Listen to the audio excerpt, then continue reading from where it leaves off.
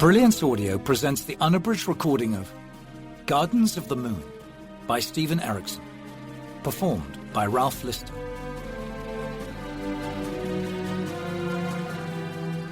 This novel is dedicated to I.C. Esselmont. Worlds to conquer, worlds to share. Now these ashes have grown cold, we open the old book. These oil-stained pages recount the tales of the fallen, a frayed empire, words without warmth. The hearth has ebbed. Its gleam and life sparks are but memories against dimming eyes. What cast my mind, what hue my thoughts, as I open the book of the fallen and breathe deep the scent of history? Listen, then, to these words carried on that breath. These tales are the tales of us all, again, yet again. We are history relived, and that is all. Without end, that is all. The Emperor is dead. So too his right hand, now cold, now severed. But mark these dying shadows, twinned and flowing, bloody and beaten, down and away from mortal sight. From sceptre's rule dismissed, from gilt candelabra the light now fled, from a hearth ringed in hard jewels, 7 years this warmth has bled. The Emperor is dead. So too his mastered companion, the rope cut clean. But mark this burgeoning return, faltering dark, the tattered shroud, embracing children in empire's dying light. Here now the dirge faint reprised, before the sun's fall, this day spills red on buckled earth, and in obsidian eyes, vengeance chimes 7 times. Call to Shadow, Book 1, Chapter 1, verses 1 through 18. Felicin, born 1146. Prologue. 1154th year of Bern's sleep, 96th year of the Malazan Empire, the last year of Emperor Kellanved's reign. The stains of rust seemed to map blood seas on the black, pocked surface of Mock's vein. A century old, it squatted on the point of an old pike that had been bolted to the outer top of the hold's wall. Monstrous and misshapen, it had been cold-hammered into the form of a winged demon, teeth bared in a leering grin, and was tugged and buffeted in squealing protest with every gust of wind. The winds were contrary the day columns of smoke rose over the mouse quarter of Malaz city. The vane's silence announced the sudden falling off of the sea breeze that came clambering over the ragged walls of Mock's hold. Then it creaked back into life as the hot, spark-scattered and smoke-filled breath of the mouse quarter reached across the city to sweep the promontory's heights. Ganoes Stabro Paran of the House of Paran stood on tiptoe to see over the Merlin. Behind him rose Mock's hold, once capital of the empire, but now, since the mainland had been conquered, relegated once more to a fist's holding. To his left rose the pike and its wayward trophy. For Ganoes, the ancient fortification overlooking the city was too familiar to be of interest. This visit was his third in as many years. He had long ago explored the courtyard with its heaved cobblestones, the old keep, now a stable, its upper floor home to pigeons and swallows and bats, and the citadel where even now his father negotiated the island export tithe with the harbour officials. In the last instance, of course, a goodly portion was out of bounds, even for a son of a noble house. For it was in the citadel that the Fist had his residence, and in the inner chambers that such affairs of the empire as concerned this island were conducted. Mock's hold forgotten behind him, Ganoes' attention was on the tattered city below, and the riots that ran through the Mouse, its poorest quarter. Mock's Hold stood atop a cliff. The higher land of the pinnacle was reached by a switchback staircase carved into the limestone of the cliff wall. The drop to the city below was 80 armspans or more, with the Hold's battered wall adding still another 6. The Mouse was at the city's inland edge, an uneven spreading of hovels and overgrown tiers cut in half by the silt-heavy river that crawled toward the harbour. With most of Malaz city between Ganawaz's position and the riots, it was hard to make out any detail beyond the growing pillars of black smoke. It was midday, but the flash and thundering concussion of Majory made the air seem dark and heavy. Armour clanking, a soldier appeared along the wall near him. The man leaned van-braced forearms on the battlement, the scabbard of his longsword scraping against the stones. "Glad for your pure blood, eh?" he asked, grey eyes on the smouldering city below. The boy studied the soldier. He already knew the complete regimental accoutrements of the Imperial Army, and the man at his side was a commander in the 3rd, one of the Emperor's own, an elite. On his dark grey shoulder cloak was a silver brooch, a bridge of stone lit by ruby flames. A bridge burner. High-ranking soldiers and officials of the Empire commonly passed through Mock's Hold. The island of Malaz remained a vital port of call, especially now that the Coral Wars to the south had begun. Ganawaz had brushed shoulders with more than his share, here and in the capital, Unta. "Is it true, then?" Ganawaz asked boldly. "Is what true?" "The first sword of Empire, Dassam Ultor. We heard in the capital before we left. He's dead. Is it true? Is Dassam dead?" The man seemed to flinch, his gaze unwavering on the Mouse. "Such is war," he muttered under his breath, as if the words were not meant for anyone else's ears. "You're with the 3rd. I thought the 3rd was with him, in 7 cities, at Egatan." "Od's breath! They're still looking for his body in the still hot rubble of that damned city, and here you are, a merchant's son 3,000 leagues from 7 cities, with information only a few are supposed to possess." He still did not turn. "I know not your sources, but take my advice, and keep what you know to yourself." Ganawaz shrugged. "It said he betrayed a god." Finally the man faced him. His face was scarred, and something that might have been a burn marred his jaw and left cheek. For all that, he looked young for a commander. "Heed the lesson there, son." "What lesson?"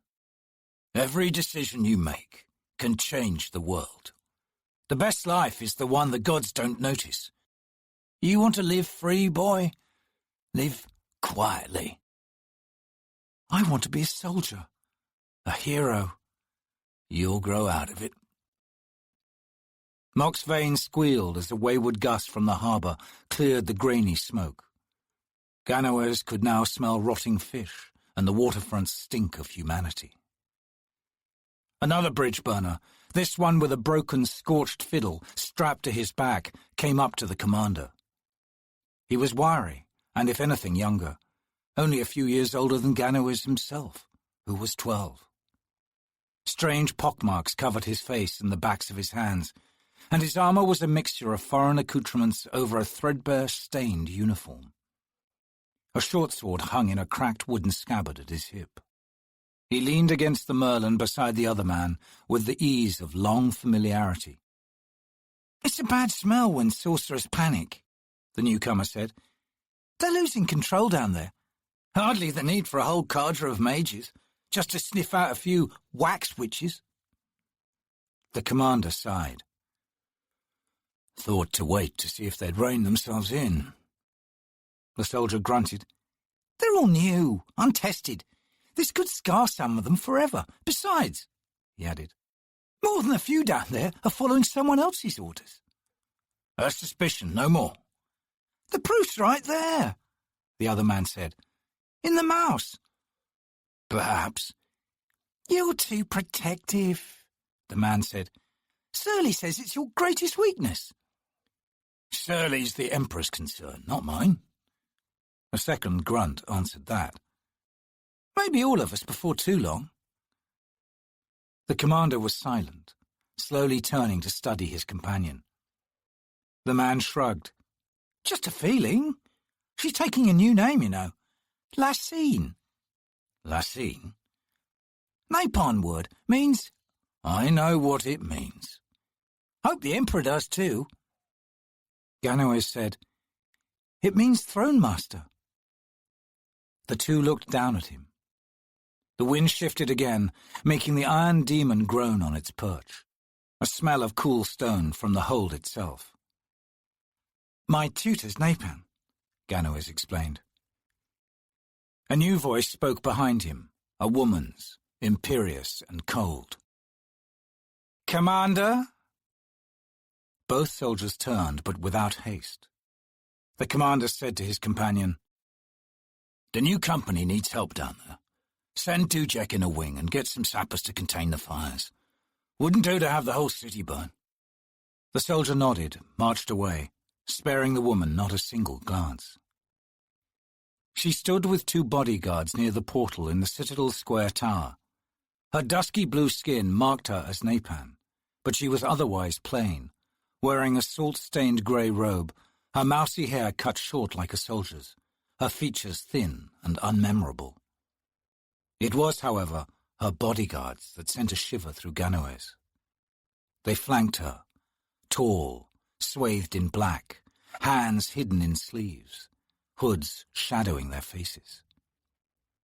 Ganoes had never seen a claw before, but he instinctively knew these creatures to be acolytes of the cult, which meant the woman was. The commander said, It's your mess, Surly.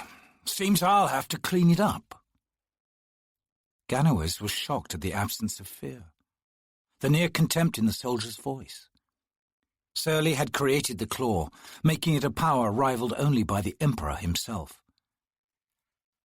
That is no longer my name, Commander. The man grimaced. So I've heard. You must be feeling confident in the Emperor's absence. He's not the only one who remembers you as nothing more than a serving wench down in the old quarter. I take it the gratitude's washed off long since. The woman's face betrayed no change of expression to mark if the man's words had stung. The command was a simple one, she said. It seems your new officers are unable to cope with the task. It's got out of hand, the commander said. They're unseasoned. Not my concern, she snapped. Nor am I particularly disappointed. Loss of control delivers its own lessons to those who oppose us. Oppose? A handful of minor witches selling their meagre talents? To what sinister end? Finding the Coraval schools on the shoals in the bay? Whose breath, woman? Hardly a threat to the Empire. Unsanctioned, defiant of the new laws. Your laws, Surly. They won't work. And when the Emperor returns, he'll quash your prohibition of sorcery. You can be certain of that. The woman smiled coldly. You'll be pleased to know that the tower signaled the approach of the transports for your new recruits.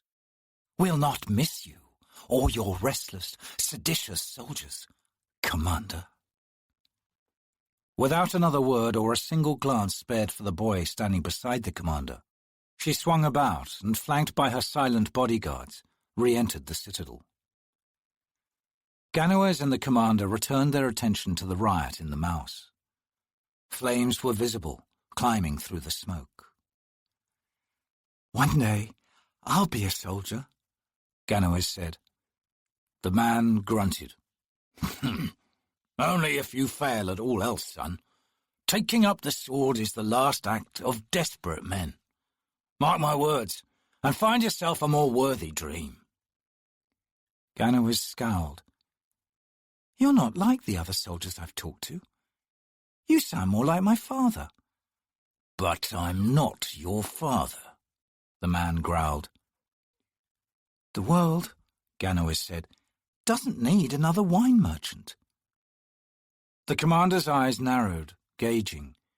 He opened his mouth to make the obvious reply, then shut it again. Ganowis Paran looked back down at the burning quarter, pleased with himself. Even a boy, Commander, can make a point, he thought. Mock's Vein swung once more. Hot smoke rolled over the wall, engulfing them. A reek of burning cloth, scorched paint and stone, and now of something sweet.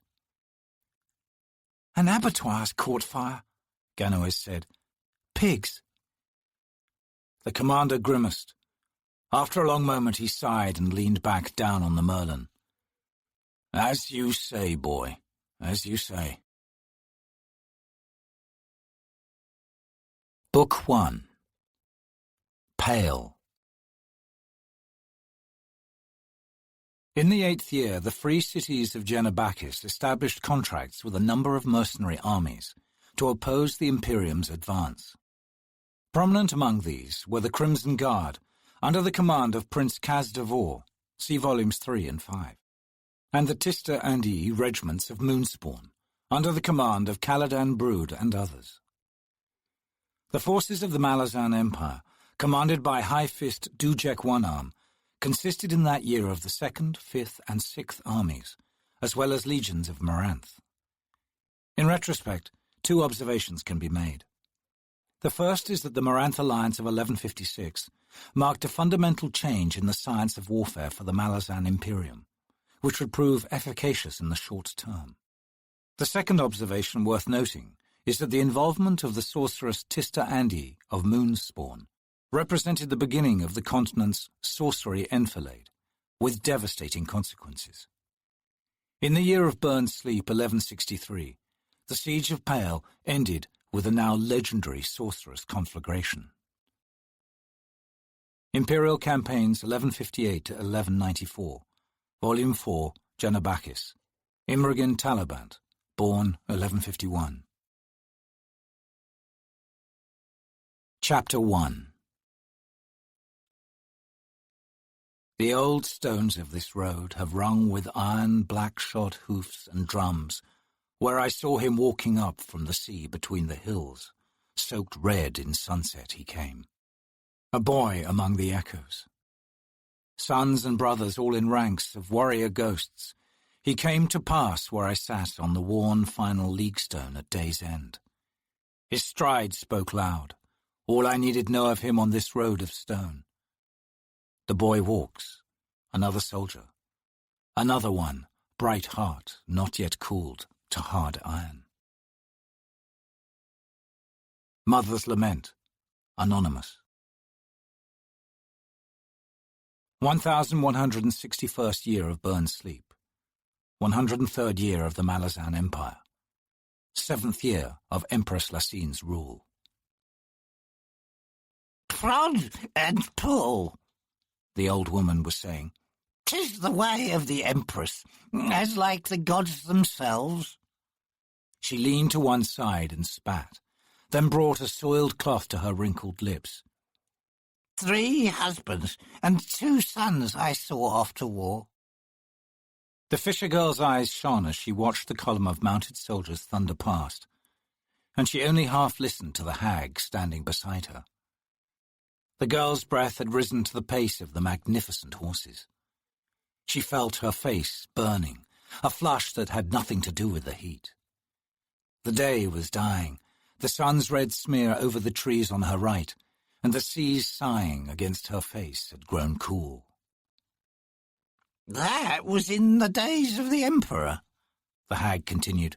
Could roast the bastard soul on a spit, but look on, lass.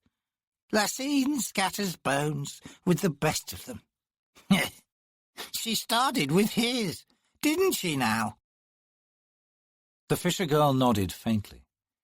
As befitted the lowborn, They waited by the roadside, the old woman burdened beneath a rough sack filled with turnips, the girl with a heavy basket balanced on her head.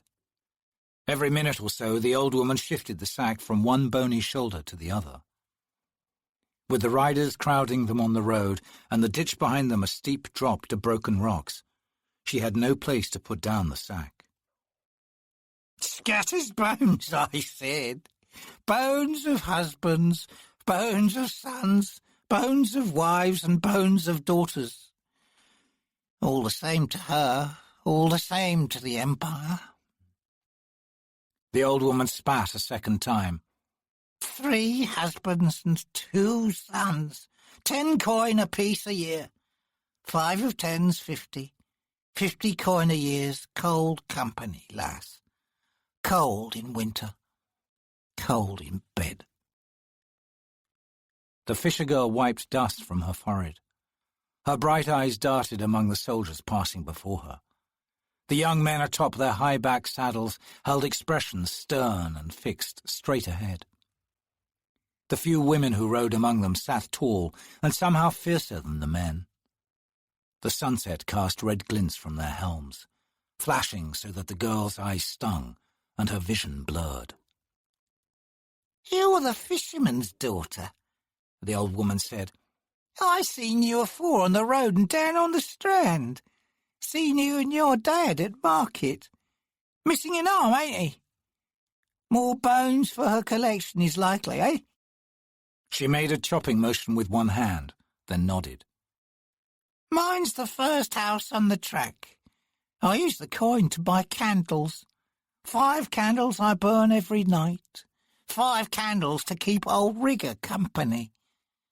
It's a tired house, full of tired things, and me one of them, lass. What you got in the basket there?"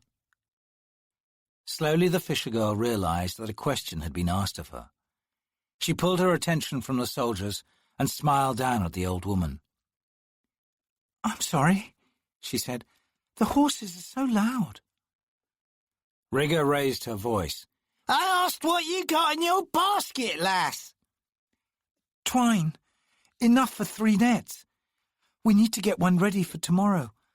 Dada lost his last one. Something in the deep waters took it, and a whole catch, too. Ilgrand Lender wants the money he loaned us, and we need a catch tomorrow. A good one." She smiled again and swept her gaze back to the soldiers. "Isn't it wonderful?" she breathed. Rigger's hand shot out and snagged the girl's thick black hair, yanked it hard. The girl cried out. The basket on her head lurched and slid down onto one shoulder. She grabbed frantically for it, but it was too heavy. The basket struck the ground and split apart. "Aye!" the girl gasped, attempting to kneel. But Rigger pulled and snapped her head around. "You listen to me, lass." The old woman's sour breath hissed against the girl's face. "The Empire's been grinding this land down for 100 years. You was born in it. I wasn't. When I was your age, Idko Khan was a country. We flew a banner, and it was ours. We were free, lass." The girl was sickened by Rigger's breath. She squeezed shut her eyes. "Mark this truth, child, else the cloak of lies blinds you forever." Rigger's voice took on a droning cadence, and all at once the girl stiffened. Rigger lied the seer, the wax witch, who trapped souls in candles and burned them. Souls devoured in flame," thought the girl. Rigger's words carried the chilling tone of prophecy. "Mark this truth. I am the last to speak to you. You are the last to hear me. Thus are we linked, you and I, beyond all else." Rigger's fingers snagged tighter in the girl's hair. "Across the sea, the Empress has driven her knife into virgin soil. The blood now comes in a tide, and it'll sweep you under, child, if you're not careful. They'll put a sword in your hand. They'll give you a fine horse, and they'll send you across that sea. but a shadow will embrace your soul. Now, listen. Bury this deep. Rigor will preserve you, because we are linked, you and I. But it is all I can do. Understand? Look to the Lord spawned in darkness. His is the hand that shall free you, though he'll know it not. "What's this?" a voice bellowed. Rigor swung to face the road. An outrider had slowed his mount. The seer released the girl's hair. The girl staggered back a step. A rock on the road's edge turned underfoot and she fell. When she looked up, the outrider had trotted past. Another thundered up in his wake. "Leave the pretty one alone, hag," this one growled. And as he rode by, he leaned in his saddle and swung an open, gauntleted hand. The iron-scaled glove cracked against Rigger's head, spinning her around. She toppled. The fisher girl screamed as Rigger landed heavily across her thighs. A thread of crimson spit spattered her face. Whimpering, the girl pushed herself back across the gravel, then used her feet to shove away Rigger's body. She climbed to her knees. Something within Rigger's prophecy seemed lodged in the girl's head, heavy as a stone and hidden from light. She found she could not retrieve a single word the seer had said. She reached out and grasped Rigger's woolen shawl. Carefully, she rolled the old woman over. Blood covered one side of Rigger's head, running down behind the ear. More blood smeared her lined chin and stained her mouth. The eyes stared sightlessly. The fisher girl pulled back, unable to catch her breath. Desperate, she looked about. The column of soldiers had passed, leaving nothing but dust and the distant tremble of hooves. Rigger's bag of turnips had spilled onto the road. Among the trampled vegetables lay 5 tallow candles. The girl managed a ragged lungful of dusty air. Wiping her nose, she looked to her own basket. "Never mind the candles," she mumbled in a thick, odd voice. "They're gone, aren't they now? Just a scattering of bones, never mind." She crawled toward the bundles of twine that had fallen from the breached basket, and when she spoke again her voice was young, normal. "We need the twine. We'll work all night and get one ready. Dada's waiting. He's right at the door. He's looking up the track. He's waiting to see me." She stopped, a shiver running through her. The sun's light was almost gone. An unseasonal chill bled from the shadows, which now flowed like water across the road. "Here it comes, then," the girl grated softly, in a voice that wasn't her own. A soft-gloved hand fell on her shoulder. She ducked down, cowering. "Easy, girl," said a man's voice. "It's over. Nothing to be done for her now." The fisher girl looked up. A man swathed in black leaned over her, his face obscured beneath a hood's shadow. "But he hit her," the girl said in a child's voice. "And we have nets to tie, me and Dada." "Let's get you on your feet," the man said, moving his long-fingered hands down under her arms. He straightened, lifting her effortlessly. Her sandaled feet dangled in the air before he set her down. Now she saw a second man, shorter, also clothed in black. This one stood on the road and was turned away, his gaze in the direction the soldiers had gone. He spoke, his voice reed thin. "Wasn't much of a life," he said, not turning to face her. "A minor talent, long since dried up of the gift. Oh, she might have managed one more, but we'll never know, will we?" The fisher girl stumbled over to Rigger's bag and picked up a candle. She straightened, her eyes suddenly hard, then deliberately spat onto the road. The shorter man's head snapped toward her. Within the hood it seemed the shadows played alone. The girl shrank back a step. "It was a good life," she whispered. "She had these candles, you see. 5 of them. 5 for necromancy. The short man cut in. The taller man, still at her side, said softly, "I see them, child. I understand what they mean." The other man snorted. The witch harboured 5 frail, weak souls. Nothing grand. He cocked his head. I can hear them now, calling for her. Tears filled the girl's eyes. A wordless anguish seemed to well up from that black stone in her mind. She wiped her cheeks. "Where did you come from?" she asked abruptly. "We didn't see you on the road." The man beside her half turned to the gravel track. "On the other side," he said, a smile in his tone. "Waiting, just like you." The other giggled. "On the other side, indeed." He faced down the road again and raised his arms. The girl drew in a sharp breath as darkness descended. A loud, tearing sound filled the air for a moment, then the darkness dissipated, and the girl's eyes widened. 7 massive hounds now sat around the man in the road. The eyes of these beasts glowed yellow, and all were turned in the same direction as the man himself. She heard him hiss, "Eager, are we? Then go." Silently the hounds bolted down the road.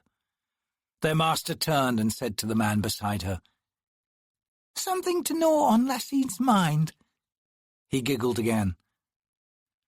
"Must you complicate things?" the other answered wearily. The short man stiffened. "They are within sight of the column." He cocked his head. From up the road came the scream of horses. He sighed. "You've reached a decision, Cotillion?" The other grunted amusedly. "Using my name, Amanas, means you've just decided for me. We can hardly leave her here now, can we?" "Of course we can, old friend. Just not breathing."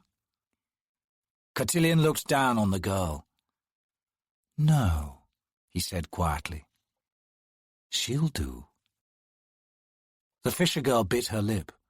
Still clutching Rigger's candle, she took another step back, her wide eyes darting from one man to the other. "Pity," Amanas said. Cotillion seemed to nod, then he cleared his throat and said, "It'll take time." An amused note entered Amanas's reply. "And have we time? True vengeance needs the slow, careful stalking of the victim. Have you forgotten the pain she once delivered us? Lassine's back is against the wall already. She might fall without our help. Where would be the satisfaction in that?" Cotillion's response was cool and dry. "You've always underestimated the Empress. Hence our present circumstances." "No." He gestured at the fisher girl. "We'll need this one. Lassine's raised the ire of Moonspawn, and that's a hornet's nest, if ever there was one. The timing is perfect." Faintly, above the screaming horses, came the shrieks of men and women, a sound that pierced the girl's heart. Her eyes darted to Rigger's motionless form on the roadside, then back to Amanas, who now approached her. She thought to run, but her legs had weakened to a helpless trembling. He came close and seemed to study her, even though the shadows within his hood remained impenetrable. "A fisher girl?" he asked, in a kindly tone. She nodded. "Have you a name?" "Enough," Cotillion growled. "She's not some mouse under your paw, Amanas. Besides, I've chosen her, and I will choose her name as well." Amanas stepped back. "Pity," he said again. The girl raised imploring hands. "Please," she begged Cotillion. "I've done nothing. My father's a poor man, but he'll pay you all he can. He needs me and the twine. He's waiting right now." She felt herself go wet between her legs and quickly sat down on the ground. I've done nothing. Shame rose through her, and she put her hands in her lap. Please. I've no choice any more, child, Cotillion said. After all, you know our names. I've never heard them before, the girl cried. The man sighed. With what's happening up the road right now, well, you'd be questioned. Unpleasantly. There are those who know our names. You see, lass, Amanas added, suppressing a giggle. We're not supposed to be here. There are names, and then there are names. He swung to Cotillion and said in a chilling voice, Her father must be dealt with. My hounds? No, Cotillion said. He lives. Then how? I suspect, Cotillion said, greed will suffice once the slate is wiped clean. Sarcasm filled his next words. I'm sure you can manage the sorcery in that, can't you? Amanas giggled. Beware of shadows bearing gifts. Cotillion faced the girl again. He lifted his arms out to the sides. The shadows that held his features in darkness now flowed out around his body. Amanas spoke, and to the girl his words seemed to come from a great distance. She's ideal. The Empress could never track her down, could never even so much as guess. He raised his voice. It's not so bad a thing, lass, to be the pawn of a god. Prod and pull, the fisher girl said quickly. Cotillion hesitated at her strange comment, then he shrugged. The shadows whirled out to engulf the girl. With their cold touch, her mind fell away, down into darkness. Her last fleeting sensation was of the soft wax of the candle in her right hand, and how it seemed to well up between the fingers of her clenched fist. The captain shifted in his saddle and glanced at the woman riding beside him. We've closed the road on both sides, Adjunct. Moved the local traffic inland. So far, no words leaked. He wiped sweat from his brow and winced. The hot woolen cap beneath his helm had rubbed his forehead raw. Something wrong, Captain? He shook his head, squinting up the road. Helmet's loose. Had more hair the last time I wore it.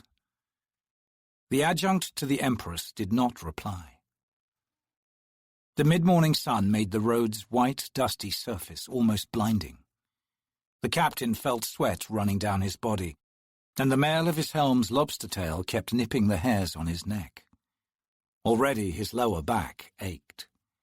It had been years since he had last ridden a horse, and the roll was slow in coming. With every saddle bounce, he felt vertebrae crunch. It had been a long time since somebody's title had been enough to straighten him up. But this was the adjunct to the Empress, Lacine's personal servant, an extension of her imperial will. The last thing the captain wanted was to show his misery to this young, dangerous woman. Up ahead the road began its long, winding ascent. A salty wind blew from their left, whistling through the newly budding trees lining that side of the road. By mid-afternoon, that wind would breathe hot as a baker's oven, carrying with it the stench of the mudflats. And the sun's heat would bring something else as well. The captain hoped to be back in Cannes by then. He tried not to think about the place they rode toward. Leave that to the adjunct.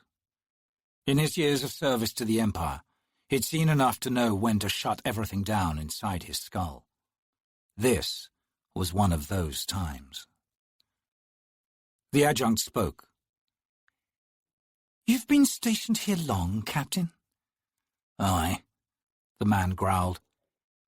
The woman waited, then asked, How long? He hesitated. 13 years, adjunct. You fought for the Emperor, then? She said. Aye. And survived the purge? The captain threw her a look. If she felt his gaze, she gave no indication. Her eyes remained on the road ahead. She rolled easily in the saddle, the scabbarded longsword hitched high under her left arm, ready for mounted battle. Her hair was either cut short or drawn up under her helm. Her figure was lithe enough, the captain mused. "Finished?" she asked. "I was asking about the purges commanded by Empress Lacine, following her predecessor's untimely death." The captain gritted his teeth, ducked his chin to draw up the helm's strap. He hadn't had time to shave, and the buckle was chafing. "Not everyone was killed, Adjunct. The people of Itko-Kan aren't exactly excitable. None of those riots and mass executions that hit other parts of the Empire. We all just sat tight and waited." "I take it," the adjunct said with a slight smile. "You're not noble-born, Captain." He grunted. "If I'd been noble-born, I wouldn't have survived, even here in Itko-Kan. We both know that. Her orders were specific, and even the droll Canese didn't dare disobey the Empress." He scowled. "No. Up through the ranks, Adjunct." "Your last engagement?" "Wiccan Plains." They rode on in silence for a time, passing the occasional soldier stationed on the road. Off to their left, the trees fell away to ragged heather, and the sea beyond showed its white-capped expanse. The adjunct spoke. "This area you've contained, how many of your guard have you deployed to patrol it?" 1,100, the captain replied. Her head turned at this, her cool gaze tightening beneath the rim of her helm. The captain studied her expression. "The carnage stretches half a league from the sea, Adjunct, and a quarter league inland." The woman said nothing. They approached the summit. A score of soldiers had gathered there, and others waited along the slope's rise. All had turned to watch them. "Prepare yourself, Adjunct." The woman studied the faces lining the roadside. She knew these to be hardened men and women, veterans of the siege of Li Heng and the Wiccan Wars out on the North Plains. But something had been clawed into their eyes that had left them raw and exposed. They looked upon her with a yearning that she found disturbing, as if they hungered for answers. She fought the urge to speak to them as she passed, to offer whatever comforting words she could. Such gifts were not hers to give, however, nor had they ever been. In this, she was much the same as the Empress. From beyond the summit, she heard the cries of gulls and crows, a sound that rose into a high-pitched roar as they reached the rise. Ignoring the soldiers on either side, the adjunct moved her horse forward. The captain followed. They came to the crest and looked down. The road dipped here for perhaps a fifth of a league, climbing again at the far end to a promontory. Thousands of gulls and crows covered the ground, spilling over into the ditches and among the low, rough heather and gorse. Beneath this churning sea of black and white, the ground was a uniform red. Here and there rose the ribbed humps of horses, and from among the squalling birds came the glint of iron. The captain reached up and unstrapped his helm. He lifted it slowly from his head, then set it down over his saddle horn. "Adjunct." "I am named Lorne," the woman said softly.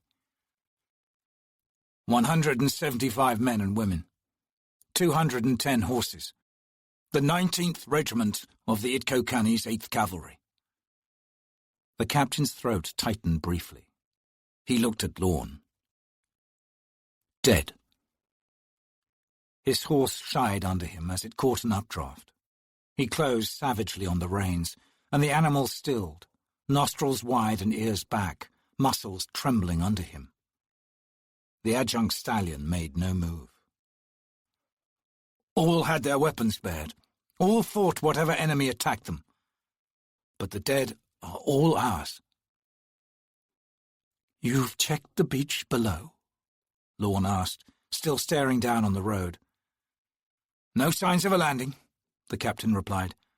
No tracks anywhere. Neither seaward nor inland. There are more dead than these, Adjunct. Farmers, peasants, fisherfolk, travellers on the road.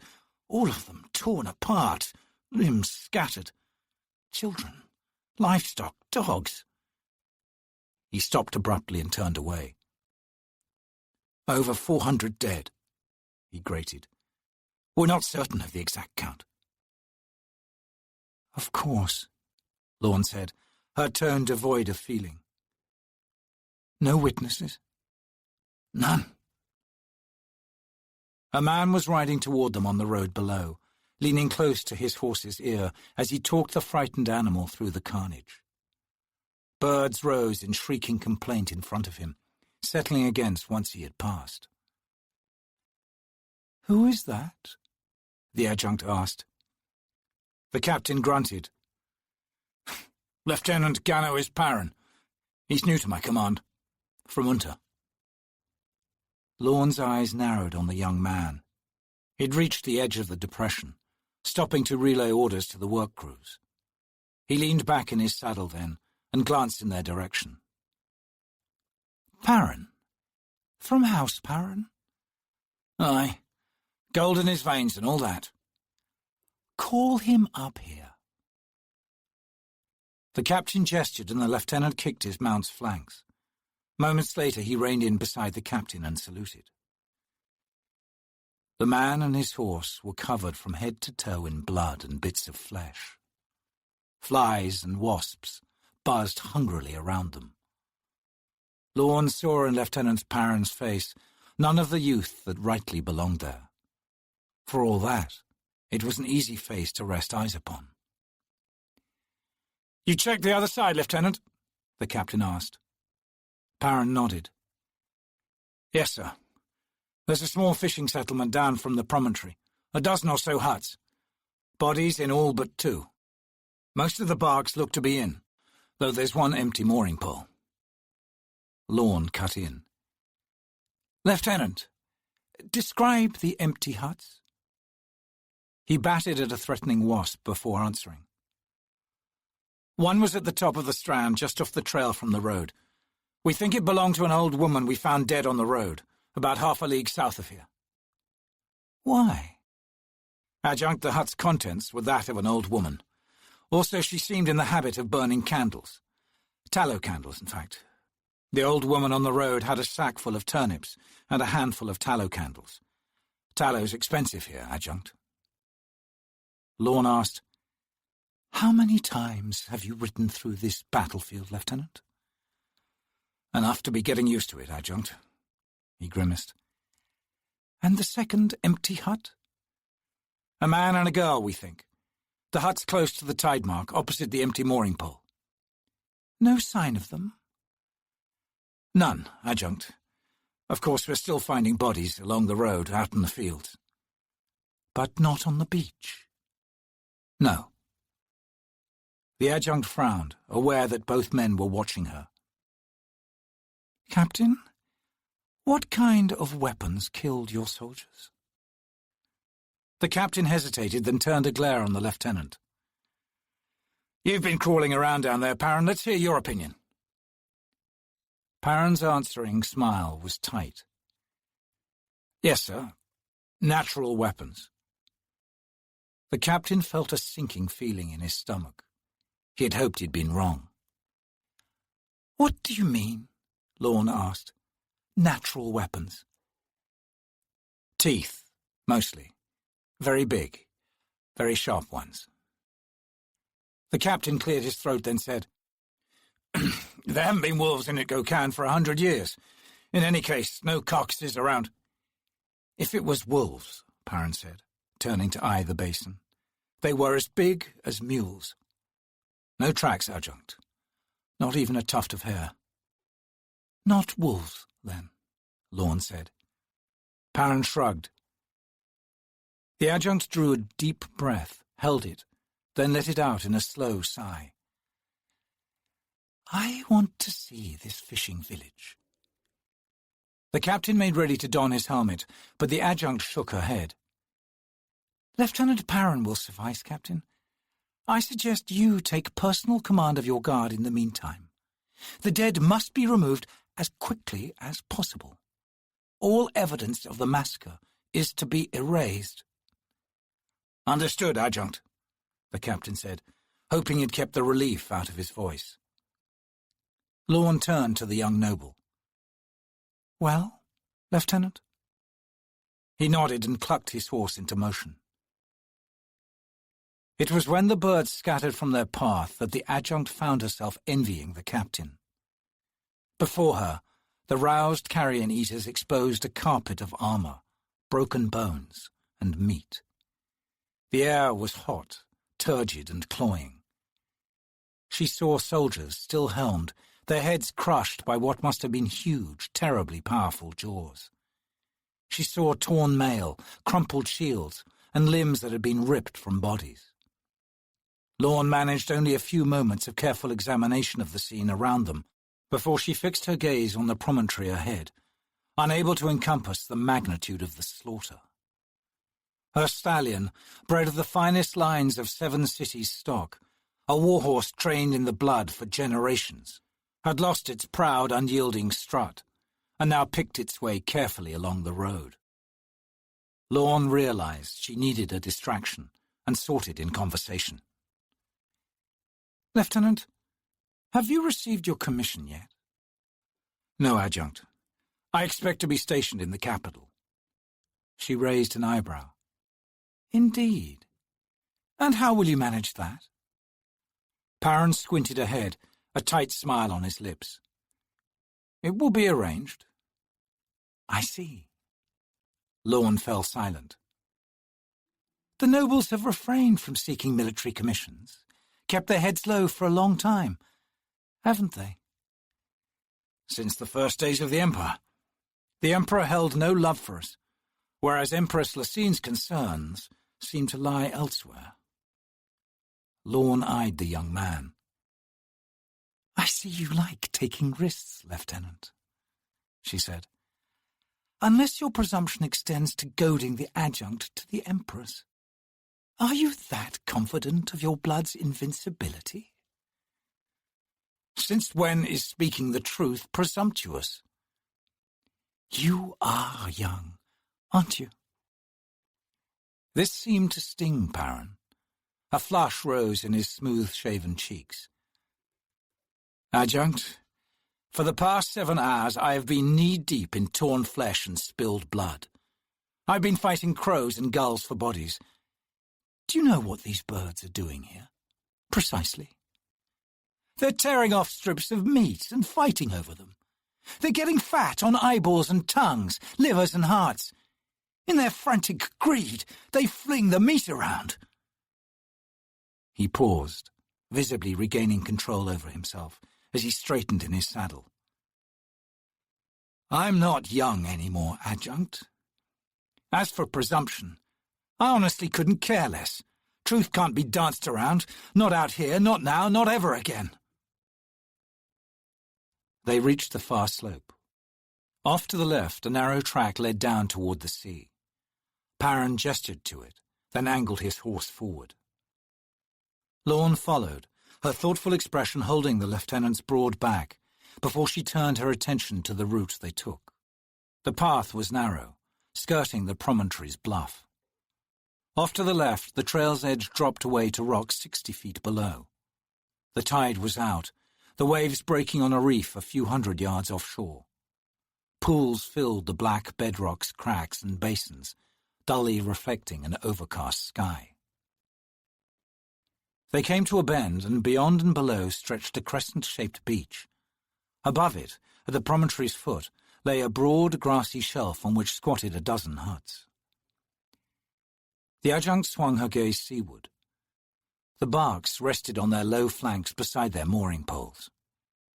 The air above the beach and the tidal flat was empty, not a bird in sight. She halted her mount. A moment later, Perrin glanced back at her, then did the same. He watched her as she removed her helmet and shook out her long, auburn hair. It was wet and stringy with sweat. The lieutenant rode back to her side, a questioning look in his eyes. "Lieutenant Perrin, Your words were well spoken. She breathed in the salty air, then met his gaze. You won't be stationed in Unter, I'm afraid. You will be taking your orders from me as a commissioned officer on my staff. His eyes slowly narrowed. What happened to those soldiers, Adjunct? She didn't answer immediately, leaning back on her saddle and scanning the distant sea.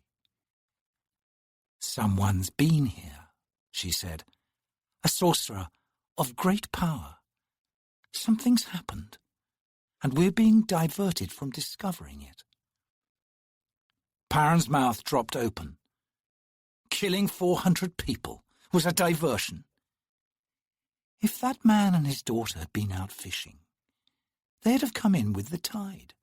But you won't find their bodies, Lieutenant. Perrin was puzzled. Now what?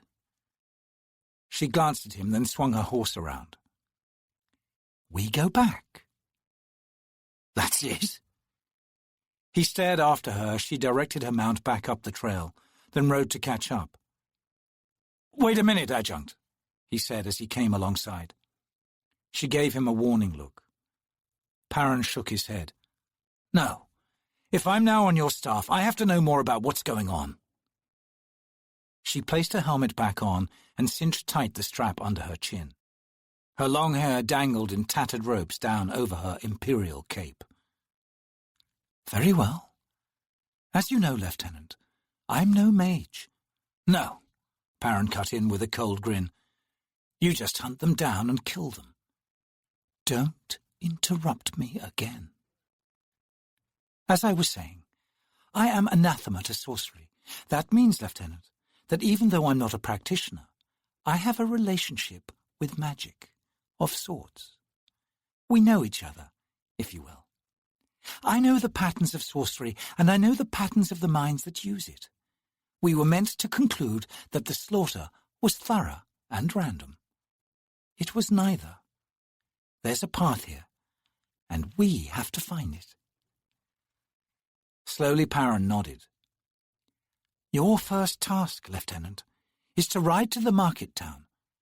What's its name again? Garum. Yes, Garum. They'll know this fishing village, since that's where the catch is sold. Ask around.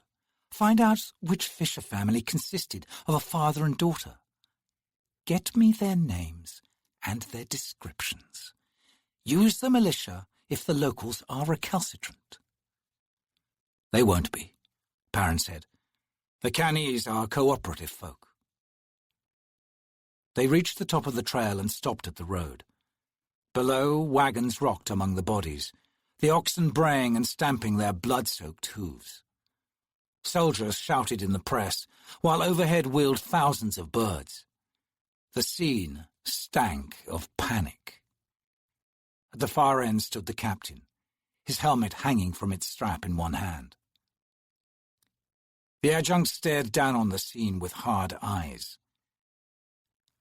For their sake, she said, I hope you're right, Lieutenant. As he watched the two riders approach, something told the captain that his days of ease in Itko Khan were numbered. His helmet felt heavy in his hand. He eyed Perrin. The thin-blooded bastard had it made. 100 strings pulling him every step of the way to some cushy posting in some peaceful city, he thought. He saw Lorne studying him as they came to the crest. Captain, I have a request for you. The captain grunted.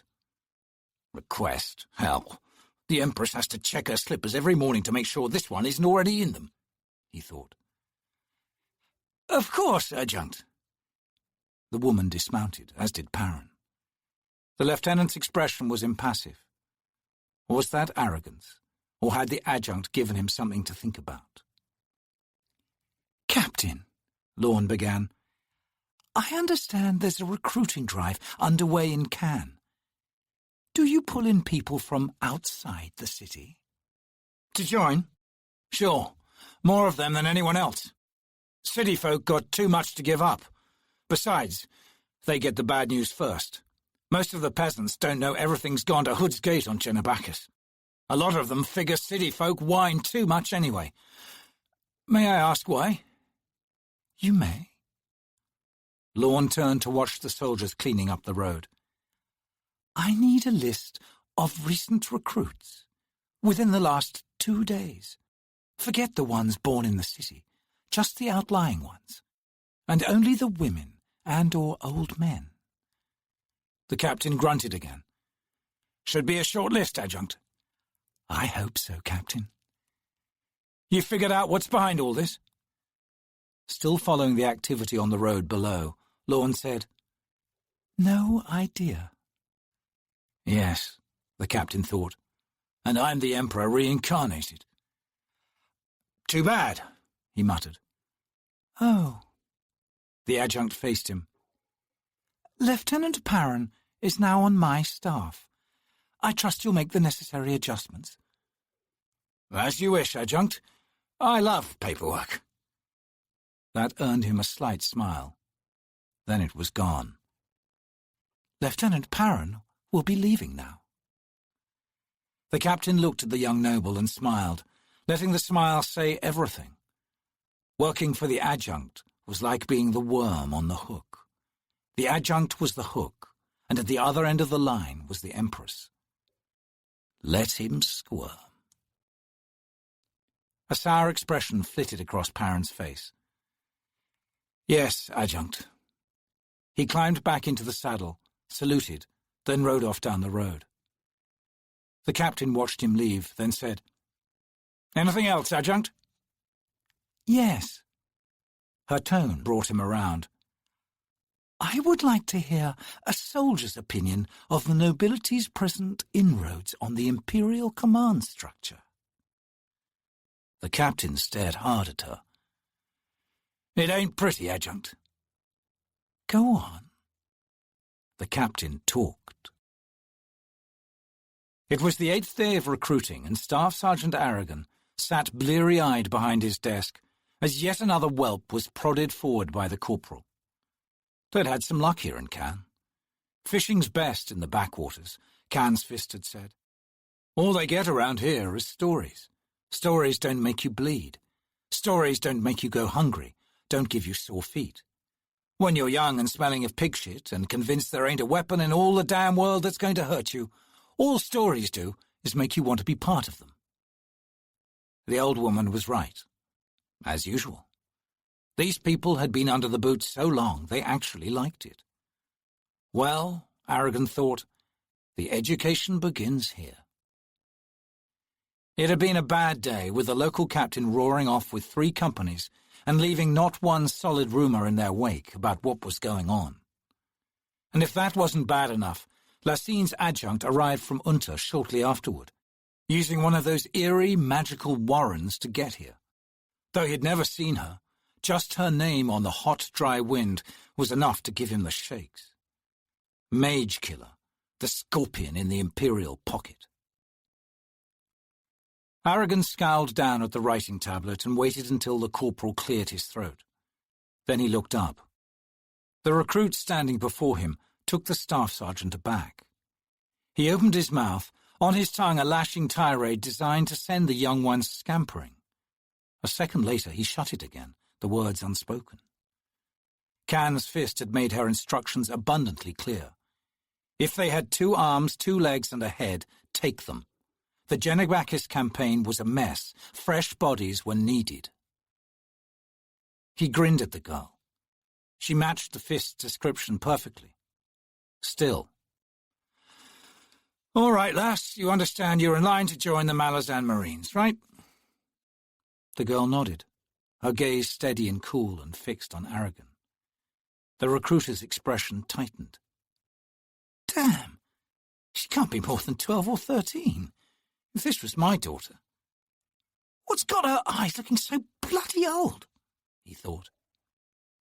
The last time he had seen anything like them had been outside Mott Forest on Genabacchus.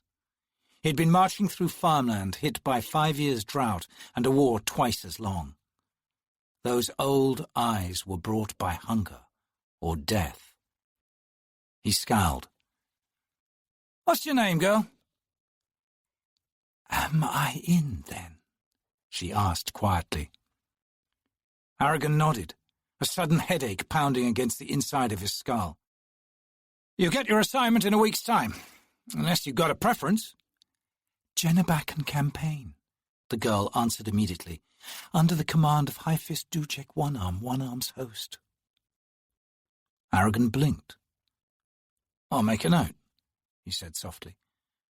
"Your name, soldier?" "Sorry. My name is Sorry." Erikson jotted the name down on his tablet. "Dismissed, soldier. The corporal will tell you where to go." He looked up as she was near the door. "And wash all that mud off your feet." Erikson continued writing for a moment, then stopped. It hadn't rained in weeks, and the mud around here was halfway between green and grey, not dark red. He tossed down the stylus and massaged his temples. "Well, at least the headache's fading," he thought. Garum was a league and a half inland along the Old Cannes Road, a pre-Empire thoroughfare rarely used since the Imperial raised coast road had been constructed. The traffic on it these days was mostly on foot, local farmers and fishers with their goods. Of them, only unravelled and torn bundles of clothing, broken baskets and trampled vegetables, littering the track, remained to give evidence of their passage. A lame mule, the last sentinel overseeing the refuse of an exodus, stood dumbly nearby, ankle-deep in a rice paddy. It spared Perrin a single forlorn glance as he rode past. The detritus looked to be no more than a day old, the fruits and green-leaf vegetables only now beginning to rot in the afternoon heat. His horse carrying him at a slow walk, Perrin watched as the first outbuildings of the small trader town came into view through the dusty haze. No one moved between the shabby mud-brick houses. No dogs came out to challenge him, and the only cart in sight leaned on a single wheel. To add to the uncanny scene, the air was still, empty of birdsong. Perrin loosened the sword in its scabbard. As he neared the outbuildings, he halted his mount.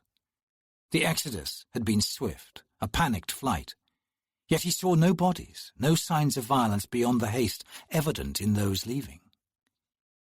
He drew a deep breath, slowly released it, then clicked his horse forward.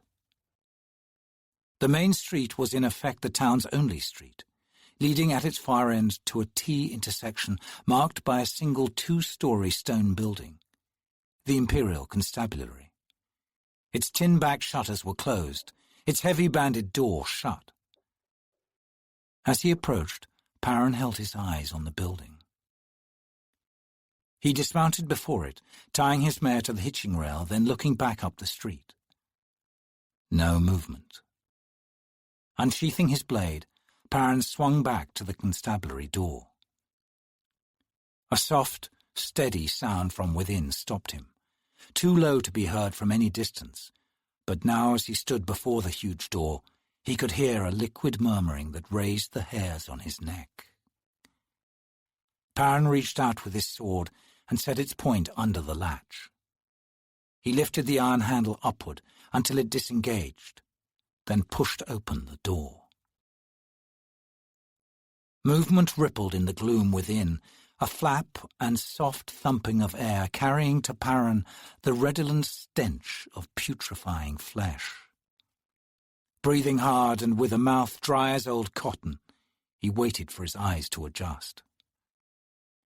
He stared into the constabulary's outer room, and it was a mass of movement, a chilling, soft susurration of throats giving voice. The chamber was filled with black pigeons, cooing in icy calm. Uniformed human shapes lay in their midst, stretched haphazardly across the floor amid droppings and drifting black down. Sweat and death clung to the air thick as gauze. He took a step inside. The pigeons rustled but otherwise ignored him. None made for the open doorway. Swollen faces with coin-dull eyes stared up from the shadows. The faces were blue, as of men suffocated. Perrin looked down at one of the soldiers. "Not a healthy thing," he muttered, "wearing these uniforms these days. A conjuring of birds, to keep mocking vigil. Dark humour's not to my liking any more, I think." He shook himself, walked across the room. The pigeons tracked away from his boots, clucking. The door to the captain's office was ajar. Musty light bled through the shuttered window's uneven joins. Sheathing his sword, Perrin entered the office. The captain still sat in his chair, his face bloated and bruised in shades of blue, green, and grey.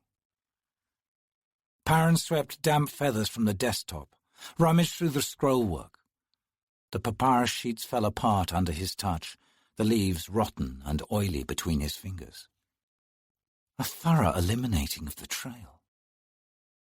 He turned away, walked swiftly back through the outer room until he stepped into the warm light. He closed the constabulary door, as no doubt the villagers had. The dark bloom of sorcery was a stain few cared to examine too closely. It had a way of spreading. Perrin untethered his mare, climbed into the saddle, and rode from the abandoned town. He did not look back. The sun sat heavy and bloated amid a smear of crimson cloud on the horizon. Perrin fought to keep his eyes open. It had been a long day. A horrific day. The land around him, once familiar and safe, had become something else, a place stirred with the dark currents of sorcery. He was not looking forward to a night camped in the open. His mount plodded onward, head down, as dust slowly enveloped them. Pulled by the weary chains of his thoughts, Perrin tried to make sense of what had happened since morning. Snatched out from the shadow of that sour-faced, laconic captain and the garrison at Cannes, the lieutenant had seen his prospects begin a quick rise. Aide to the adjutant was an advancement in his career he could not have even imagined a week ago. Despite the profession he had chosen, his father and his sisters were bound to be impressed, perhaps even awed by his achievement. Like so many other noble-born sons and daughters, he had long since set his sights on the imperial military, hungry for prestige and bored with the complacent, static attitudes of the noble class in general. Perrin wanted something more challenging than coordinating shipments of wine or overseeing the breeding of horses. Nor was he among the first to enlist, thus easing the way for entrance into officer training and selective postings. It had just been ill luck that saw him sent to Cannes, where a veteran garrison had been licking its wounds for nigh on 8 years. There had been little respect for an untested lieutenant, and even less for a noble-born. Perrin suspected that had changed since the slaughter on the road. He had handled it better than many of those veterans, helped in no small part by the superb breeding of his horse. More, to prove to them all his cool, detached professionalism, he had volunteered to lead the inspection detail. He had done well, although the detail had proved difficult. He had heard screaming while crawling around among the bodies, coming from somewhere inside his own head. His eyes had fixed on details, oddities, the peculiar twist of this body, the inexplicable smile on that dead soldier's face. But what had proved hardest was what had been done to the horses. Crusted, foam-filled nostrils and mouths, the signs of terror, and the wounds were terrible, huge and devastating. Bile and feces stained the once proud mounts, and over everything was a glittering carpet of blood and slivers of red flesh. He had nearly wept for those horses. He shifted uneasily on the saddle, feeling a clamminess come to his hands where they rested on the ornate horn. He had held on to his confidence through the whole episode. Yet now, as his thoughts returned to that horrid scene, it was as if something that had always been solid in his mind now stuttered, shied, threatening his balance. The faint contempt he'd shown for those veterans in his troop, kneeling helpless on the roadside, racked by dry heaves, returned to him now with a ghoulish cast. And the echo that came from the constabulary at Garum, arriving like a late blow to his already bruised and battered soul, rose once again to pluck at the defensive numbness still holding him in check. Perrin straightened with an effort. He'd told the adjunct his youth was gone. He'd told her other things as well, fearless, uncaring, lacking all the caution his father had instilled in him when it came to the many faces of the Empire.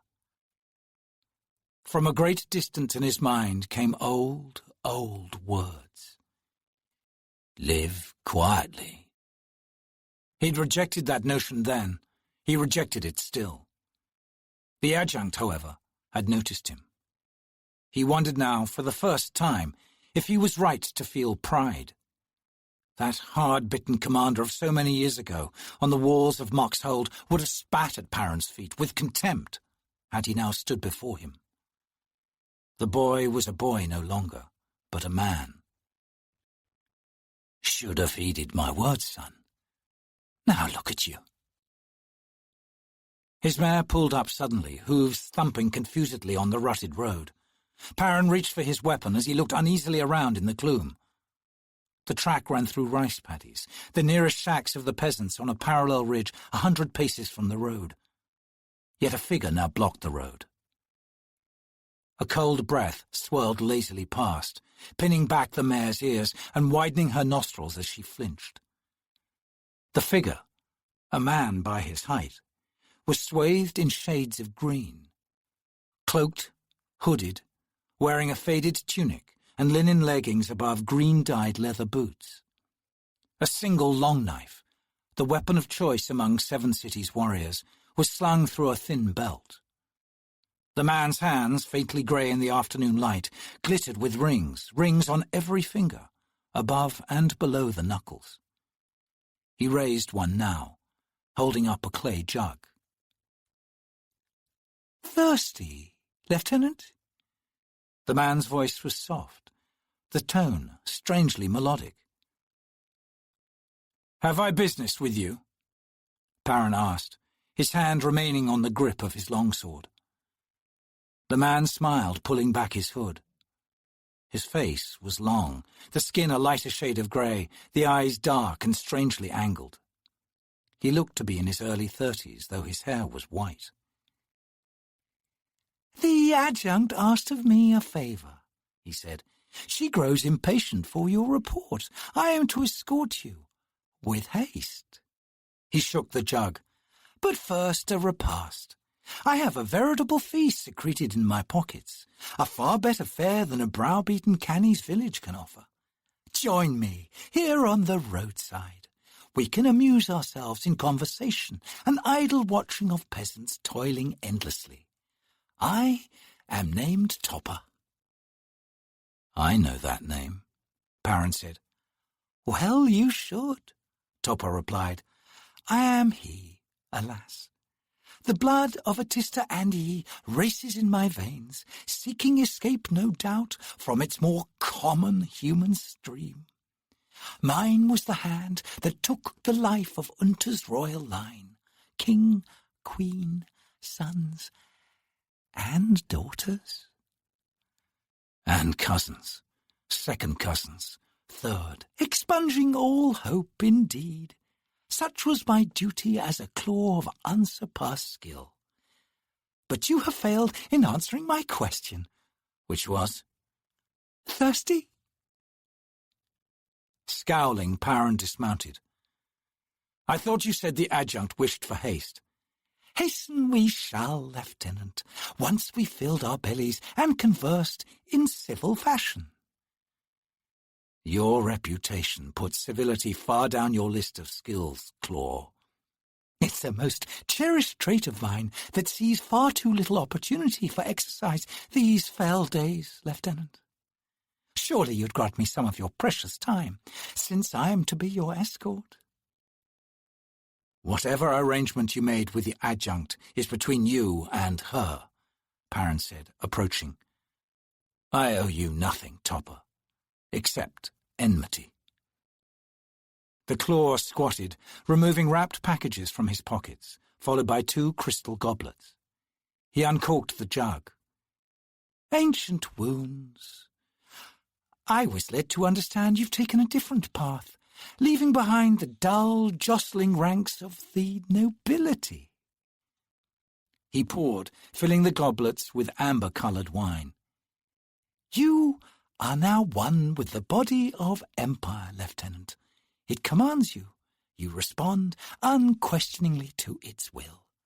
You are a small part of a muscle in that body, no more, no less. The time for old grudges is long past. So, he set down the jug and handed Perrin a goblet. We now salute new beginnings. Ganoes Perrin, Lieutenant and Aide to Adjunct Lorne. Scowling, Perrin accepted the goblet. The 2 drank. Topper smiled, producing a silk handkerchief to dab against his lips. There now. That wasn't so difficult, was it? May I call you by your chosen name? Perrin will do. And you? What title does the commander of the Claw hold? Topper smiled again. Lassine still commands the Claw. I assist her. In this way, I too am an aide of sorts. You may call me by my chosen name, of course. I'm not one for maintaining formalities beyond a reasonable point in an acquaintance. Perrin sat down on the muddy road. And we've passed that point? Indeed. How do you decide? Well. Topper began unwrapping his packages, revealing cheese, fist bread, fruit, and berries. I make acquaintances in one of 2 ways. You've seen the second of those. And the first? No time for proper introductions in those instances, alas. Wearily, Perrin unstrapped and removed his helm. Do you wish to hear what I found in Garum? He asked, running a hand through his black hair. Topper shrugged. If you've the need. Perhaps I'd better await my audience with the adjunct. The Claw smiled. You have begun to learn, Perrin. Never be too easy with the knowledge you possess. Words are like coin. It pays to hoard. Until you die on a bed of gold, Perrin said. Hungry? I hate eating alone. Perrin accepted a chunk of fist bread. So, was the adjunct truly impatient, or are you here for other reasons? With a smile, the Claw rose. Alas, genteel conversation is done. Our way opens. He faced the road. Perrin turned to see a curtain in the air tear open on the road, spilling dull yellow light. A warren. The secret paths of sorcery. Hood's breath! He sighed, fighting off a sudden chill. Within he could see a greyish pathway, humped on either side by low-mounded walls and vaulted overhead by impenetrable ochre-hued mist. The air swept past into the portal like a drawn breath, revealing the pathway to be of ash, as invisible currents stirred and raised spinning dust devils. You will have to get used to this, Topper said. Perrin collected his mare's reins and slung his helm on the saddle horn. Lead on, he said. The Claw cast him a quick, appraising glance, then strode into the warren. Perrin followed. The portalway closed behind them, in its place a continuation of the path. Itkokan had vanished, and with it all signs of life. The world they had entered was barren, deathly. The banked mounds lining the trail proved to be more ash. The air was gritty, tasting of metal. Welcome to the Imperial Warren, Topper said, with a hint of mockery. Pleasant. Carved by force out of what was here before. Has such an effort ever been achieved before? Only the gods can say. They began walking. I take it then, Perrin said, that no god claims this warren. By this you cheat the tolls, the gatekeepers, the guardians on unseen bridges, and all the others said to dwell in the warrens in service to their immortal masters. Topper grunted. You imagine the warrens as crowded as that?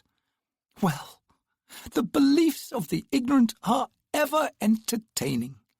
You shall be good company on this short journey, I think. Perrin fell silent.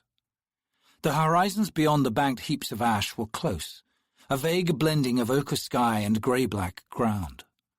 Sweat trickled under his mail hauberk. His mare snorted heavily. In case you were wondering, Topper said after a time, the adjunct is now in Unta.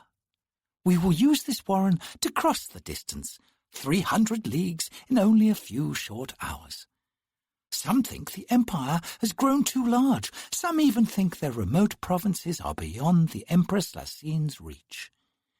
As you have just learned, Perrin, such beliefs are held by fools. The mare snorted again. I've shamed you into silence, then. I do apologize, Lieutenant, for mocking your ignorance. It's a risk you'll have to live with, Perrin said. The next 1,000 paces of silence belonged to Topper. No shifting of light marked the passing of time. On a number of occasions they came upon places where the ash embankments had been disturbed, as if by the passage of something large, shambling, and wide, slithery trails led off into the gloom. In one such place they found a dark, encrusted stain and the scatter of chain links like coins in the dust. Topper examined the scene closely while Perrin watched. Hardly the secure road he'd have me believe. They're strangers here, and they're not friendly. He was not surprised to find Topper increasing their pace thereafter. A short while later they came to a stone archway. It had been recently constructed, and Perrin recognized the basalt as Untan, from the imperial quarries outside the capital. The walls of his family's estate were of the same grey-black glittering stone. At the centre of the arch, high over their heads, was carved a taloned hand holding a crystal globe, the Malazan imperial sigil. Beyond the arch was darkness. Perrin cleared his throat. We have arrived. Topper spun to him. You answer civility with arrogance, Lieutenant. You do well to shed the noble hauteur. Smiling, Perrin gestured. Lead on, escort. In a whirl of cloak, Topper stepped through the arch and vanished. The mare bucked as Perrin pulled her closer to the arch, head tossing. He tried to soothe her, but it was no use. Finally he climbed into the saddle and gathered up the reins. He straightened the horse, then drove hard his spurs into her flanks. She bolted, leaped into the void. Light and colours exploded outward, engulfing them. The mare's hooves landed with a crunching thump, scattering something that might be gravel in all directions. Perrin halted his horse, blinking as he took in the scene around them. A vast chamber, its ceiling glittering with beaten gold, its walls lined with tapestries, and a score of armoured guards closing in on all sides. Alarmed, the mare sidestepped to send Topper sprawling. A hoof lashed out after him, missing by a handspan. More gravel crunched. Only it was not gravel, Perrin saw, but mosaic stones. Topper rolled to his feet with a curse, his eyes flashing as he glared at the lieutenant. The guardsmen seemed to respond to some unspoken order, slowly withdrawing to their positions along the walls. Perrin swung his attention from Topper. Before him was a raised dais surmounted by a throne of twisted bone. In the throne sat the Empress. Silence fell in the chamber except for the crunch of semi-precious gems beneath the mare's hooves. Grimacing, Perrin dismounted, warily eyeing the woman seated on the throne. Lasine had changed little since the only other time he'd been this close to her. Plain and unadorned, her hair short and fair above the blue tint of her unmemorable features. Her brown eyes regarded him narrowly. Perrin adjusted his sword belt, clasped his hands, and bowed from the waist. "Empress?" "I see," Lasine drawled, "that you did not heed the commander's advice of 7 years ago." He blinked in surprise. She continued, "Of course, he did not heed the advice given him, either. I wonder what god tossed you two together on that parapet. I would do service to acknowledge its sense of humour. Did you imagine the Imperial Arch would exit in the stables, Lieutenant?"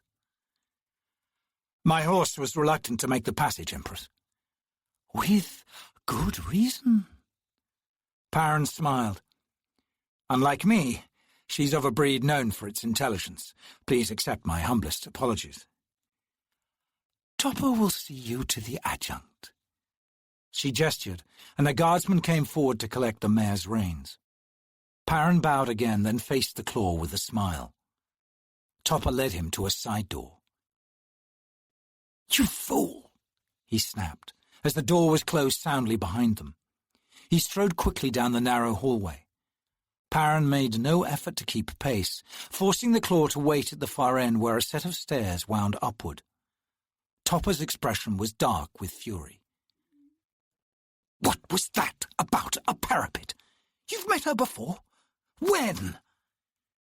"Since she declined to explain, I can only follow her example," Perrin said. He eyed the saddle-backed stairs. "This would be the West Tower, then, the Tower of Dust." "To the top floor.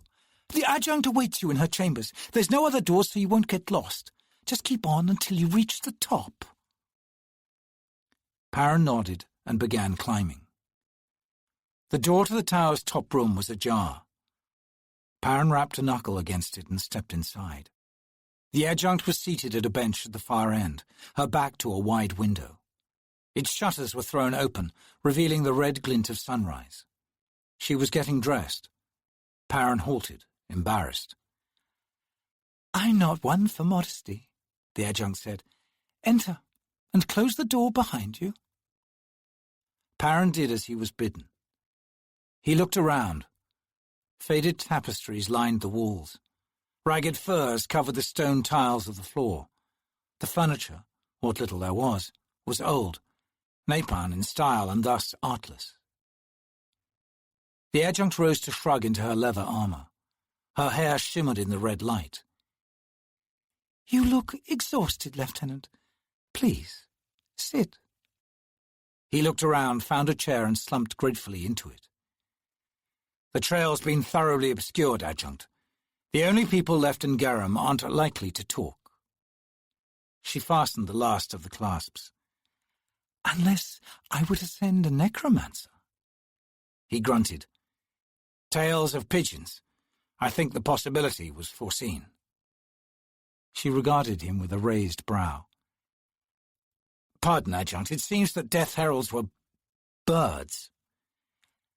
"And were we to glance through the eyes of the dead soldiers, we would see little else. Pigeons, you said?" He nodded. "Curious." She fell silent. He watched her for a moment longer. "Was I bait, Adjunct?" "No." "And Topper's timely arrival?" "Convenience." He fell silent. When he closed his eyes, his head spun. He had not realized how weary he had become. It was a moment before he understood that she was speaking to him. He shook himself, straightened. The adjunct stood before him. "Sleep later. Not now, Lieutenant. I was informing you of your future. It would be well if you paid attention. You completed your task as instructed. Indeed, you have proved yourself highly resilient.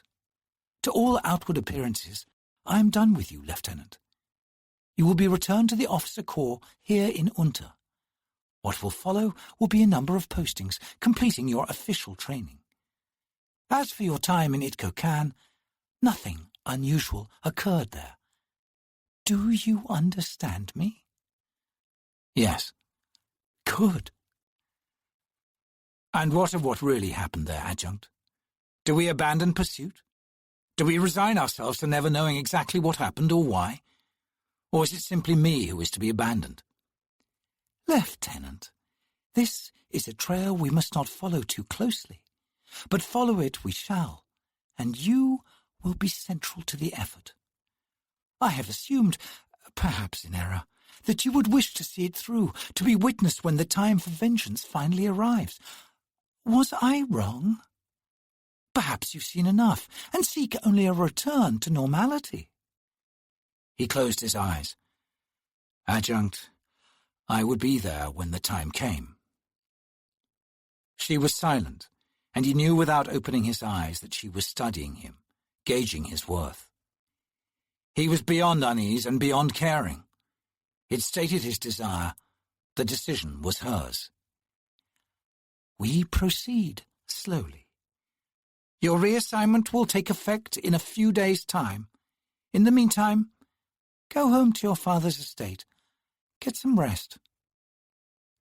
He opened his eyes and rose to his feet. As he reached the doorway, she spoke again. Lieutenant, I trust you won't repeat the scene in the Hall of the Throne. I doubt I'd earn as many laughs the second time around, Adjunct. As he reached the stairs, he heard what might have been a cough from the room behind him. It was hard to imagine that it could have been anything else. As he led his horse through the streets of Unter, he felt numb inside.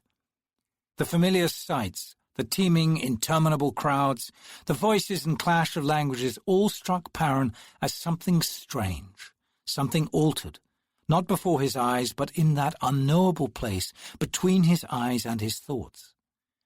The change was his alone, and it made him feel shorn, outcast. Yet the place was the same. The scenes before him were as they always had been, and even in watching them pass by all around him, nothing had changed. It was the gift of noble blood that kept the world at a distance, to be observed from a position unsullied, unjostled by the commonry. Gift and curse, he thought. Now, however, Perrin walked among them without the family guards. The power of blood was gone, and all he possessed by way of armour was the uniform he now wore. Not a craftsman, not a hawker, not a merchant, but a soldier. A weapon of the Empire, and the Empire had those in the tens of thousands. He passed through Toll Ramp Gate and made his way along Marble Slope Road, where the first merchant estates appeared, pushed back from the cobbled street, half hidden by courtyard walls. The foliage of gardens joined their lively colours with brightly painted walls. The crowds diminished, and private guards were visible outside arching gates. The sweltering air lost its reek of sewage and rotting food, slipping cooler across unseen fountains and carrying into the avenue the fragrance of blossoms. Smells of childhood. The estates spread out as he led his horse deeper into the noble district. Breathing space purchased by history and ancient coin. The Empire seemed to melt away, a distant, mundane concern. Here, families traced their lines back 7 centuries to those tribal horsemen who had first come to this land from the east. In blood and fire, as was always the way, they had conquered and subdued the cousins of the Canese who had built villages along this coast. From warrior horsemen to horse breeders to merchants of wine, beer, and cloth. An ancient nobility of the blade, now a nobility of hoarded gold, trade agreements, subtle manoeuvrings, and hidden corruptions in gilded rooms and oil-lit corridors. Perrin had imagined himself acquiring trappings that closed a circle, a return to the blade from which his family had emerged, strong and savage all those centuries ago. For his choice, his father had condemned him. He came to a familiar postern, a single high door along one side wall and facing an alley that in another part of the city would be a wide street. There was no guard here, just a thin bell chain, which he pulled twice. Alone in the alley, Perrin waited. A bar clanked on the other side. A voice growled a curse as the door swung back on protesting hinges. Perrin found himself staring down at an unfamiliar face. The man was old, scarred and wearing much-mended chainmail that ended raggedly around his knees. His pot-helm was uneven, with hammered-out dents, yet polished bright. The man eyed Perrin up and down with watery grey eyes, then grunted. "The tapestry lives." "Excuse me?" The guardsman swung the door wide. "Older now, of course, but it's all the same by the lines. Good artist, to capture the way of standing, the expression and all. Welcome home, Ganoes." Perrin led his horse through the narrow doorway. The path was between two outbuildings of the estate, showing sky overhead. "I don't know you, soldier," Perrin said, "but it seems my portrait has been well studied by the guards. Is it now a throw rug in your barracks?" "Something like that." "What is your name?" "Gamut," the guard answered, as he followed behind the horse after shutting and locking the door. "In service to your father these last 3 years." "And before that, Gamut?" "Not a question asked." They came to the courtyard. Perrin paused to study the guardsman. "My father's usually thorough in researching the histories of those entering his employ." Gamut grinned, revealing a full set of white teeth. "Oh, that he did. And here I am. Guess it weren't too dishonourable." "You're a veteran." "Here, sir. I'll take your horse." Perrin passed over the reins. He swung about and looked round the courtyard. It seemed smaller than he remembered. The old well, made by the nameless people who'd lived here before even the Canese, looked ready to crumble into a heap of dust. No craftsman would reset those ancient carved stones, fearing the curse of awakened ghosts. Under the estate house itself were similarly unmortared stones in the deepest reaches, the many rooms and tunnels too bent, twisted and uneven to use. Servants and groundskeepers moved back and forth in the yard. None had yet noticed Perrin's arrival. Gamut cleared his throat. "Your father and mother aren't here." He nodded. There'd be foals to care for at Emmelow, the country estate. "Your sisters are, though," Gamut continued. "I'll have the house servants freshen up your room." "It's been left as it was, then?" Gamut grinned again. "Well, clear out the extra furniture and casks, then. Storage space at a premium, you know." "As always," Perrin sighed, and without another word, made his way to the house entrance. The feast hall echoed to Perrin's boots as he strode to the long dining table. Cats bolted across the floor, scattering at his approach. He unclasped his travelling cloak, tossed it across the back of a chair, then sat at a long bench and leaned his back against the panelled wall. He closed his eyes. A few minutes passed, then a woman's voice spoke. "I thought you were in Itgo-Kan." He opened his eyes. His sister, Tavora, a year younger than him, stood close to the head of the table, one hand on the back of their father's chair.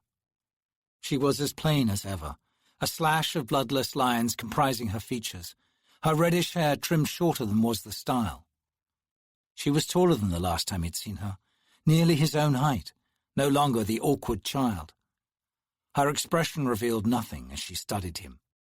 "Reassignment," Perrin said. "To here? We would have heard." "Ah, yes, you would have, wouldn't you? All the sly whisperings among the connected families," he thought. "Unplanned," he conceded, "but done nevertheless. Not stationed here in Unter, though. My visit is only a few days." "Have you been promoted?" He smiled. "Is the investment about to reap coin? Reluctant as it was, we still must think in terms of potential influence, mustn't we?" Managing this family's position is no longer your responsibility, brother. Ah, it's yours now, then. Has father withdrawn from the daily chores? Slowly. His health is failing. Had you asked, even Initko can. He sighed. Still making up for me, Tavora. Assuming the burden of my failings? I hardly left here on a carpet of petals, you may recall. In any case, I always assumed the house affairs would fall into capable hands. Her pale eyes narrowed, but pride silenced the obvious question.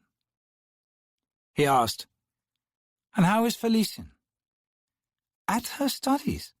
She's not heard of your return. She will be very excited, then crushed to hear of the shortness of your visit. Is she your rival now, Tavora? His sister snorted, turning away. Felicin, she's too soft for this world, brother. For any world, I think. She's not changed. She'll be happy to see you. He watched her stiff back as she left the hall. He smelled of sweat, his own and the mayor's, travel and grime, and of something else as well. Old blood and old fear, he thought. Perrin looked around. Much smaller than I'd remembered. Chapter 2. With the coming of the Moranth, the tide turned. And like ships in a harbour, the free cities were swept under imperial seas. The war entered its 12th year, the year of the shattered moon, and its sudden spawn of deathly rain and black-winged promise. 2 cities remained to contest the Malazan onslaught. One stalwart, proud banners beneath Dark's powerful wing. The other divided, without an army, bereft of allies. The strong city fell first. Call to Shadow. Felicin, born 1146. 1163rd year of Byrne's sleep. 2 years later. 105th year of the Malazan Empire. 9th year of Empress Lacine's rule. Through the pallor of smoke, ravens wheeled. Their calls raised a shrill chorus above the cries of wounded and dying soldiers. The stench of seared flesh hung unmoving in the haze. On the third hill overlooking the fallen city of Pale, Tattersail stood alone. Scattered around the sorceress, the curled remains of burned armour, greaves, breastplates, helms, and weapons lay heaped in piles. An hour earlier there had been men and women wearing that armour, but of them there was no sign. The silence within those empty shells rang like a dirge in Tattersail's head. Her arms were crossed tight against her chest. The burgundy cloak, with its silver emblem, betokening her command of the Second Army's wizard cadre, now hung from her round shoulders stained and scorched. Her oval, fleshy face, usually parading an expression of cherubic humour, was etched with deep-shadowed lines, leaving her cheeks flaccid and pale. For all the smells and sounds surrounding Tattersail, she found herself listening to a deeper silence. In some ways it came from the empty armour surrounding her, an absence that was in itself an accusation. But there was another source of the silence. The sorcery that had been unleashed here today had been enough to fray the fabric between the worlds. Whatever dwelt beyond, in the warrens of chaos, felt close enough to reach out and touch. She had thought her emotions spent, used up by the terror she had just been through. But as she watched the tight ranks of a legion of Moranth Black marching into the city, a frost of hatred slipped over her heavy-lidded eyes. Allies. They're claiming their hour of blood, Tattersail thought. At the end of that hour there would be 100,000 fewer survivors among the citizens of Pale. The long, savage history between the neighbouring peoples was about to have the scales of retribution balanced. By the sword. Shadunal's mercy, hasn't there been enough? A dozen fires raged unchecked through the city. The siege was over, finally, after 3 long years.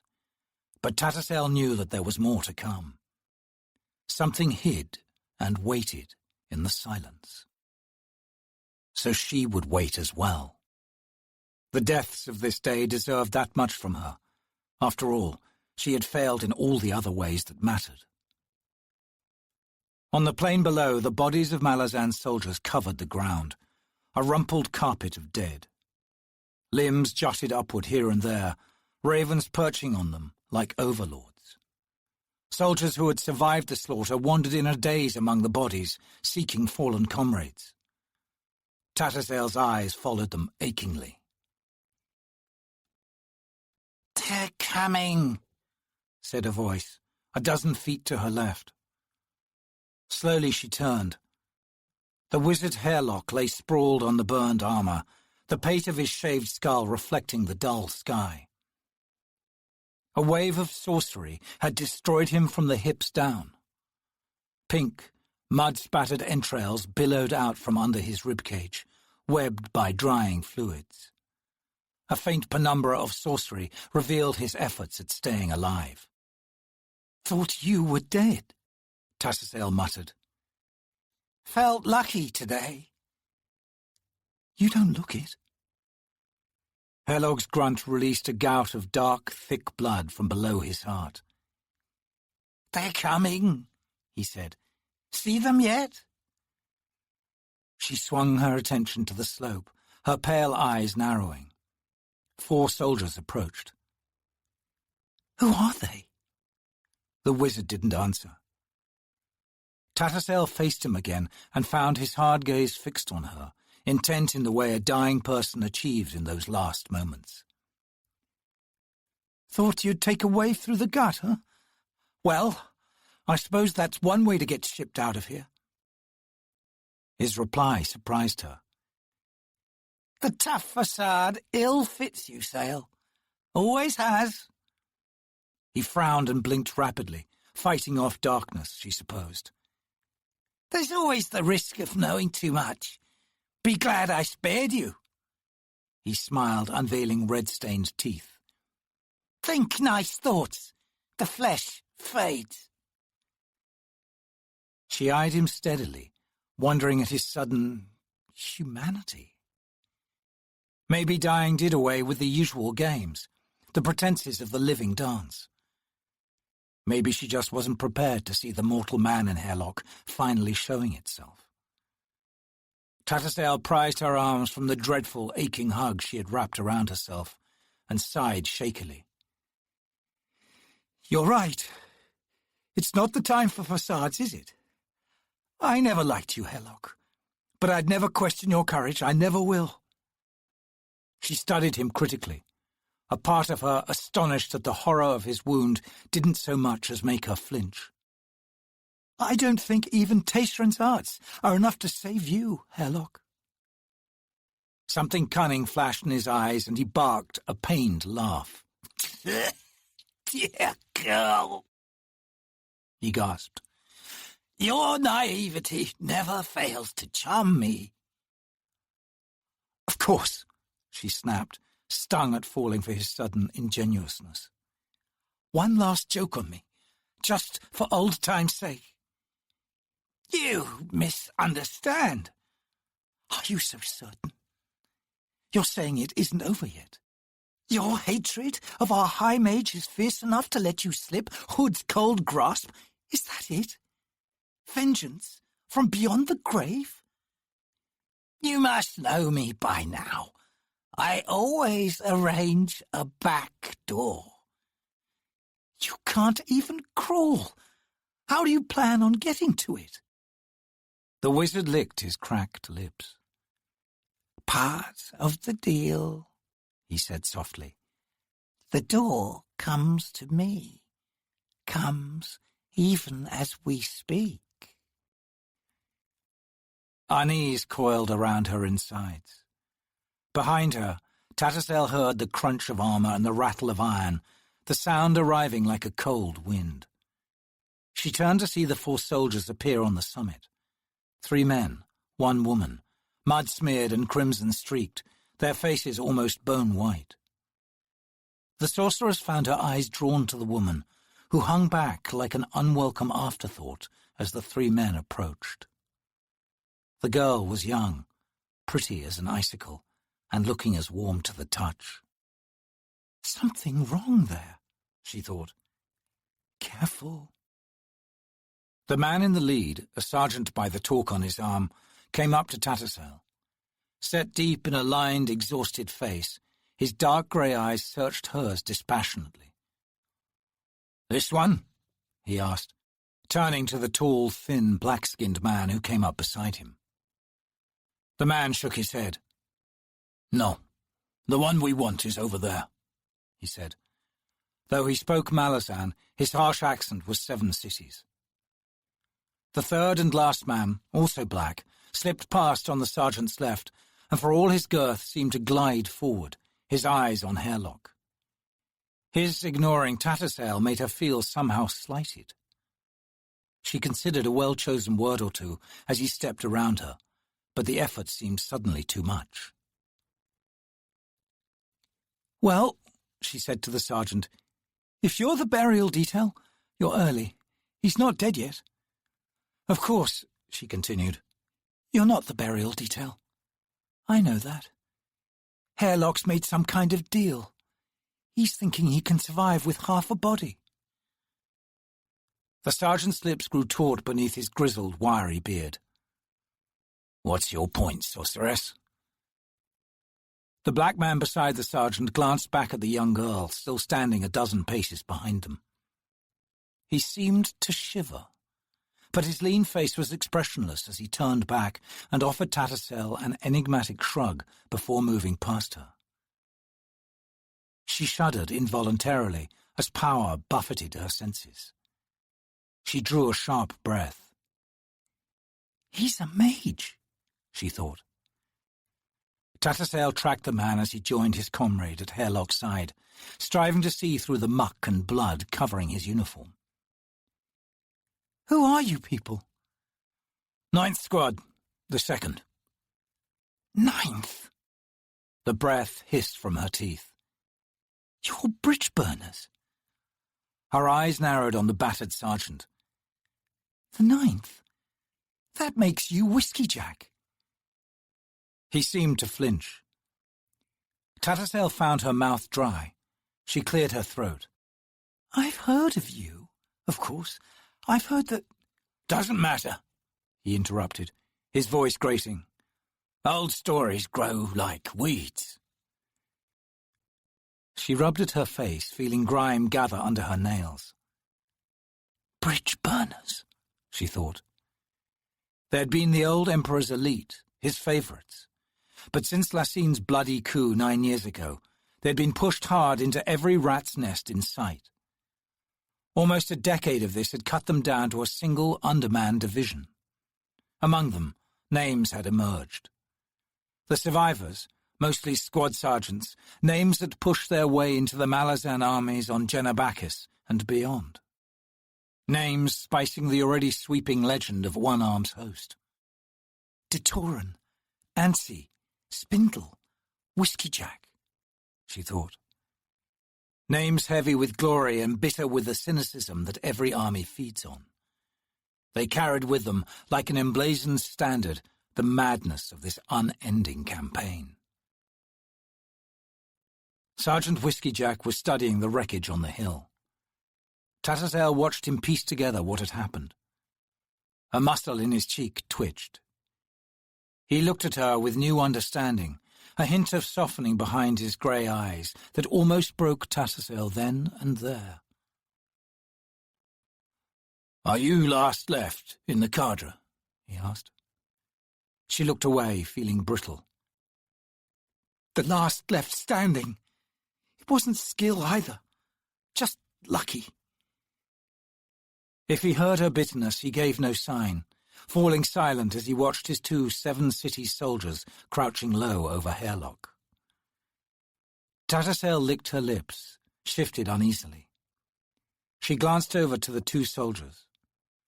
A quiet conversation was underway. She heard Hairlock laugh, the sound a soft jolt that made her wince. "The tall one," she said. "He's a mage, isn't he?" Whiskey Jack grunted, then said, "His name's Quick Ben." "Not the one he was born with?" "No." She rolled her shoulders against the weight of her cloak, momentarily easing the dull pain in her lower back. "I should know him, Sergeant. That kind of power gets noticed. He's no novice." "No," Whiskey Jack replied. "He isn't." She felt herself getting angry. "I want an explanation. What's happening here?" Whiskey Jack grimaced. "Not much, by the looks of it." He raised his voice. "Quick, Ben!" The mage looked over. "Some last-minute negotiations, Sergeant," he said, flashing a white grin. "Hood's breath!" Tassel sighed, turning away. The girl she saw still stood at the hill's crest and seemed to be studying the Moranth columns passing into the city. As if sensing Tattersail's attention, her head snapped around. Her expression startled the sorceress. Tattersail pulled her eyes away. "Is this what's left of your squad, Sergeant? 2 desert marauders and a blood-hungry recruit?" Whiskey Jack's tone was flat. "I have 7 left." "This morning?" 15. "Something's wrong here," she thought. Feeling a need to say something, she said, "Better than most." She cursed silently as the blood drained from the sergeant's face. "Still," she added, "I'm sure they were good men. The ones you lost." "Good at dying," he said. The brutality of his words shocked her. Mentally reeling, she squeezed shut her eyes, fighting back tears of bewilderment and frustration. "Too much has happened. I'm not ready for this. I'm not ready for Whiskey Jack, a man buckling under his own legend, a man who's climbed more than one mountain of the dead in service to the Empire."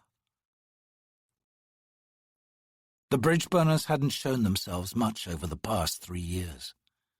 Since the siege began, they had been assigned the task of undermining Pale's massive, ancient walls. That order had come straight from the capital, and it was either a cruel joke or the product of appalling ignorance.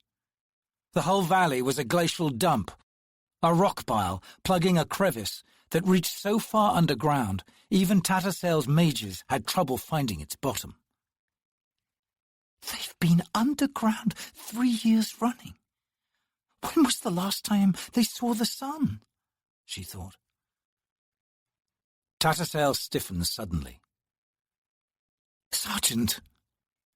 She opened her eyes to him. "You've been in your tunnels since this morning?" With sinking understanding, she watched anguish flit across the man's face. "What tunnels?" he said softly, then moved to stride past her. She reached out and closed her hand on his arm. A shock seemed to run through him. "Whiskey Jack," she whispered. "You've guessed as much. About me. About what happened here on this hill. All these soldiers." She hesitated, then said, "Failure's something we share. I'm sorry." He pulled away, eyes averted. "Don't be, sorceress." He met her gaze.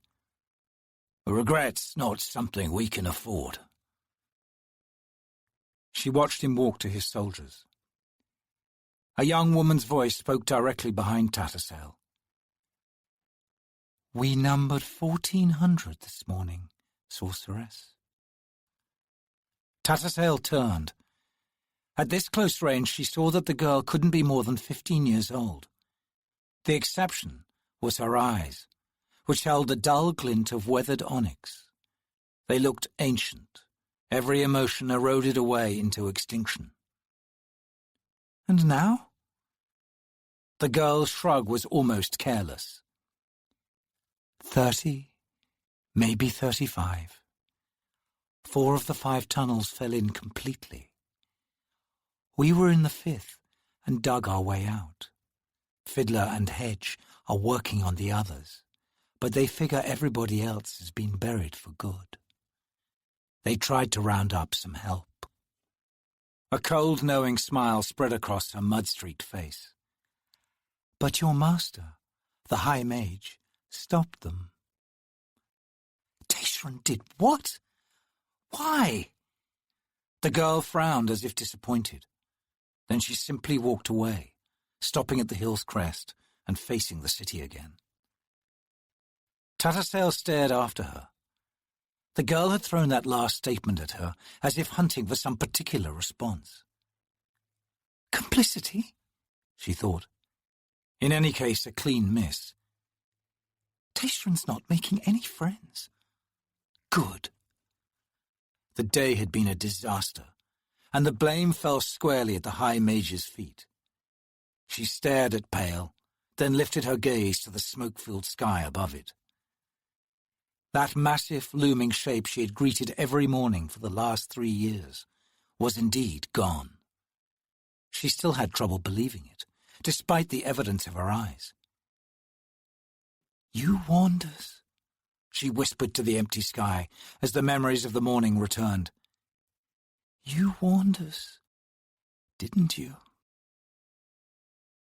She had been sleeping with Callot the past 4 months, a little diversionary pleasure to ease the boredom of a siege that wasn't going anywhere. At least, that was how she explained to herself their unprofessional conduct. It was more than that, of course, much more, but being honest with herself had never been one of Tattersail's strengths. The magical summons, when it came, awakened her before Callot. The mage's small but well-proportioned body was snug in the many soft pillows of her flesh. She opened her eyes to find him clinging to her like a child. Then he, too, sensed the calling and awoke to her smile. "Hairlock?" he asked, shivering as he climbed out from under the blankets. Tattersail grimaced.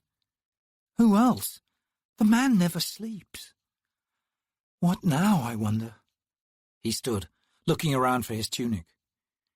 She was watching him. He was so thin, making them an odd combination.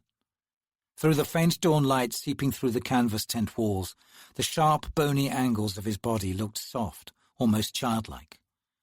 For a man a century old, he carried it well. "Hairlock's been running errands for Dujek," she said. "It's probably just an update." Callot grunted as he pulled on his boots. "That's what you get for taking command of the Cadre sail. Anyway, it was easier saluting Nadurian, let me tell you. Whenever I look at you, I just want to—" "Stick to business, Callot," Tattersail said, meaning it with humour, though it came out with enough of an edge to make Callot glance at her sharply. "Something up?" he asked quietly, the old frown finding its familiar lines on his high forehead. "Thought I'd got rid of those," she thought. Tattersail sighed. "Can't tell, except that Hairlock's contacted both of us. If it was just a report, you'd still be snoring." In growing tension, they finished dressing in silence. Less than an hour later, Callot would be incinerated beneath a wave of blue fire, and ravens would be answering Tattersail's despairing scream. But for the moment, the 2 mages were readying themselves for an unscheduled gathering at High Fist Dujek One-Arm's command tent. In the muddy path beyond Callot's tent, soldiers of the Last Watch huddled around braziers filled with burning horse dung, holding out hands to the heat. Few walked the pathways, the hour still too early. Row upon row of grey tents climbed the hills overlooking the plain that surrounded the city of Pale. Regimental standards ruffled sullenly in a faint breeze. The wind had turned since last night, carrying to Tattersail the stench of the latrine trenches. Overhead, the remaining handful of stars dimmed into insignificance in the lightening sky. The world seemed almost peaceful. Drawing her cloak against the chill, Tatersail paused outside the tent and turned to study the enormous mountain hanging suspended a quarter-mile above the city of Pale. She scanned the battered face of Moonspawn, its name for as long as she could remember. Ragged as a blackened tooth, the basalt fortress was home to the most powerful enemy the Malazan Empire had ever faced. High above the earth, Moonspawn could not be breached by siege. Even Lassine's own undead army, the Talan Imas, who travelled as easily as dust on the wind, were unable, or unwilling, to penetrate its magical defences. Pale's wizards had found a powerful ally. Tatersail recalled that the Empire had locked horns with the moon's mysterious lord once before, in the days of the Emperor. Things had threatened to get ugly, but then Moonspawn withdrew from the game. No one still living knew why. Just one of the 1,000 secrets the Emperor took with him to his watery grave. The moon's reappearance here on Genebakis had been a surprise, and this time there was no last-minute reprieve. A half-dozen legions of the sorceress Tista Andii descended from Moonspawn, and under the command of a warlord named Kaladin Brood, they joined forces with the Crimson Guard mercenaries. Together, the two armies proceeded to drive back the Malaz Fifth Army, which had been pushing eastward along the northern edge of Rivi Plain. For the past 4 years, the battered Fifth had been bogged down in Black Dog Forest, forcing them to make a stand against Brood and the Crimson Guard. It was a stand, fast becoming a death sentence. But, clearly, Kaladin Brood and the Tista Andii weren't the only inhabitants of Moonspawn. An unseen lord remained in command of the fortress, bringing it here and sealing a pact with Pale's formidable wizards. Tatersail's cadre had little hope of magically challenging such opposition. So the siege had ground to a halt, with the exception of the bridge burners, who never relaxed their stubborn efforts to undermine the city's ancient walls. "Stay," she prayed to Moonspawn. "Turn your face endlessly, and keep the smell of blood, the screams of the dying, from settling on this land. Wait for us to blink first." Kalat waited beside her. He said nothing, understanding the ritual this had become. It was one of the many reasons why Tatersail loved the man. As a friend, of course. Nothing serious. Nothing frightening in the love for a friend. "I sense impatience in Hairlock," Kalat murmured beside her. She sighed. "I do too. That's why I'm reluctant." "I know, but we can't dally too long, Sail." He grinned mischievously. "Bad form. Can't have them jumping to conclusions, can we? They wouldn't have to jump very far. Anyway," his smile faltered slightly, "let's get going." A few minutes later they arrived at the command tent. The lone Marine standing guard at the flap seemed nervous as he saluted the two mages. Tatersail paused and searched his eyes. 7th Regiment? Avoiding her gaze, the guard nodded. "Yes, Sorceress, 3rd Squad." "Thought you looked familiar. Give my regards to Sergeant Rusty." She stepped closer. "Something in the air, soldier?" He blinked. "High in the air, Sorceress. High as they come." Tatersail glanced at Kalat, who had paused at the tent flap. Kalat puffed out his cheeks, making a comical face. "Thought I smelled him." She winced at this confirmation. The guard, she saw, was sweating under his iron helmet. "Thanks for the warning, soldier." "Always an even trade, Sorceress." The man snapped a second salute, this one sharper, and in its way more personal. "Years and years of this," Tatersail thought. "Insisting I'm family to them, one of the 2nd Army, the oldest intact force, one of the Emperor's own. Always an even trade, Sorceress. Save our skins, We'll save yours. Family, after all. Why then do I always feel so estranged from them? Tattersall returned the salute. They entered the command tent. She sensed immediately the presence of power, what Callot called smell. It made his eyes water. It gave her a migraine headache. This particular emanation was a power she knew well, and it was anathema to her own, which made the headaches all the worse.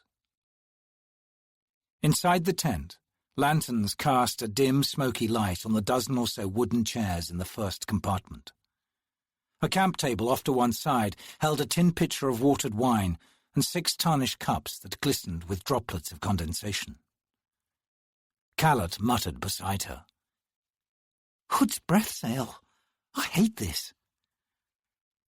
As her eyes adjusted to the gloom, Tattersall saw through the opening that led into the tent's second compartment a familiar, robed figure. He leaned with long-fingered hands on Dujek's map table. His magenta cloak rippled like water, though he remained motionless. Oh, really now? Tattersall whispered. Just my thought, Callot said, wiping his eyes. Do you think, she said as they took their seats, it's a studied pose? Callot grinned. Absolutely. Lassine's high mage couldn't read a battle map if his life depended on it. So long as our lives don't depend on it. A voice spoke from a chair near them. Today we work. Tattersall scowled at the preternatural darkness in breathing the chair. You're as bad as Taishran, Hairlock, and be glad I didn't decide to sit in that chair. Dully, a row of yellow teeth appeared. Then the rest of the mage took shape as Hairlock relinquished the spell. Beads of sweat marked the man's flat, scarred brow and shaved pate. Nothing unusual there. Hairlock would sweat in an ice pit. He held his head at an angle, achieving in his expression something like smug detachment combined with contempt. He fixed his small dark eyes on Tattersall. You remember work, don't you? His smile broadened, further flattening his mashed, misaligned nose. It's what you were doing before you started rolling in the sack with dear Callot here, before you went soft. Tattersall drew breath for a retort, but was interrupted by Callot's slow, easy drawl. Lonely, Hairlock? Should I tell you that the camp followers demand double the coin from you? He waved a hand as if clearing away unsavoury thoughts. The simple fact is, Dujek chose Tattersall to command the cadre after Nadurian's untimely demise at Mott Wood. You may not like it, but that's just too bad. It's the price you pay for ambivalence. Hairlock reached down and brushed a speck of dirt from his satin slippers, which had, improbably, escaped unmarred the muddy streets outside. Blind faith, dear comrades, is for fools. He was interrupted by the tent flap swishing aside. High-fist Dujek One-Arm entered, the soap of his morning shave still clotting the hair in his ears, the smell of cinnamon water wafting after him. Over the years, Tattersall had come to attach much to that aroma. Security, stability, sanity. Dujek One-Arm represented all those things, and not just to her, but to the army that fought for him. As he stopped now in the centre of the room and surveyed the 3 mages, she leaned back slightly, and from under heavy lids studied the high fist. 3 years of enforced passivity in this siege seemed to have acted like a tonic on the aging man. He looked more like 50 rather than his 79 years. His grey eyes remained sharp and unyielding in his tanned, lean face. He stood straight, which made him seem taller than his 5.5 feet, wearing simple, unadorned leathers, stained as much by sweat as by the imperial magenta dye. The stump of his left arm, just below the shoulder, was wrapped in leather strips. His hairy, chalk-white calves were visible between the sharkskin straps of the Nepan sandals. Kalat withdrew a handkerchief from his sleeve and tossed it to Dujek. The high fist snagged it. "Again! Damn that barber!" he growled, wiping the soap from his jaw and ears. "I swear he does it on purpose." He balled the handkerchief and flung it onto Kalat's lap. "Now, we're all here. Good. Regular business first. Herlock, you finished drawing with the boys below?" Herlock stifled a yawn. "Some sapper named Fiddler took me in, showed me around." He paused to pluck lint from his brocaded sleeve, then met Dujek's eyes. "Give them 6 or 7 years, and they might have reached the city walls by then." "It's pointless," Tattersall said, "which is what I put in my report." She squinted up at Dujek, assuming it ever made it to the Imperial Court. "Camel still swimming?" Kalat said. Dujek grunted, as close as he ever got to laughing. "All right, Cadre, listen carefully. 2 things. A faint scowl crossed his scarred features. 1, the Empress has sent a claw. They're in the city, hunting down Pale's wizards." A chill danced up Tattersall's spine. No one liked having the claws around.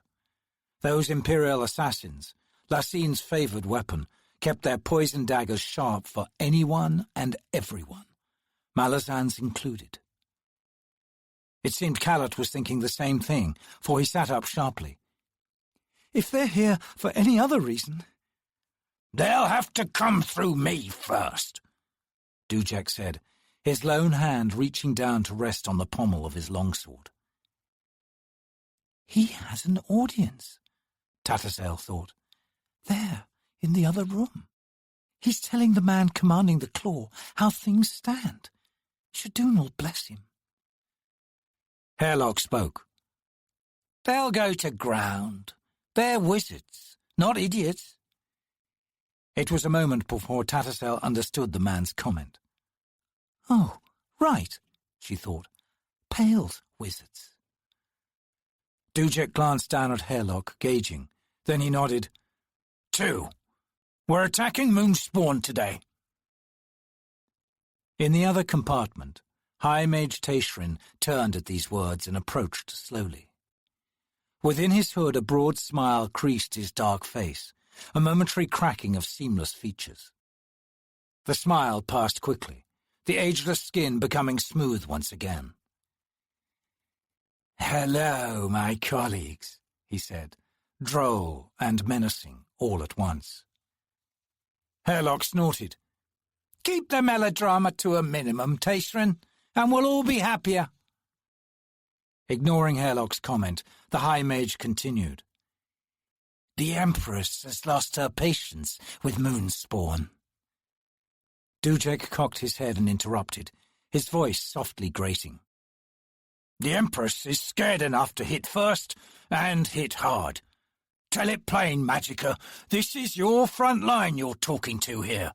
Show some respect, damn it." The High Mage shrugged. "Of course, High Fist." He faced the cadre. "Your group, myself, and 3 other High Mages will strike Moonspawn within the hour. The North campaign has drawn most of the edifice's inhabitants away. We believe that the Moon's Lord is alone. For almost 3 years, his mere presence has been enough to hold us in check. This morning, my colleagues, we will test this Lord's mettle." "And hope to hood he's been bluffing all this time," Dujek added, a scowl deepening the lines on his forehead. "Any questions?" "How soon can I get a transfer?" Kalat asked. Tattersall cleared her throat. "What do we know about the Lord of Moonspawn?" "Scant little, I'm afraid," Tashrin said, his eyes veiled. "Artista Andi, for certain. An archmage." Herlock leaned forward and deliberately spat at the floor in front of Tashrin. "Tista Andi, High Mage? I think we can be a little more specific than that. Don't you? Tattersail's migraine worsened. She realized she was holding her breath, slowly forced it out as she gauged Tayshrin's reaction to the man's words and to the traditional Seven Cities challenge. An archmage, Tayshrin repeated. Perhaps the archmage of the Tista Andi. Dear Hairlock, he added, his voice lowering a notch, your primitive tribal gestures remain quaint, if somewhat tasteless. Hairlock bared his teeth. The Tista Andi are Mother Dog's first children. You felt the tremors through the warrens of sorcery, Tayshrin. So have I. Ask Dujek about the reports coming down from the North Campaign. Elder magic. Kurald Galain. The Lord of Moonspawn is the Master Archmage. You know his name as well as I do. I know nothing of the sort, the High Mage snapped, losing his calm at last. Perhaps you'd care to enlighten us, Hairlock, and then I can begin inquiries as to your sources. Ah! Hairlock bolted forward in his chair, an eager malice in his taut face. A threat from the High Mage. Now we're getting somewhere. Answer me this, then. Why only 3 other High Mages? We've hardly been thinned out that badly. More! Why didn't we do this 2 years ago? Whatever was building between Hairlock and Tayshrin was interrupted by Dujek, who growled wordlessly, then said, We're desperate, Mage. The North Campaign has gone sour. The 5th is damn near gone, and won't be getting any reinforcements until next spring. The point is, the Moonslord could have his army back any day now. I don't want to have to send you up against an army of Tista Andi, and I'm sure as Hood don't want the 2nd having to show 2 fronts with a relieving force coming down on them. Bad tactics. And whoever this Caladan brood is, he's shown himself adept at making us pay for our mistakes. Caladan brood, Callat murmured. I swear I've heard that name somewhere before. Odd that I've never given it much thought. Tattersail's eyes narrowed on Tayshrin. Callat was right. The name of the man commanding the Tista Andi alongside the Crimson Guard did sound familiar, but in an old way, echoing ancient legends, perhaps, or some epic poem.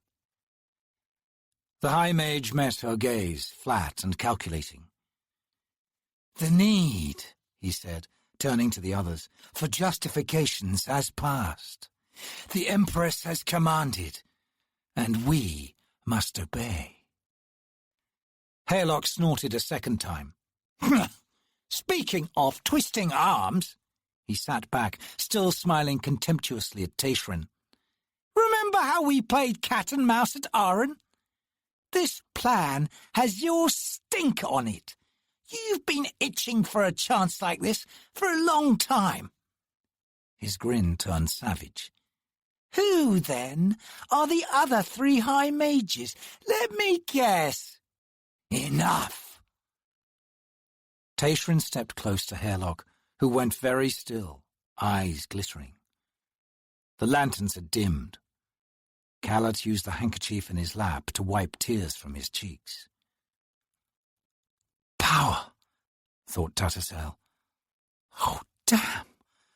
My head feels ready to crack, wide open. Very well, Hairlock whispered. Let's lay it out on the table. I'm sure the High Fist will appreciate you putting all his suspicions in the proper order. Make it plain, old friend. Tattersail glanced at Dujek.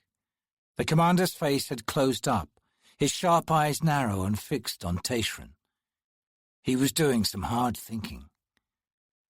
Callat leaned against her. What's going on, Sail?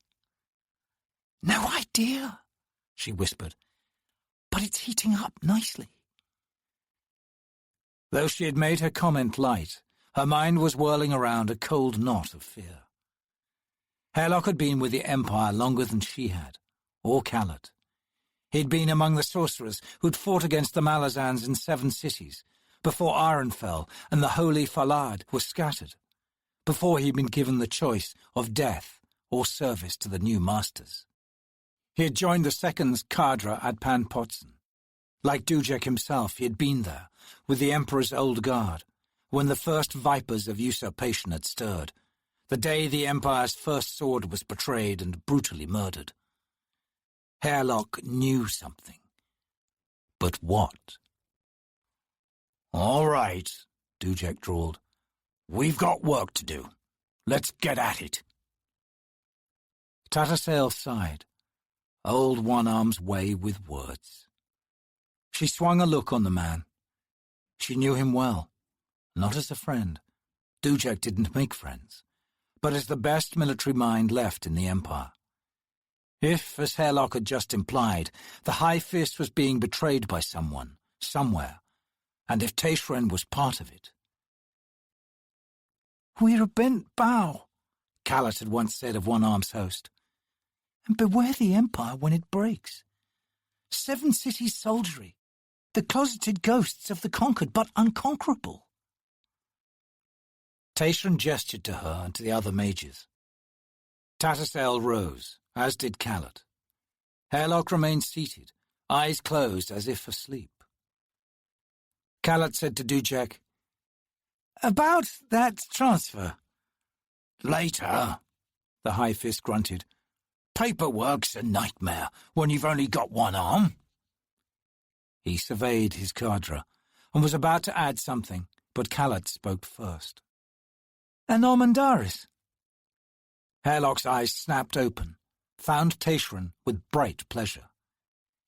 "Ah," he said, into the silence following Callot's single pronouncement. "Of course. 3 more High Mages. Only 3. Tattersail stared at Dujek's pale, still face. "The poem," she said quietly. "I remember now. Kaladin brood, the men-hired one, winter-bearing, barrowed and sorrowless." Callot picked up the next lines.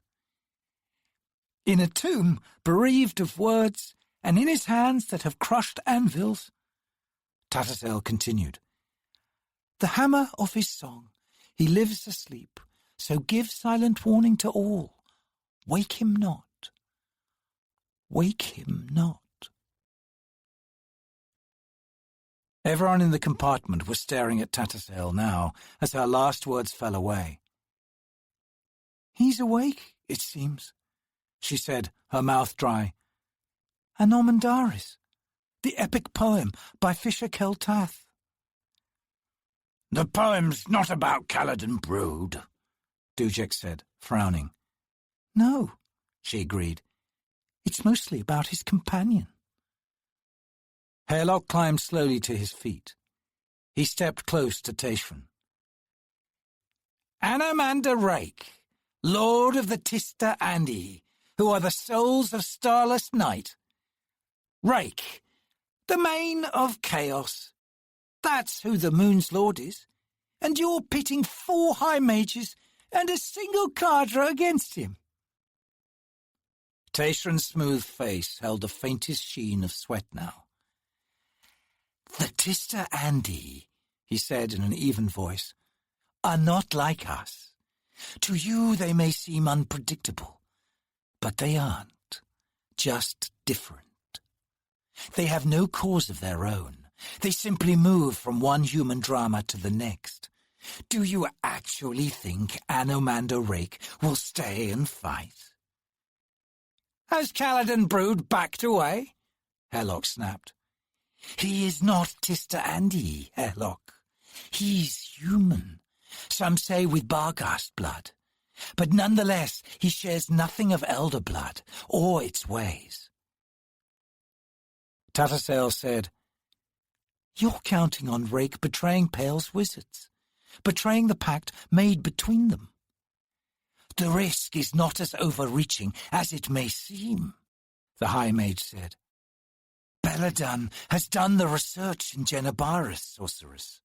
Some new scrolls of Gothos folly were discovered in a mountain fastness beyond Black Dog Forest. Among the writings are discussions of the Tista Andii and other peoples from the Elder Age. And remember, Moonspawn has retreated from a direct confrontation with the Empire before. The waves of fear sweeping through Tattersail made her knees weak. She sat down again, heavily enough to make the camp chair creak. "You've condemned us to death," she said, "if your gamble proves wrong. Not just us, High Mage, all of One Arm's host." Tayshrin swung round slowly, putting his back to Hairlock and the others. "Empress Lassine's orders," he said, without turning. "Our colleagues come by Warren. When they arrive, I will detail the positioning. That is all." He strode into the map room, resumed his original stance. Dujek seemed to have aged in front of Tattersail's eyes. Swiftly she slid her glance from him, too anguished to meet the abandonment in his eyes, and the suspicion curdling beneath its surface. "Coward," Tattersail thought. "That's what you are, woman. A coward." Finally the High Fist cleared his throat. "Prepare your warrants, Cadre. As usual, always an even trade." Give the High Mage credit, Tattersail thought. There was Tayshrin, standing on the first hill, almost inside the moon's shadow. They had arrayed themselves into 3 groups, each taking a hilltop on the plain outside Pale's walls. The Cadre's was most distant, Tayshrin's the closest. On the centre hill stood the 3 other High Mages. Tattersail knew them all. Nightchill, raven-haired, tall, imperious, and with a cruel streak the old Emperor used to drool over. At her side, her lifelong companion, Beladan, Skull-Crusher, a Thallomen giant who would test his prodigious strength against the moon's portal, should it come to that.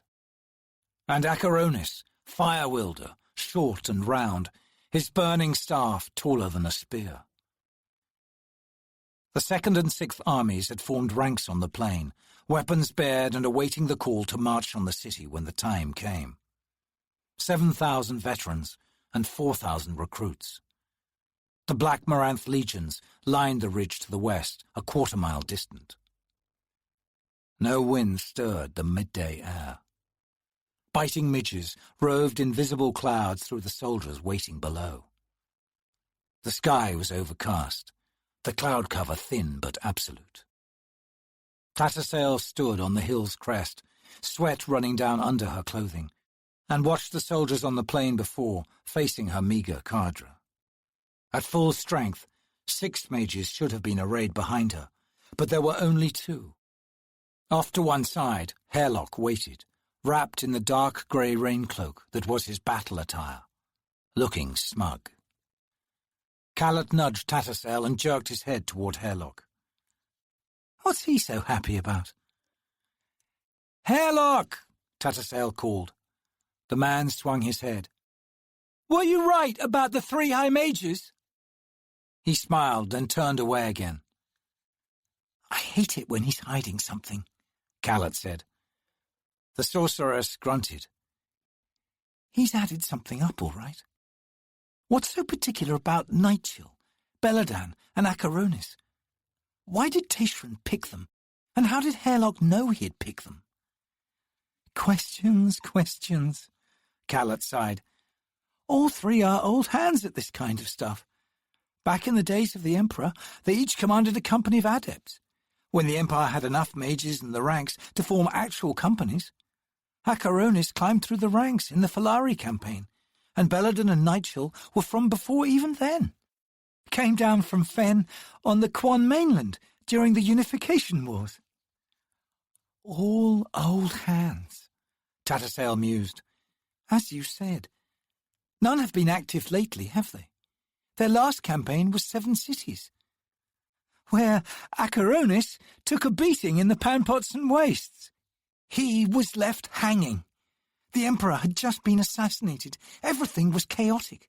The Talani mass refused to acknowledge the new Empress, marched themselves off into the Jag Odhan. Rumour has it they're back, at half strength. Whatever they ran into out there wasn't pleasant. Tattersall nodded. Nightchill and Belladon were told to report to Nathilog, left sitting on their hands for the past 6-7 years. Until Tashran sent the Thelaman off to Genabaris to study a pile of ancient scrolls. Of all things. I'm frightened, Tattersall admitted. Very frightened. Did you see Duchek's face? He knew something, a realization, and it hit him like a dagger in the back. Time to work, Hairlock called. Callot and Tattersall swung around. A shiver ran through her. Moonspawn had been revolving steadily for the last 3 years. It had just stopped. Near its very top, on the side facing them, was a small ledge, and a shadowed recess had appeared.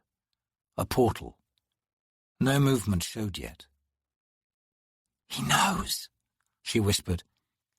And he isn't running, Callot added. Down on the first hill, High Mage Tashran rose and lifted his arms out to the sides. A wave of golden flame spanned his hands, then rolled upward, growing as it raced toward Moonspawn. The spell crashed against the black rock, sending chunks hurtling out, then down. A rain of death descended into the city of Pale, and among the Malazan legions waiting in the plain. It's begun, Callot breathed. Silence answered Tashran's first attack, save for the faint scatter of rubble on the city's tiled rooftops and the distant cries of wounded soldiers on the plain. Everyone's eyes were trained upward. The reply was not what anyone expected. A black cloud enshrouded Moonspawn, followed by faint shrieking. A moment later, the cloud spread out, fragmenting, and Tattersall realized what she was seeing. Ravens. Thousands upon thousands of great ravens. They must have nested among the crags and pocks in the moon's surface. Their shrieks grew more defined, a caterwaul of outrage. They wheeled out from the moon, their 15-foot wingspans catching the wind and lifting them high above the city and plain. Fear lurched into terror into Tattersall's heart. Hairlock barked a laugh and whirled to them. These are the moon's messengers, colleagues! Madness glittered in his eyes. These carrion birds! He flung back his cloak and raised his arms. Imagine a lord who's kept 30,000 great ravens well fed. A figure had appeared on the ledge before the portal, its arms upraised, long silver hair blowing from its head. Mane of Chaos, Tattersall thought. Anomander Rake, Lord of the black-skinned Tista Andi, who has looked down on 100,000 winters, who has tasted the blood of dragons, who leads the last of his kind, seated in the throne of sorrow and a kingdom tragic and fey. A kingdom with no land to call its own. Anomander Rake looked tiny against the backdrop of his edifice, almost insubstantial at this distance. The illusion was about to be shattered.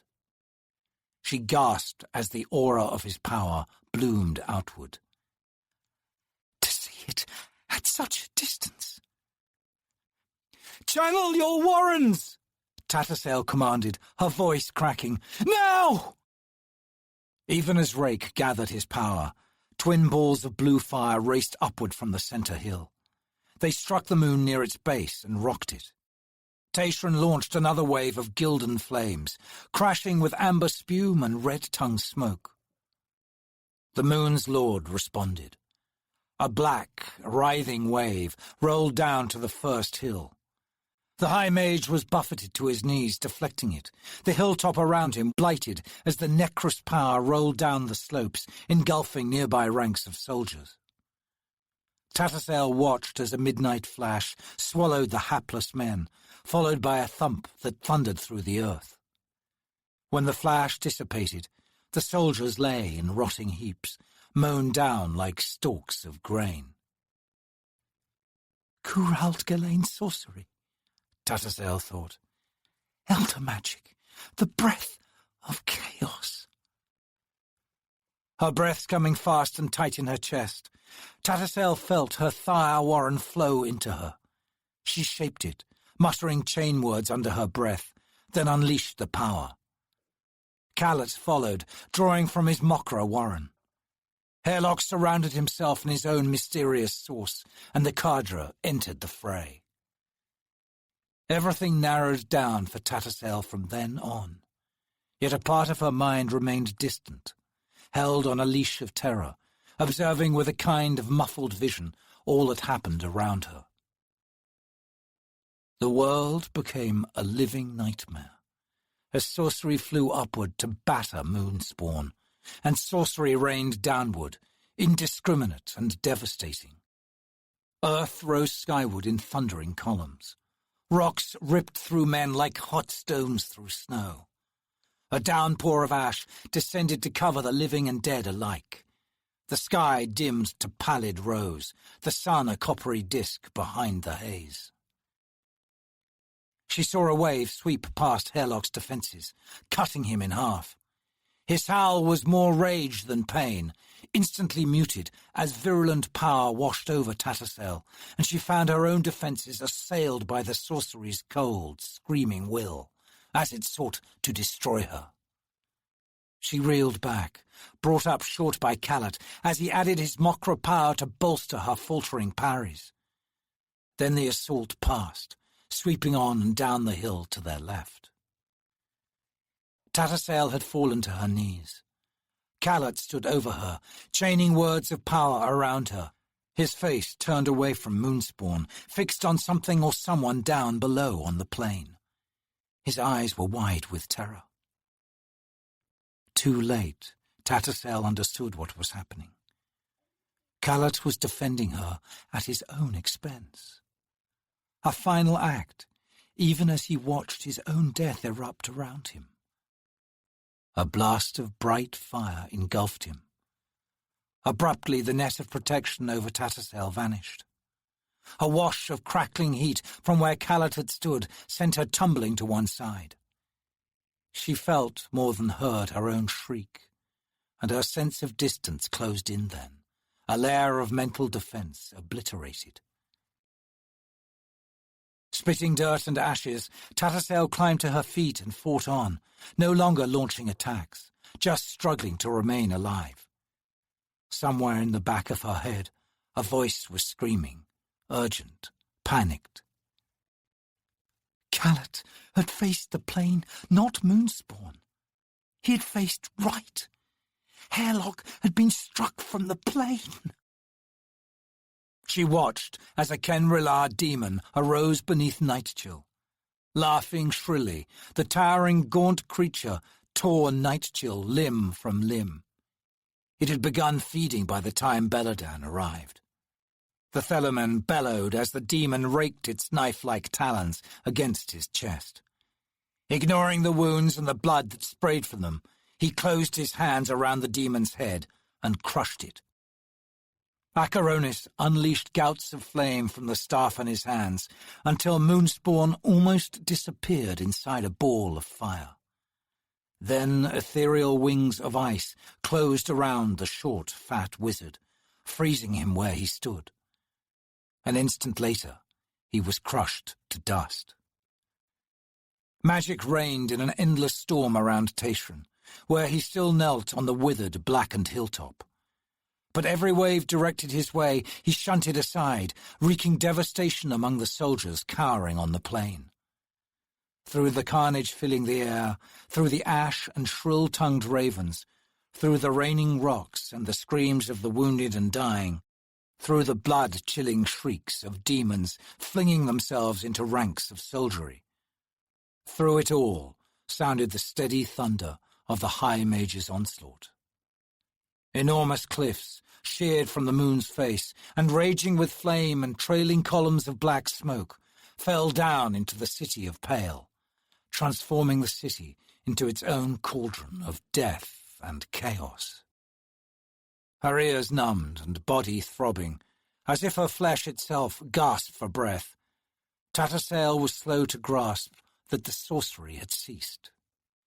Even the voice shrieking in the back of her mind had fallen silent. She raised bleary eyes to see Moonspawn, billowing smoke and ablaze in a dozen places on its ravaged mien, moving away, pulling back. Then it was past the city, unsteady in its revolutions and leaning to one side. Moonspawn headed south, toward the distant Tarlin Mountains. She looked around, vaguely recalling that a company of soldiers had sought refuge on the blasted summit. Then something had hit her, taking all she had left to resist it. Now, nothing was left of the company but their armor. Always an even trade, sorceress. She fought against a sob, then swung her attention to the first hill. Tayshran was down, but alive. A half-dozen Marines scampered up the hillside to gather around the High Mage. A minute later, they carried him away. Beladan, most of his clothing burned away and his flesh scorched red, remained on the center hill, collecting night chill's scattered limbs and raising his voice in a mournful wail.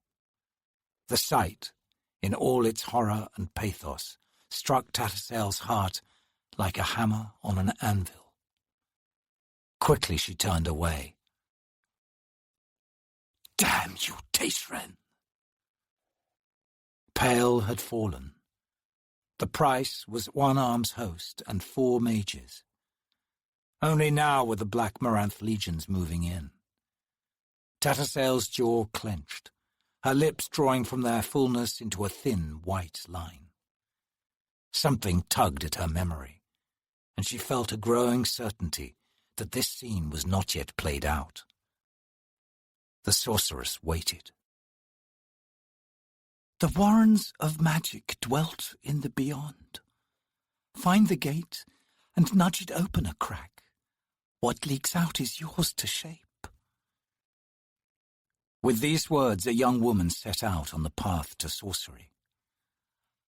Open yourself to the warren that comes to you, that finds you. Draw forth its power, as much as your body and soul are capable of containing. But remember, when the body fails, the gate closes. Tattersail's limbs ached. She felt as though someone had been beating her with clubs for the past 2 hours. The last thing she had expected was that bitter taste on her tongue that said something nasty and ugly had come to the hilltop. Such warnings seldom came to a practitioner unless the gate was open, a warren unveiled and bristling with power. She had heard tales from other sorcerers, and she had read mouldy scrolls that touched on moments like these, when the power arrived groaning and deadly, and each time, it was said, a god had stepped onto the mortal ground. If she could have driven the nail of immortal presence in this place, however, it would have to be Hood, the god of death. Yet her instinct said no. She didn't believe a god had arrived, but something else had. What frustrated the sorceress was that she couldn't decide who among the people surrounding her was the dangerous one. Something kept drawing her gaze back to the young girl, but the child seemed only half there most of the time. The voices behind her finally drew her attention. Sergeant Whiskey Jack stood over Quick Ben and the other soldier, both of whom still knelt at Hairlock's side. Quick Ben clutched an oblong object, wrapped in hides, and was looking up at his sergeant, as if awaiting approval. There was tension between the two men. Frowning, Tattersail walked over, "What are you doing?" she asked Quick Ben, her eyes on the object in the wizard's almost feminine hands. He seemed not to have heard, his eyes on the sergeant. Whiskey Jack shot her a glance. "Go ahead, quick," he growled, then strode off to stand at the hill's edge facing west, toward the Maranth Mountains. Quick Ben's fine ascetic features tightened. He nodded at his companion. "Get ready, Kalam." The soldier named Kalam leaned back on his haunches, his hands in his sleeves. The position seemed an odd response to Quick Ben's request, but the mage seemed satisfied. Tattersail watched as he laid one of his thin, spidery hands on Hairlock's trembling, blood-splashed chest. He whispered a few chaining words and closed his eyes. "That sounded like Danul," Tattersail said, glancing at Kalam, who remained motionless in his crouch. "But not quite," she added slowly. "He's twisted it, somehow." She fell silent then, seeing something in Kalam that reminded her of a snake waiting to strike. "Wouldn't take much to set him off, I think." Just a few more ill-timed words, a careless move toward Quick Ben or Hairlock. The man was big, bearish, but she remembered his dangerous glide past her. "Snake, indeed. The man's a killer, a soldier who's reached the next level in the art of murder. Not just a job anymore. This man likes it." She wondered then if it wasn't this energy, this quiet promise of menace, that swept over her with the flavor of sexual tension. Tattersail sighed. A day for perversity. Quick Ben had resumed his chaining words, this time over the object, which he now set down beside Hairlock. She watched as enwreathing power enveloped the wrapped object, watched in growing apprehension as the mage traced his long fingers along the hide seams. The energy trickled from him with absolute control. He was her superior in the law. He had opened a warren she didn't even recognize. "Who are you people?" she whispered, stepping back. Hairlock's eyes snapped open, clear of pain and shock. His gaze found Tattersail, and the stained smile came easily to his broken lips. "Lost art, Sail. What you're about to see hasn't been done in 1,000 years. His face darkened then, and the smile faded. Something burned in his eyes. "Think back, woman. Callet and I. When we went down, what did you see? Did you feel something? Something odd? Come on, think. Look at me. See my wound. See how I'm lying. Which direction was I facing when that wave hit?" She saw the fire in his eyes of anger mingled with triumph. "I'm not sure," she said slowly. "Something, yes." That detached, reasoning part of her mind that had labored with her throughout the battle, that had screamed in her mind at Callet's death, screamed in answer to the waves of sorcery, to the fact that they had come from the plane. Her eyes narrowed on Hairlock. Anomander Rake never bothered to aim. He was being indiscriminate. Those waves of power were aimed, weren't they? Coming at us from the wrong side. She was trembling. But why? Why would Teshrin do that? Hairlock reached up one mangled hand and clutched Quick Ben's cloak. "Use her, mate.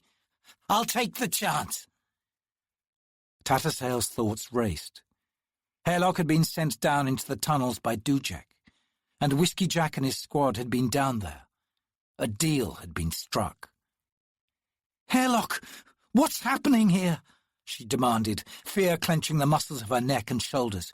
"What do you mean, use me?" "You're not blind, woman." "Quiet," Quick Ben said. He laid down the object on the wizard's ravaged chest, positioning it carefully so that it was centered lengthways along Hairlock's breastbone. The top end reached to just under the man's chin, the bottom end extending a few inches beyond what was left of his torso. Webs of black energy spun incessantly over the hide's mottled surface. Quickben passed a hand over the object, and the web spread outward. The glittering black threads traced a chaotic pattern that insinuated Hairlock's entire body, over flesh and through it, the pattern ever-changing, the changes coming faster and faster.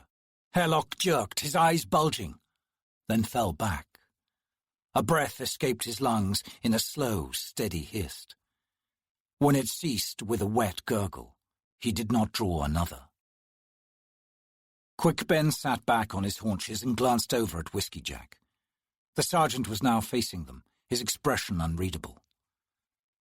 Tattersall wiped sweat from her brow with a grimy sleeve. It didn't work then. You failed to do whatever it was you were trying to do. Quickben climbed to his feet. Kalam picked up the wrapped object and stepped close to Tattersall. The assassin's eyes were dark, penetrating as they searched her face. Quickben spoke. Hold on to it, sorceress. Take it back to your tent and unwrap it there. Above all, don't let Tashrin see it. Tattersall scowled. What? Just like that?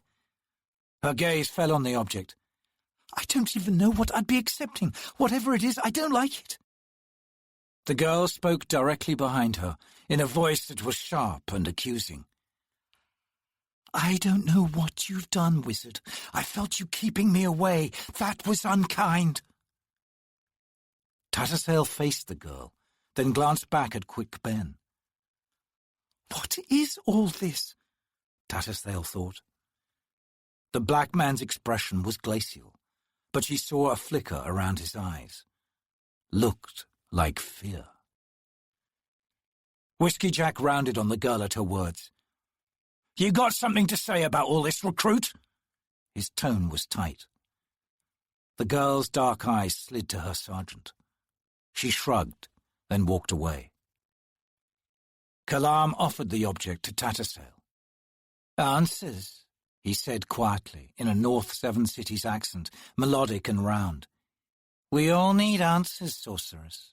The High Mage killed your comrades. Look at us. We're all that's left of the bridge burners. Answers aren't easily attained. Will you pay the price? With a final glance at Hairlock's lifeless body, so brutally torn apart, and the lifeless stare of his eyes, she accepted the object. It felt light in her hands. Whatever was within the hide cocoon was slight in size. Parts of it moved, and against her grip she felt knobs and shafts of something hard. She stared at the assassin's bearish face. I want, she said slowly, to see Tashrin get what he deserves. Then we're in agreement, Kalam said, smiling. This is where it starts. Tattersall felt her stomach jump at that smile. Woman, what's got into you? She thought. She sighed. Done. As she turned away to descend the slope and make her way back to the main camp, she caught the girl's eye. A chill rippled through her. The sorceress stopped. You, recruit, she called. What's your name? The girl smiled as if at a private joke. Sorry. Tattersall grunted. It figured. She tucked the package under an arm and staggered down the slope. Sergeant Whiskey Jack kicked at a helmet and watched as it tumbled and bounced down the hillside. He spun and glared at Quickben. It's done? The wizard's eyes darted to Sorry, then he nodded. You will draw unwanted attention on our squad, the young girl told Whiskey Jack. High Mage Tashrin will notice. The sergeant raised an eyebrow. Unwarranted attention? What in Hood's name does that mean? Surrey made no reply. Whiskey Jack bit back sharp words. What had Fiddler called her? An uncanny bitch. He'd said it to her face, and she just stared him down with those dead, stony eyes. As much as he hated to admit it, Whiskey Jack shared the sapper's crude assessment. What made things even more disturbing, this 15-year-old girl had Quick Ben scared half out of his wits, and the wizard didn't want to talk about it. What had the Empire sent him? His gaze swung back to Tattersail. She was crossing the killing field below. The ravens rose screaming from her path and remained circling overhead, their cause uneasy and frightened. The sergeant felt Kalam's solid presence at his side. Hood's breath, Whiskey Jack muttered. That sorceress seems an unholy terror as far as those birds are concerned. Not her, Kalam said. It's what she's carrying. Whiskey Jack scratched his beard, his eyes narrowing. This stinks. You sure it's necessary? Kalam shrugged. Whiskey Jack, Quick Ben said, behind them. They kept us in the tunnels. Do you think the High Mage couldn't have guessed what would happen? The sergeant faced his wizard. A dozen paces beyond stood Sorry, well within hearing range. Whiskey Jack scowled at her, but said nothing. After a moment of heavy silence, the sergeant turned his attention to the city. The last of the Moranth legions was marching beneath the west gate's arch. Columns of black smoke rose from behind the battered, scarred walls. He knew something of the history of grim enmity between the Moranth and the citizens of the once free city of Pale. Contested trade routes, two mercantile powers at each other's throat. And Pale won more often than not. At long last it seemed that the black-armoured warriors from beyond the western mountains, whose faces remained hidden behind the chitinous visors on their helms, and who spoke in clicks and buzzes, were evening the score. Faintly, beyond the cries of carrion birds, came the wail of men, women, and children, dying beneath the sword. Sounds like the Empress is keeping her word with the Moranth, Quick Ben said quietly. An hour of slaughter. I didn't think Dujek. Dujek knows his orders, Whiskey Jack cut in. And there's a High Mage taloned on his shoulder. An hour, Kalam repeated. Then we clean up the mess. Not our squad, Whiskey Jack said. We've received new orders. The two men stared at their sergeant. And you still need convincing? Quick Ben demanded. They're driving us into the ground. They mean to— Enough! Whiskey Jack barked. Not now. Kalam, find Fiddler. We need resupply from the Moranth. Round up the rest, quick, and take Sorry with you. Join me outside the High Fist tent in an hour. And you? Quick Ben asked. What are you going to do? The sergeant heard an ill-concealed yearning in the wizard's voice. The man needed a direction, or maybe a confirmation that they were doing the right thing. A little late for that. Even so, Whiskey Jack felt a pang of regret. He couldn't give what Quick Ben wanted the most. He couldn't tell him that things would turn out for the best. He sank down on his haunches, his eyes on Pale. What am I going to do? I'm going to do some thinking, Quick Ben. I've been listening to you and Kalam, to Mallet and Fiddler. Even Trots has been jawing in my ear. Well, now it's my turn. So leave me be, wizard, and take that damn girl with you.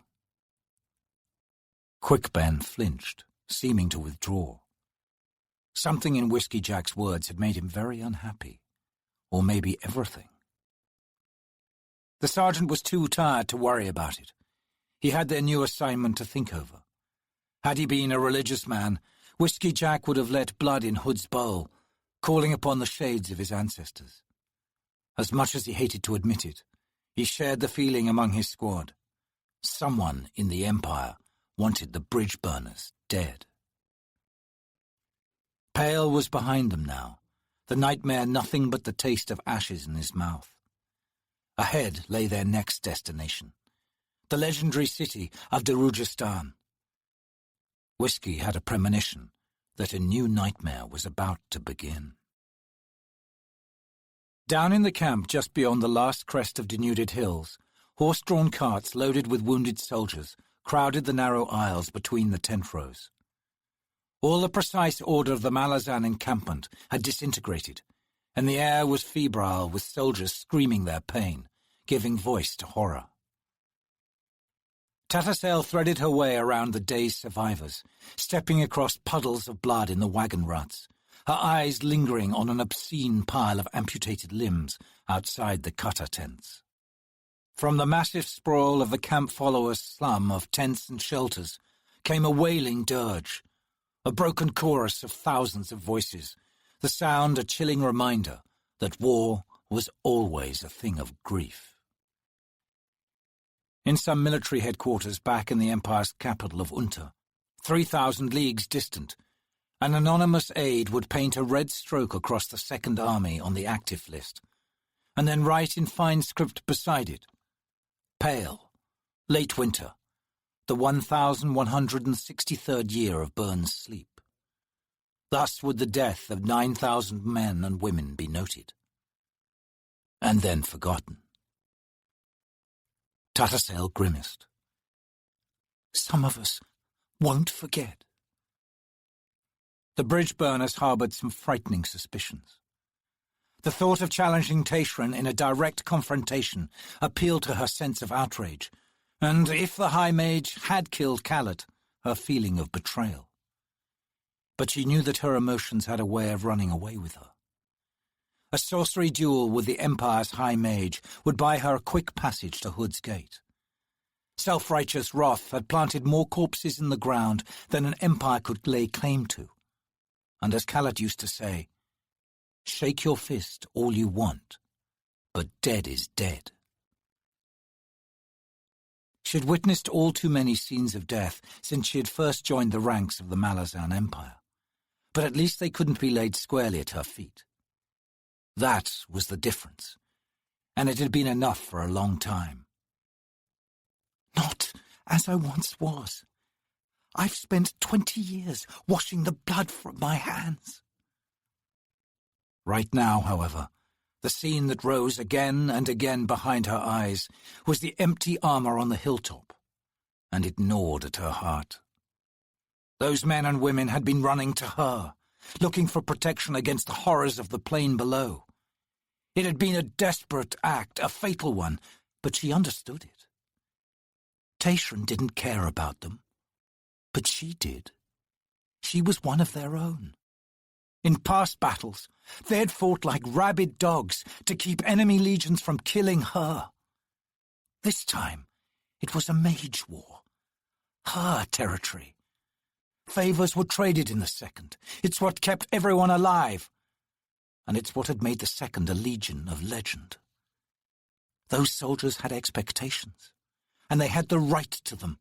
They'd come to her for salvation, and they died for it. And if I had sacrificed myself then, cast my Warren's defences onto them instead of shielding my own hide? She had been surviving on instinct back then, and her instincts had had nothing to do with altruism. Those kind of people didn't live long in war. Being alive, Tatasel concluded as she approached her tent, isn't the same as feeling good about it. She entered her tent and closed the flap behind her, then stood surveying her worldly possessions. Scant few after 219 years of life. The oak chest, containing her book of Thar sorcery, remained sealed by warding spells. The small collection of alchemical devices lay scattered on the tabletop beside her cot, like a child's toys abandoned in mid-game. Amid the clutter sat her deck of dragons. Her gaze lingered on the reading cards before continuing its round. Everything looked different now, as if the chest, the alchemy, and her clothes all belonged to someone else, someone younger, someone still possessing a shred of vanity. Only the deck, the fatted, called out to her like an old friend. Tattersail walked over to stand before it. With an absent gesture, she sat down the package given her by Kalam, then pulled out a stool from under the table. Sitting down, she reached for the deck. She hesitated. It had been months. Something had kept her away. Maybe Khaled's death could have been foretold, and maybe that suspicion had been pacing in the darkness of her thoughts all this time. Pain and fear had been shaping her soul all her life, but her time with Khaled had been another kind of shaping, something light, happy, pleasantly floating. She had called it mere diversion. "How's that for willful denial?" She heard the bitterness in her tone and hated herself for it. Her old demons were back, laughing at the death of her illusions. You refused the deck once before, the night before Mock's throat was opened, the night before Dancer and the man who would one day rule an empire stole into your master's, your lover's hold. Would you deny that a pattern exists, woman? Her vision blurry with memories she had thought buried forever. She looked down at the deck, blinking rapidly. "Do I want you to talk to me, old friend? Do I need your reminders? Your wry confirmation that faith is for fools?" Emotion caught the corner of her eye. Whatever was inside the bound hide had moved. Lumps rose here and there, pushing against the seams. Tattersail stared. Then, her breath catching, she reached to it and set it in front of her. She withdrew a small dagger from her belt and began to cut the seams. The object within went still, as if awaiting the result of her efforts. She peeled back a sliced flap of hide. "Sail!" said a familiar voice. Her eyes widened as a wooden marionette, wearing bright yellow silk clothing, climbed out of the bag. Painted on its round face were features she recognized. "Herlock, good to see you again," the marionette said, rising to its feet. It wobbled and held out artfully carved hands to regain balance. "And the soul did shift," he said, doffing his floppy hat and managing an unsteady bow. Soul shifting. But that's been lost for centuries. Not even Tatian. She stopped, pursing her lips. Her thoughts raced. "Later," Herlock said. He took a few steps, then bent his head forward to study his new body. "Well," he sighed, "one mustn't quibble, must one?" He looked up and fixed painted eyes on the sorceress. "You have to go to my tent before the thought occurs to Tatian. I need my book. You're part of this now. There's no turning back." "Part of what?" Herlock made no reply, having broken his uncanny stare. He lowered himself down to his knees. "Thought I smelled a deck," he said. Sweat ran in cold rivulets under Tattersail's arms. Herlock had made her uneasy at the best of times, but this... She could smell her own fear. That he had swung his gaze from her made her grateful for small mercies. This was elder magic, Curald Galain, if the legends were true, and it was deadly, vicious, raw, and primal. The Bridgeburners had a reputation for being a mean crowd, but to walk the Warrens closest to chaos was pure madness. Or desperation. Almost of its own accord, her thigh warren opened, and a surge of power filled her weary body. Her eyes snapped to the deck. Herlock must have sensed it. "Tattersail," he whispered, amusement in his tone. Come, the fatted calls to you. Read what is to be read. Profoundly disturbed by her own answering flush of excitement, Tattersall reluctantly reached for the deck of dragons. She saw her hand tremble as it closed on it. She shuffled slowly, feeling the chill of the lacquered wooden cards seep into her fingers and then her arms. I feel a storm raging in them already, she said, trimming the deck and setting it down on the tabletop. Hairlock's answering laugh was eager and mean. First house sets the course. Quickly! She turned over the top card. Her breath caught. Night of Dark. Hairlock sighed. The Lord of Night rules this game. Of course. Tattersall studied the painted figure. The face remained blurred as it always did. The knight was naked, his skin jet black. From the hips up he was human, heavily muscled, holding aloft a black two-handed sword that trailed smoky, ethereal chains drifting off into the background's empty darkness. His lower body was draconian, its armoured scales black, paling to grey at the belly. As always, she saw something new, something she had never seen before that pertained to the moment. There was a shape suspended in the darkness above the knight's head. She could only detect it on the edge of her vision, a vague hint that vanished when she focused on the place itself. Of course, you never give up the truth so easily, do you? She thought. Second card, Hairlock urged, crouching close to the playing field inscribed on the tabletop. She flipped the second card. Opon. The two-faced jester of chance. Hood's curse on their meddling ways, Hairlock growled. The lady held the upright position, her male twin's bemused stare upside down at the card's foot. Thus the thread of luck that pulled back rather than pushed forward, the thread of success. The lady's expression seemed soft, almost tender, a new facet marking how things now balanced. A second heretofore unseen detail caught Tattersall's intense study.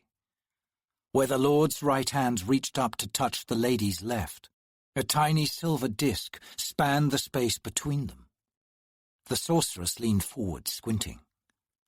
A coin, and on the face a male head. She blinked. No female. Then male, then female. She sat back suddenly. The coin was spinning. Next, Hairlock demanded. You are too slow.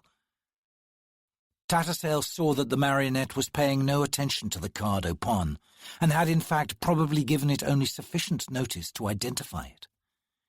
She drew a deep breath. Hairlock and the bridge burners were tied up in this. She knew that instinctively. But her own role was as yet undecided. With these two cards, she already knew more than they did.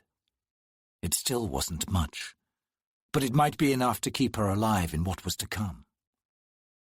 She released her breath all at once, reached forward, and slammed a palm down on the deck. Hairlock jumped, then whirled to her. You hold on this, he raged. You hold on the fool! The second card! Absurd! Play on, woman!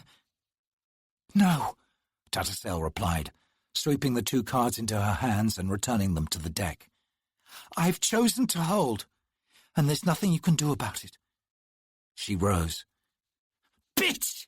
I can kill you in the blink of an eye, here and now. Fine, Tattersall said. A good excuse for missing Tayshran's debriefing. By all means proceed, Hairlock. Crossing her arms, she waited. The marionette snarled. No, he said.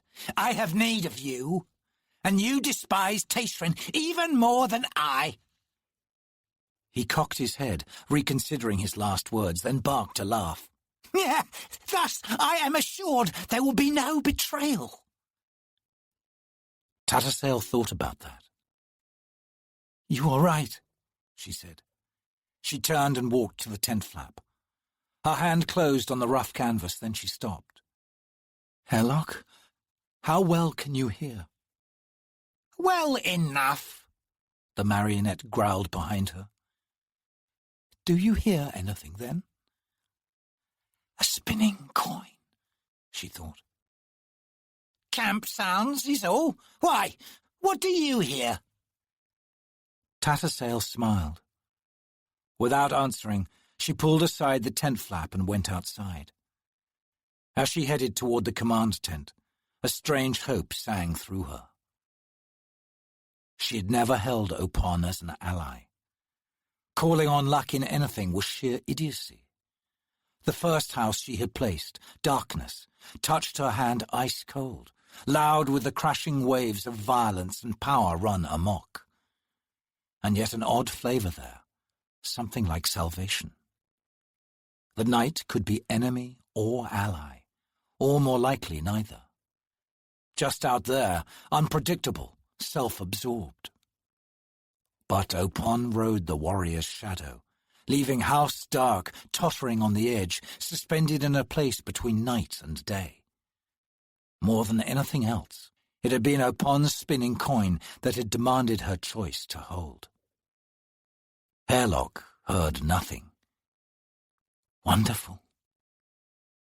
Even now, as she approached the command tent, the faint sound continued in her head, as it would for some time, she believed. The coin spun. And spun. Opon whirled two faces to the cosmos, but it was the lady's bet. Spin on, Silver. Spin on. Chapter 3. Thelomen Tarthano Toblakai. Find the names of a people so reluctant to fade into oblivion. Their legend rots my cynical cast, and blights my eyes with bright glory. Cross not the loyal cage embracing their unassailable heart. Cross not these stolid menhirs, ever loyal to the earth. Thelomen Tarthano Toblakai. Still standing, these towering pillars mar the gelid scape of my mind. Gothos Folly, Book 2, Chapter 4. Gothos, birthdate unknown.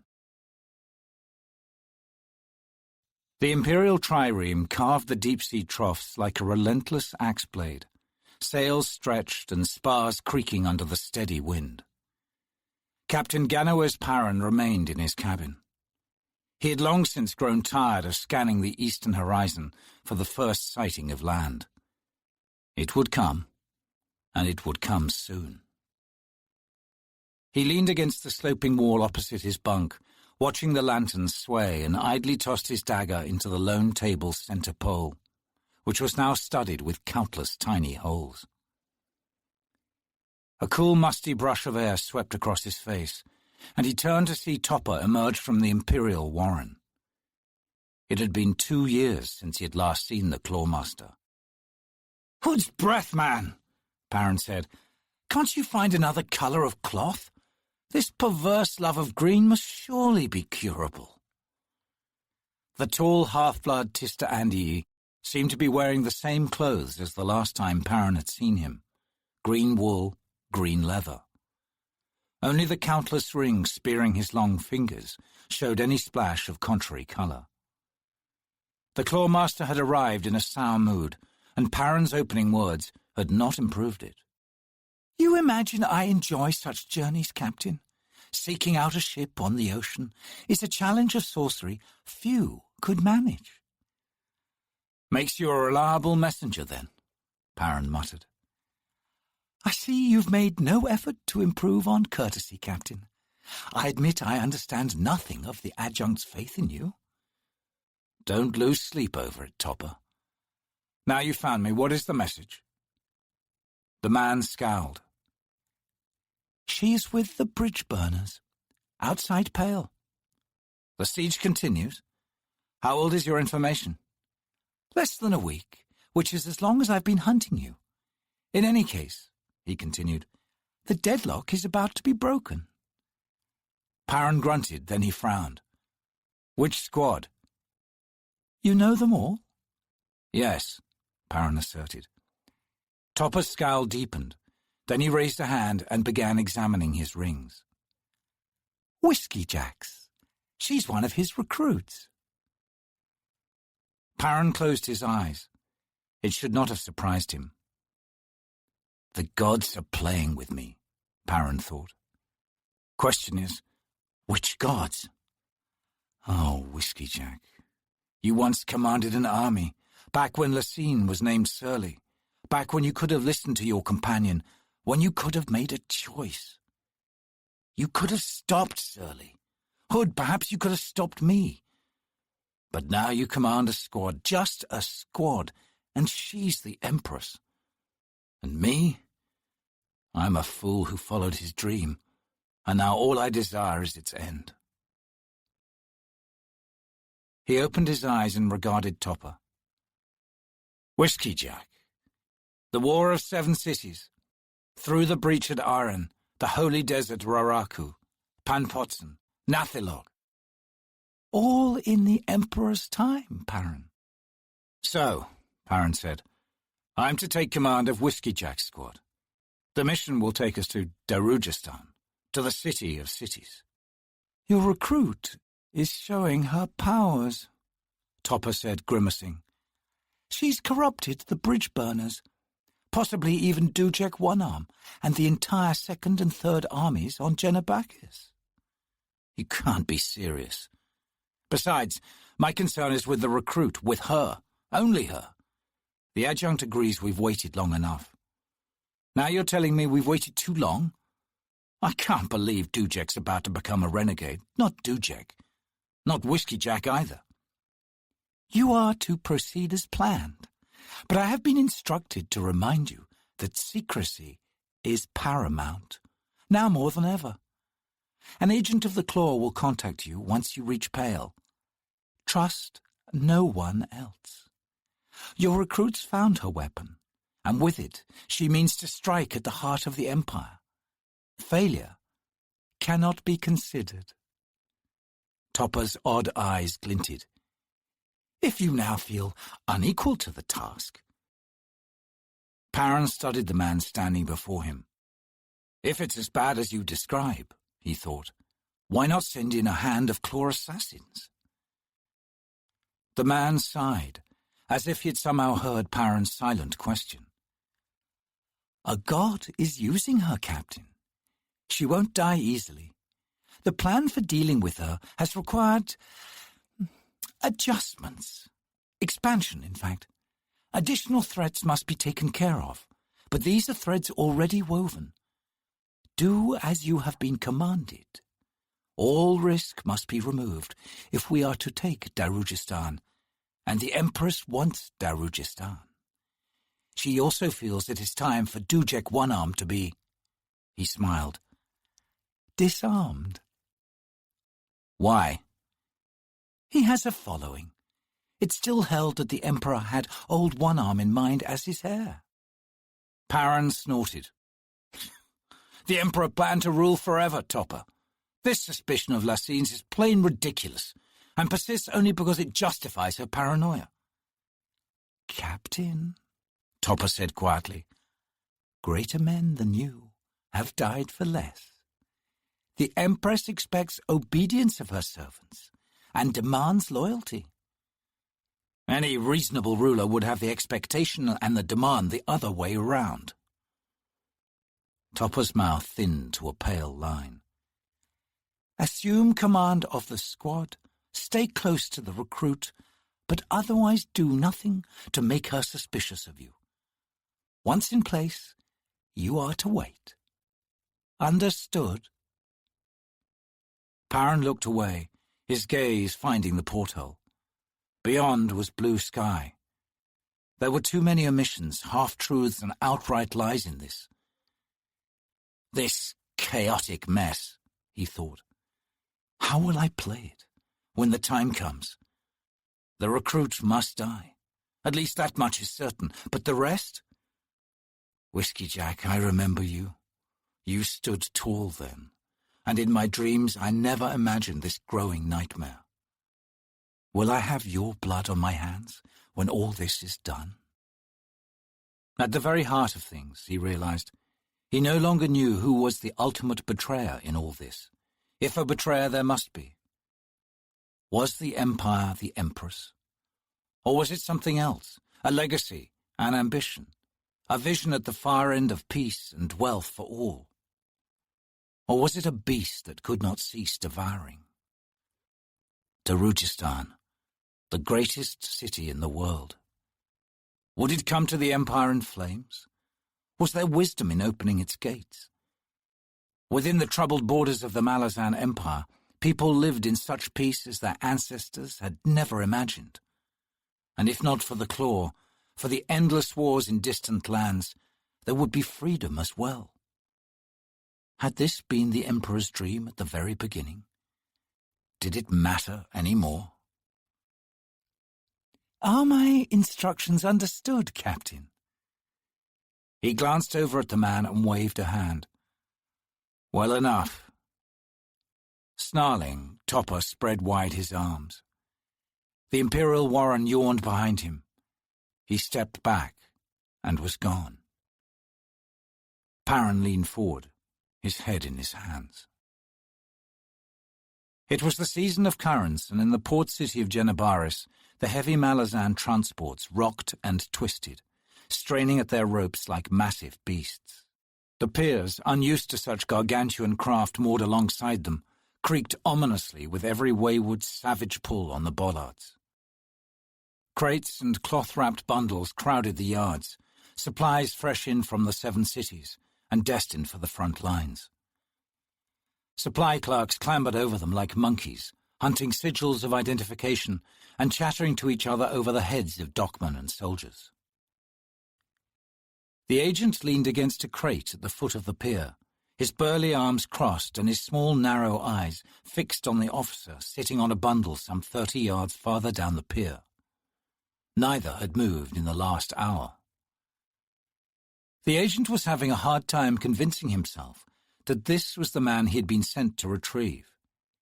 He looked awfully young, and as green as the rancid water of this bay. His uniform still bore its maker's chalk lines, and the leather grip of his longsword showed not a single sweat stain. He had the stink of nobility about him like a perfumed cloud.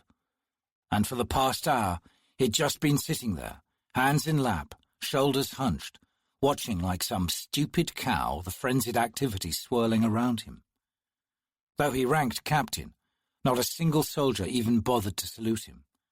The stink wasn't subtle.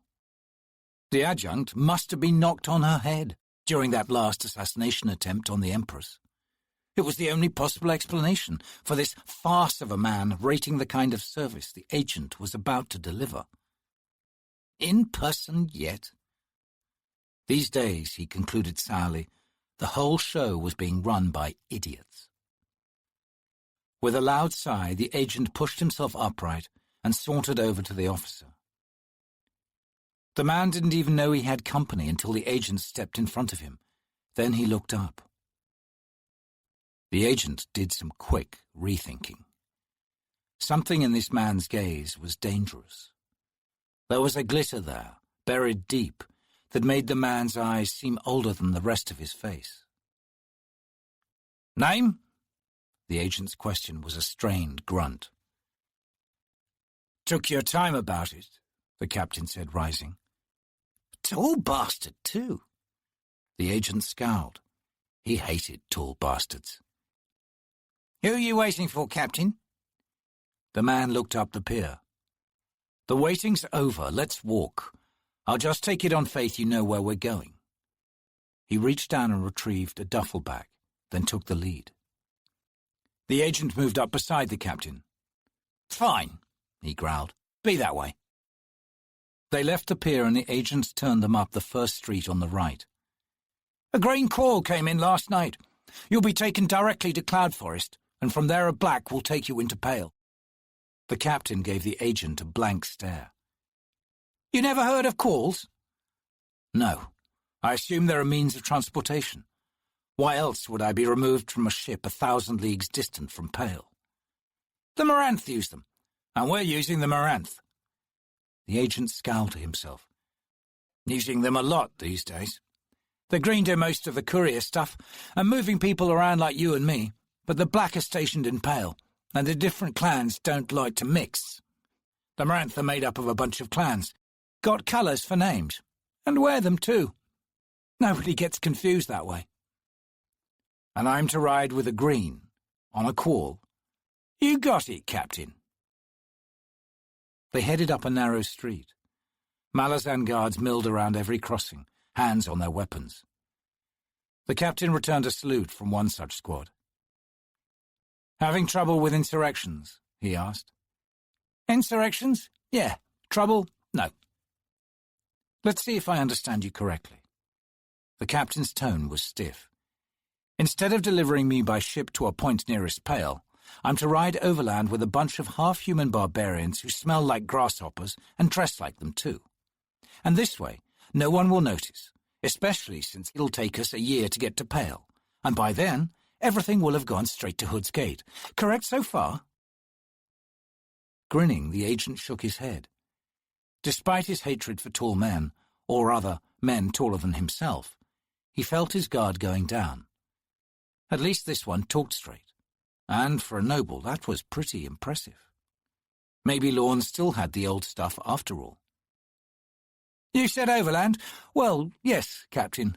Way overland. He stopped at a nondescript doorway and turned to the man. Qualls, you see. They fly. They got wings. 4, in fact. And you can see right through every one of them. And if you're of a mind, you can poke your finger through one of those wings. Only don't do it when you're a quarter mile up, right? Because it may be a long way down, but it'll seem awfully fast at the time. You hear me, Captain? He opened the door. Beyond rose a staircase. The man's face had lost its colour. So much for intelligence reports, he muttered. The agent's grin widened. We see them before you do. Life's on a need-to-know. Remember that, Captain. The man's smile was the only answer he gave. They entered and closed the door behind them. A young Marine intercepted Tattersail as she made her way across the compound in what was now Empire headquarters in Pale. The boy's face had bewilderment written all over it, and he opened his mouth a few times before any words came out. Sorceress? She stopped. The thought of having Taishran wait a little longer appealed to her. What is it, soldier? The Marine stole a glance over one shoulder, then said, The guards, sorceress. They've got something of a problem. They sent me to... Who? Which guards? Take me to them. Yes, sorceress. She followed the Marine around the nearest corner of the main building, where the compound wall ran close, creating a narrow passage running the building's length. At the far end knelt a figure, his bare head bowed. Beside him was a large, lumpy burlap sack, covered in brown stains. Clouds of flies swarmed around both the man and the sack. The Marine halted and turned to the sorceress. He still hasn't moved. The guards keep getting sick when they patrol through here. Tattersail stared at the huddled man, a sudden welling of tears behind her eyes. Ignoring the Marine, she strode into the aisle. The stench hit her like a wall. Damn, she thought. He's been here since the battle. 5 days. The sorceress came closer. Though Belladin knelt, his head came near to her own height. The Thelamen High Mage still wore what was left of his battle garb, the ragged strips of fur scorched and torn, the rough weave of fragments of tunic stained with blood. As she arrived to stop before him, she saw that his neck and face were covered in burn blisters, and most of his hair was gone. "You look terrible, Belladin," she said. The giant's head slowly turned, red-rimmed eyes focused on her face. "Oh," he rumbled. "Tattersail, His exhausted smile cracked the charred flesh of one cheek. The wound gaped red and dry. That smile almost broke her down. You need healing, old friend. Her gaze flicked to the burlap sack. Its surface crawled with flies. Come on. Nightchill would bite your head off if she could see you now. She felt a trembling steal into her, but grimly pressed on. We'll take care of her, Belladon. You and me. But we'll need our strength to do that. The Thellamen shook his head slowly. I choose this, Tattersail. The scars without are the scars within. He drew a deep breath. I will survive these wounds, and I alone will raise my love's barrow. But the time is not yet right. He laid a massive hand on the sack. Taishran has given me leave to do this. Will you do the same? Tattersail was shocked to feel a surge of anger rising up in her. Taishran gave you leave, did he? To her own ears her voice sounded brutal, a harsh grating of sarcasm. She saw Belladon flinch and seem to withdraw, and a part of her wanted to wail, to throw her arms around the giant and weep. But rage possessed her. That bastard killed Nightchill, Belladon. The Moon's Lord had neither the time nor the inclination to raise demons. Think about it. Taishran had the time to prepare. No! The Thellamen's voice thundered down the aisle. He surged to his feet, and Tattersail stepped back. The giant looked ready to tear down the walls, a desperate fire in his eyes. His hands closed into fists. Then his glare fixed on her. He seemed to freeze. All at once his shoulders slumped, his hands opened, and his eyes dimmed. No, he said again, this time in a tone filled with sorrow. Taishran is our protector, as he has always been, Tattersail. Remember the very beginning? The Emperor was mad, but Taishran stood at his side. He shaped the Empire's dream, and so opposed the Emperor's nightmare. We underestimated the Lord of Moonspawn. That is all. Tattersail stared up at Belladon's ravaged face. The memory of Hairlock's torn body returned to her. There was an echo there, but she couldn't quite catch it. I remember the beginning, she said softly, doing some searching of her own. Their memories remained sharp, but whatever thread there was that connected them to now still eluded her. She wanted desperately to talk to Quickben, but she had seen nothing of the bridge burners since the day of the battle. They'd left her with Hairlock, and that puppet scared her more and more with every passing day. Particularly now that he had found a grudge to hold on to. The scene with the deck of dragons still smarted, and he worked it by keeping her in the dark. The Emperor had a knack for gathering the right people around him, she continued. But he wasn't a fool. He knew the betrayal would come from that group. What made us the right people was our power. I remember, Belladon. She shook her head. The Emperor's gone, but the power's still here. Tattersail's breath caught. And that's it, she said, half to herself. Taishran's the thread. The Emperor was insane, Belladon said. Else he would have protected himself better. Tattersail frowned at that. The Thellamen had a point. Like she just said, that old man wasn't a fool. So what had happened? I'm sorry. We must talk later. The High Mage has summoned me. Belladon, will we talk later? The giant nodded. As you wish. Soon I will depart to raise Nightchill's barrow, far out on the Rithy plain, I think. Tattersail glanced back up the aisle. The Marine still stood there, shifting from one foot to the other. Belladon, would you mind if I cast a sealing spell on her remains? His eyes clouded, and he looked down at the sack. The gods are unhappy, it's true. He thought for a moment, then said, Yes, Tattersail. You may do that. It smells bad from here to the throne, Kalam said, his scarred face twisted with worry. He sat crouched on his haunches, absently scratching the lines of a web on the ground with his dagger, then looked up at his sergeant. Whiskey Jack eyed pale, stained walls, the muscles of his jaw bunching beneath his beard. The last time I stood on this hill, he said, his gaze narrowing, it was crowded with armour, and a mage and a half. He was silent for a time, then he sighed. Go on, Corporal. Kalam nodded. I pulled some old threads, he said, squinting against the harsh morning light. Somebody high up has us marked.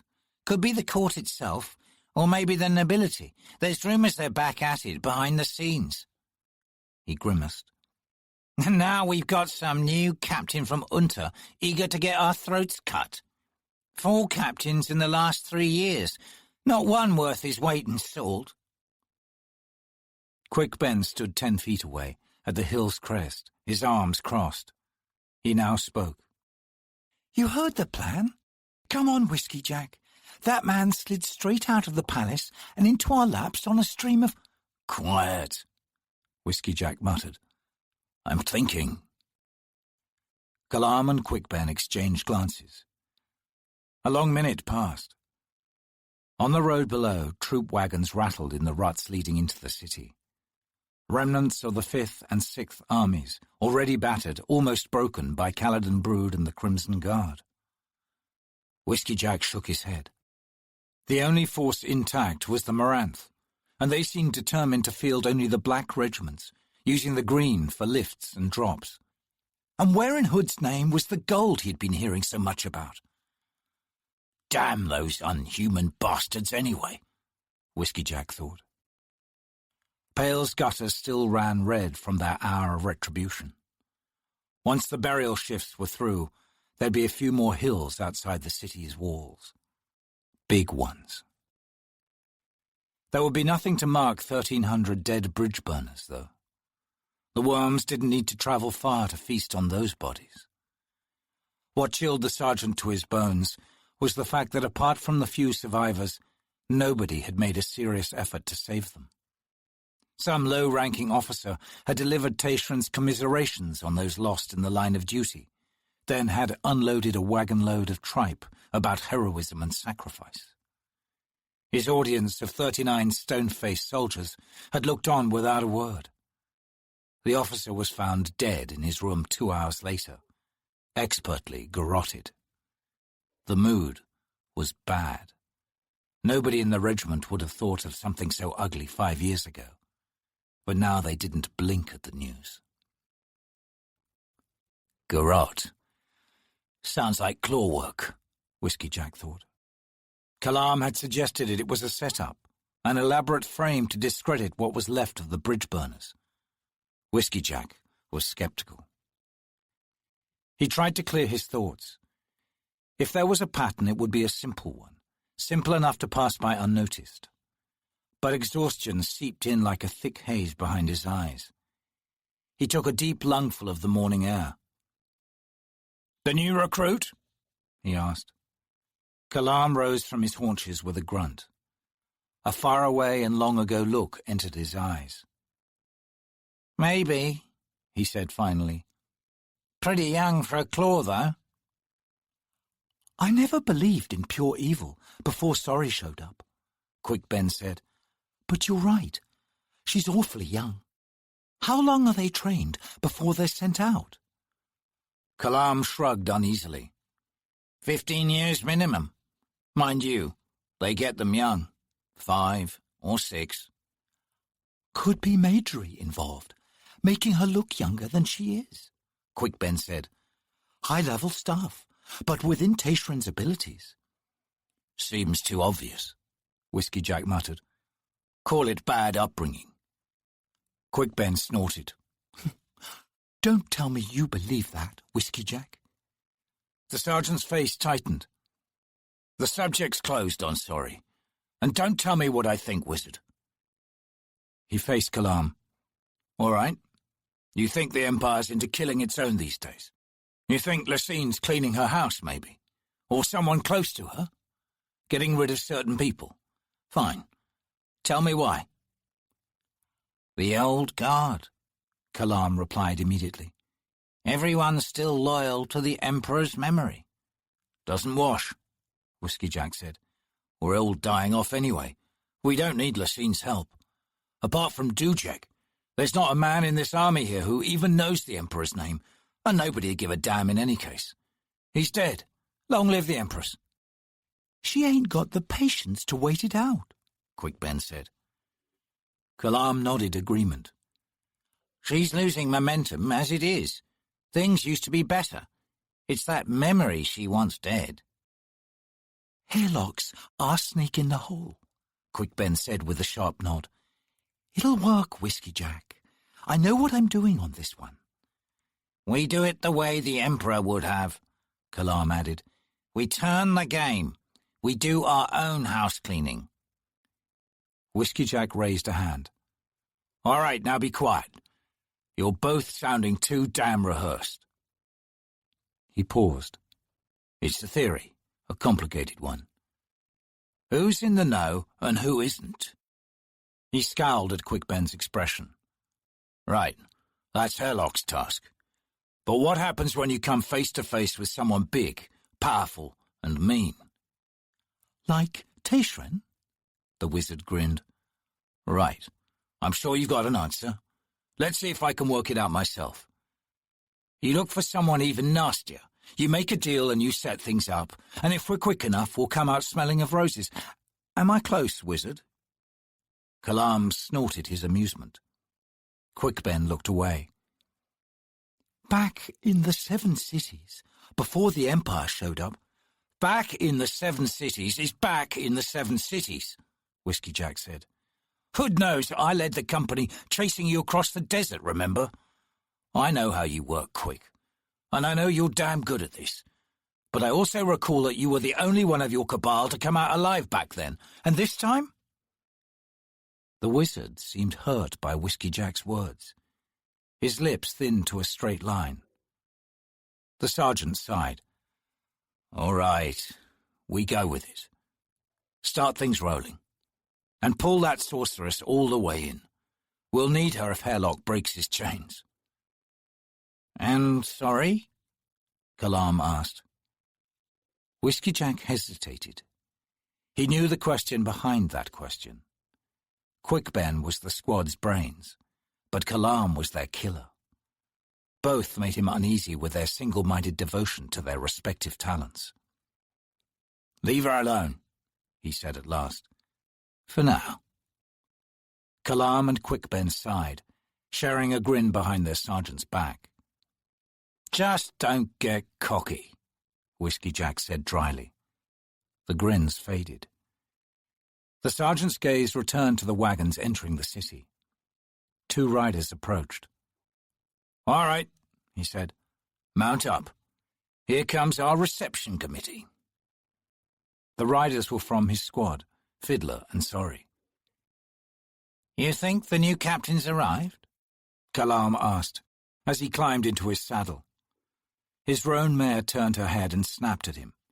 He growled in return. A moment later, the 2 long-time companions settled down into their mutual mistrust.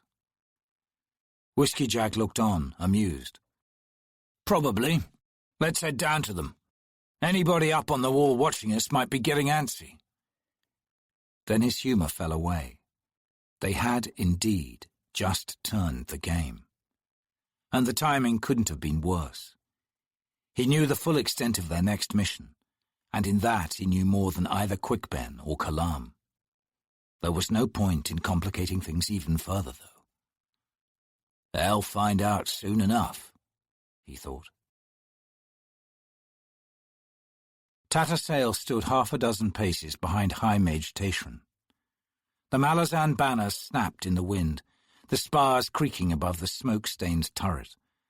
But here in the shelter of the wall, the air was calm. On the western horizon across from her rose the Moranth Mountains, reaching a mangled arm northward to Genebaris. As the range swept southward, it joined the Tarlin in a jagged line stretching 1,000 leagues into the east. Off to her right lay the flat, yellow-grassed Rivi plain. Tayshran leaned on a merlon looking down on the wagons rolling into the city. From below rose the groans of oxen and shouting soldiers. The High Mage hadn't moved or said a word in some minutes.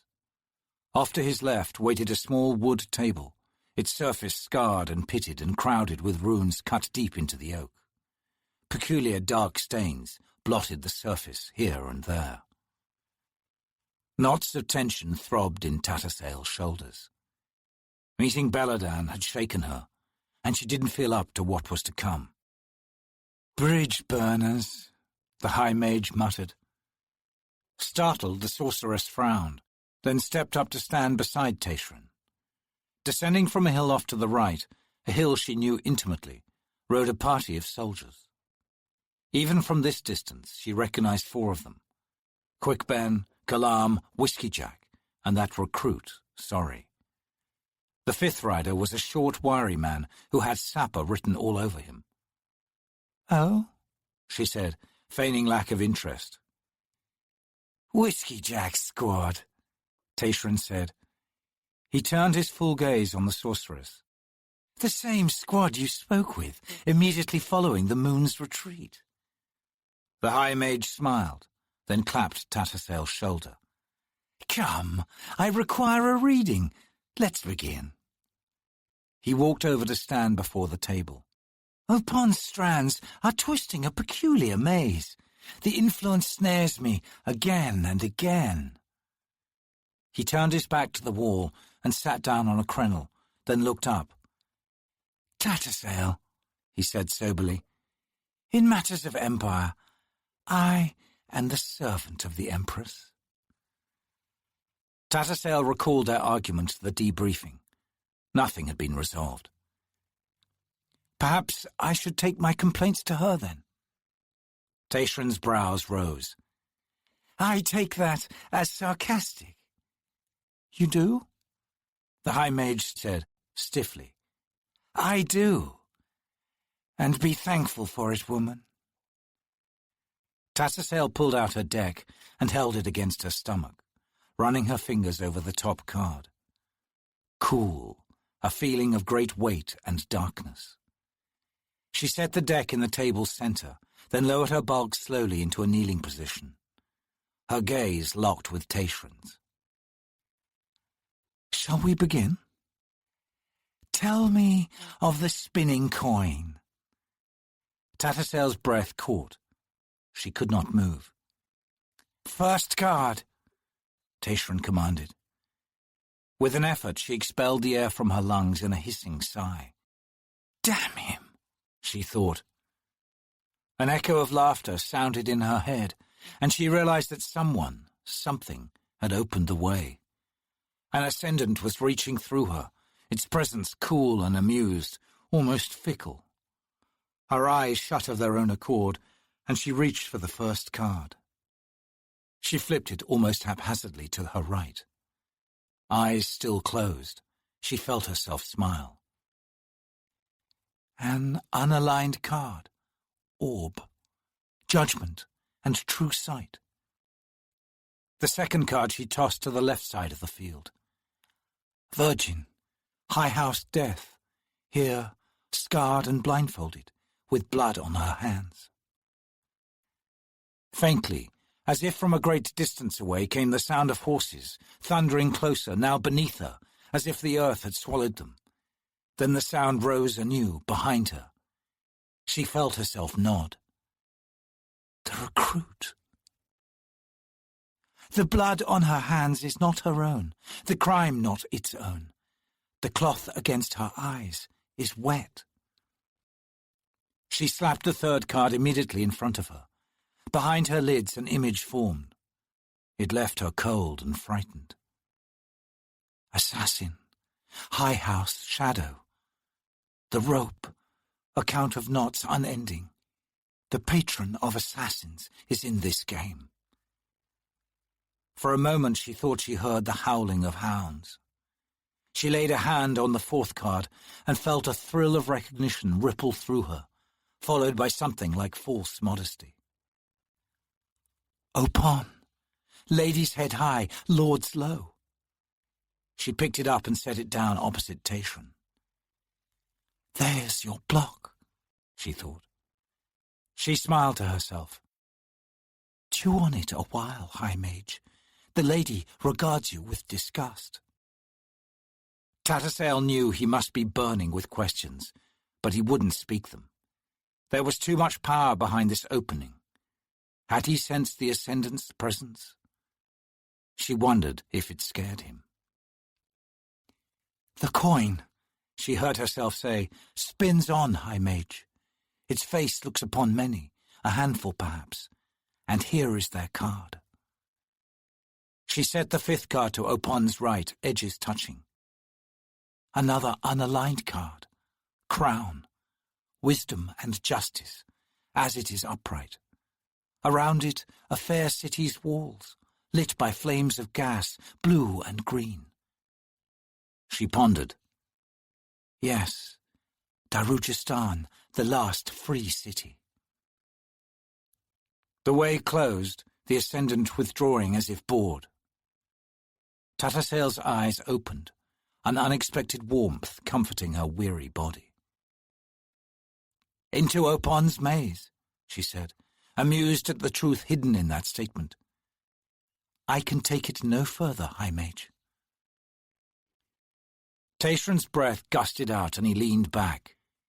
You've gone far past what I've managed, sorceress. His face was drawn as he looked at her. I'm impressed with your source, though not pleased with its message. He frowned, planting his elbows on his knees and steepling his long-fingered hands before his face.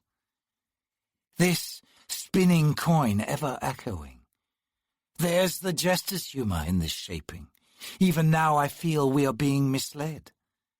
Death's virgin, a likely deceit. It was now Tattersail's turn to be impressed. The High Mage was an adept, then. Had he too heard the laughter punctuating the laying of the field? She hoped not. You might be right, she said. The Virgin's face is ever changing. It could be anyone. Can't say the same for Opon, or the ropes. She nodded. A very possible deception, she said, pleased to be conversing with an equal, a truth that made her grimace inwardly. It's always better when hatred and outrage stay pure, uncompromised, she thought. I would hear your thoughts, Tayshran said. Tattersail started, shied from the High Mage's steady gaze. She began collecting the cards. Would it hurt to offer some explanation? If anything, it will leave him even more rattled than he already is, she thought. Deception is the patron assassin's forte. I sense nothing of his presumed master, Shadow Throne himself. Makes me suspect the rope is on his own ear. Beware the assassin, High Mage. If anything, his games are even more subtle than Shadow Throne's. And while Opon plays their own version, it remains the same game. And that game is being played out in our world. The Twins of Luck have no control in Shadow's realm, and Shadow is a warren known for slipping its boundaries, for breaking the rules. True enough, Tayshran said, rising to his feet with a grunt. The birth of that bastard realm has ever troubled me. It's young yet, Tattersail said. She picked up her deck and returned it to the pocket inside her cloak. Its final shaping is still centuries away, and it may never happen. Recall other new houses that ended up dying a quick death. This one stinks of too much power. Tayshran returned to his study of the Maranth Mountains. My gratitude, he said, as Tattersall went to the steps leading down into the city, is worth something, I hope. In any case, sorceress, you have it. Tattersall hesitated at the landing, then began the descent. He'd be less magnanimous if he found out that she had just misled him. She could guess the Virgin's identity. Her thoughts travelled back to the moment of the Virgin's appearance. The horses she had heard passing beneath hadn't been an illusion. Whiskey Jack's squad had just entered the city through the gate below, and among them rode Sorry. Coincidence? Maybe, but she didn't think so. The spinning coin had faintly wobbled at that instant, then its ringing returned. Though she heard it in her mind day and night, it had become almost second nature, and Tattersall found she had to concentrate to find it. But she'd caught the nudge, felt the pitch change, and sensed a brief instant of uncertainty. Death's Virgin, and the assassin of High House Shadow. There was a connection there somehow, and it bothered Upon. Obviously, everything remained in a flux.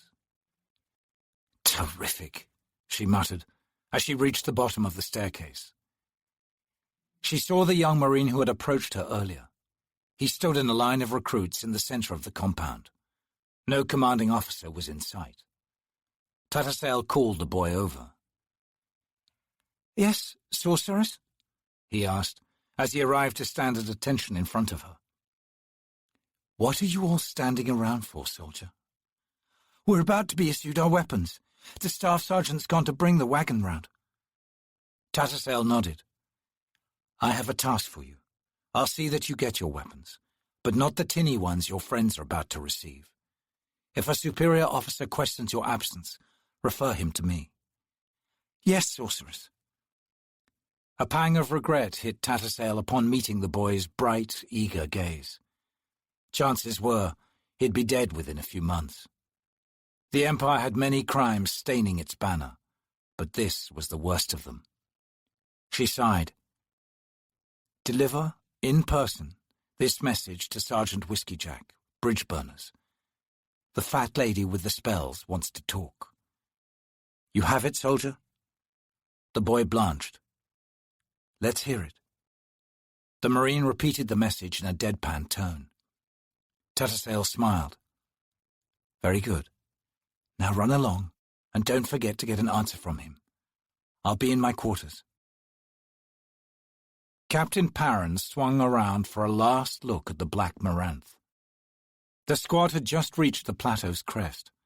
He watched until they disappeared from view, then shifted his gaze back to the city in the east. From this distance, with the wide, flat plain in between, Pale seemed peaceful enough, although the ground outside the walls was studded with black basaltic rubble, and the memory of smoke and fire clung to the air. Along the wall, scaffolding rose in places, tiny figures crowding the frameworks. They appeared to be rebuilding huge gaps in the stonework. From the north gate, a sluggish stream of wagons wound out toward the hills, the air above them filled with crows. Along the edge of those hills ran a line of mounds too regular to be natural. He had heard the rumours here and there.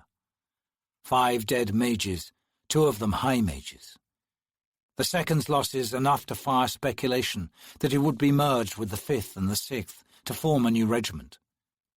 And Moonspawn had retreated south, across the Tallinn Mountains to Lake Azure, trailing smoke, drifting and leaning to one side like a spent thunderhead. But one tale reached into the captain's thoughts deeper than all the rest. The bridge burners were gone. Some stories said killed to a man. Others insisted that a few squads had made it out of the tunnels before the collapse. Parron was frustrated. He'd been among Maranth for days. The uncanny warriors hardly ever spoke, and when they did, it was to each other in that incomprehensible tongue of theirs. All of his information was out of date, and that put him in an unfamiliar position. Mind you, he thought, since Genebaris, it had been one unfamiliar situation after another. So here he was, on the waiting end of things once again. He readjusted his duffel bag and was preparing for a long wait when he saw a horseman top the far plateau's crest. The man had an extra mount with him, and he rode straight for the captain. He sighed. Dealing with the claw always grated. They were so damn smug. With the exception of that man in Genebaris, none seemed to like him much. It had been a long time since he had known someone he could call a friend. Over 2 years, in fact. The rider arrived. Seeing him up close, Perrin took an involuntary step back. Half the man's face had been burned away. A patch covered the right eye, and the man held his head at an odd angle. The man flashed a ghastly grin, then dismounted. "You're the one, huh?" he asked in a rasping voice. "Is it true about the bridge burners?" Perrin demanded. "Wiped out?" "More or less. 5 squads left or thereabouts, about 40 in all." His left eye squinted, and he reached up to adjust his battered helmet. "Didn't know where you'd be heading before. Do now. You're Whiskey Jack's new captain, huh?" "Sergeant Whiskey Jack is known to you?" Perrin scowled. This claw wasn't like the others. Whatever thinking they did about him, they kept to themselves, and he preferred it that way. The man climbed back into his saddle. "Let's ride. We can talk on the way." Perrin went to the other horse and tied his bag to the saddle, which was of the 7 Cities style, high-backed and with a hinged horn that folded forward. He had seen several like this on this continent. It was a detail he had already filed away. Natives from the 7 Cities had a predisposition for making trouble, and this whole Genebakan campaign had been a foul-up from the very start. No coincidence, that, he thought. Most of the 2nd, 5th, and 6th armies had been recruited from the 7 Cities subcontinent. He mounted, and they settled into a steady canter across the plateau. The claw talked. "Sergeant Whiskey Jack's got a lot of followers around here. Acts like he don't know it. You've got to remember something that's been damn near forgotten back in Malaz. Whiskey Jack once commanded his own company." Perrin's head snapped around. That fact had been thoroughly stripped from the annals. As far as Empire history was concerned, it had never happened. "Back in the days when Dassam Ultor ran the military," the claw continued blithely. "It was Whiskey Jack's 7th Company that ran down the 7 Cities Marge cabal out in the Panputs and Wastes. He ended the war then and there. Of course, everything went bad after that, what with Hood taking Ultor's daughter. And not long after that, when Ultor died, all his men were pulled down fast. That's when the bureaucrats swallowed up the army. Damn jackals.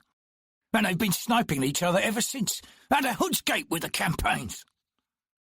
The claw sat forward, pushing the saddle horn down, and spat past his horse's left ear. Perrin shivered, seeing that gesture. In the old days, it had announced the beginning of tribal war among the 7 Cities.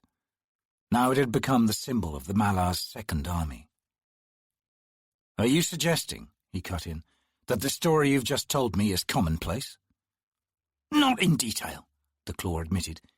"But some old veterans in the 2nd fought with Ultor, not just in 7 Cities, but as far back as Farlar."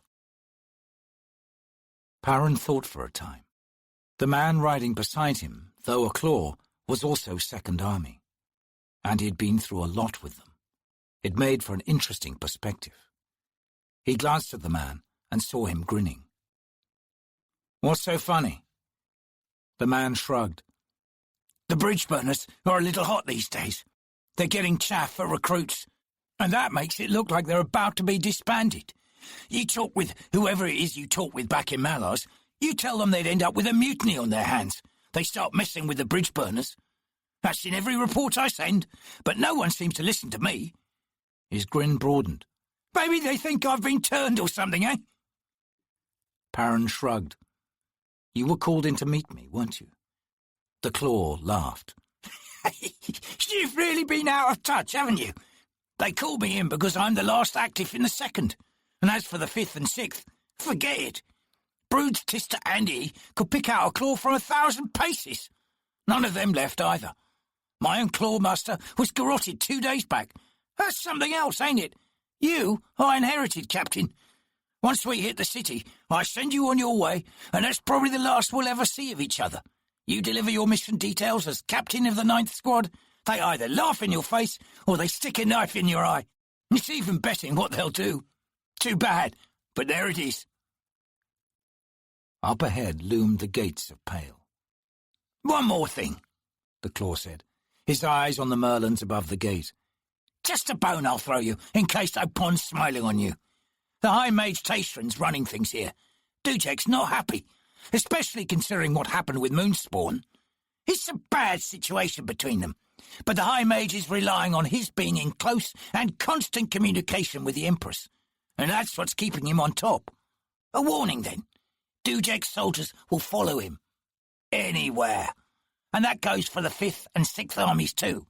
What's been gathered here is a storm waiting to break. Perrin stared at the man. Topper had explained the situation, but Perrin had dismissed the man's assessment. It had seemed too much like a scenario devised to justify the Empress filling the gallows. Not a tangle I want to get involved in, he thought. Leave me to complete my single task. I desire no more than that. As they passed into the gate's shadow, the claw spoke again. By the by, Taystran just watched us arrive. Any chance he knows you, Captain? No. I hope not, he added silently. As they trotted into the city proper, and a wall of sound rose to meet them, Perrin's eyes glazed slightly. Pale was a madhouse, buildings on all sides gutted by fire. The streets, despite being covel-heaved in places and dented in others, were packed with people, carts, braying animals and marines. He wondered if he should start measuring his life in minutes. Taking command of a squad that had gone through 4 captains in 3 years, then delivering a mission that no sane soldier would consider, coupled with a brewing firestorm of a large-scale insurrection, possibly headed by the Empire's finest military commander, against a high mage who looked to be carving his own rather big niche in the world. All of this had Perrin feeling somewhat dismayed. He was jolted by a heavy slap on his back. The claw had moved his horse close, and now he leaned over. Out of your depth, Captain. Don't worry. Every damn person here's out of their depth. Some know it, some don't. It's the ones who don't you got to worry about. Start with what's right in front of you, and forget the rest for now. It'll show up in its own time. Find any marine and ask direction to the bridge burners. That's the easy part. Perrin nodded. The claw hesitated, then leaned closer. I've been thinking, Captain. It's a hunch, mind you. But I think you're here to do some good. No, don't bother answering. Only, if you get into trouble, you get word to Tok the Younger. That's me. I'm in the messenger corps, Outrider class the 2nd. All right? Perrin nodded again.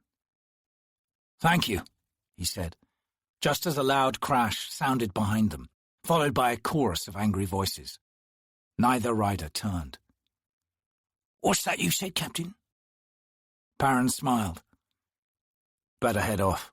Keep your cover, in case something happens to me. I'll find myself a guide. By the book. Sure thing, Captain. Tok the Younger waved, then swung his mount down a side street. Moments later, Perrin lost sight of him. He drew a deep breath, then cast his gaze about, searching for a likely soldier. Perrin knew that his early years in the noble courts of his homeland had prepared him well for the kind of deception Adjunct Lorne demanded of him. In the past 2 years, however, he had begun to recognize more clearly what he was becoming. That brash, honest youth who had spoken with the Empress's adjunct that day on the Itko-Canis coast now gnawed at him. He had dropped right into Lorne's lap like a lump of unshaped clay, and she had proceeded to do what she did best. What frightened Perrin most these days was that he had grown used to being used. He'd been someone else so many times that he saw 1,000 faces, heard 1,000 voices, all at war with his own. When he thought of himself, of that young noble-born man with the overblown faith in honest and integrity, the vision that came to him now was of something cold, hard, and dark. It hid in the deepest shadows of his mind, and it watched. No contemplation, no judgment, just icy, clinical observation. He didn't think that that young man would see the light of day again. He would just shrink further back, swallowed by darkness, then disappear, leaving no trace. And Perrin wondered if he even cared anymore. He marched into the barracks that had once housed Pale's noble guard. One old veteran lounged on a nearby cot, her rag-wrapped feet jutting over the end. The mattress had been stripped away and tossed into a corner. The woman lay on the flat boards, her hands behind her head. Perrin's gaze held on her briefly, then travelled down the ward. With the lone exception of the veteran Marine, the place was empty. He returned his attention to her. "Corporal, is it?" The woman didn't move. "Yeah? What?" "I take it," he said dryly, "that the chain of command has thoroughly disintegrated around here." Her eyes opened and managed a lazy sweep of the officer standing before her. "Probably," she said, then closed her eyes again. "You looking for somebody or what?" "I'm looking for the 9th Squad, Corporal." "Why? They in trouble again?" Perrin smiled to himself. "Are you the average bridge burner, Corporal?" "All the average ones are dead," she said. "Who's your commander?" Perrin asked. "Antsy, but he's not here." "I can see that." The captain waited, then sighed. "Well, where is this Antsy?" "Try Nob's Inn up the street. The last I seen of him he was losing his shirt to Hedge. Antsy's a card player, right? Only not a good one." She began picking at a tooth at the back of her mouth. Perrin's brows rose. "Your commander gambles with his men?" "Antsy's a sergeant," the woman explained. "Our captain's dead. Anyway, Hedge is not in our squad." "Oh. And what squad is he with?" The woman grinned, swallowing whatever her finger had dislodged. "The 9th. "What's your name, Corporal?" "Picker. What's yours?" "Captain Perrin." Picker shot up into a sitting position, her eyes wide. "Oh, you're the new captain who's yet to pull a sword, eh?" Perrin smiled. "That's right." "You got any idea of the odds on you right now? It doesn't look good." "What do you mean?" She smiled a broad smile. "The way I pick it," she said, leaning back down and closing her eyes again, "the first blood you see on your hands is going to be your own, Captain Perrin. Go back to Quantali where it's safe. Go on. The Empress needs her feet licked." "They're clean enough," Perrin said. He was not sure how to deal with this situation. Part of him wanted to draw his sword and cut Picker in half. Another wanted to laugh, and that one had an edge of hysteria to it. Behind him the outer door banged open, and heavy footsteps sounded on the floorboards. Perrin turned. A red-faced sergeant, his face dominated by an enormous handlebar moustache, stormed into the room. Ignoring Perrin, he strode up beside Picker's cot and glowered down at her. "Damn it, Picker, you told me Hedge was having a bad run, and now that bow-legged turd's cleaned me out." "Hedge is having a bad run," Picker said, "but yours is worse. You never asked me about that, did you? Antsy, meet Captain Perrin, the 9th's new officer." The sergeant swung around and stared. "Hood's breath," he muttered, then faced Picker again. "I'm looking for Whiskey Jack, Sergeant," Barron said softly. Something in the captain's tone brought Anstey around. He opened his mouth, then shut it when his eyes caught Barron's steady gaze. "Some kid delivered a message. Whiskey Jack trooped out. A few of his people are at Nobbs." "Thank you, Sergeant." Barron walked stiffly from the room. Anstey let out a long breath and glanced at Picker. 2 days, she pronounced. Then somebody does him. Old Rockface has already laid 20 to that. Anstey's expression tightened. "Something tells me that'd be a damn shame." Barron entered Nobbs Inn and stopped just inside the doorway.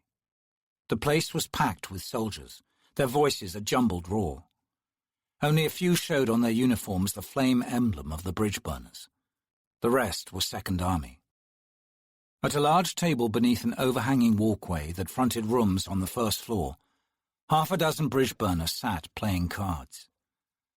A wide-shouldered man whose black hair was braided into a ponytail and knotted with charms and fetishes sat with his back to the room, dealing out the cards with infinite patience. Even through the high-tide roar, Barron could hear the man's monotone counting. The others at the table deluged the dealer with curses, to little effect. "Barghast," Barron murmured, his gaze on the dealer. "Only one in the bridge burners. That's the 9th, then." He took a deep breath, then plunged into the crowd. By the time he arrived behind the Barghast, his fine cloak was drenched with sour ale and bitter wine, and sweat cast a shine on his forehead. The Barghast, he saw, had just finished the deal and was setting down the deck in the table's centre, revealing as he did so the endless blue woad tattooing on his bared arm, the spiral patterns marred here and there by white scars. "Is this the 9th? Barron asked loudly. The man opposite the Barghast glanced up, his weathered face the same colour as his leather cap, then returned his attention to his cards. "You Captain Barron?" "I am. And you, soldier?" "Hedge." He nodded at the heavy man seated to his right. "That's Mallet, the squad's healer, and the Barghast's name is Trots. And it ain't because he likes jogging." He jerked his head to his left. "The rest don't matter. They're Second Army and lousy players to boot. Take a seat, Captain. Whiskey Jack and the rest been called out for the time being. Should be back soon." Barron found an empty chair and pulled it up between Mallet and Trots. Hedge growled. "Hey, Trots, you gonna call this game or what?" Releasing a long breath, Barron turned to Mallet. "Tell me, healer, what's the average life expectancy for an officer in the bridge burners?" A grunt escaped Hedge's lips. "Before or after Moonspawn?" Mallet's heavy brows rose slightly as he answered the captain. "Maybe 2 campaigns. Depends on a lot of things. Balls ain't enough, but it helps. And that means forgetting everything you learned and jumping into your sergeant's lap like a babe. You listen to him, you might make it." Hedge thumped the table. "Wake up, Trots! What are we playing here?" The Barghast scowled. "I'm thinking," he rumbled. Barron leaned back and unhitched his belt. Trots decided on a game, to the groans of Hedge, Mallet, and the 3 Second Army soldiers, since it was the game Trots always decided on. Mallet spoke. "Captain, you've been hearing things about the bridge burners, right?" Barron nodded. "Most officers are terrified of the bridge burners. Word is, the mortality rate's so high because half the captains end up with a dagger in their back." He paused and was about to continue when he noticed the sudden silence. The game had stopped, and all eyes had fixed on him. Sweat broke out under Barron's clothing. "And from what I've seen so far," he pressed on, "I'm likely to believe that rumour. But I'll tell you something, all of you. If I die with a knife in my back, it had better be because I earned it. Otherwise, I will be severely disappointed." He hitched his belt and rose. "Tell the sergeant I'll be in the barracks. I'd like to speak with him before we're officially mustered. Hedge gave a slow nod. Will do, Captain. The man hesitated. Captain, care to sit in on the game? Parran shook his head. Thanks, no. A grin tugged the corner of his mouth. Bad practice, an officer taking his enlisted men's money. Now, there's a challenge you better back up sometime, Hedge said, his eyes brightening. I'll think about it, Parran replied as he left the table. Pushing through the crowd, he felt a growing sense of something that caught him completely off guard. Insignificance. A lot of arrogance had been drilled into him, from his days as a boy among the nobility, through to his time at the academy. That arrogance now cowered in some corner of his brain, shocked, silent, and numb. He had known that well before he had met the adjunct. His path into and through the officer training corps of the Marine Academy had been an easy procession marked by winks and nods. But the Empire's wars were fought here, thousands of leagues away, and here, Parran realized, nobody cared one whit about court influences and mutually favorable deals. Those shortcuts swelled his chances of dying, and dying fast. If not for the adjunct, he'd have been totally unprepared to take command. Parran grimaced as he pushed open the tavern door and stepped out into the street. It was no wonder the old emperor's armies had so easily devoured the feudal kingdoms in his path on the road to empire.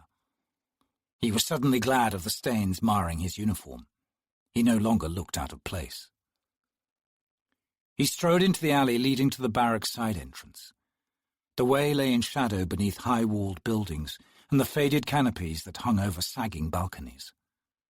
Pale was a dying city.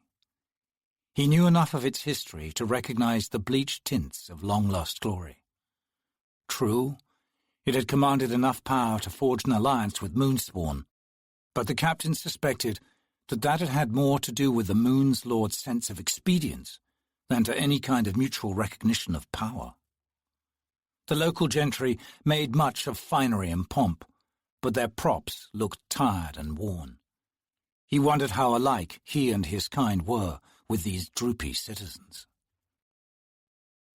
A sound behind him, the faintest scuff, made him turn. A shadow-wrapped figure closed on him. Parran cried out, snatching at his sword. An icy wind washed over him as the figure moved in. The captain backpedaled, seeing the glint of blades in each hand. He twisted to one side, his sword halfway out of the scabbard. His attacker's left hand darted up. Parran jerked his head back, throwing his shoulder forward to block a blade that never arrived. Instead, the long dagger slid like fire into his chest. A second blade sank into his side, even as blood gushed up inside to fill his mouth.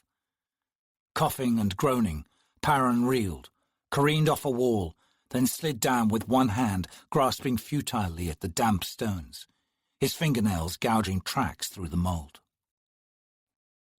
A blackness closed around his thoughts, which seemed to involve only a deep, heartfelt regret.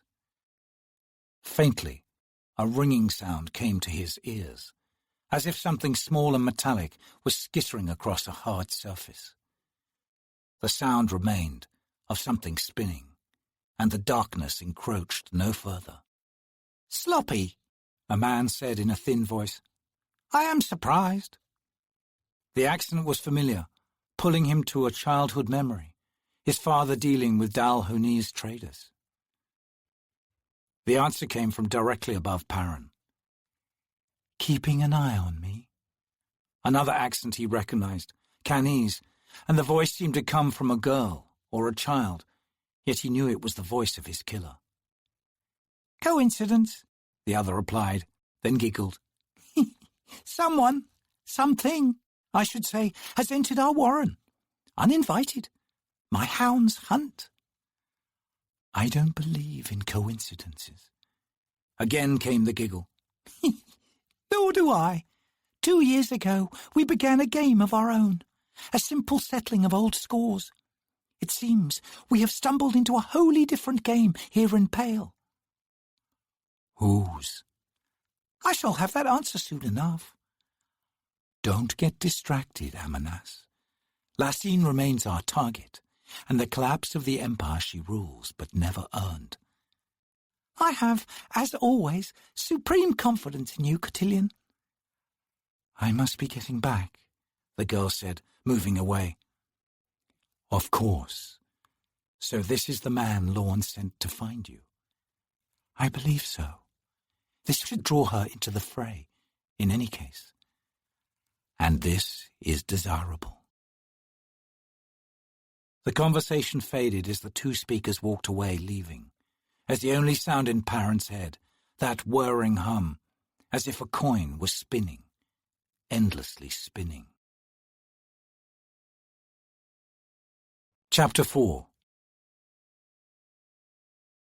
They were of a kind, then the histories writ large in tattooed tracery, the tales a tracking of old wounds. But something glowed hard in their eyes. Those flame-gnawed arches, that vanishing span, they are their own past, each in turn destined to fall in line on the quiet wayside beside the river they refuse to name. The Bridge Burners, Book 4, Chapter 1. Tok the Younger, born 1141. Tattersail glared at Whiskey Jack. Hairlock is insane, she pronounced. That edge to him was always there. But he's chewed holes in his own warrants and he's tasting chaos. Worse yet, it's making him more powerful, more dangerous. They had gathered in Tattersail's quarters, which consisted of an outer room, where they now sat, and a bedroom with the rare luxury of a solid wood door. The past occupants had hastily stripped the place of anything valuable and portable, leaving behind only the larger pieces of furniture. Tattersail sat at the table, along with Whiskey Jack, Quickben, and Kalam, and the sapper named Fiddler. The air in the room had grown hot, stifling. Of course he's insane, Quickben replied, looking at his sergeant, whose face remained impassive. The wizard hastily added, But that's to be expected. Fenner's tail, lady. He's got the body of a puppet.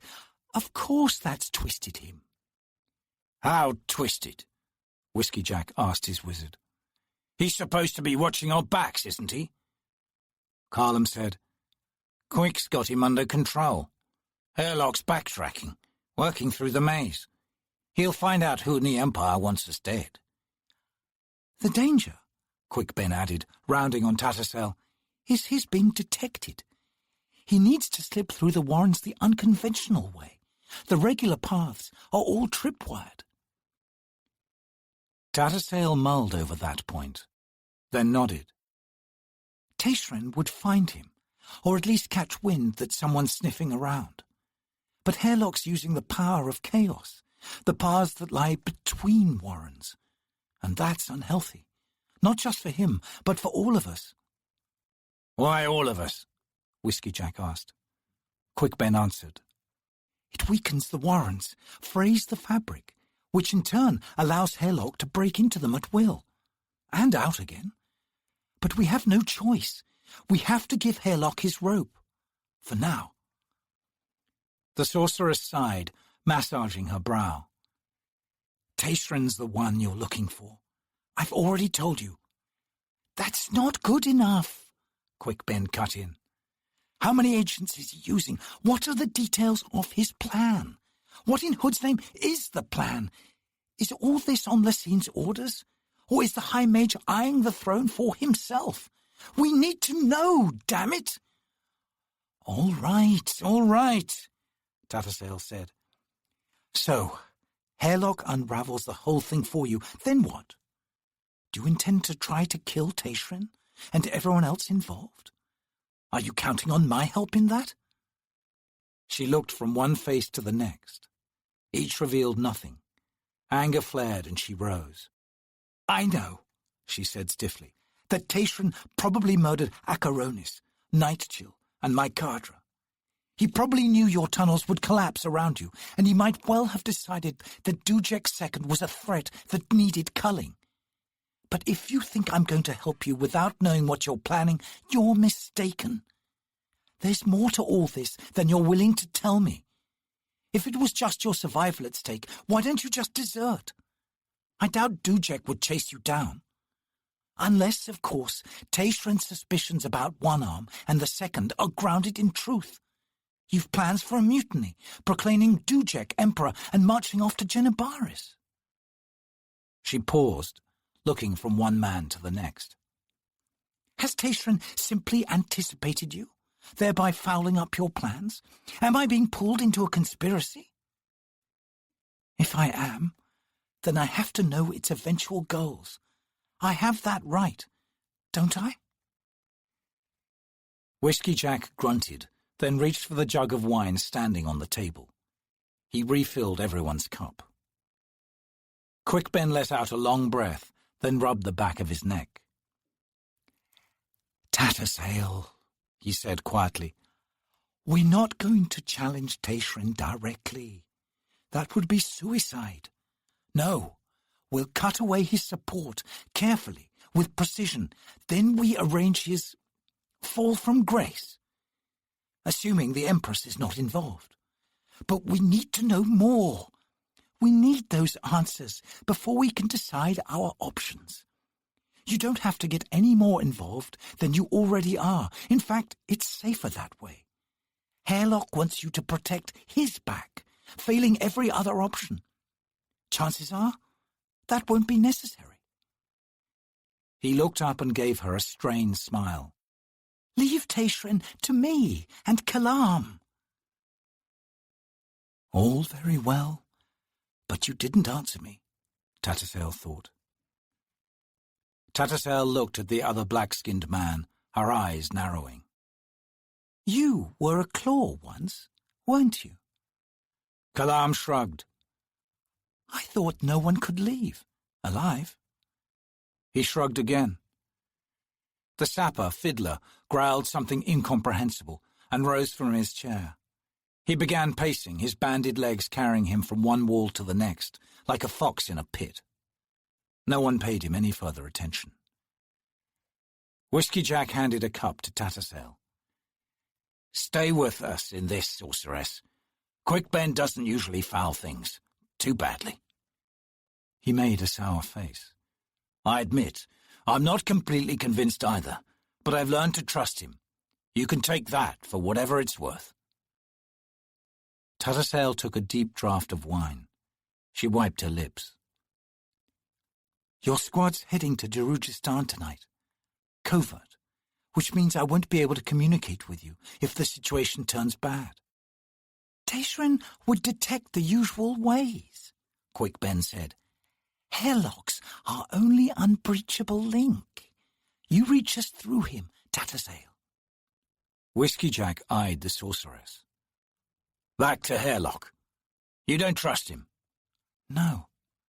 The sergeant fell silent, his gaze fixed on the tabletop. His impassive expression fell away, revealing a war of emotions. He keeps his world bottled up, she thought, but the pressure's building. She wondered what would happen when everything broke loose inside him. The two Seven Cities men waited, eyes on their sergeant. Only Fiddler continued his preoccupied pacing. The sapper's mismatched uniform still carried the stains of the tunnels.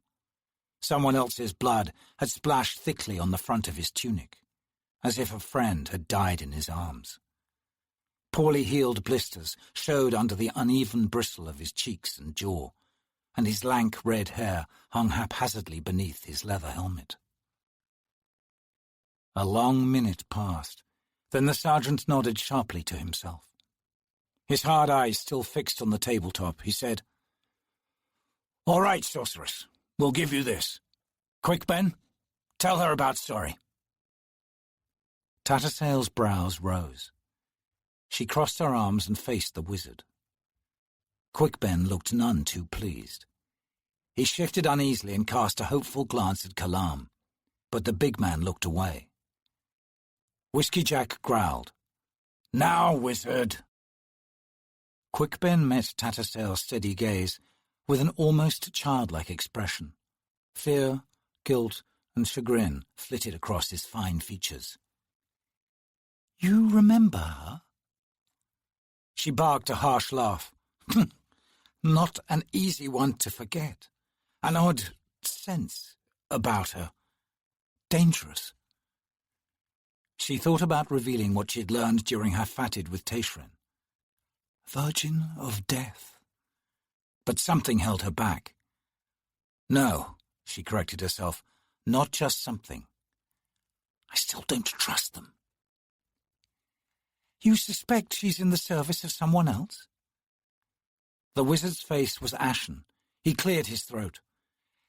"She was recruited 2 years ago in Itko Khan, one of the usual sweeps across the Empire's heartland." Kalam's voice rumbled beside her. Something ugly happened there at around the same time. It's been buried pretty deep, but the adjunct became involved, and a claw came in her wake and silenced damn near everyone in the city guard who might have talked. I made use of old sources, scrounged up some odd details. "Odd," Quickben said, "and revealing, if you know what you're looking for." Tattersail smiled to herself. These two men had a way of talking in tandem. She turned her attention to the wizard, who continued. "Seems a company of cavalry hit some hard luck. No survivors. As for what they ran into, it had something to do with dogs." Kalam finished without missing a beat. The sorceress frowned at the assassin. "Put it together," Quickben said, drawing her attention once again. "Adjunct Lorne is Lassine's personal mage killer. Her arrival on the scene suggests sorcery was involved in the massacre. High sorcery." The wizard's gaze narrowed on Tattersail, and he waited. She swallowed another mouthful of wine. "The fatid showed me," she thought. "Dogs and sorcery." Into her mind returned the image of the rope as she had seen it in the reading. High House Shadow, ruled by Shadow Throne and the rope, and in their service. She spoke. The 7 Hounds of Shadow. She looked to Whiskey Jack, but the sergeant's eyes remained downcast, his expression blank as stone. "Good," Quickben snapped, somewhat impatiently. "The hounds hunted. That's our guess, but it's a good one. The 19th Regiment of the 8th Cavalry were all killed, even their horses. A league's worth of coastline settlements needed repopulating." "Fine," Tattersail sighed. "But what does this have to do with sorry?" The wizard turned away, and Kalam spoke. Hairlock's going to follow more than just one trail, sorceress. We're pretty sure sorry is somehow involved with House Shadow." "It certainly seems," Tattersail said, "that since its arrival in the deck and the opening of its warren, Shadow's path crosses the Empire's far too often to be accidental. Why should the warren between light and dark display such obsession with the Malazan Empire?" Kalam's gaze was veiled.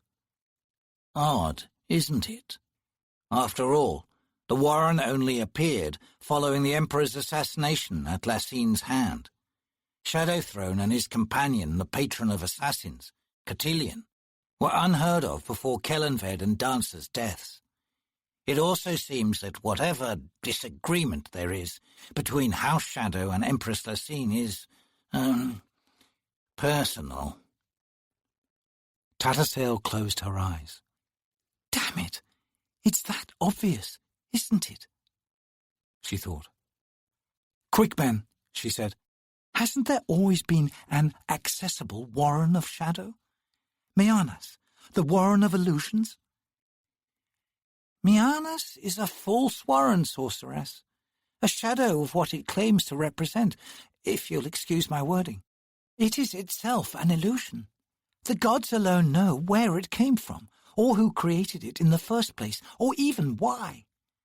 But the true Warren of Shadow has been closed, inaccessible for millennia, until the 1154th year of Byrne's sleep, 9 years ago. The earliest writings of House Shadow seem to indicate that its throne was occupied by a Tista Edur. Tista Edur? Tattersall interrupted. Who were they? The wizard shrugged. Cousins of the Tista Andi? I don't know, sorceress. You don't know, she thought.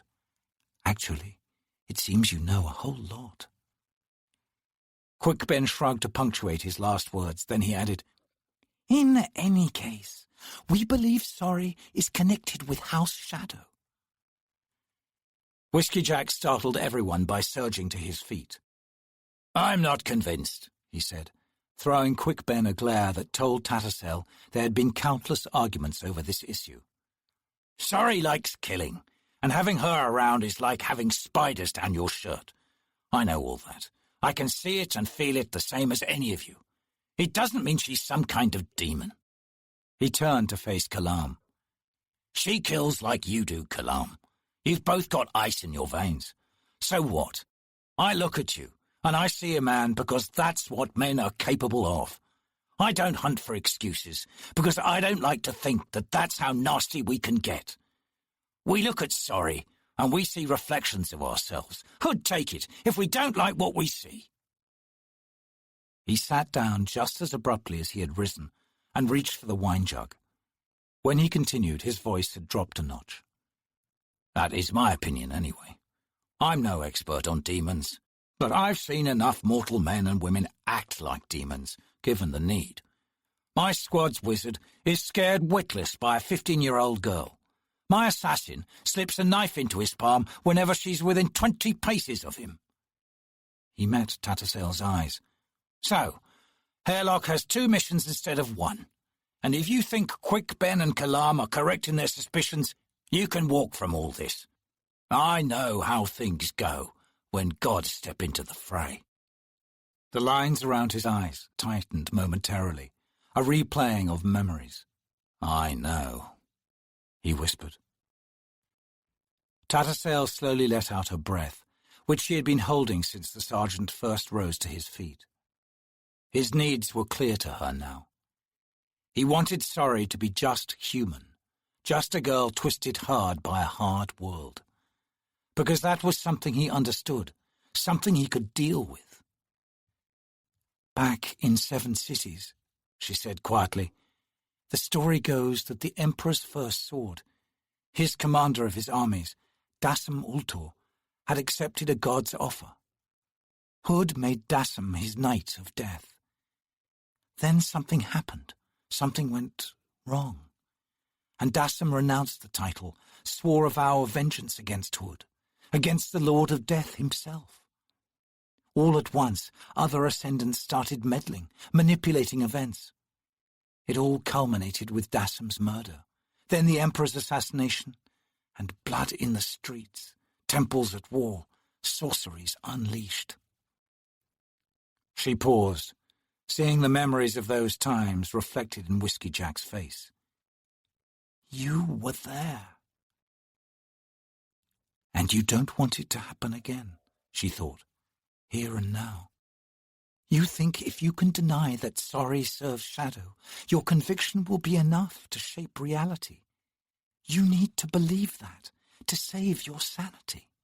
Because there are some things in life that you can go through only once. Oh, Whiskey Jack, I can't ease your burden. You see, I think Quick Ben and Kalam are right.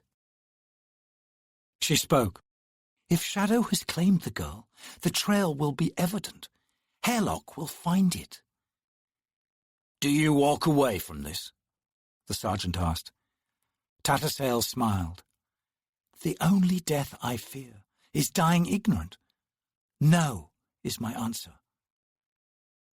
Brave words, woman, she thought. These people have a way of bringing out the best, or maybe the worst in me. Something glittered in Whiskey Jack's eyes, and he nodded.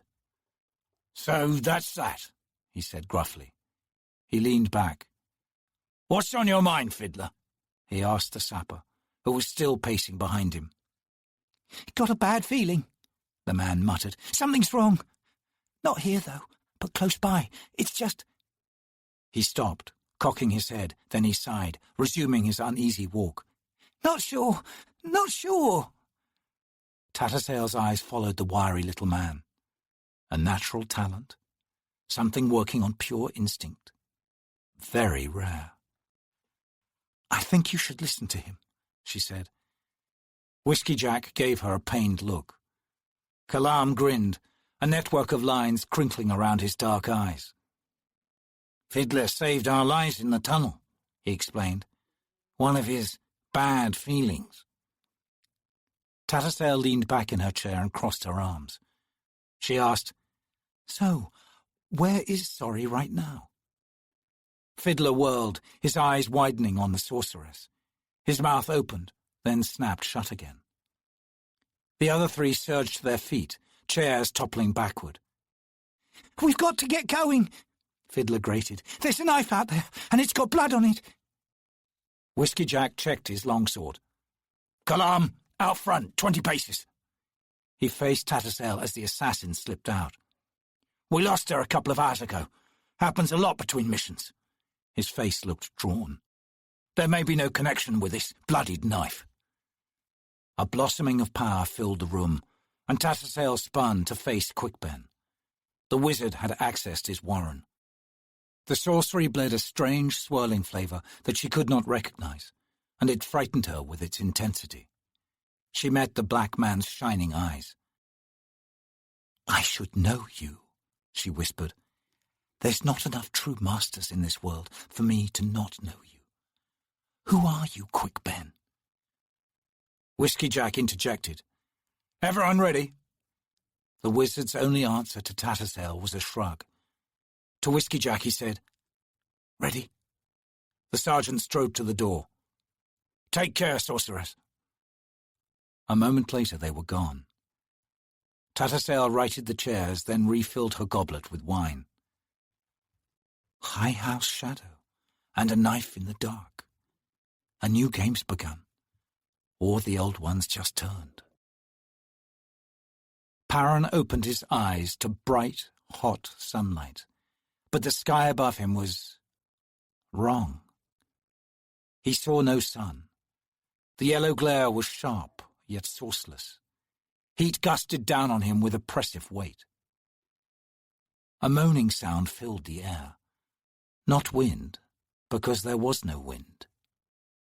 He tried to think, tried to recall his last memories, but the past was blank, torn away, and only fragments remained. A ship's cabin, the thunk of his dagger as he flung it again and again against a wooden post. A man with rings, hair of white, grinning sardonically. He rolled to one side, seeking the source of the moaning sound.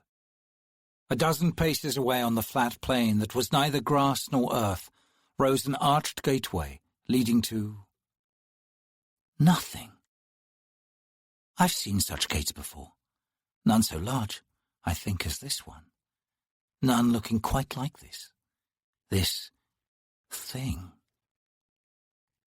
Twisted upright, yet from his position sideways, the gate was not, he realized, made of stone.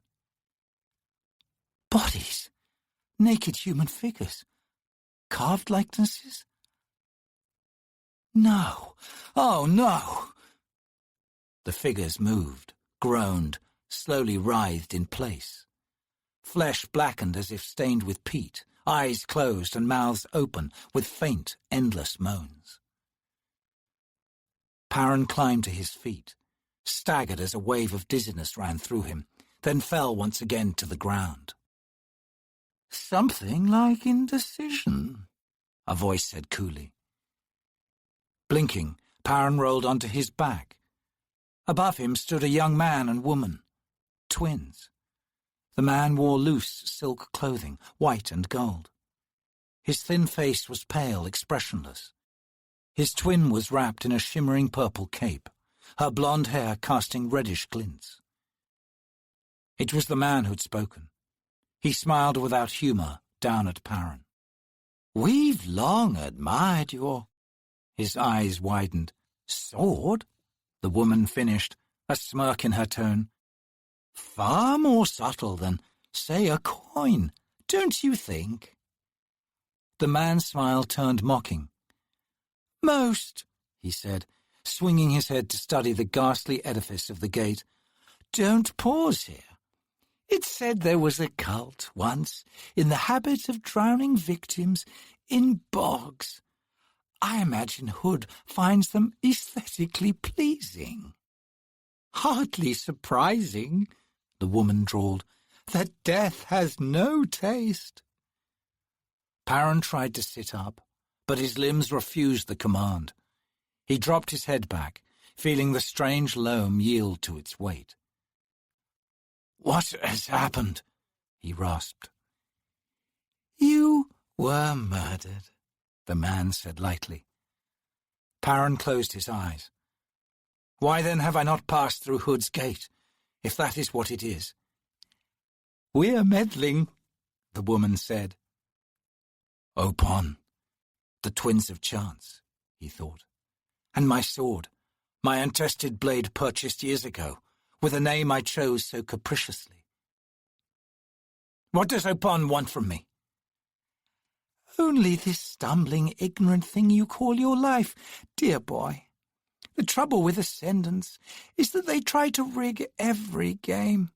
Of course, we delight in uncertainty." A distant howl stroked the air. "Oops," the man said. "Come to make certain of things, I'd say. We'd best leave, sister. Sorry, Captain, but it seems you'll pass through that gate after all." "Maybe," the woman said. Her brother rounded on her. "We agreed. No confrontation. Confrontation's messy, unpleasant. I despise discomforting scenes. Besides, the ones who come don't play fair."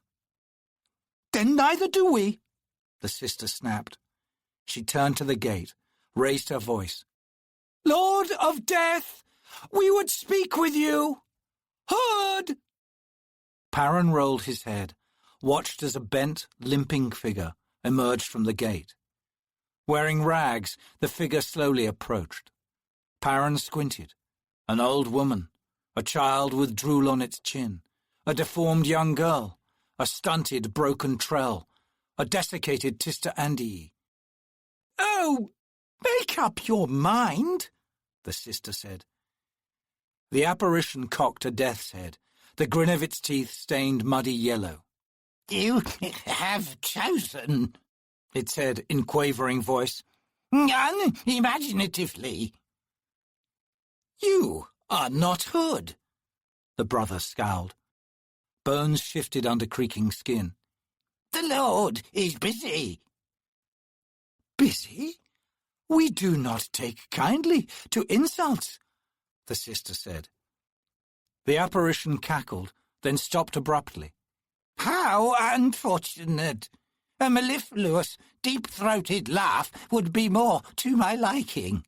Ah, well, in answer, nor does my lord appreciate your interruption of this natural passage of a soul."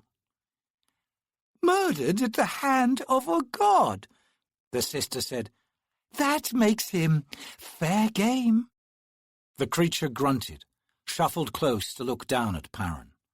The eye sockets glimmered faintly, as if old pearls hid within the shadows.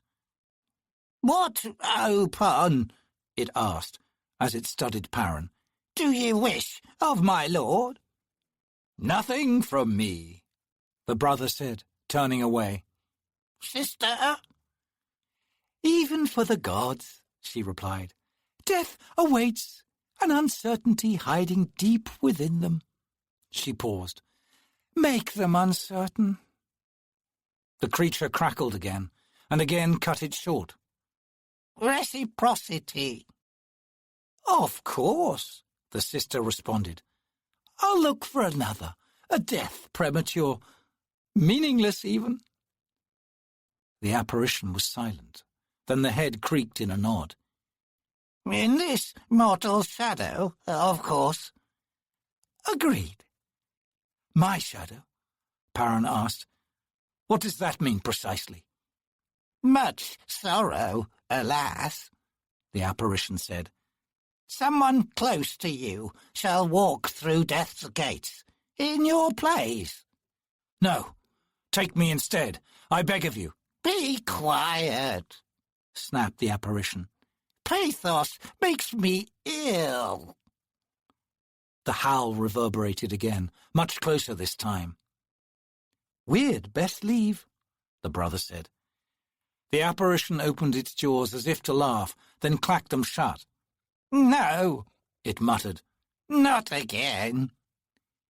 It hobbled back to the gate, pausing once to turn back and wave. The sister rolled her eyes.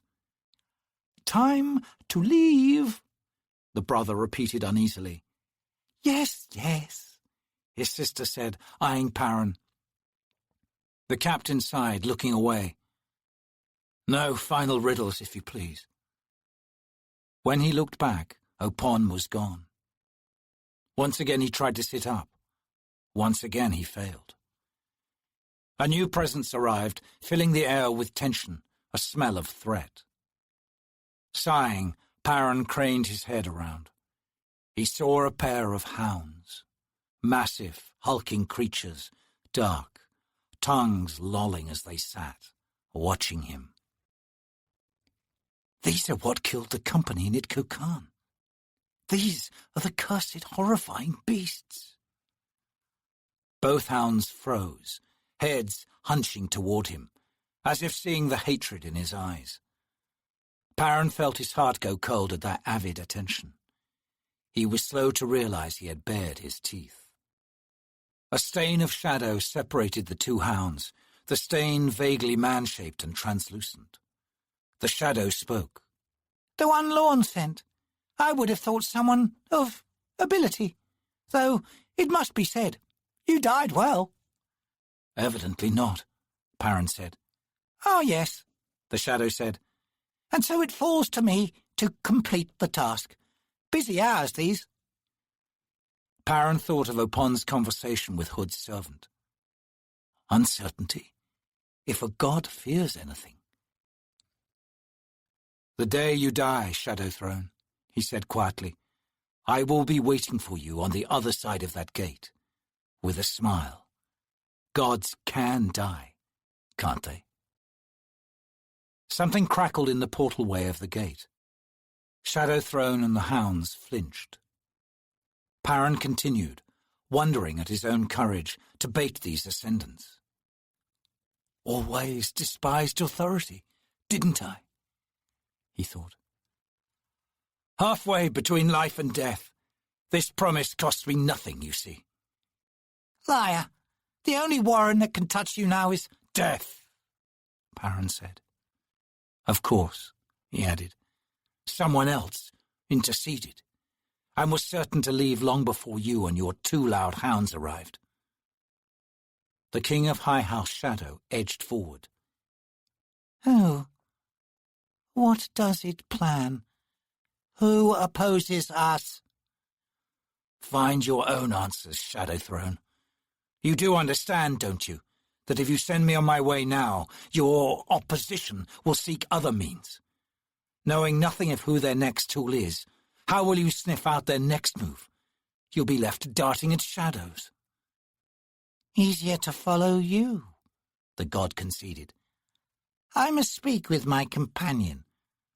As you like, Paran interrupted. I wish I could stand. The god rasped laughter. If you stand, you walk. One way only. You have a reprieve. And if Hood comes to gather you to your feet, the guiding hand is his, not ours. Excellent. And if you live, so shall my shadow follow you. Paran grunted. My shadow's a crowded place these days. His eyes fell once again on the hounds. The creatures watched him still, their eyes faint coals. "I'll have you yet," he thought. As if fanned by his silent promise, the red glows sharpened. The god resumed speaking, but the world had darkened around Perrin, fading, dwindling, until the voice was gone, and with it all awareness but the faint, renewed spinning of a coin. An unknown span of time passed in which Perrin wandered through memories he had thought long lost. His days as a child, clinging to his mother's dress and taking his first tottering steps. The nights of storm when he raced down the chill hallway to his parents' bedroom, tiny feet slapping on the cold stone. Holding the hands of his two sisters as they stood waiting on the hard cobbles of the courtyard. Waiting for someone. The images seemed to lurch sideways in his head. His mother's dress? No, an old woman in the service of the household.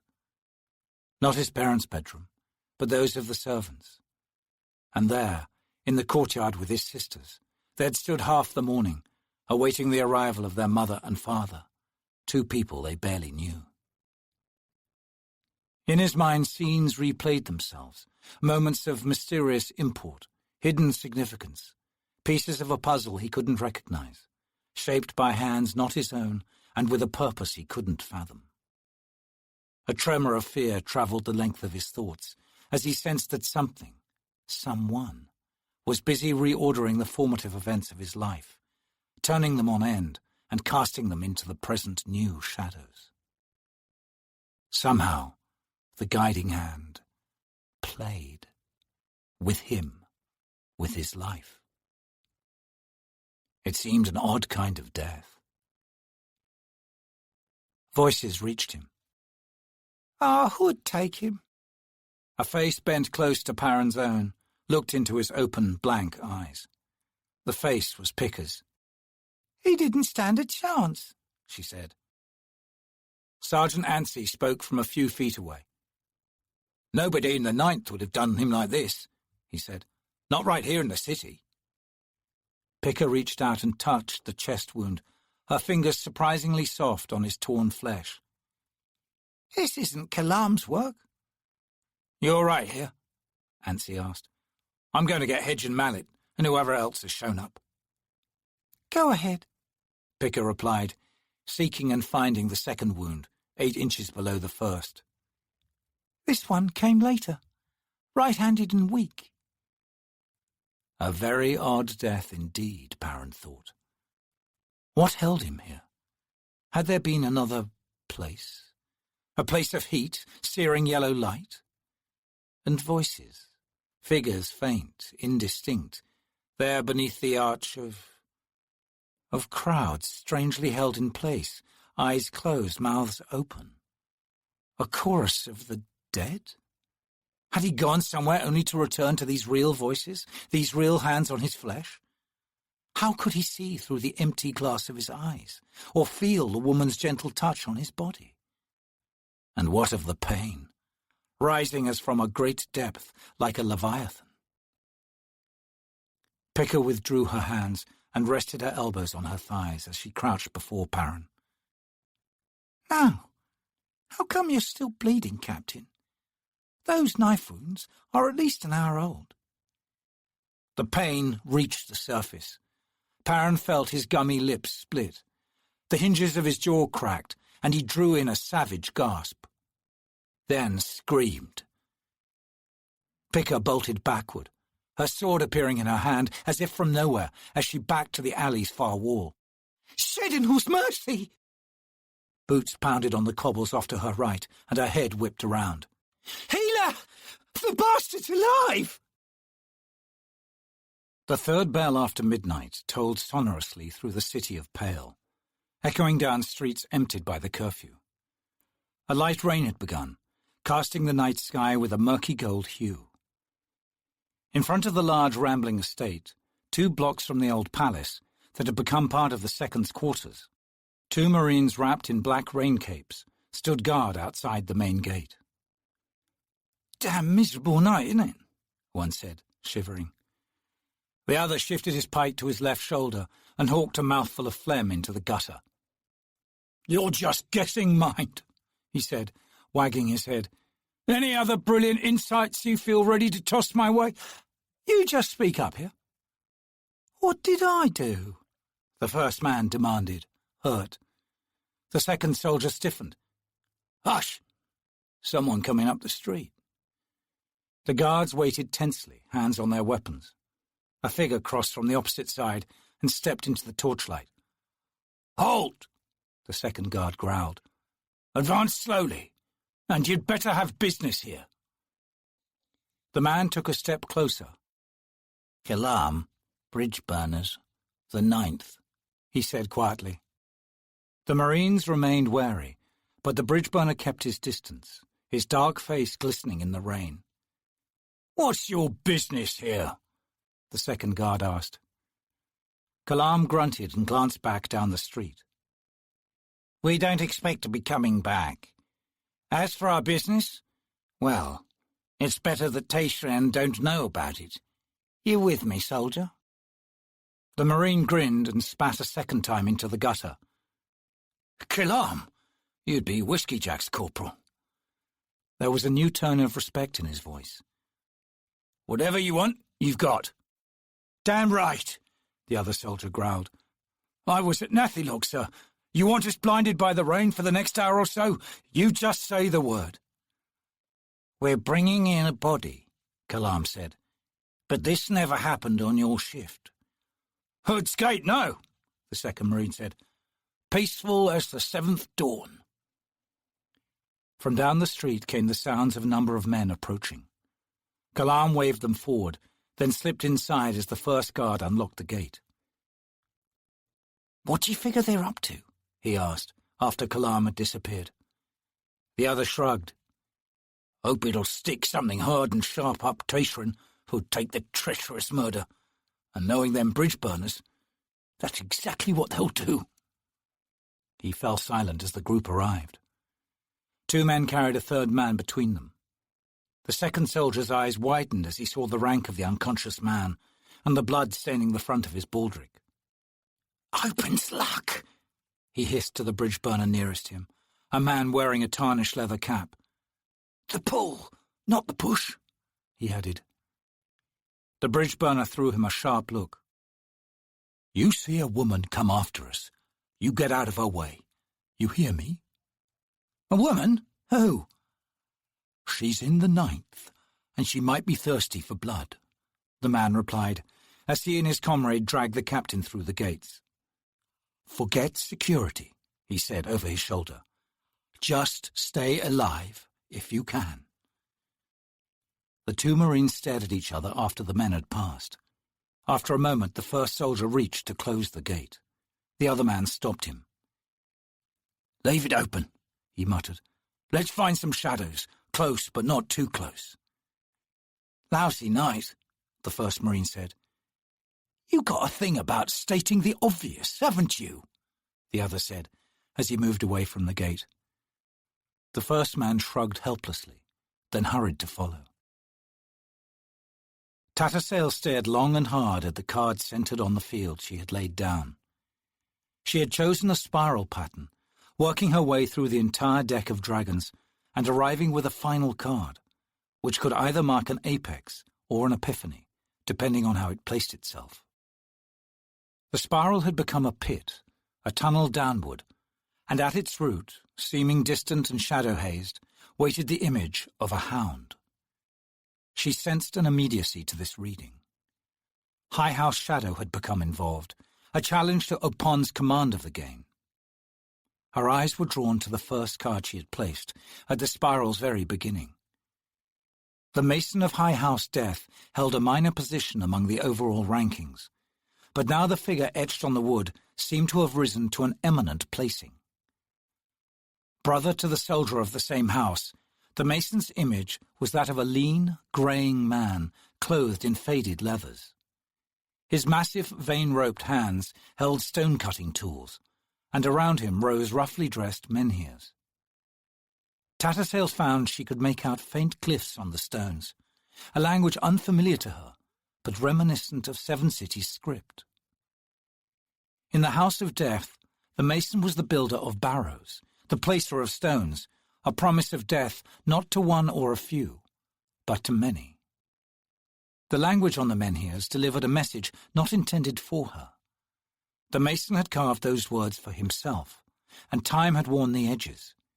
Even the man himself appeared starkly weathered, his face latticed with cracks, his silvered beard thin and tangled.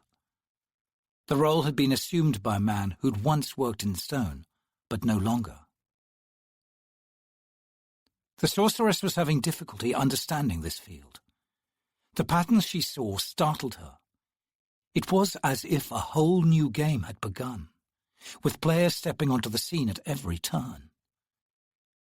Midway through the spiral was High House Dark's Night, its placement counterpoint to both the beginning and the end. As with the last time the deck had unveiled this draconian figure, something hovered in the inky sky behind the night, as elusive as ever, at times seeming like a dark stain on her own eyes. The knight's sword reached a black, smoky streak toward the hound at the spiral's apex, and in this instance she knew its meaning. The future held a clash between the knight and High House Shadow. The thought both frightened Tattersall and left her feeling relieved. It would be a confrontation. There would be no alliance between the houses.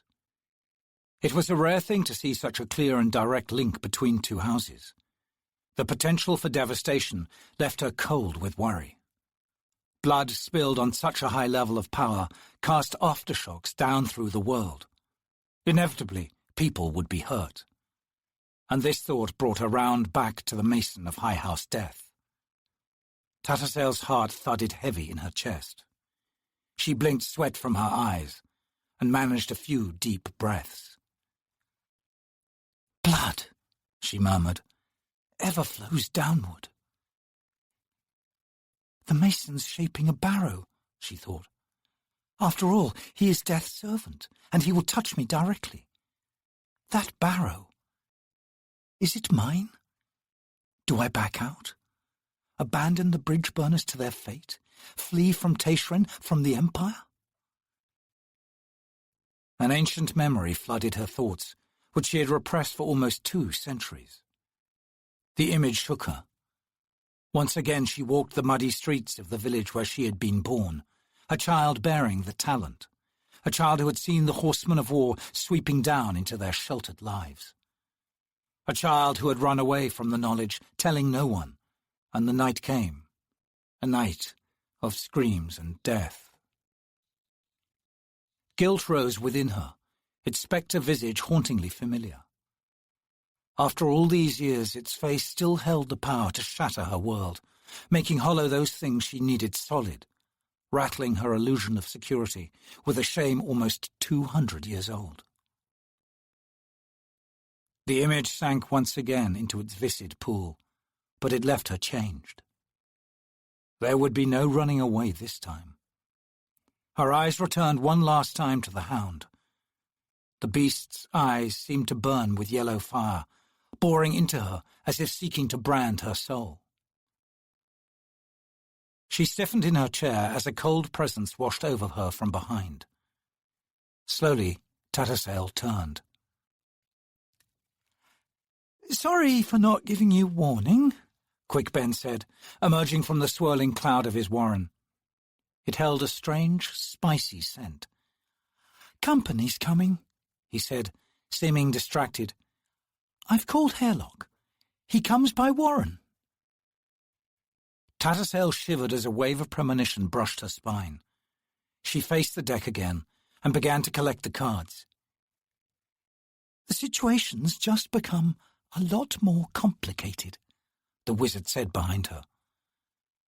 The sorceress paused, giving herself a small, tight smile. "Really?" she murmured. The wind flung rain against Whiskey Jack's face. Faintly through the dark night, the 4th bell clanged. The sergeant pulled his rain cape tighter and wearily shifted his stance. The view from the rooftop of the palace's east turret was mostly obscured by sheets of rain. You've been chewing on something for days, he said to the man beside him. Let's hear it, soldier. Fiddler wiped the rain from his eyes and squinted into the east. Not much to tell you, Sarge, he said gruffly. Just feelings. That sorceress, for one. Tattersail? Yeah. Metal clinked as the sapper unstrapped his sword belt. Hate this damn thing, he muttered. Whiskey Jack watched as the man tossed the belt and scabbarded shortsword to the rooftop's pebbled surface behind them. Just don't forget it like you did last time, the sergeant said, hiding a grin. Fiddler winced. Make one mistake, and nobody lets you forget it. Whiskey Jack made no reply, though his shoulders shook with laughter. Hood's bones, Fiddler went on. I ain't no fighter. Not like that, anyway. Was born in an alley in Malazan City. Learned the stone-cutting trade, breaking into barrows up on the plain behind Mock's Hold. He glanced up at his sergeant. You used to be a stone-cutter too, just like me. Only I'm no fast loner in soldiering like you was. It was the ranks or the mines for me. Sometimes I think I went and made the wrong choice. Whiskey Jack's amusement died as a pang followed Fiddler's words. Learn what? He wondered. How to kill people. How to send them off to die in some foreign land. What's your feeling on Tattersail? The sergeant asked curtly. Scared, the sapper responded. She's got some old demons riding her, is my guess, and they're closing in. Whiskey Jack grunted. It's rare you'll find a mage with a pleasant past, he said. Story goes she wasn't recruited, she was on the run, and she messed up with her first posting. It's bad timing, her going all soft on us now. She's lost her cadre. She's been betrayed. Without the Empire, what she's got to hold on to. What has any of us got? He thought. It's like she's ready to cry right on the edge every single minute. I'm thinking she's lost her backbone, Sarge. If Tayson puts her under his thumb, she's liable to squeal. I think you've underestimated the sorceress, Fiddler, Whiskey Jack said. She's a survivor, and loyal. It's not common news, but she's been offered the title of High Mage more than once, and she won't accept. It doesn't show, but a head-to-head between her and Tayson would be a close thing. She's a master of her warren, and you don't acquire that with a weak spine. Fiddler whistled softly, leaned his arms on the parapet. I stand corrected. Anything else, Sapper? Just one, Fiddler replied, deadpan. Whiskey Jack stiffened. He knew what that tone implied. Go on. Something's about to be unleashed tonight, Sergeant. Fiddler swung round, his eyes glittering in the darkness. It's going to be messy. Both men turned at the thumping of the roof's trapdoor. High-Fist Dujek one arm emerged, the light from the room below a broken beacon rising around him. He cleared the ladder's last rung and stepped onto the roof. Give me a hand with this damn door here, he called to the two men. They strode over, their boots crunching on the gravel scatter. Any word on Captain Parran, High-Fist? Whiskey Jack asked as Fiddler crouched over the trapdoor, and, with a grunt, levered it back into place. None, Dujek said. He's disappeared. Then again, so has that killer of yours, Ghulam. Whiskey Jack shook his head. I know where he is, and where he's been all night. Hedge and Mallet were the last to see the captain, leaving Nobbs in, and then he just seems to vanish. High-Fist, we didn't kill this Captain Parran. Don't quibble with words, Dujek muttered. Damn it, Fiddler! Is that your sword lying over there, in a puddle? Breath hissed between Fiddler's teeth, and he hurried over to the weapon.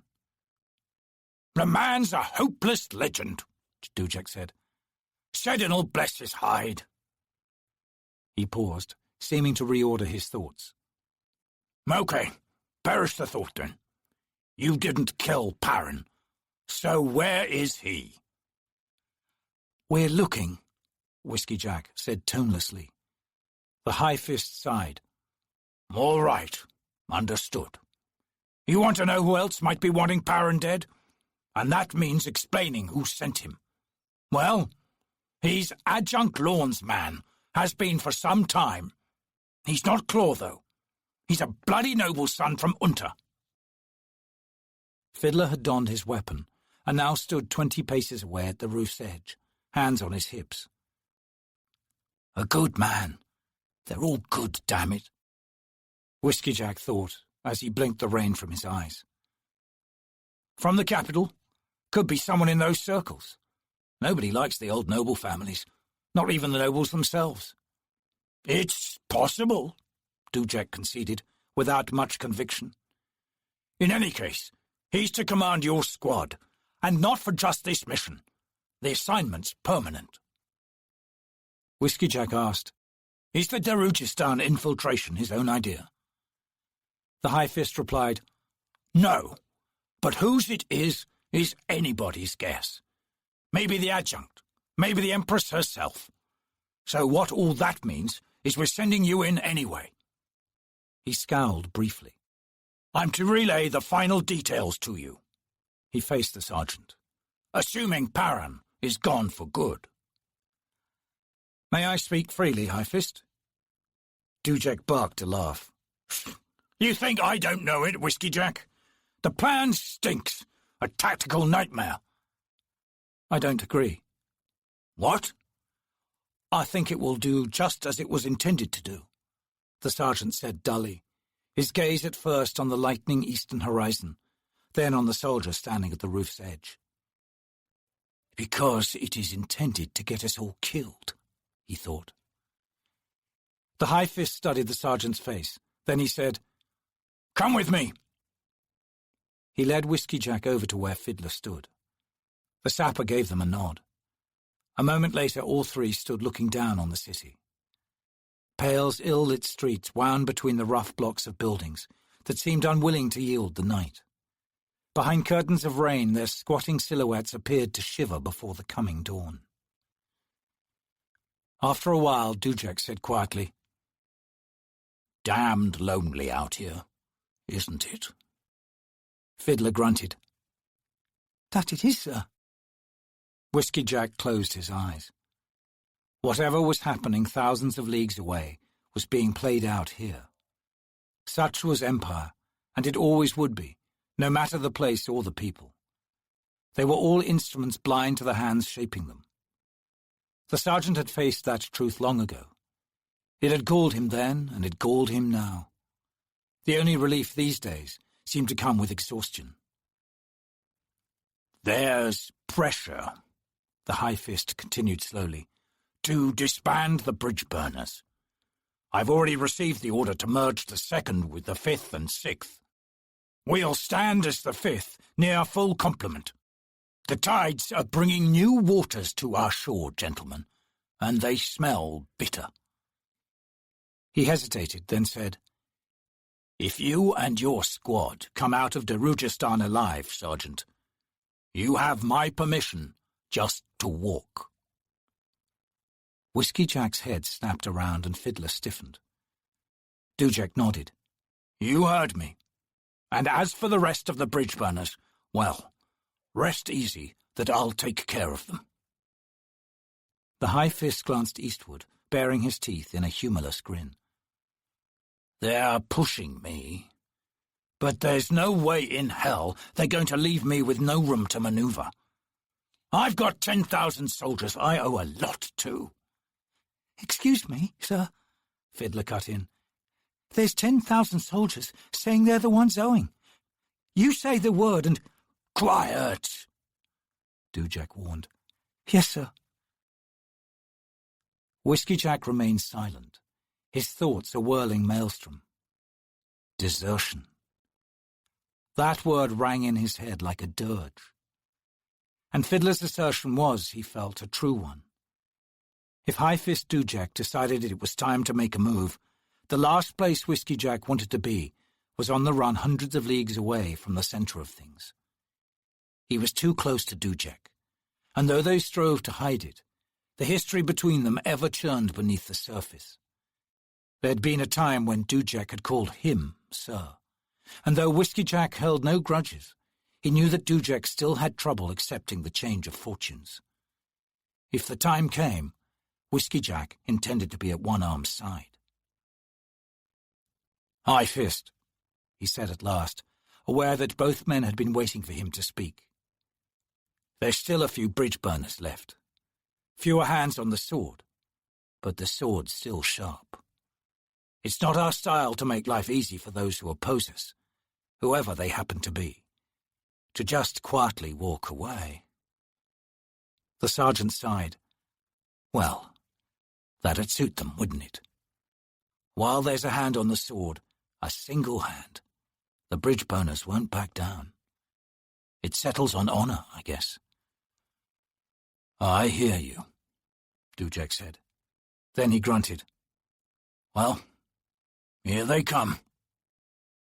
Whiskey Jack looked up, followed the High Fist's gaze into the eastern sky. Quick Ben cocked his head, then hissed through his teeth. "The hounds have caught his trail," he said. Kalam cursed vehemently, surging to his feet. Sitting on the bed, Tattersall frowned bleary-eyed at the bearish man as he paced, his footsteps on the floorboards barely raising a creak. Big as he was, Kalam seemed to glide, giving the scene an almost surreal feel, with the wizard cross-legged and hovering a few inches off the wooden floor in the room's centre. Tattersall realized she was exhausted. Too much was happening, and it was happening all at once. She shook herself mentally and returned her attention to Quick Ben. The wizard was linked to Hairlock, and the marionette had been on something's trail, which led down into the warren of shadow. Hairlock had reached the very gates of the shadow realm, and then he had gone beyond.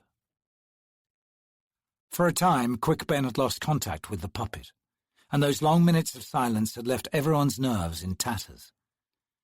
When Hairlock's presence returned to the wizard, he no longer moved alone. "He's coming out," Quick Ben announced.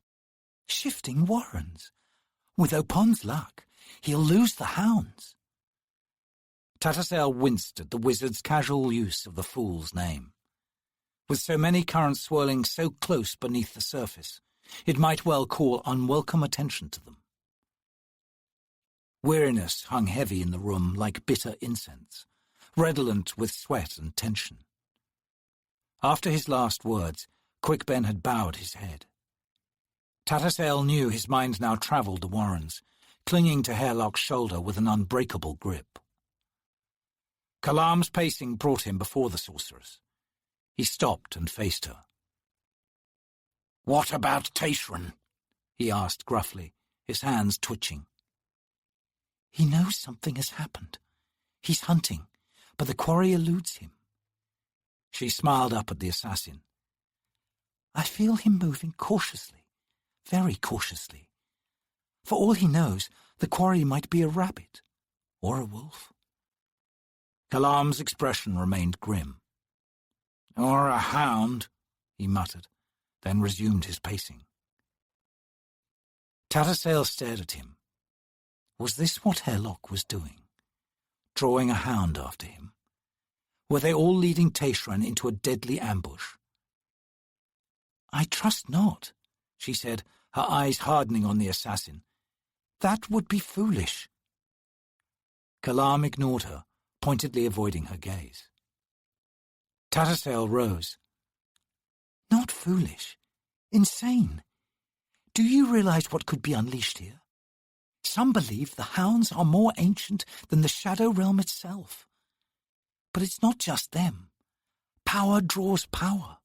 If one ascendant parts the fabric here and now, others will come, smelling blood. Come the dawn, every mortal in this city could be dead." "Easy, lady," Kalam said. "Nobody wants a hound loosed in the city. I spoke from fear."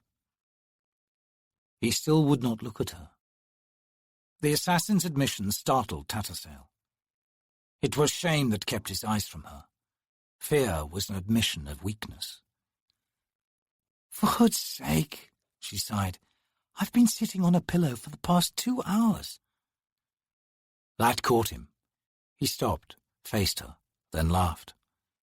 It was a deep, smooth laugh, and it pleased her immensely. The bedroom door opened, and Mallet entered the room, his round face shiny and flushed.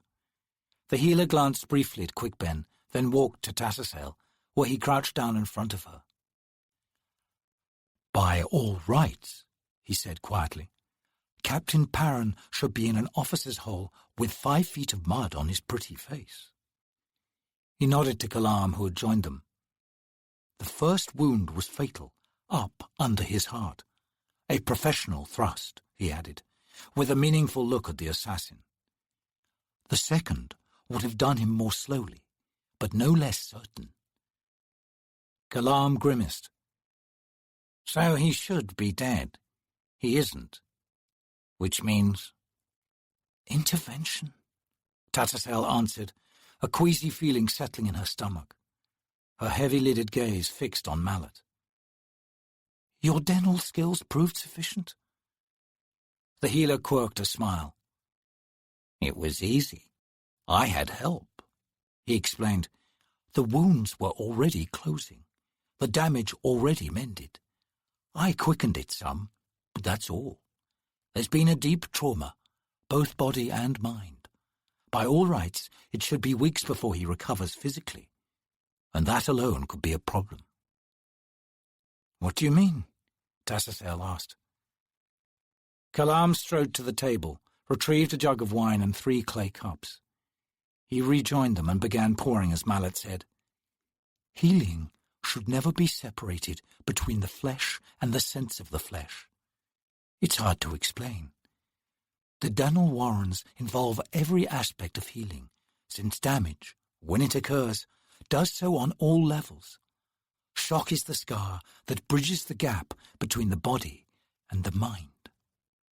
"Oh, and well," Kalam growled, handing the healer a cup. "What about Parron?" Mallet took a long draught and wiped at his mouth. "Whatever force interceded cared for nothing but healing the flesh. He may well be on his feet in a day or 2, but the shock needs time to heal." "You couldn't do that?" Tattersail asked. He shook his head. "All such things are intertwined. Whatever interceded severed those connections. How many shocks, traumatic events has Parron received in his lifetime? What scar am I to trace? I may well do more damage in my ignorance." Tattersail thought about the young man they had dragged into her room an hour earlier.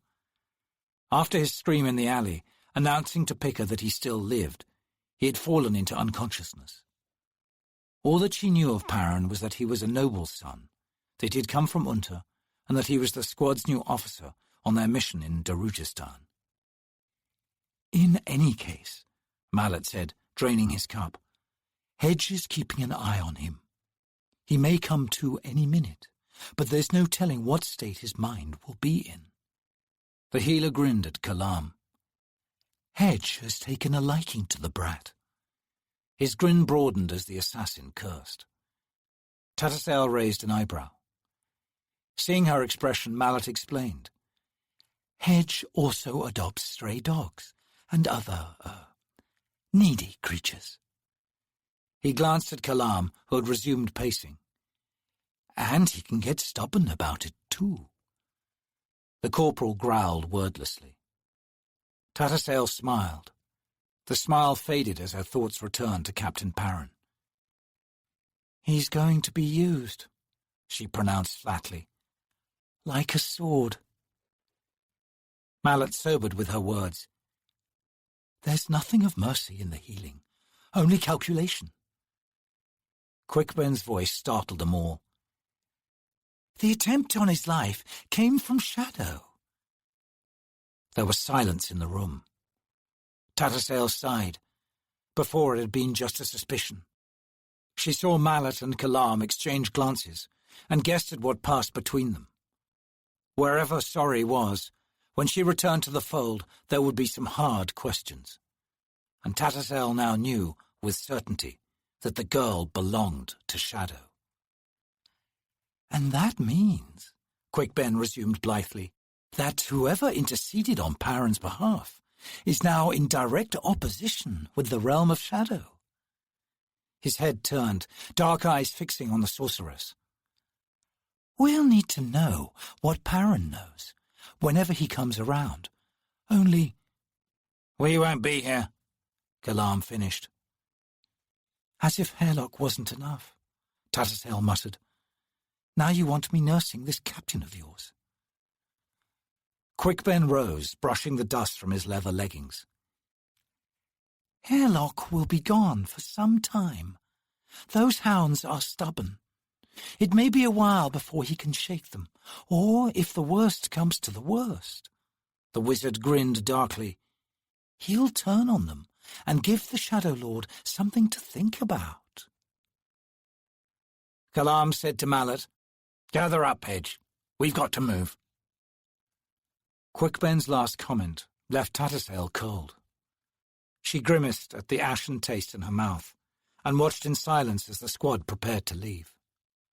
They had a mission ahead of them, one that would take them right into the heart of Darujistan.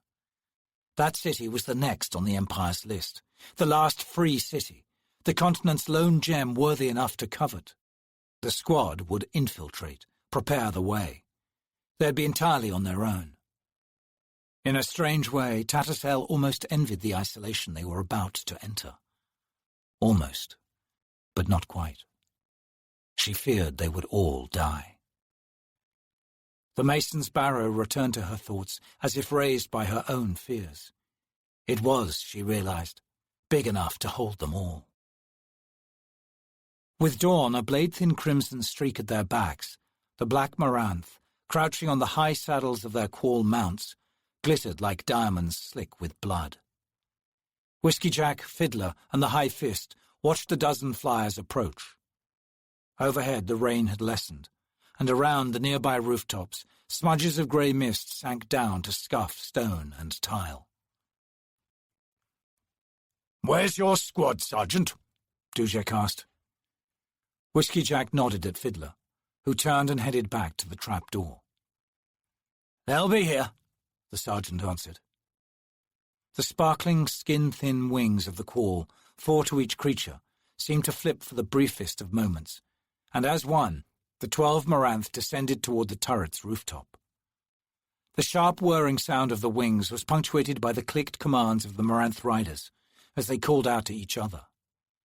They swept over the heads of the 2 men with a bare 5 feet to spare, and without ceremony landed behind them. Fiddler had disappeared into the room below. Dujek, his hand on his hip, glared at the Maranth for a moment before grumbling something inaudible and making his way to the trap door. Whiskey Jack walked up to the nearest Maranth. A black chitin visor covered the soldier's face, and it turned toward the sergeant in silent regard. "There was one among you," Whiskey Jack said. "One-handed. He was 5 times marked for valor. Does he still live?" The black Maranth did not reply. The sergeant shrugged and turned his attention to the qualls.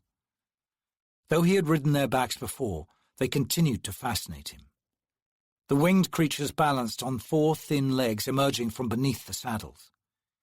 They waited on the rooftop with wings splayed out and quivering fast enough to create a haze of water droplets suspended around them. Their long, oddly segmented tails jutted straight out behind them, multi-hued and 20 feet in length.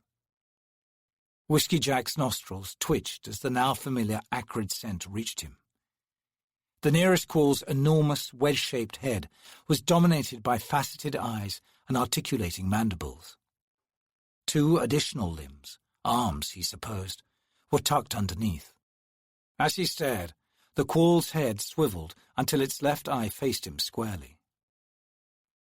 The sergeant continued staring, wondering what the quall was seeing, wondering what it was thinking, if it thought at all. Curious, he gave the quall a nod. The head cocked, then turned away.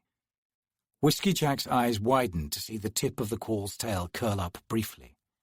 It was the first time he had seen such emotion. The alliance between the Moranth and the Empire had changed the face of imperial war. The Malazan tactics here on Genobacchus had twisted into a new shape, one increasingly dependent on transport by air of both soldiers and supplies.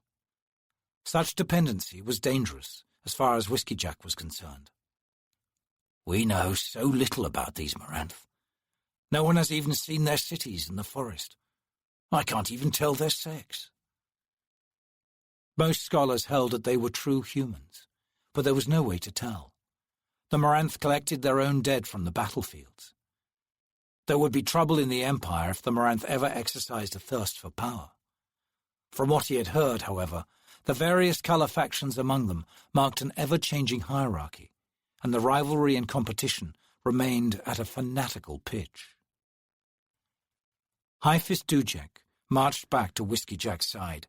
His hard expression softened slightly with relief. From the trap-door, voices rose in argument.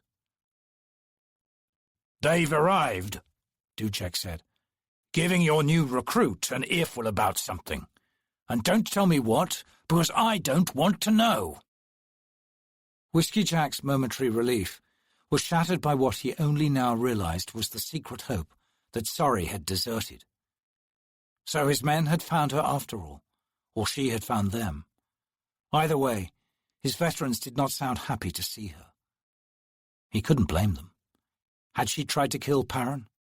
That seemed to be the suspicion of Quickben and Kalam. Kalam was doing most of the bellowing, putting more into his role as corporal than was warranted, and Dujek's searching glance at Whiskey Jack was enough to push him toward the trap-door. He came to the edge and glared down into the room below. Everyone was there, standing in a menacing circle around Sorry, who leaned against the ladder as if bored by the whole proceedings. "Quiet!"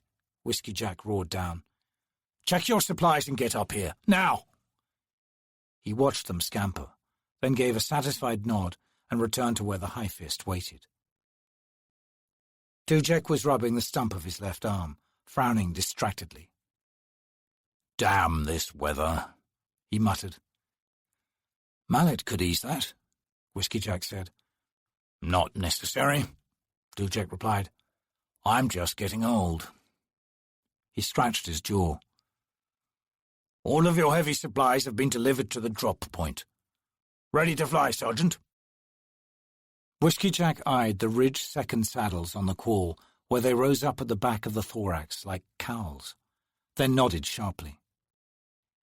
They watched as the squad members emerged from the square doorway, each wearing a rain cape and burdened with a heavy pack. Fiddler and Hedge were engaged in a whispering argument, the latter casting a glare back at Trotz, who'd trodden on his heel.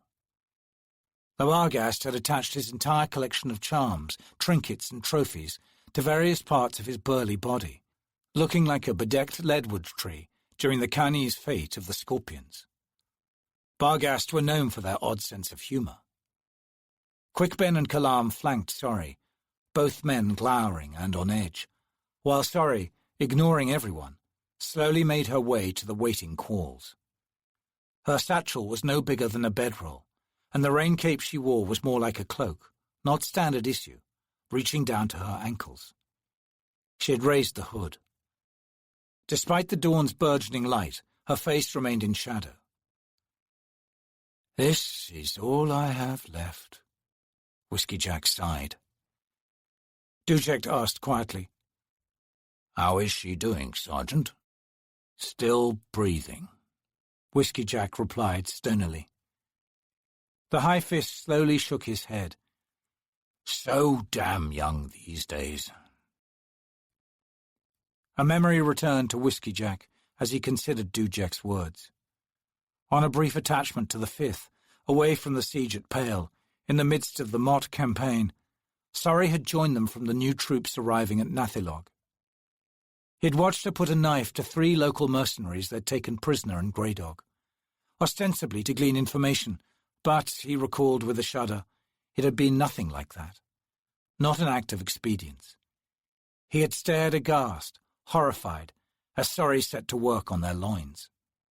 He remembered meeting Kalam's gaze, and the desperate gesture that sent the black man surging forward, knives bared. Kalam had pushed past Sorry, and with 3 quick motions had laid open the men's throats. And then came the moment that still twisted Whiskey Jack's heart. In their last, frothing words, the mercenaries had blessed Kalam. Sorry had merely sheathed her weapon, then walked away. Though the woman had been with the squad for 2 years, still his men called her a recruit, and they would probably do so until the day they died. There was a meaning there, and Whiskey Jack understood it well. Recruits were not bridge burners. The stripping away of that label was an earned thing, a recognition brought by deeds. Sorry was a recruit because the thought of having her inextricably enfolded within the bridge burners burned like a hot knife in the throat of everyone in his squad. And that was something to which the sergeant himself was not immune. As all of this flashed through Whiskey Jack's thoughts, his usually impassive expression failed him. In his head he replied, "Young? No. You can forgive the young. You can answer their simple needs, and you can look in their eyes and find enough there that is recognizable. But her? No. Best to avoid those eyes in which there was nothing that was young. Nothing at all." "Let's get you moving," Dujek growled. "Mount everyone up." The High-Fist turned to say a few last words to the sergeant, but what he saw in Whiskey Jack's face killed those words in his throat. 2 muted thunderclaps sounded in the city as the east spread its crimson cloak skyward. The first report followed scant minutes later by the second. The last of the night's tears churned down gunnels and swirled along street gutters. Muddy puddles filled potholes, reflecting the thinning clouds overhead with an opaque cast. Among the narrow, crooked alleys of Pale's Crail Quarter, the chill and damp of the night clung to the dark spaces with tenacity. Here the mould-laden bricks and worn cobbles had swallowed the second thunderclap, leaving no echo to challenge the patter of water droplets. Down one aisle, winding south along the outer wall, loped a dog the size of a mule. Its massive head was slung low, forward in front of the broad, bunched muscles of its shoulders. That it had seen a night without rain was marked by its dusty, dry, mottled grey and black fur. The animal's muzzle was speckled with grey, and its eyes glowed amber. The hound, marked 7th among Shadow-Throne servants, and called Gear, hunted. The quarry was elusive, cunning, and swift in its flight. Yet Gear felt close. He knew that it was no human he tracked. No mortal man or woman could have escaped his jaws for so long. Even more astonishing, Gear had yet to catch a glimpse of the quarry. But it had trespassed. With impunity, it had entered the Shadow Realm, trailing Shadow-Throne himself, and strumming all the webs Gear's lord had spun. The only answer to such an affront was death. Soon the hound knew he would be the hunted one, and if those hunters came in numbers and in strength, Gear would be hard-pressed to continue his search. There were those within the city who had felt the savage partings of the fabric. And less than a minute after passing through the Warren's gate, Gear's hackles had stiffened, telling him of nearby magic's burgeoning. Thus far the hound had eluded detection, but that would not last. He moved silent and cautiously through the maze of shanties and lean-tos, crouching against the city wall, ignoring the occasional denizen come out to taste the dawn's rain-cleansed air. He stepped over the beggars sprawled in his path. Local dogs and ratters gave him one glance, then slunk away, ears flattened and tails sweeping the muddy ground. As Gear rounded the corner of a sunken stone house, the morning breeze brought his head round.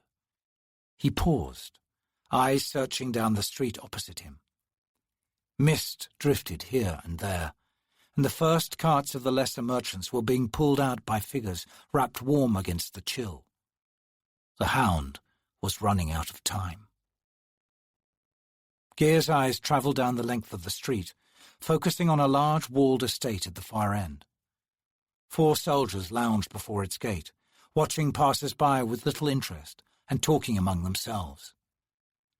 Gear's head lifted, his study finding a shuttered window on the estate's 2nd floor. Anticipation and pleasure surged through the hound. He had found the trail's end. Lowering his head again, he moved, his gaze unwavering on the 4 guards. The shift had ended. As the new Marines approached, they both noticed that the gate was unlocked, ajar. "What's this?" one asked, eyeing the 2 drawn faces of the soldiers who stood against the wall. "It's been that kind of night," the elder responded, "the kind where you don't ask questions." The 2 new men exchanged glances. Then the one who had spoken gave the older man a nod and a grin. "I know the kind. Well, get on then. Your cuts are waiting." The older man shifted his pike and seemed to sag. His gaze flicked to his partner, but the young man had his attention on something up the street. "I guess it's too late now," the older man said to the newcomers, "meaning it won't happen, and so it don't matter. But if a woman shows up, a bridge burner, you let her through, and keep your eyes on the walls." "Look at that dog," the younger soldier said. "We hear you," said the new man. "Life in the 2nd. "Look at that dog," the young Marine repeated. The others turned to look up the street. The old guard stared, his eyes widening. Then he hissed a curse and fumbled with his pike. None of the others managed even that much before the hound was upon them. Sleepless, Tattersail lay flat on her back on the bed in the outer room. Her exhaustion had reached a point where even sleep eluded her, so she stared at the ceiling, her thoughts wandering in a disordered review of the past 7 days. Despite her initial anger at being embroiled in the bridge burner's schemes, she had to acknowledge the excitement she felt. The desire to collect her possessions and open a warren, away from the Empire, away from Hairlock's madness and hunger, away from the field of an endless war, now seemed an ancient one, born of a desperation she no longer felt. But it was more than just a renewed sense of humanity that compelled her to stay to see it through. The bridge burners, after all, had shown again and again that they could take care of their own affairs. No, she wanted to see Tayshran pulled down. It was a truth that frightened her. Hunger for vengeance poisoned the soul. And it was likely that she would have to wait a long time to see Tayshran's just demise. She wondered if, having fed on that poison for so long, she might not end up viewing the world with Hairlock's shining, bright, mad eyes. "Too much," she muttered. "Too much all at once." A sound at the door startled her. She sat up. "Oh," she said, scowling. "You've returned." "Safe and sound," Hairlock said. "Sorry to disappoint you, Sale." The marionette waved one tiny gloved hand, and the door behind him closed, its latch falling into place.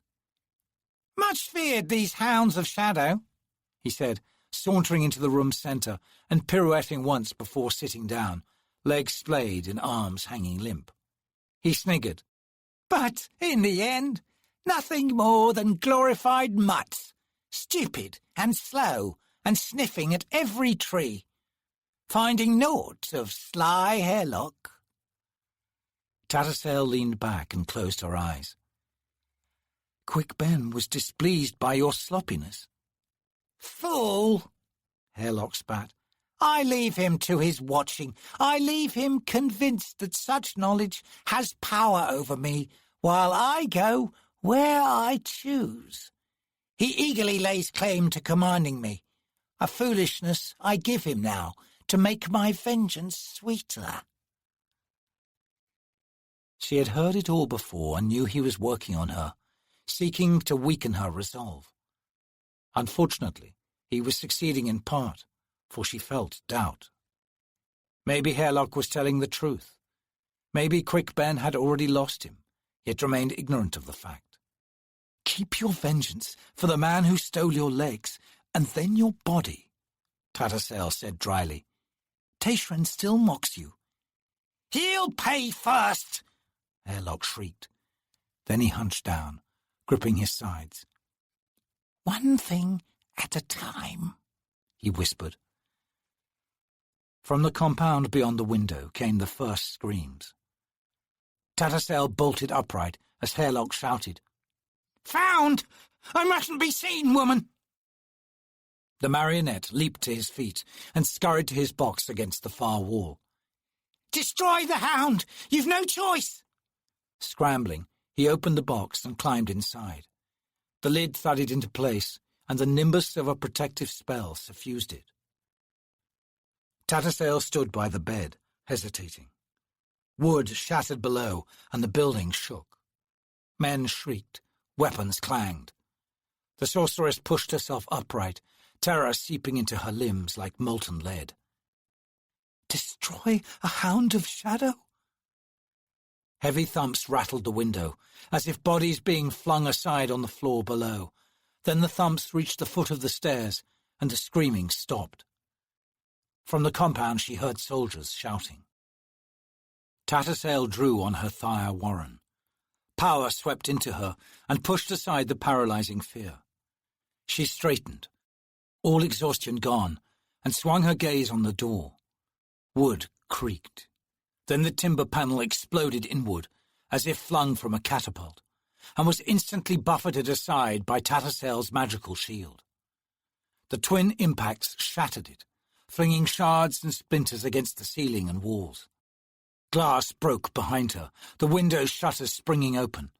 An icy wind roiled into the room. The hound appeared, its eyes yellow flames, the muscles of its high shoulders taut, rippling under its skin. The creature's power swept like a wave over Tattersall, and she drew a sharp breath. The hound was old, older than anything she had ever encountered. It paused in the doorway, sniffing the air, blood dripping from its black lips. Then its gaze fixed on the iron-bound box against the wall to Tattersall's left. The beast stepped forward. "No," she said. The hound froze.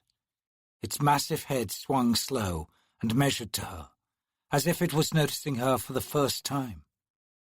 Its lips peeled back to reveal the luminescent gleam of canines the length of a man's thumb. "Damn you, Hairlock! I need your help, please!" A white strip flashed above the hound's eyes as the lids snapped back. It charged.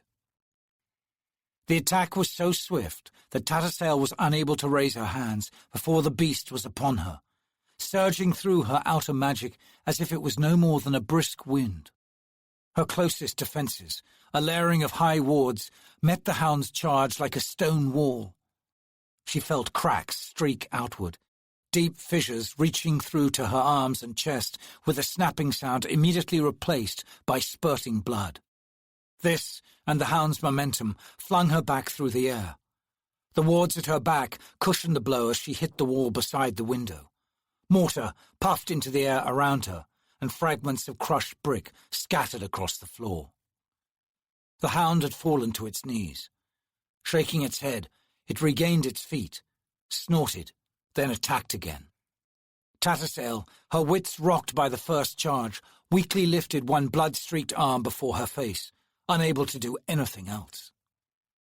As the hound sprang into the air, jaws open and reaching for her head, a wave of grey light struck the beast in the side, throwing it into the bed to Tattersall's right.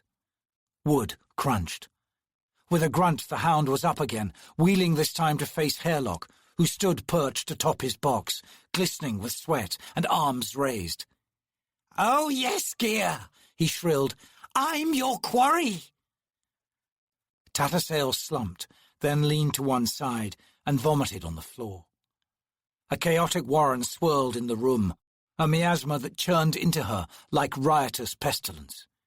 It radiated from Hairlock invisible pulses of grainy grey shot through with black. The hound eyed Hairlock, its sides heaving. It was as if it was trying to dispel the waves of power from its brain. A low growl rumbled in its chest, its first sound. The wide head sagged. Tattersail stared, then understanding struck a hammer blow to her chest. "Hound!" she screamed. "He's reaching for your soul! Escape! Get out of here!" The beast's growl deepened, but it did not move. None of the three noticed the door to the inner bedroom opening off to the left, or the halting appearance of Captain Parron, wrapped in the colourless woolen blanket that covered him down to his ankles. Pale and drawn, the man moved forward, a blank cast to his eyes, which were fixed on the hound. As the invisible battle of wills continued between Gear and Hairlock, Parron stepped closer. The movement caught Tattersail's eye. She opened her mouth to shout a warning, but Parron moved first. The blanket parted to reveal a longsword, point flashing outward as he extended into a full lunge. The sword sank into Gear's chest, even as the man leaped back, withdrawing the lunge, twisting the weapon as he pulled it clear. A bellow thundered from Gear's throat. The hound staggered back into the ruins of the bed, biting at the wound, gushing blood from its side. Hairlock screamed in rage and jumped forward, closing in on Gear. Tattersail scythed one foot into the puppet's path, flinging him against the far wall. Gear howled. A dark rift opened around him with the sound of tearing burlap. He whirled and plunged into the deepening shadow. The rent closed and was gone, leaving in its wake a rippling of cold air. Astonished beyond her pain, Tattersail swung her attention to Captain Parron and the bloodied sword in his hands. "How?" she gasped. "How could you have pierced the hound's magic? Your sword?" The captain looked down at it. "Just lucky, I suppose." "Open!" Hairlock hissed as he regained his feet and glared at Tattersail. "Hood's curse on the fools! And you, woman! This I'll not forget! You will pay, I swear it!" Tattersail looked away and sighed. A smile touched her lips as words uttered earlier now returned with new, grim meaning. "You'll be too busy staying alive, Hairlock, to start on me. You've given Shadowthrone something to think about, and you'll live to regret his attention, puppet. Deny that, if you dare." "I'm returning to my box," Hairlock said, scrambling. "Expect Tacerin here in minutes. He'll say nothing, sorceress." He clambered inside. "Nothing." The lid slammed shut. Tattersail's smile broadened, the taste of blood in her mouth like an omen, a silent, visible warning to Hairlock of things to come. A warning she knew he couldn't see. That made the taste almost sweet. She tried to move, but it seemed that a chill had come to her limbs.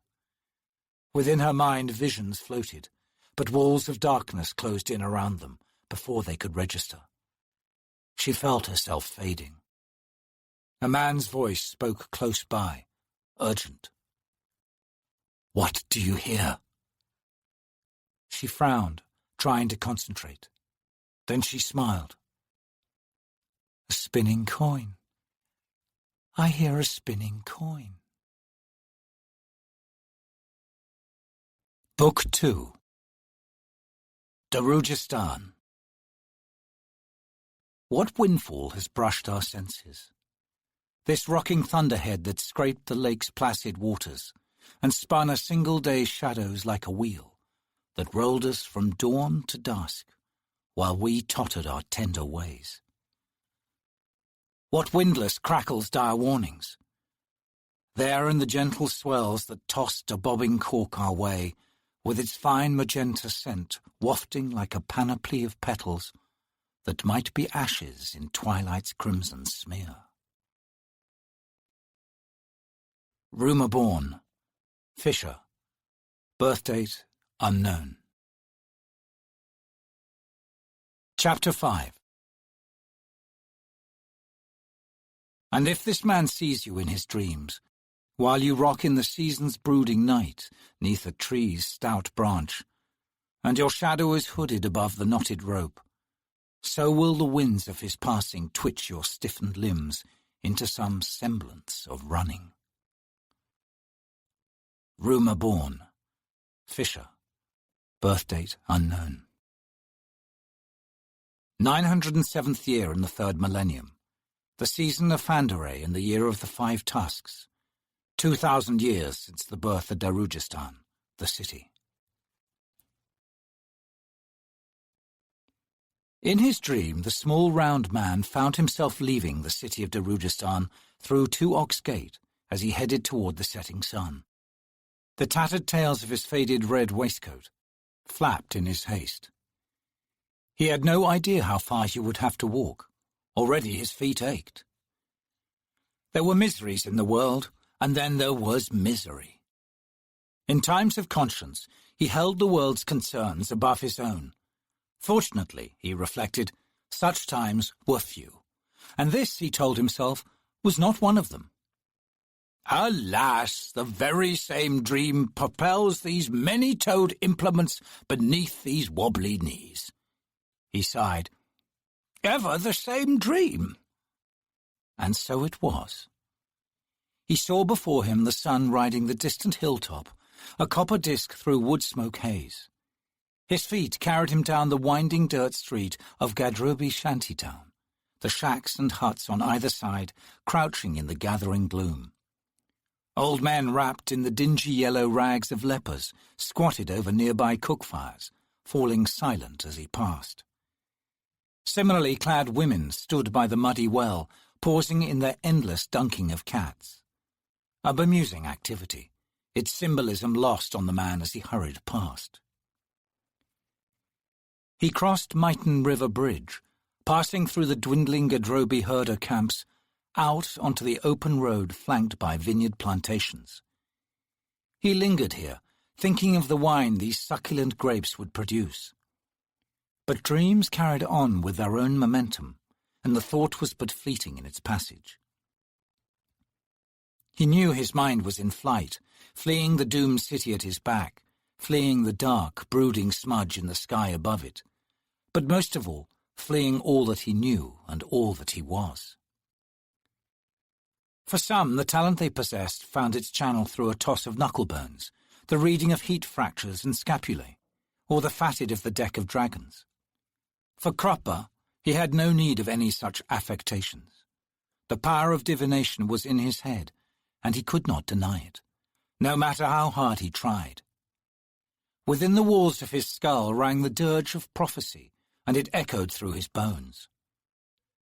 He muttered under his breath, Of course, this is a dream, the flight of sleep.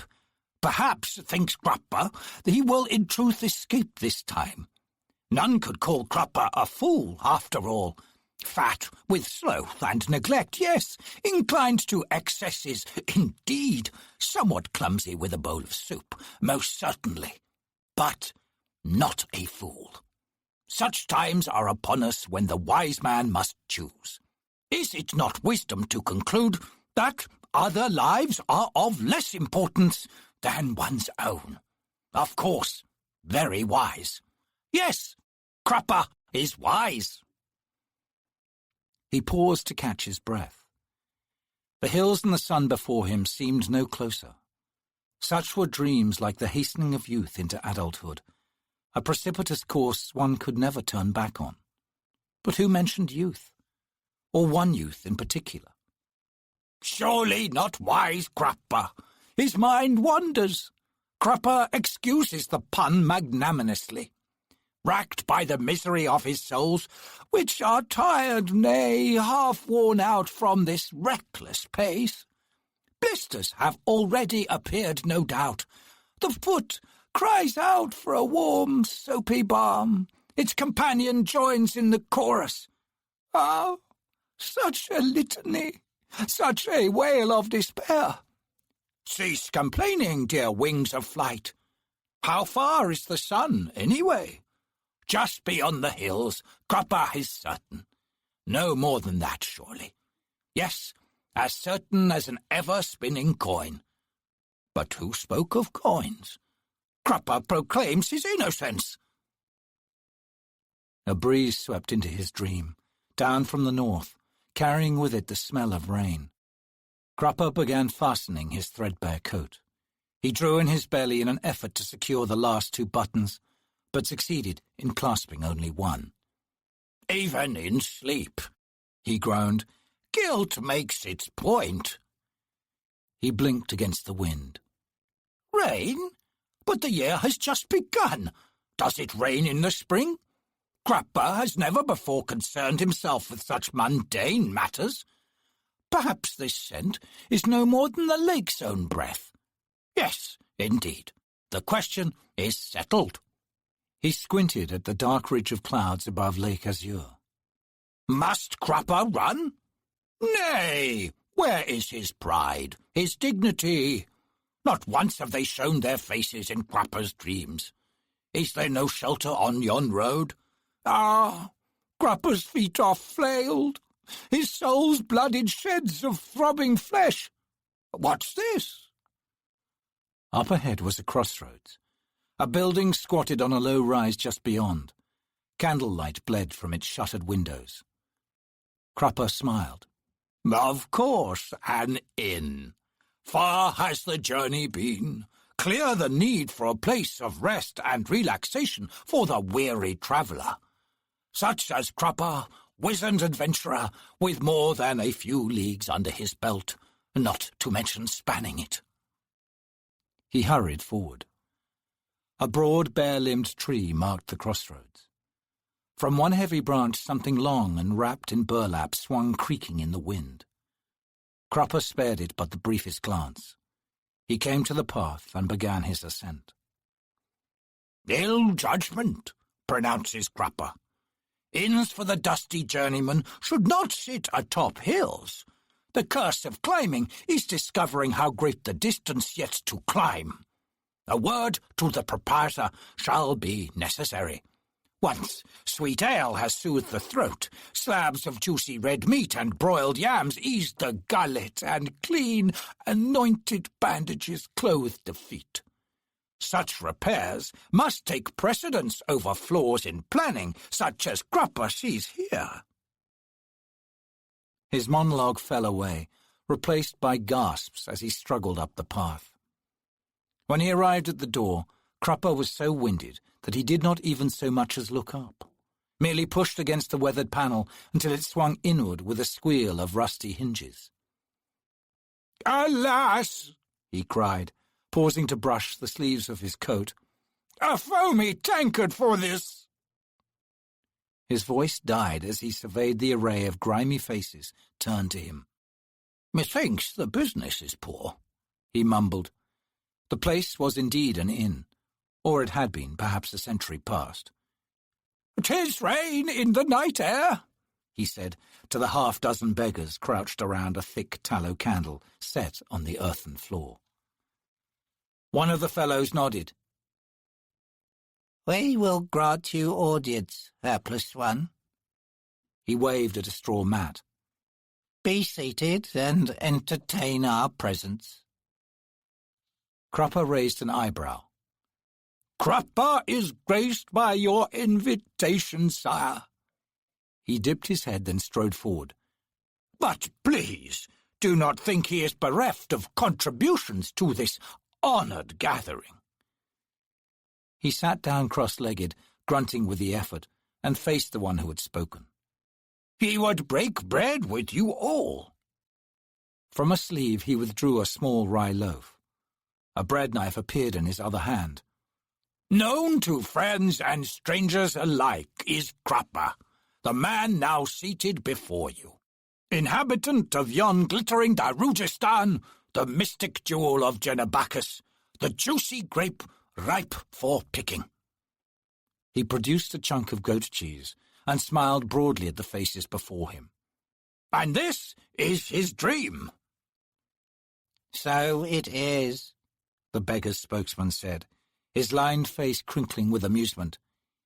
It ever pleases us when we taste your particular flavour, Crupper of Darujistan, and always we are pleased at your travelling appetites. Crupper laid down the rye loaf and cut slices. Crupper has always considered you mere aspects of himself, a half-dozen hungers among many, as it were. Yet, for all your needs, you would urge what of your master?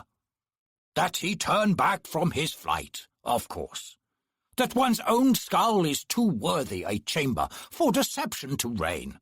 And yet Crupper assures you from long experience that all deceit is born in the mind, and there it is nurtured while virtues starve. The spokesman accepted a slice of bread and smiled. Perhaps we are your virtues, then. Crupper paused to study the cheese in his hand.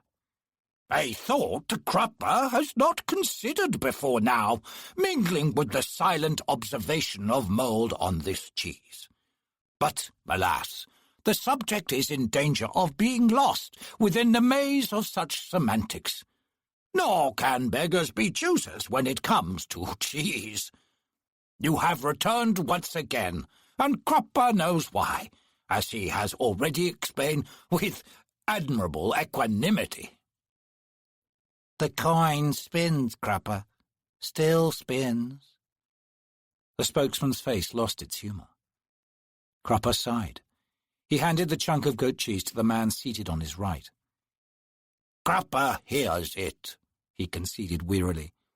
He cannot help but hear it.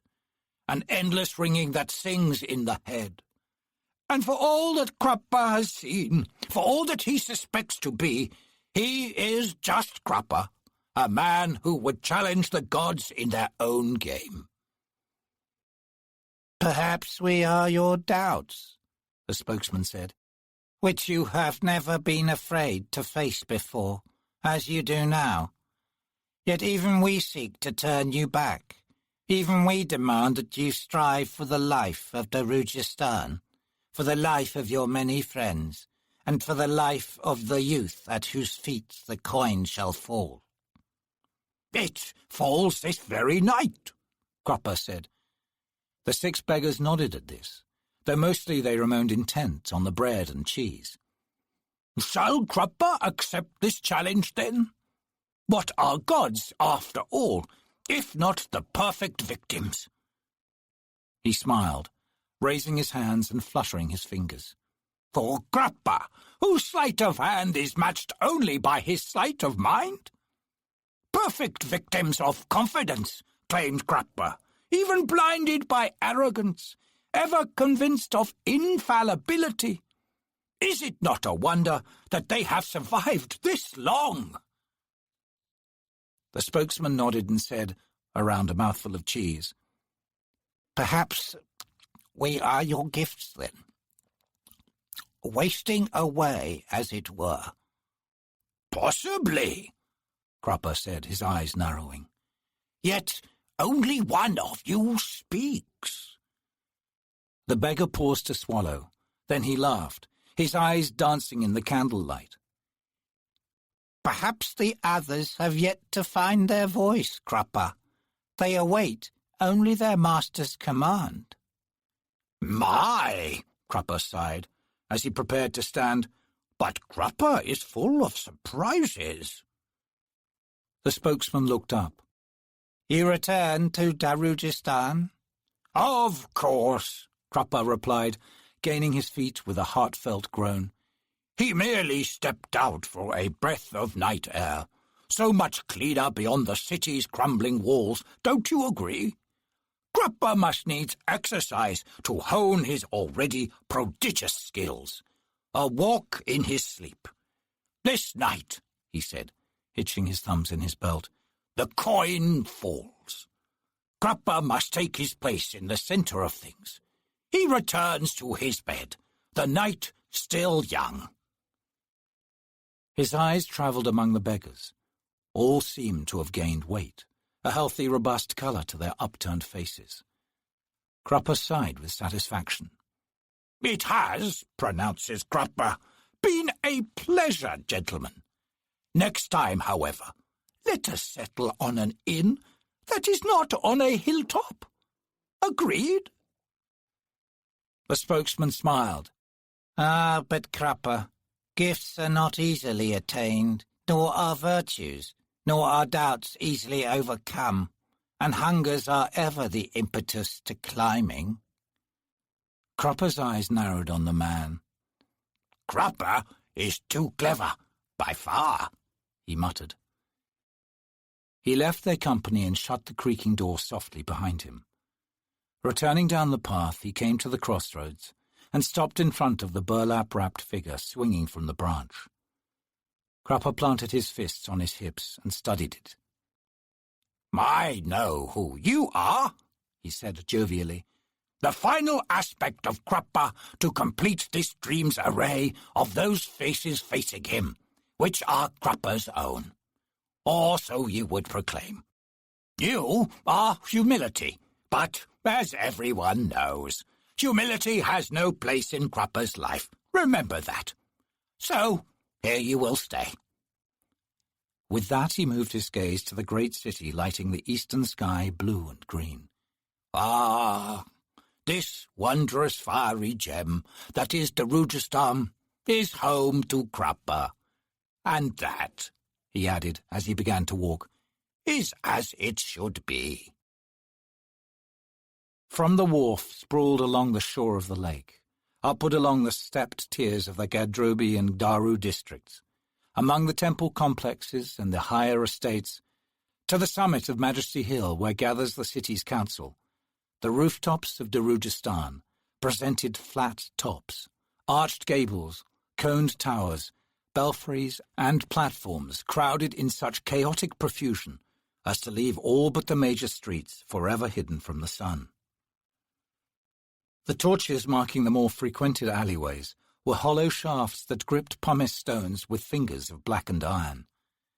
Fed through ancient pitted copper pipes, gas hissed balls of flame around the porous stones, an uneven fire that cast a blue and green light. The gas was drawn from great caverns beneath the city and channeled by massive valves. Attending these works were the grey faces, silent men and women who moved like spectres beneath the city's cobbled streets. For 900 years the breath of gas had fed at least one of the city's districts. Though pipes had been sundered by raging tenement fires and gouts of flame reached hundreds of feet into the sky, the grey faces had held on, twisting the shackles and driving their invisible dragon to its knees. Beneath the rooftops was an underworld forever bathed in a blue glow. Such light marked the major avenues and the oft-frequented, narrow and crooked thoroughways of the markets. In the city, however, over 20,000 alleys, barely wide enough for a two-wheeled cart, remained in shadow broken only by the occasional torch-bearing citizen or the globed lanterns of the city watch. By day, the rooftops were bright and hot beneath the sun, crowded with the fluttering flags of domestic life drying in the lake wind. By night, the stars and moon illuminated a world webbed with empty clotheslines and the chaotic shadows they cast. On this night, a figure wove around the hemp ropes and through the faint shadows. Overhead, a sickle moon sliced its way between thin clouds like a god's scimitar. The figure wore soot-stained cloth, wrapped snugly about its torso and limbs, and its face was similarly hidden, leaving only space enough for its eyes, which scanned the nearby rooftops. A black leather harness crisscrossed the figure's chest, bearing pockets and tight, stiff loops holding tools of the trade. Coils of copper wire, iron files, 3 metal saws, each wrapped in oiled parchment, root gum and a squared lump of tallow, a spool of fishing string, a thin-bladed dagger and a throwing knife, both sheathed, under the figure's left arm, pommels facing forward. The tips of the thief's moccasins had been soaked in pitch. As he crossed the flat rooftop, he was careful not to lower his full weight on his toes, leaving mostly intact the half-inch strip of sticky tar. He came to the building's edge and looked down. 3 flights below crouched a small garden, faintly lit by 4 gas lamps set at each corner of a flagstoned patio that encircled a fountain. A purple glow clung to the foliage encroaching on the patio and glimmered on the water trickling down a series of stone tiers to the fountain's shallow pool. On a bench beside the fountain sat a guard reclined in sleep, a spear across his knees. The Dal estate was a popular topic among the higher circles of Darujistan's nobility, specifically for the eligibility of the family's youngest daughter. Many had been the suitors, many the gifts of gems and baubles that now resided in the young maiden's bedroom. While such stories were passed like the sweetest bread in the upper circles, few of the commonry paid attention when the tales trickled down into their company. But there were those who listened carefully indeed, possessive and mute with their thoughts, yet oddly eager for details. His gaze on the dozing houseguard in the garden below, the mind of Crocus Younghand picked its way carefully through speculations of what was to come. The key lay in finding out which room among the estate's score of chambers belonged to the maiden. Crocus did not like guesswork, but he had found that his thoughts, carried almost entirely on instinct, moved with their own logic when determining these things. Top floor almost assuredly for the youngest and fairest daughter of the Dals, and with a balcony overlooking the garden. He turned his attention from the guard to the wall immediately beneath him. 3 balconies, but only one, off to the left, was on the 3rd floor. Crocus pulled back from the edge and slipped silently along the roof until he judged he was directly above the balcony. Then he approached again and looked down. 10 feet at the most. On either side of the balcony rose ornately carved columns of painted wood. A half-moon arch spanned them an arm's length down, completing the fancy frame. With a final glance at the houseguard, who had not moved, and whose spear did not seem in danger of clattering to the flagstones at any moment, Crocus slowly lowered himself down the wall. His moccasin's pitch gripped the eaves with snug assurance.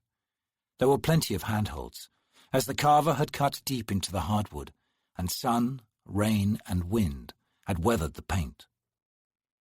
He descended along one of the columns until his feet touched the balcony's handrail, where it abutted the wall. A moment later, he crouched on the glazed tiles in the shadow of a wrought-iron table and pillowed chair. No light leaked between the shutters of the sliding door. 2 soft steps brought him next to it. A moment's examination identified the style of the latch's lock. Crocus withdrew a fine-toothed saw and set to work. The sound the tool made was minimal, no more than the shivering of a locust's leg. A fine tool, rare and probably expensive. Crocus was fortunate in having an uncle who dabbled in alchemy and had need of such magically hardened tools when constructing his bizarre condensing and filtering mechanisms. Better yet, an absent-minded uncle prone to misplacing things. 20 minutes later, the saw's teeth snipped the last restraining bolt. He returned the tool to his harness, wiped the sweat from his hands, then nudged the door open.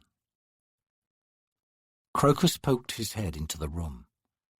In the grey dimness he saw a large 4-poster bed a few feet to his left, its headboard against the outer wall. Mosquito netting descended around it, ending in piled heaps on the floor. From within came the even breaths of someone deep in sleep. The room was redolent of expensive perfume, something spicy and probably from Callow's. Immediately across from him were 2 doors, one ajar and leading into a bathing chamber. The other, a formidable barrier of banded oak, sporting an enormous lock.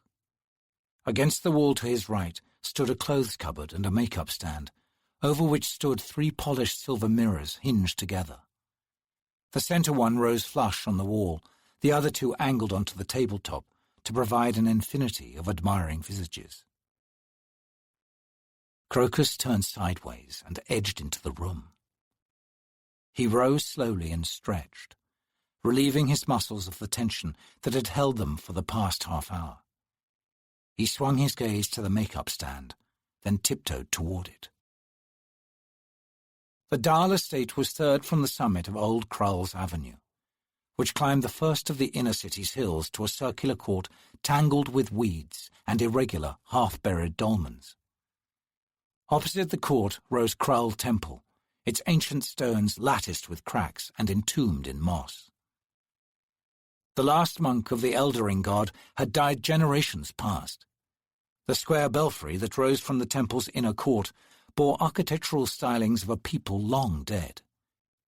4 rose marble posts marked the corners of the high platform, still holding aloft a peaked roof with sides that were scaled in green-stained bronze tiles.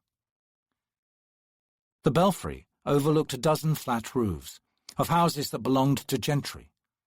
One such structure crowded close to one of the temple's rough-hewn walls, and across its roof lay the heavy shadow of the tower. On this roof crouched an assassin, with blood on his hands. Tarlo Crafar of Durig Danat's clan drew breath in hissing gasps.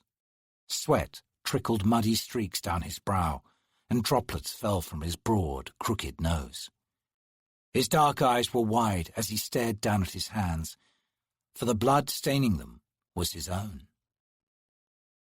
His mission this night had been as a roamer, patrolling the city's rooftops, which, except for the occasional thief, were the assassin's sole domain, the means by which they travelled the city for the most part undetected.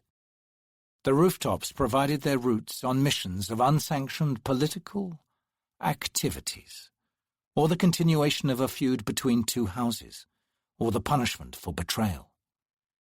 The council ruled by day under public scrutiny. The guild ruled by night, unseen, leaving no witnesses. It had always been this way, since Darujistan first rose on the shores of Lake Azure. Tarlo had been crossing an innocuous rooftop when a crossbow quarrel had driven a hammer blow to his left shoulder. He was flung forward by the concussion and, for an unknown length of time, stared dumbfounded at the cloud-wreathed sky overhead, wondering what had happened. Finally, as numbness slowly gave way to agony, he twisted onto his side. The quarrel had gone entirely through him. It laid on the tarred tiles a few feet away. He rolled until he was beside the bloodied bolt. One glance had been enough to confirm that this was no thief's quarrel. It had come from a heavy weapon, an assassin's weapon. As this fact worked its way through the confused jumble of Tarlo's thoughts, he drew himself up to his knees and then to his feet. An unsteady jog brought him to the building's edge. Blood streamed from the wound as he climbed down to the unlit alley below. His moccasins resting finally on the slick, rubbish-littered cobblestones, he paused, forcing clarity into his head. An assassin war had begun this night. But which clan leader was fool enough to believe he or she could usurp Vorkan's mastery of the guild? In any case, he would return to his clan's nest if possible. With this in mind, he began to run. He had dashed into the shadows of his third alley when ice trickled down his spine. Breath catching, Tarlo froze. The sensation creeping over him was unmistakable, as certain as instinct. He was being stalked. He glanced down at the blood-soaked front of his shirt and realized that there was no hope of outrunning his hunter. No doubt his stalker had seen him enter the alley, and even now had a crossbow trained on its mouth at the far end. At least, that is how Tarlo would play it. He'd have to turn the game round, set a trap, and for that he'd need the rooftops. Tarlo turned back to the alley mouth he had just entered and studied the nearby buildings. 2 streets to his right squatted the Krull Temple. his gaze fixed on the dark edifice that was the belfry. There. The climb left him close to unconsciousness, and he now crouched in the belfry's shadow, one building away from the temple.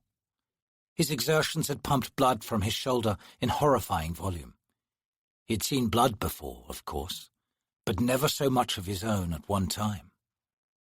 He wondered for the first time seriously if he would die.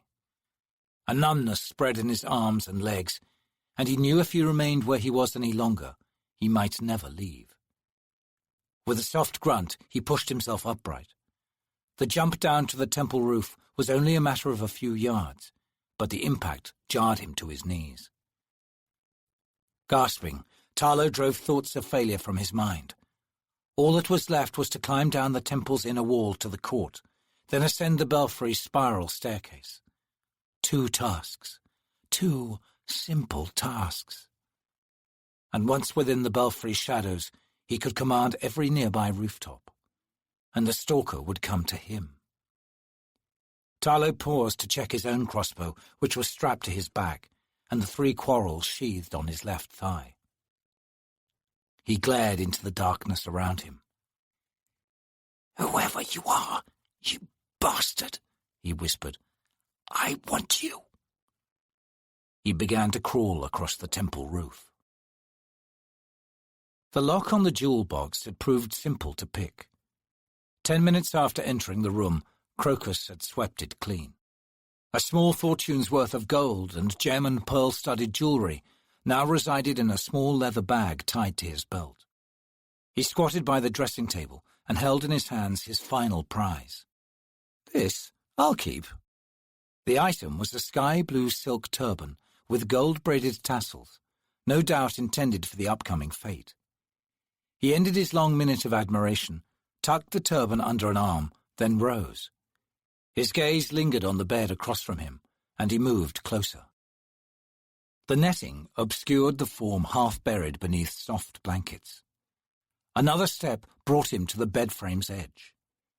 From the waist up, the girl was naked. An embarrassed flush rose in the thief's cheeks, but he did not look away. Queen of dreams, but she's lovely. At 17 years of age, Crocus had seen enough whores and dancers not to tremble agape at a woman's exposed virtues. Even still, his gaze lingered. Then, grimacing, he headed back to the balcony door. A moment later he was outside. He drew a deep breath of the cool night air to clear his head. In the blanket of darkness overhead, a handful of stars shone sufficiently bright to pierce the gauze of clouds. Not clouds, but smoke, drifting across the lake from the north. The word of Pale's fall to the Malazan Empire had been on the tongues of everyone for the past 2 days. And we're next. His uncle had told him that the council still frantically proclaimed neutrality, desperate in their efforts to separate the city from the now destroyed Free Cities Alliance. But the Malazans didn't seem to be listening. "And why should they?" Uncle Mammoth had asked. "Darujastan's army is a contemptible handful of noble sons who do nothing but strut back and forth on Horse Street, gripping their jewelled swords." Crocus climbed to the estate's roof and padded silently across its tiles. Another house of equal height was before him, its flat top less than 6 feet away. The thief paused at the edge and looked down to the alley 30 feet below, seeing only a pool of darkness. Then he jumped to land softly on the next roof. He began to cross it. Off to his left rose the stark silhouette of Krull's belfry tower, gnarled like a bony fist thrust into the night sky. Crocus brought one hand down to the leather bag tied to his belt, probing with his fingers the knot and the condition of the drawstrings. Satisfied that all was secure, he checked the turban tucked beneath a strap of his harness. All was well. He continued his soundless way across the rooftop. A fine night indeed. Crocus smiled to himself. Tarlo Krafar opened his eyes. Dazed and uncomprehending, he stared about himself. Where was he? Why did he feel so weak? Then memory returned, and a groan slipped from his lips. He had blacked out, leaning here against this marble pillar. But what had awoken him? Stiffening, the assassin pushed himself up on the dusty column and scanned the rooftops below. There! A figure moved across the flat top of a building less than 50 feet away. Now, you bastard, now! He raised his crossbow, anchoring one elbow against the pillar. He had already cocked his weapon, though he had no memory of having done so. At this distance, there was no chance of missing. In seconds, his stalker would be dead. Tarlo bared his teeth and took careful aim. Crocus was halfway across the rooftop, one hand tracing the silk finery of the turban snug over his heart, when a coin clattered loudly at his feet. Instinctively, he pounced down and trapped it beneath both hands. Something hissed through the air immediately above his head, and he looked up, startled, then ducked again as a ceramic tile shattered 20 feet away. He moaned with sudden realization. As he clambered to his feet, one hand absently collected the coin and tucked it under his belt. Tarlo cursed in disbelief. He lowered the crossbow and stared down at the figure, dumbfounded, until his instinct for danger asserted itself one last time. Whirling, he caught a blurred glimpse of a cloaked figure standing before him, arms raised. Then the arms flashed down, and two long, grooved daggers slid into Tarlo's chest. With a final, baffled grunt, the assassin died. A grating sound reached Crocus's ears, and he spun to face the belfry. A black shape tumbled from between the pillars and landed with a thump 15 feet away. Moments later, a crossbow clanged down beside it. Crocus looked up to see a silhouette framed between the pillars, glittering long-bladed knives in its hands. The figure seemed to be studying him. "Oh, Malri," the thief prayed, then turned and ran.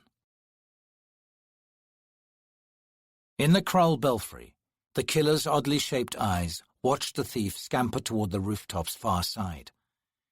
With a slight lifting of its head, the killer sniffed the air, then frowned.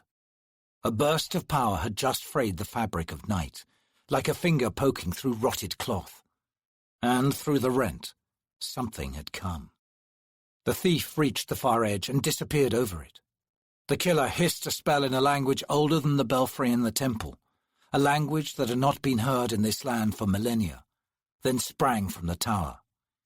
Enwreathed in magic, the killer's descent to the rooftop below was slow, controlled. The landing came as a light brush on the tiles. A second figure appeared, its cloak spread like a black wing from the above darkness to join the first. Then a third, also descending in silence, landed on the rooftop. They spoke briefly. The last to arrive muttered a command, then moved off. The remaining two exchanged a few last words, then set out on the thief's trail, the second one preparing its crossbow. 10 minutes later, Crocus leaned against the slope roof of a merchant's house to regain his breath. He had seen no one, heard nothing. Either the killer hadn't pursued, or he had managed to lose him, or her. In his mind returned his single vision of the figure as it stood in the belfry. No, unlikely that it could be a woman. Too tall, perhaps 6.5 feet, and thin. A tremor ran through the young thief. What had he stumbled on? An assassin had almost skewered him, and then had himself been murdered. A guild war? If so, it made the rooftops a risky place to be. Warily Crocus rose and looked about him. A tile farther along the roof clattered down the sloped side. Crocus whirled to see the killer dashing toward him. One look at the two daggers flashing in the air, and the thief darted to the roof's edge and leaped out into darkness. The building across from him was too distant, but Crocus had chosen his resting place on familiar territory. As he fell into the shadows, he reached out grasping hands. The guide wire caught his arms near the elbows, and he scrambled frantically for a secure grip, then hung dangling 20 feet above the alley. While most of the clotheslines spanning the city's streets were just thin, unreliable hemp, among them were wrapped wires. Placed by thieves generations past, they were securely bolted to the walls. By day, Monkey Road, as the thieves called it, looked no different from any other line, festooned with undergarments and sheets. With the sun setting, however, came its true purpose. With hands burned raw, Crocus made his way along the wire toward the far wall. He chanced to glance up then, and froze. On the roof's edge before him stood a second hunter, taking careful aim with a heavy, antique crossbow. Crocus let go of the wire. A quarrel whizzed directly above his head as he fell. From behind and below, a window shattered. His drop was cut short by the first of a series of clotheslines, tugging his limbs and twitching him about before snapping. After what seemed an eternity of bone-wrenching jerks and the whip of cords slicing through his clothes and flaying his skin, Crocus struck the alley's cobblestones, straight-legged and leaning far forward.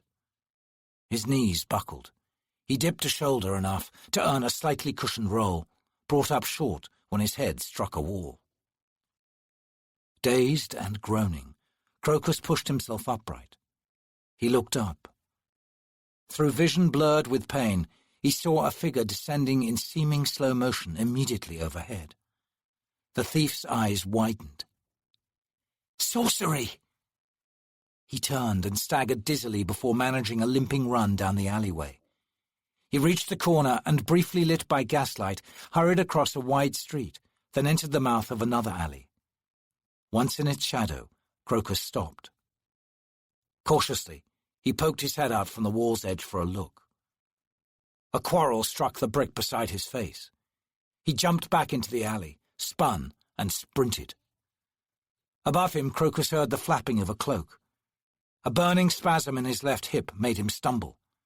Another quarrel whipped past his shoulder and skidded on the cobblestones.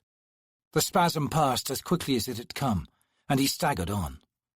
Ahead, at the alley mouth, was the lit doorway of a tenement. An old woman sat on the stone steps, puffing on a pipe. Her eyes glittered as she watched the thief approach.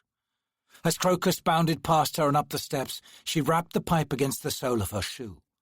Sparks rained onto the cobbles.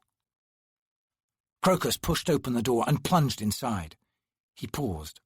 A narrow, poorly lit hallway was before him, a staircase crowded with children at the far end. His eyes on the stairs, he jogged up the hall. From the curtained doorways on either side came a cacophony of noise. Voices raised in argument, wailing babies, the clatter of cookware. "Don't you people ever sleep?" Crocus shouted as he ran.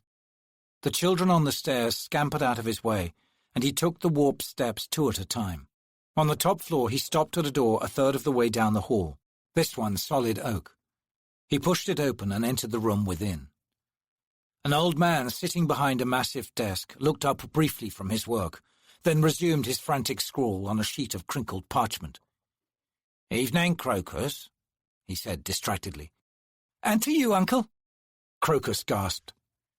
On Uncle Mammoth's shoulder squatted a small winged monkey, whose glittering half-mad gaze followed the young thief's dart across the room to the window opposite the door. Flinging open the shutters, Crocus climbed up onto the sill. Below was a squalid, overgrown garden, mostly lost in shadows. A lone, gnarled tree rose upward. He eyed the branches across from him, then gripped the window frame and leaned back. He drew a deep breath, then propelled himself forward. As he passed through the intervening gap, he heard a surprised grunt come from directly above, then a wild scratching against stone. An instant later, someone crashed down into the garden below. Cats shrieked, and a voice groaned out a single, pained curse. Crocus clung to a bowing branch. He timed each bounce of the resilient wood, then extended his legs as the branch pulled him up. His moccasins landed on a windowsill and held. Grunting, he swung himself onto it and let go of the branch. He punched at the wooden shutters. They sprang inward, and Crocus followed head first, down onto the floor and rolling to his feet. He heard movement from another room in the apartment. Scrambling to his feet, he bolted for the hallway door, flung it open, and slipped out just as a hoarse voice shouted a curse behind him. Crocus ran to the far end of the passage, where a ladder led to a hatch on the ceiling. Soon he was on the roof. He crouched in the darkness and tried to catch his breath. The burning sensation returned to his hip. He must have damaged something in his fall from the guide wire. He reached down to massage the spot and found his fingers pressing something hard, round, and hot. The coin! Crocus reached for it. Just then he heard a sudden whistling sound, and chips of stone spat at him. Ducking, he saw a quarrel, its shaft split by the impact, bounce once on the rooftop, then plummet over the edge, spinning wildly. A soft moan escaped his lips, and he scrambled across the roof to the far side. Without pause, he jumped. 10 feet down was an awning, sagged and stretched out of shape, on which he landed. The iron spars framing the canvas dipped, but held. From there it was a quick climb down to the street. Crocus jogged to the corner, where an old building squatted with yellow light, bleeding through dirty windows. A wooden sign hung above the door, bearing the faded image of a bird dead on its back, feet jutting upward. The thief bounded up the steps and pushed open the door. A rush of light and noise washed over him like balm. He slammed the door behind him and leaned against it. He closed his eyes, pulling the disguising cloth from his face and head, revealing shoulder-length black hair, now dripping with sweat, and regular features surrounding light blue eyes. As he reached up to wipe his brow, a mug was pushed into his hand. Crocus opened his eyes to see Sultry hurry by, carrying on one hand a tray loaded with pewter tankards. She glanced at him over his shoulder and grinned. "Rough night, Crocus?" He stared at her, then said, "No, nothing special." He raised the mug to his lips and drank deep. Across the street from the ramshackle Phoenix Inn, a hunter stood at the roof's edge and studied the door through which the thief had just passed. The crossbow lay cradled in its arms. The second hunter arrived, sheathing 2 long knives as it came alongside the first. "What happened to you?" the first hunter asked quietly in its native tongue. "Had an argument with a cat." The two were silent for a moment. Then the first hunter sighed worriedly. "All in all, too awry to be natural." The other agreed. "You felt the parting too, then?" "An ascendant, meddled. Too cautious to show itself fully, however." "Unfortunate. It's been years since I last killed an ascendant." They began to check their weapons. The first hunter loaded the crossbow and slipped 4 extra quarrels in its belt. The second hunter removed each long knife and cleaned it carefully of sweat and grime. They heard someone approach from behind and turned to see their commander. "He's in the inn," the second hunter said. "We'll leave no witnesses to this secret war with the guild," the first added. The commander glanced at the door of the Phoenix Inn.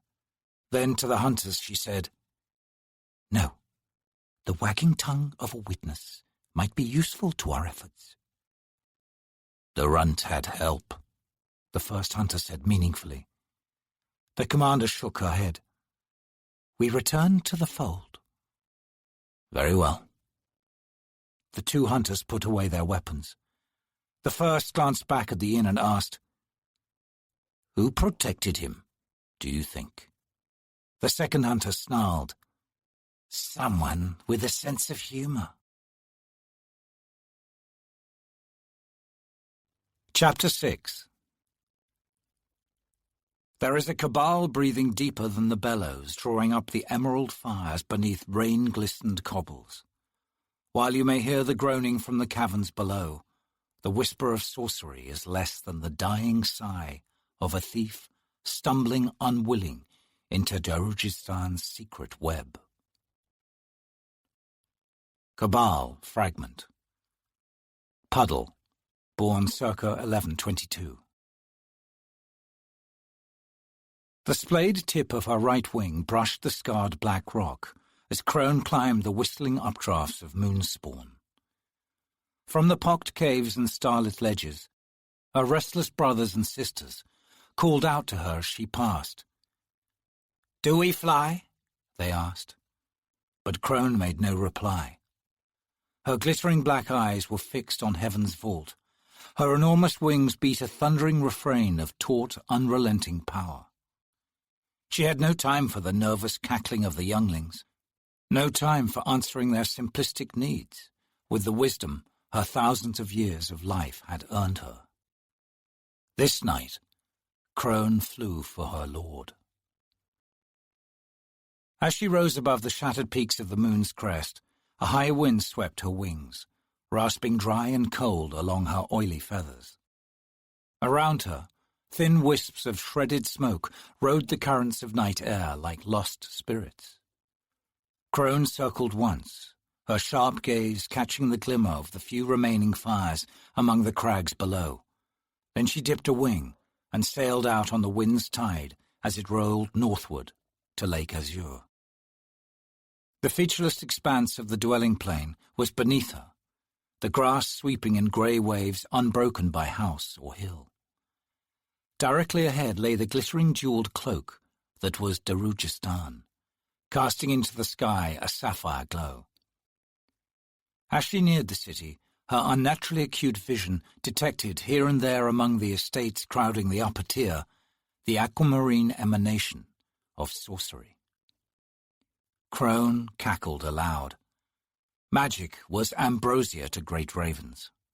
They were drawn to it by the scent of blood and power, and within its aura their lifespans lengthened into centuries. Its musk had other effects as well. Crone cackled again, her gaze fixed on one particular estate, around which glowed a profusion of protective sorcery. Her lord had imparted to her a thorough description of the magical signature she must find, and now she had found it. Crooking her wings, she sank gracefully toward the estate. Inland from Gadrobi district's harbour, the land rose in 4 tiers climbing eastward. Ramped cobblestone streets, worn to a polished mosaic, marked Gadrobi district's trade streets, 5 in all, which were the only routes through Marsh District and into the next tier, Lakefront District. Beyond Lakefront's crooked aisles, 12 wooden gates opened onto Daru District, and from Daru, another 12 gates. These ones manned by the city watch and barred by iron portcullis, connected the lower and upper cities. On the 4th and highest tier brooded the estates of Darujistan's nobility, as well as its publicly known sorcerers. At the intersection of Old King's Walk and View Street rose a flat-topped hill on which sat Majesty Hall, where each day the council gathered. A narrow park encircled the hill, with sand-strewn pathways winding among centuries-old acacias. At the park's entrance, near High Gallows Hill, stood a massive, rough-hewn stone gate, the last surviving remnant of the castle that once commanded Majesty Hill. The days of kings had long since ended in Darujistan. The gate, known as Despot's Barbican, stood stark and unadorned, its lattice of cracks a fading script of past tyranny. In the shadow of the Barbican's single massive lintel stone stood 2 men. One, his shoulder against the pitted rock, wore a ringed hauberk and a boiled leather cap bearing the city watch insignia. Scabbarded to his belt was a plain short sword, its grip of wrapped leather worn smooth. A pike leaned against one shoulder. He was nearing the end of his midnight guard duty and patiently awaited the arrival of the man who would officially relieve him. The guard's eyes flicked on occasion to the second man, with whom he had shared this place many another night over the past year. The glances he cast at the well-dressed gentleman were surreptitious, empty of expression. As with every other time, Councilman Turban Orr came to the gate at this dead hour of night. The nobleman had scarcely deemed the guard worthy of notice. nor had he ever given an indication that he recognized the guard as being the same man each time. Turban Orr seemed a man short on patience, forever pacing and fretting, pausing every now and then to adjust his jewelled burgundy cloak. The councilman's polished boots clicked as he paced, throwing a soft echo under the barbican. From the shadow the guard's gaze caught Orr's gloved hand where it rested on the silver pommel of a duelling sword, noting the index finger tapping in time with the boot clicks. At the early part of his watch, long before the arrival of the councilman, the guard would walk slowly around the barbican, reaching out on occasion to touch the ancient grim stonework. 6 years' worth of night watch at this gate had bred a close relationship between the man and the rough-cut basalt. He knew every crack, every chisel scar. He knew where the fittings had weakened, where time and the elements had squeezed mortar from between the stones that gnawed it to dust. And he also knew that its apparent weaknesses were but a deception. The barbican, and all it stood for, patiently waited still, a spectre of the past, hungry to be born yet again. And that, the guard had long ago vowed, he would never let it do, if such things were within his power. Despot's barbican provided the man with every reason he needed to be what he was. Circle breaker. A spy. Both he and the councilman awaited the arrival of the other, the one who never failed to appear. Turban Orr would growl his usual complaint, disgusted with tardiness. Then he would grasp the other's arm, and they would walk side by side beneath the barbican's brooding lintel stone. And, with eyes long accustomed to darkness, the guard would mark the other's face, burning it indelibly in the superb memory hidden behind expressionless, unmemorable features. By the time the two council members returned from their walk, the guard would have been relieved and well on his way to delivering a message according to his master's instructions.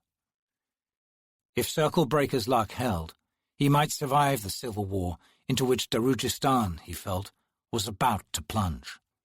And never mind the Malazan nemesis. One nightmare at a time, he often told himself, particularly on nights like these, when Despot's barbican seemed to breathe its promise of resurrection with mocking certainty.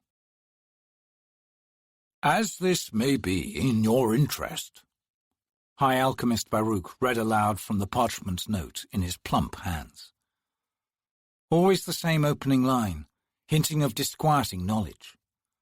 An hour earlier, his servant Roald had delivered the note, which, like all the others that had come to him over the past year, had been found tucked into one of the ornamental murder holes in the estate's rear postern gate. Recognizing the pattern, Baruch had immediately read the missive, then dispatched his messengers out into the city. Such news demanded action, and he was one of the few secret powers within Darujistan capable of dealing with it. Now he sat in a plush chair in his study, musing. His deceptively sleepy gaze flicked down again to the words on the parchment. Councilman Turban Orr walks in the garden with Councilman Feder. I remain known only as Circle Breaker, a servant of the eel, whose interests continue to coincide with your own. Once again Baruch felt temptation. With his talents it would be a small thing to discover the writer's identity. Though not the eel's, of course. That was an identity sought by many, all to no avail. But, as always, something held him back. He shifted his bulk on the chair and sighed. Very well, Circle Breaker. I'll continue to honor you, though clearly you know more of me than I of you. And fortunate it is indeed that your master's interests coincide with my own. Still... He frowned, thinking about the eel, about the man's or woman's undisclosed interests. He knew enough to recognize that too many forces had come into play. A gathering of ascendant powers was a fell thing. to continue to step unseen in defense of the city was becoming increasingly difficult. So, the question came yet again. Was this eel using him as well? Oddly enough, he did not feel too concerned about this possibility. So much vital information had been passed into his hands already. He folded the parchment carefully and muttered a simple cantrip. The note vanished with a small plop of displaced air, joining the others in a safe place. Baruch closed his eyes. Behind him, the broad window shutters rattled in a gust of wind, then settled again. A moment later, there came a sharp rap against the smoky glass. Baruch sat upright, his eyes startled open. A second rap, louder than the first, brought him round with a swift alacrity, surprising for one of his girth. On his feet, he faced the window. Something crouched on the ledge, visible through the shutters only as a bulky black shape. Baruch frowned. Impossible. Nothing could penetrate his magic barriers undetected. The alchemist gestured with one hand, and the shutters sprang open. Behind the glass waited a great raven. Its head snapped to view Baruch with one eye, then the other. It pushed boldly against the thin glass with its massive ridged chest. The pane bulged, then shattered. His warren fully open, Baruch raised both hands, a savage spell on his lips. "Don't waste your breath," the raven rasped, swelling its chest and ruffling its mangy feathers to rid itself of glass shards. It cocked its head. "You've called your guards," it observed. "No need, wizard." A single hop brought the enormous bird onto the floor. "I bring words you will value. Have you anything to eat?" Baruch studied the creature. "I'm not in the habit of inviting great ravens into my home," he said. "You are no disguised demon either." "Of course not. I'm named Crone." Her head bobbed mockingly. "At your pleasure, Lord." Baruch hesitated, considering. After a moment he sighed and said, "Very well. I've returned my guards to their posts. My servant Roald comes with the leavings of supper, if that's agreeable to you." "Excellent." Crone waddled across the floor to settle on the rug before the fireplace. "There, Lord. Now, a calming crystal of wine, don't you think?" "Who has sent you, Crone?" Baruch asked, walking over to the decanter on his desk. Normally he did not drink after sunset, for night was when he worked, but he had to acknowledge Crone's perceptiveness. A calming balm was exactly what he needed. The great raven hesitated slightly before answering. "The Lord of Moonspawn." Baruch paused in the filling of his glass. "I see," he said quietly, struggling to control his surging heart. He set the decanter down slowly and with great concentration raised the goblet to his lips. The liquid was cool on his tongue, and its passage down his throat indeed calmed him. "Well then," he said, turning, "what would your lord have of a peaceful alchemist?" Crone's chipped beak opened in what Baruch realized was silent laughter. The bird fixed a single glittering eye on him. "Your answer rode the very breath of your words, Lord. Peace. My lord wishes to speak with you. He wishes to come here, this very night, within the hour." "And you're to await my answer?" "Only if you decide quickly, Lord. I have things to do, after all. I'm more than a simple message-bearer. Those who know wisdom when they hear it hold me dear. I am Crone, eldest of the moon's great ravens, whose eyes have looked upon 100,000 years of human folly. Hence my tattered coat and broken beak, as evidence of your indiscriminate destruction. I am but a winged witness to your eternal madness." In quiet mockery, Baruch said, More than just a witness. It's well known how you and your kind feasted on the plain outside Pale's walls. Yet we were not the first to feast on flesh and blood, Lord, lest you forget. Baruch turned away. Far be it for me to defend my species, he muttered, more to himself than to Crone, whose words had stung him. His eyes fell on the shards of glass littering the floor. He voiced a mending spell and watched as they reassembled. I will speak with your lord, Crone. He nodded as the glass pane rose from the floor and returned to the window frame. Tell me, will he as easily disdain my wards as you did? My lord is possessed of honour and courtesy, Crone replied ambiguously. I shall call him, then. Do so, Baruch said, sipping his wine. An avenue will be provided for his passage. There came a knock at the door. Yes? Roald stepped inside. Someone is at the gate wishing to speak with you, the white-haired servant said, setting down a plate heaped with roast pork. Baruch glanced at Crone and raised an eyebrow. The bird ruffled her feathers. Your guest is mundane, a restless personage whose thoughts are thick with greed and treachery. A demon crouches on his shoulder, named Ambition. His name, Roald? Baruch asked. The servant hesitated. His soft eyes flicked uneasily at the bird now ambling toward the food. Baruch laughed. My wise guest's counsel indicates she well knows the man's name. Speak on, Roald. Councilman Turban Orr. I would remain for this, Crone said, if you would seek my counsel. Please do. And yes, I would, the alchemist replied. I am no more than a pet dog, the great raven crooned slyly, anticipating his next question.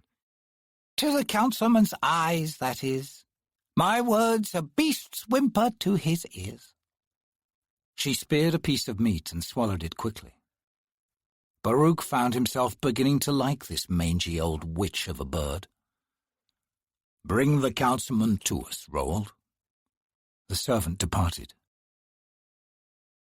Archaic torches lit an estate's high-walled garden with a flickering light that threw wavering shadows across the pavestones.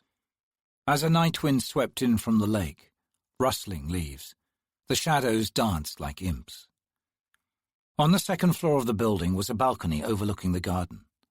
Behind the curtained window, two figures moved.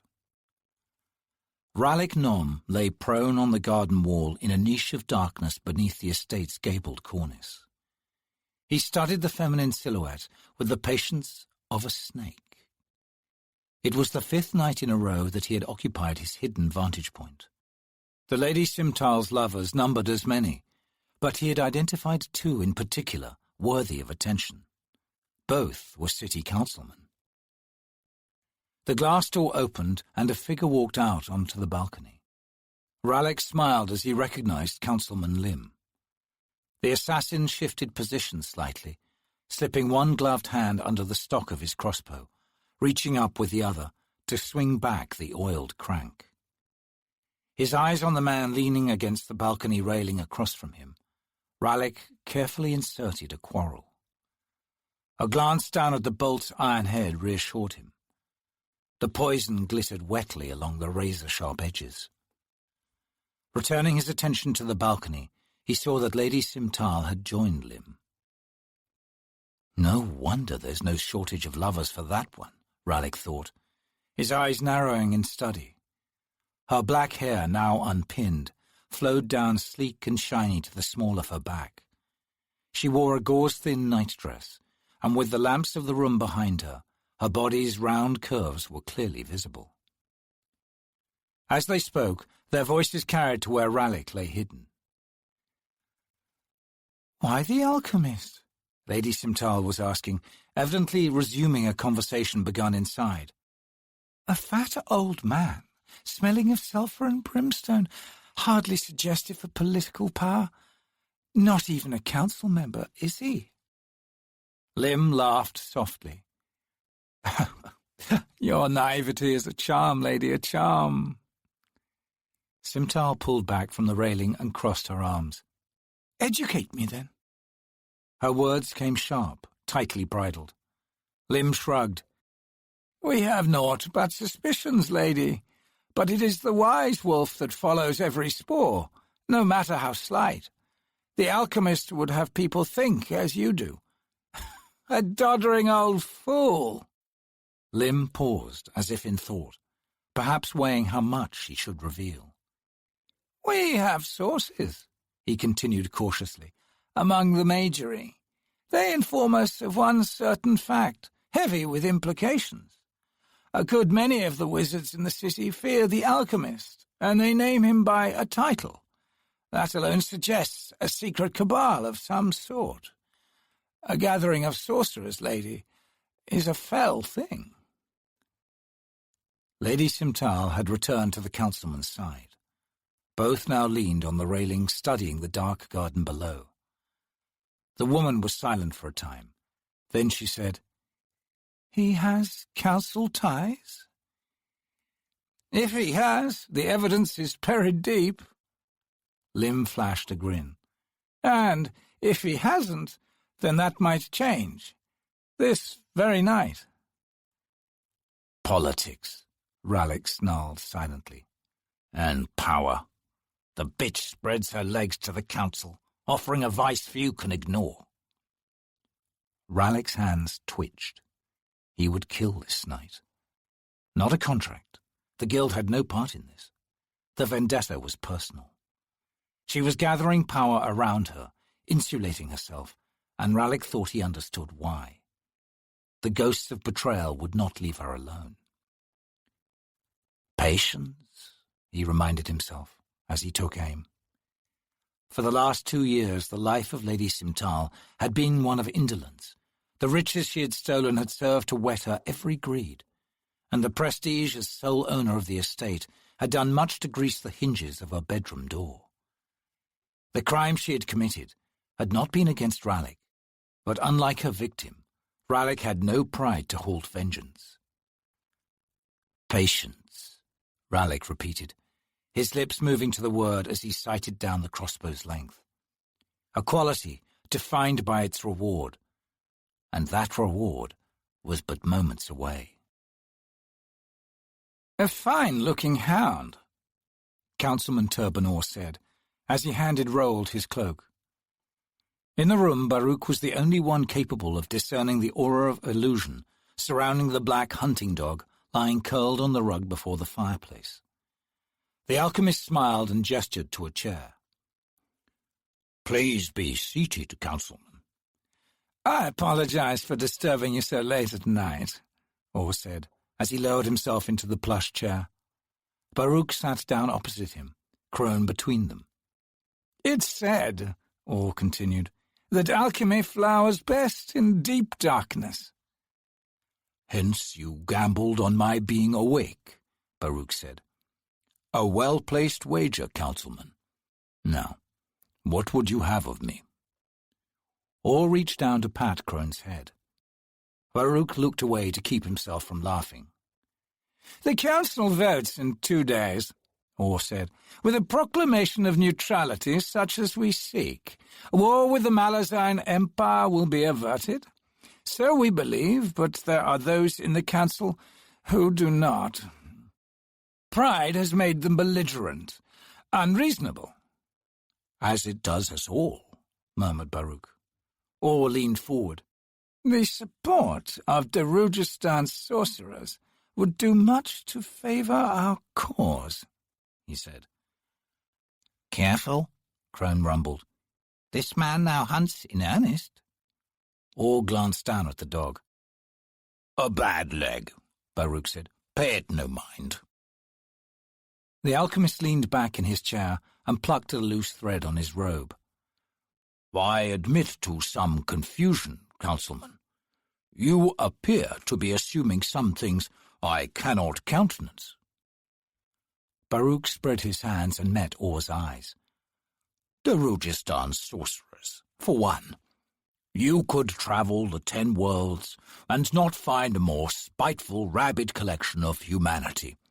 Oh, I don't suggest that they are all like this. There are those whose only interest, indeed obsession, lies in the pursuit of their craft. Their noses have been buried in books so long, they could not even tell you what century this is.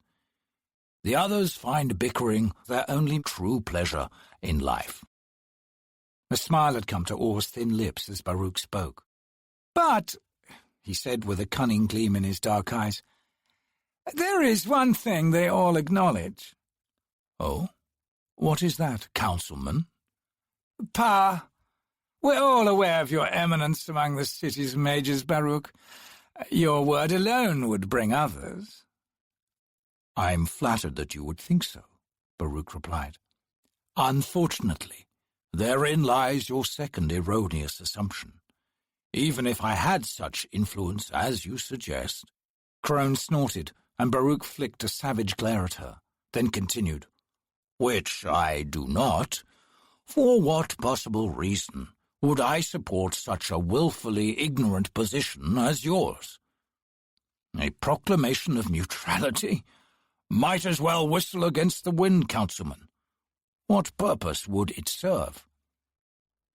Orr's smile had tightened.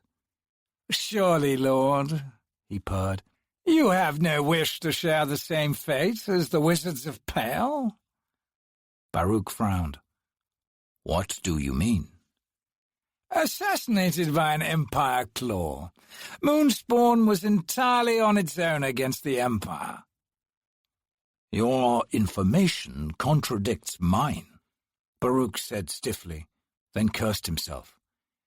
Lean not too heavily on this one, Crone said smugly. You are both wrong.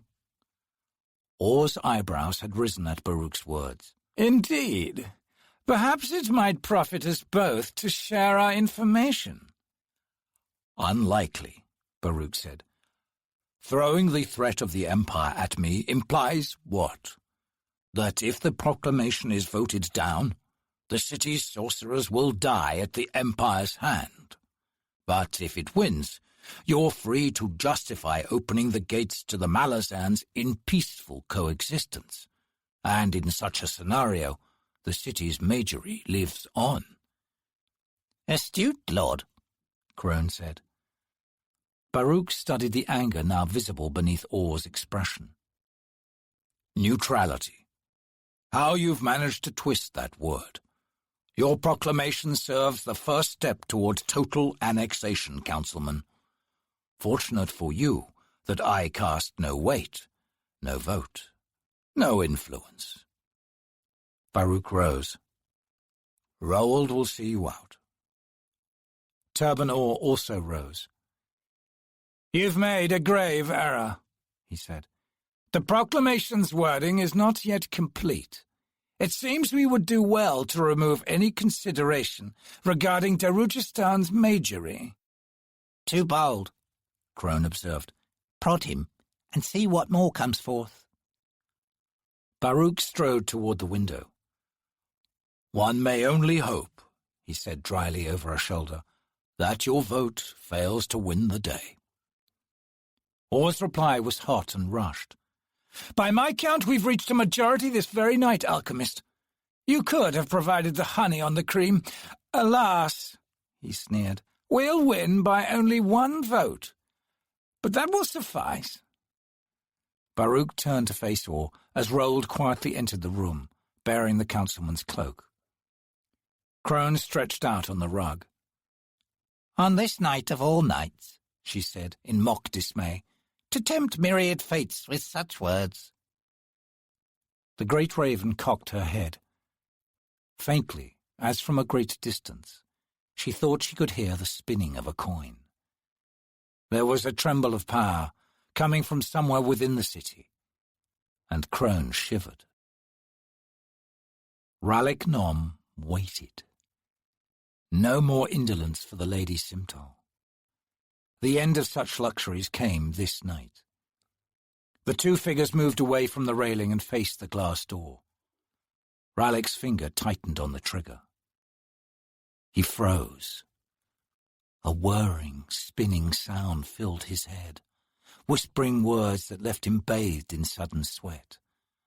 All at once, everything shifted, turned over in his mind. His plan for quick vengeance tumbled into disarray, and from the ruins arose something far more elaborate. All this had come between breaths. Ralik's gaze cleared. Lady Simtal and Councilman Lim stood at the door. The woman reached out to slide the panel to one side. Ralik swerved his crossbow an inch to the left, then squeezed the trigger.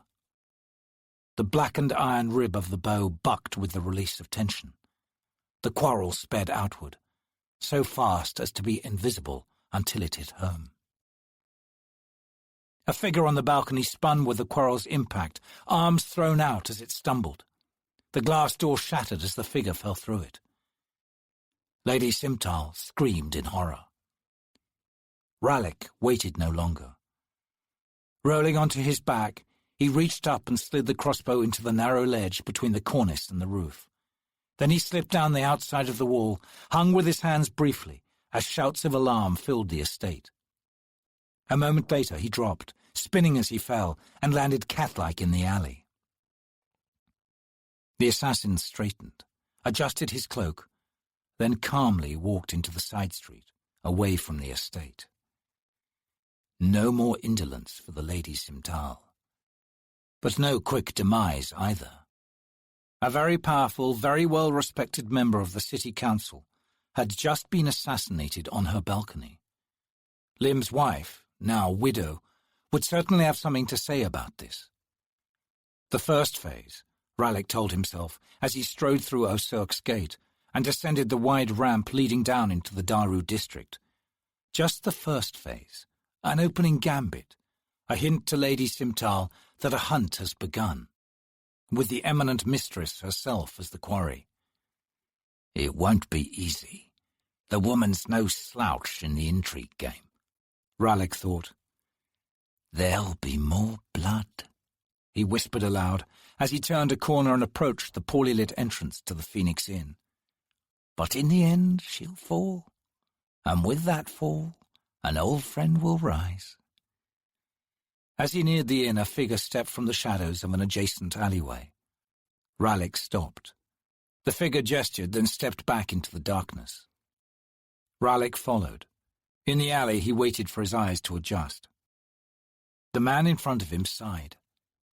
"Your vendetta probably saved your life tonight," he said, his tone bitter. Ralik leaned against a wall and crossed his arms. "Oh?" Clan leader Ocelot stepped close. His narrow, pitted face twisted into its habitual scowl. "The night's been a shambles, Nom. You've heard nothing?" "No."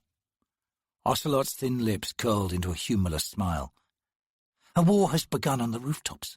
Someone is killing us. We lost 5 roamers in less than an hour, meaning there's more than one killer out there." "Undoubtedly," Ralik replied, fidgeting as the damp stones of the inn's wall reached through his cloak and touched his flesh with chill. As always, guild affairs bored him. Ocelot continued. "We lost that bull of a man, Tarlo Crafar, and a clan leader." The man snapped a glance over his shoulder, as if expecting a sudden dagger to come flashing at his own back. Despite his lack of interest, Ralik's eyebrows lifted at this last bit of news. "They must be good." "Good? All of our eyewitnesses are dead," goes the sour joke this night. "They don't make mistakes, the bastards." "Everyone makes mistakes," Ralik muttered. "Has Vorkan gone out?" Ocelot shook his head. "Not yet. She's too busy recalling all the clans." Ralik frowned, curious in spite of himself. Could this be a challenge to her guild mastery? Perhaps an inside thing? A rival faction?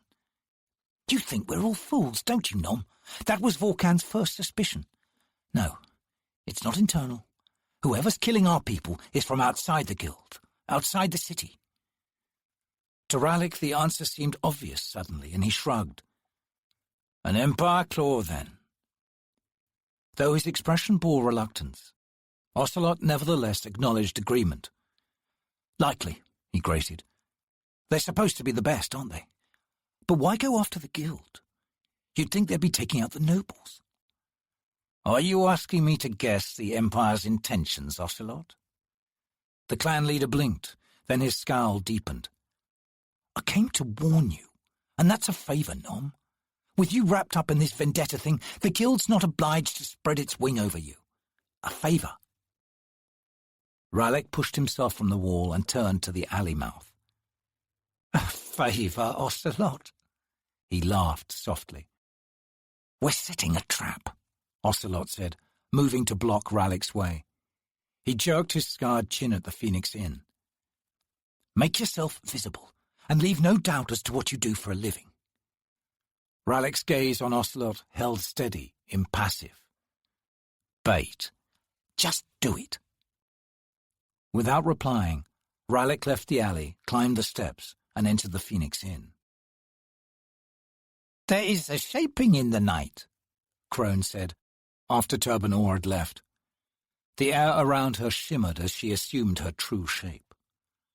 Baruch strode to his map table, hands clasped behind his back, to still the trembling that had seized them. You felt it too, then? He paused, then sighed. All in all, these seem the busiest hours. A convergence of power ever yields thus, Crone said, as she rose to stretch her wings. The black winds gather, alchemist. Beware their flaying breath. Baruch grunted.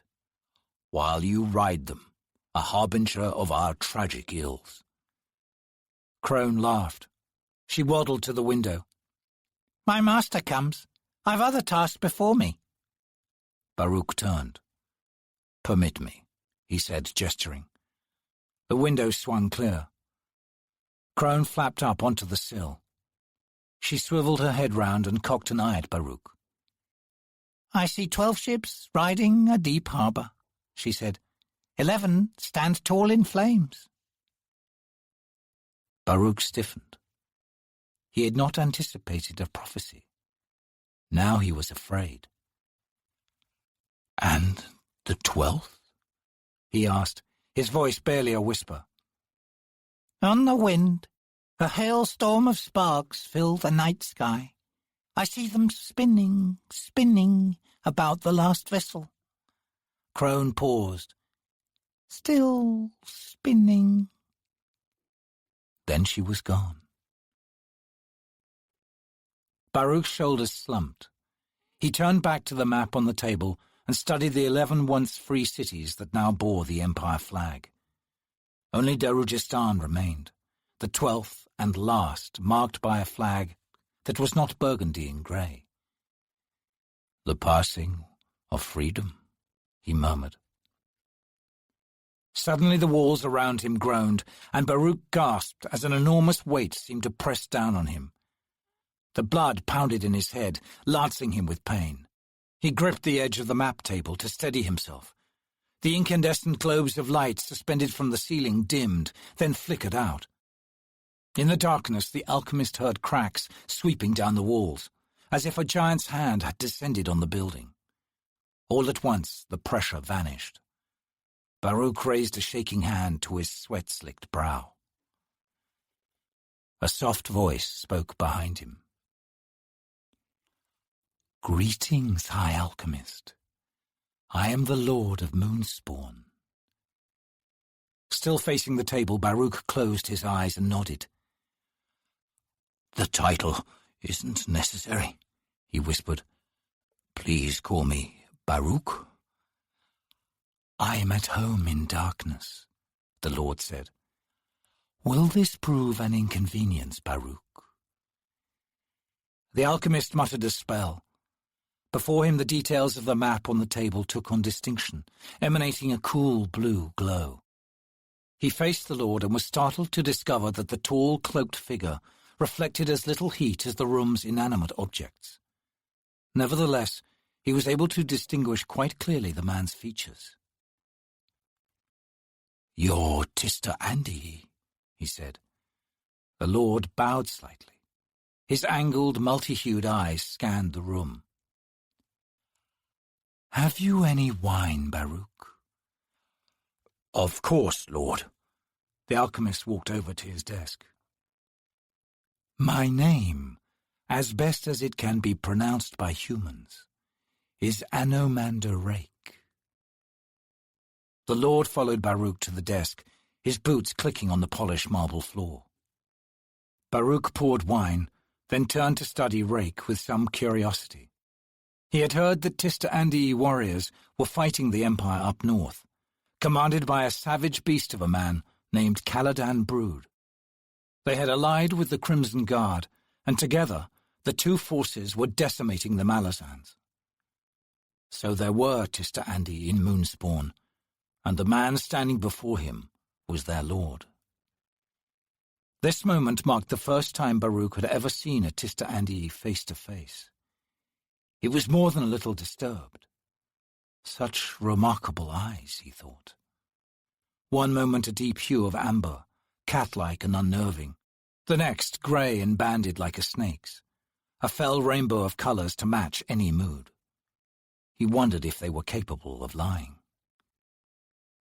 In the alchemist's library lay copies of the surviving tomes of Gothos Folly, Jaghut writings from millennia past. In them, Tista-Andii were mentioned here and there in an aura of fear, Baruch recalled. Gothos himself, a Jaghut wizard who had descended the deepest warrens of elder magic, had praised the gods of the time that the Tista-Andii were so few in number. And if anything, the mysterious black-skinned race had dwindled since then. Anomandareke's skin was jet black, befitting Gothos descriptions, but his mane flowed silver. He stood close to 7 feet tall. His features were sharp, as if cut from onyx, a slight upward tilt to the large vertical pupilled eyes. A two-handed sword was strapped to Rake's broad back, its silver dragon skull pommel and archaic cross-hilt jutting from a wooden scabbard fully 6.5 feet long. From the weapon bled power, staining the air like black ink in a pool of water. As his gaze rested on it, Baruch almost reeled, seeing for a brief moment a vast darkness yawning before him, cold as the heart of a glacier, from which came the stench of antiquity and a faint, groaning sound. Baruch wrenched his eyes from the weapon, looked up to find Rake studying him from over one shoulder. The Tista-Andii quirked a knowing smile, then handed Baruch one of the wine-filled goblets. Was Crone her usual melodramatic self?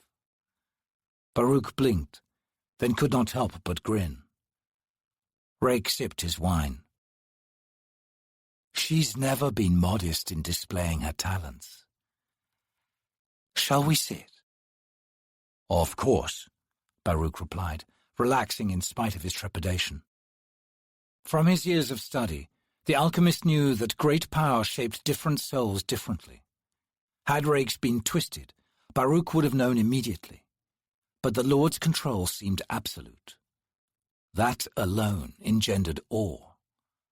The man shaped his power, not the other way around. Such control was, well, inhuman. He suspected that this would not be the first insight he'd have regarding this warrior mage that would leave him astonished and frightened. She threw everything she had at me, Rake said suddenly. The Tista-Andi's eyes shone green as glacial ice. Startled by the vehemence of that outburst, Baruch frowned. She? Oh, the Empress, of course, he thought.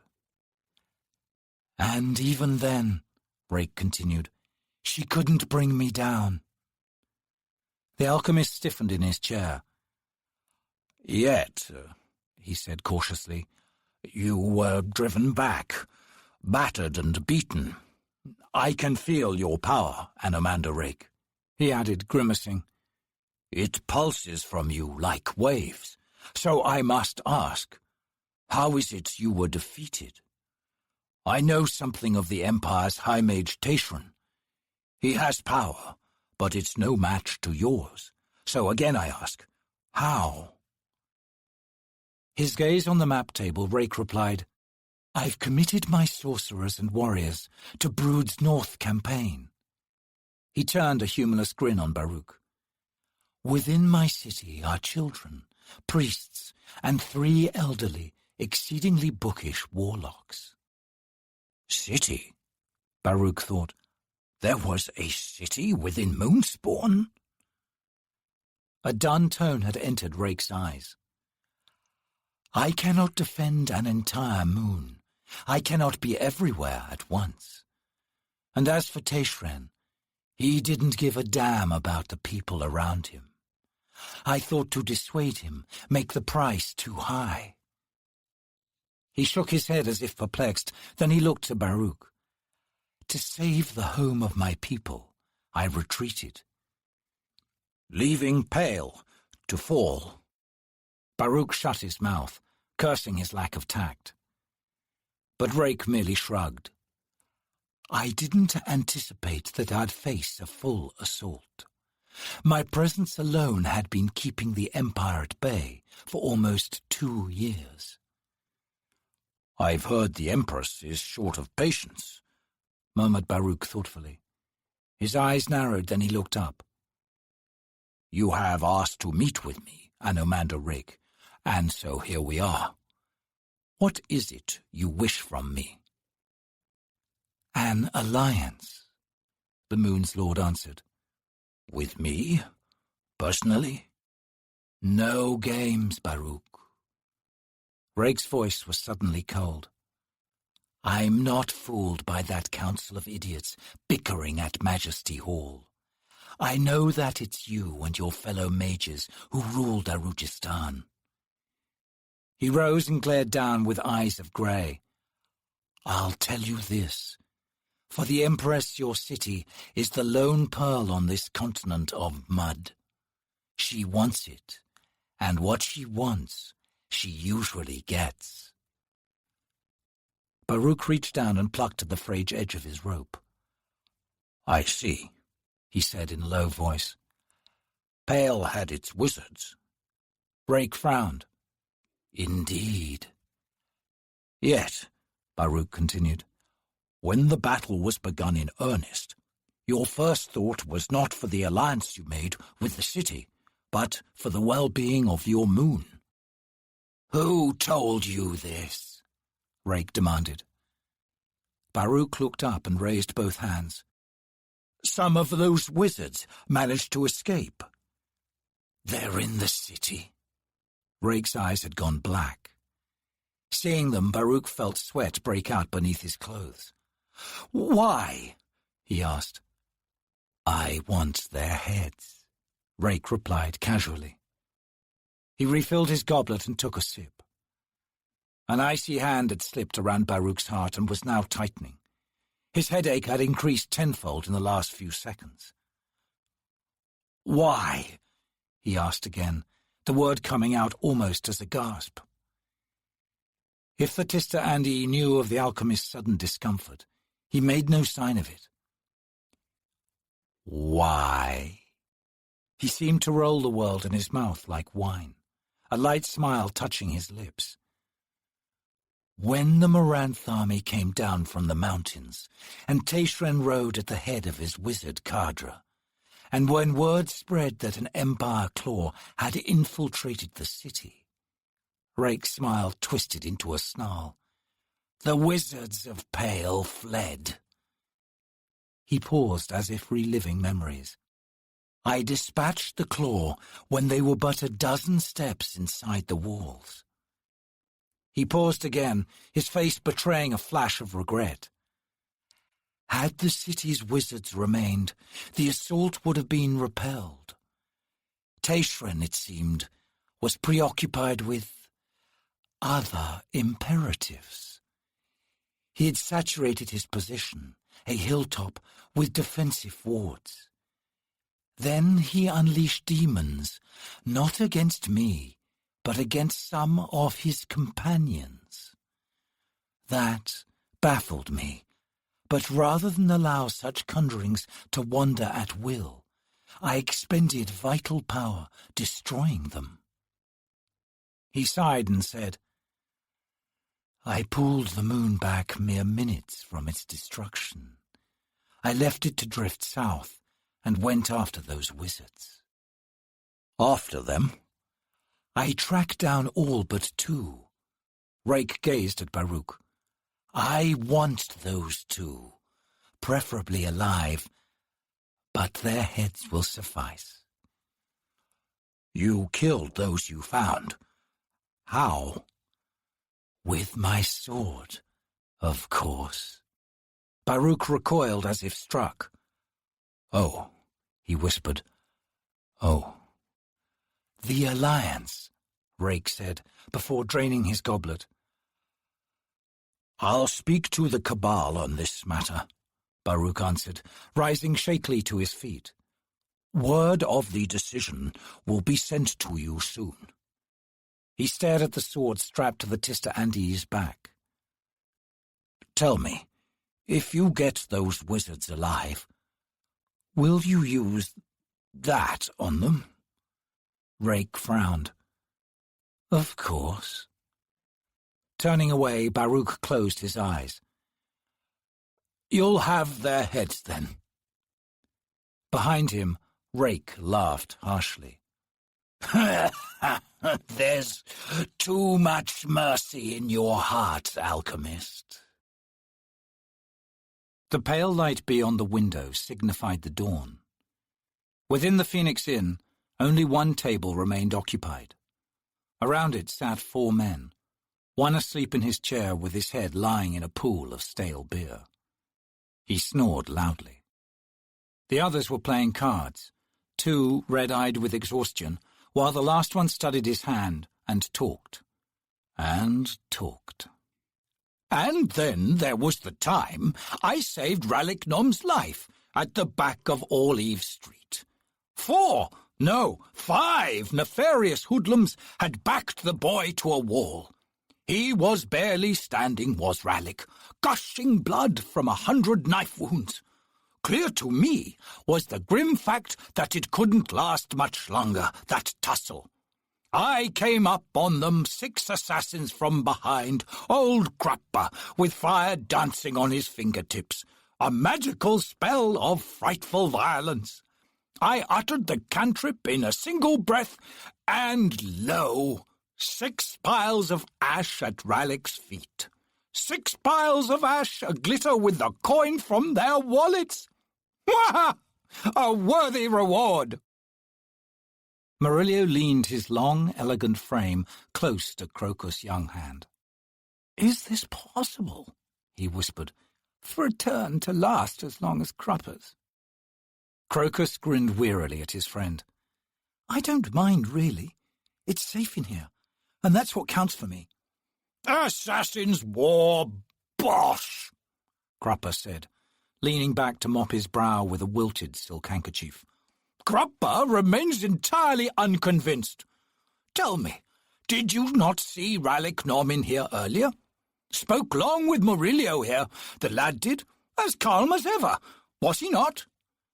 Murillo grimaced. Nom gets like that every time he's just killed somebody. Lay down a card, damn it. I've early appointments to attend to. Crocus asked, So what was Ralik talking to you about? Murillo's answer was a mere shrug. He continued glaring at Crupper. The small man's pencil-thin eyebrows rose. Is it Crupper's turn? Closing his eyes, Crocus slumped in his chair. He groaned. I saw 3 assassins on the rooftops, Crupper, and the 2 that killed the 3rd went after me, even though it's obvious I'm no assassin. Well, said Murillo, eyeing the young thief's tattered clothing and the cuts and scrapes on his face and hands. I'm inclined to believe you. Fools! Crupper sits at a table of fools!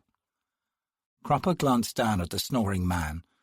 And Cole here is the biggest of them all, but sadly gifted with self-knowledge.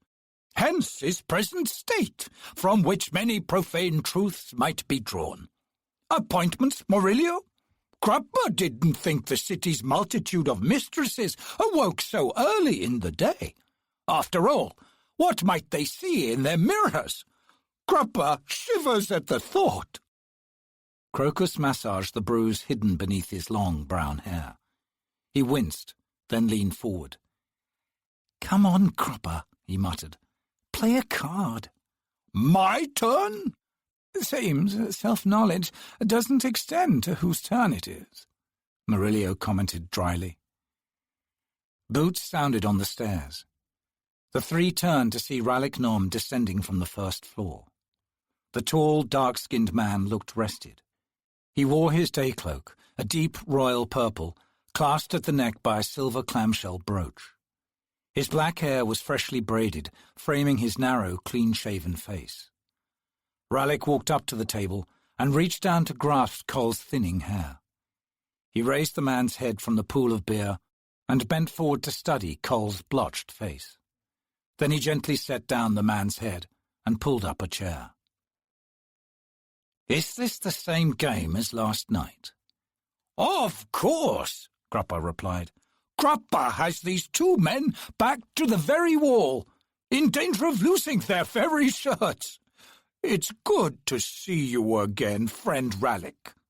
The lad here, Crupper indicated Crocus with a limp hand, fingers fluttering, speaks endlessly of murder above our heads, a veritable downpour of blood.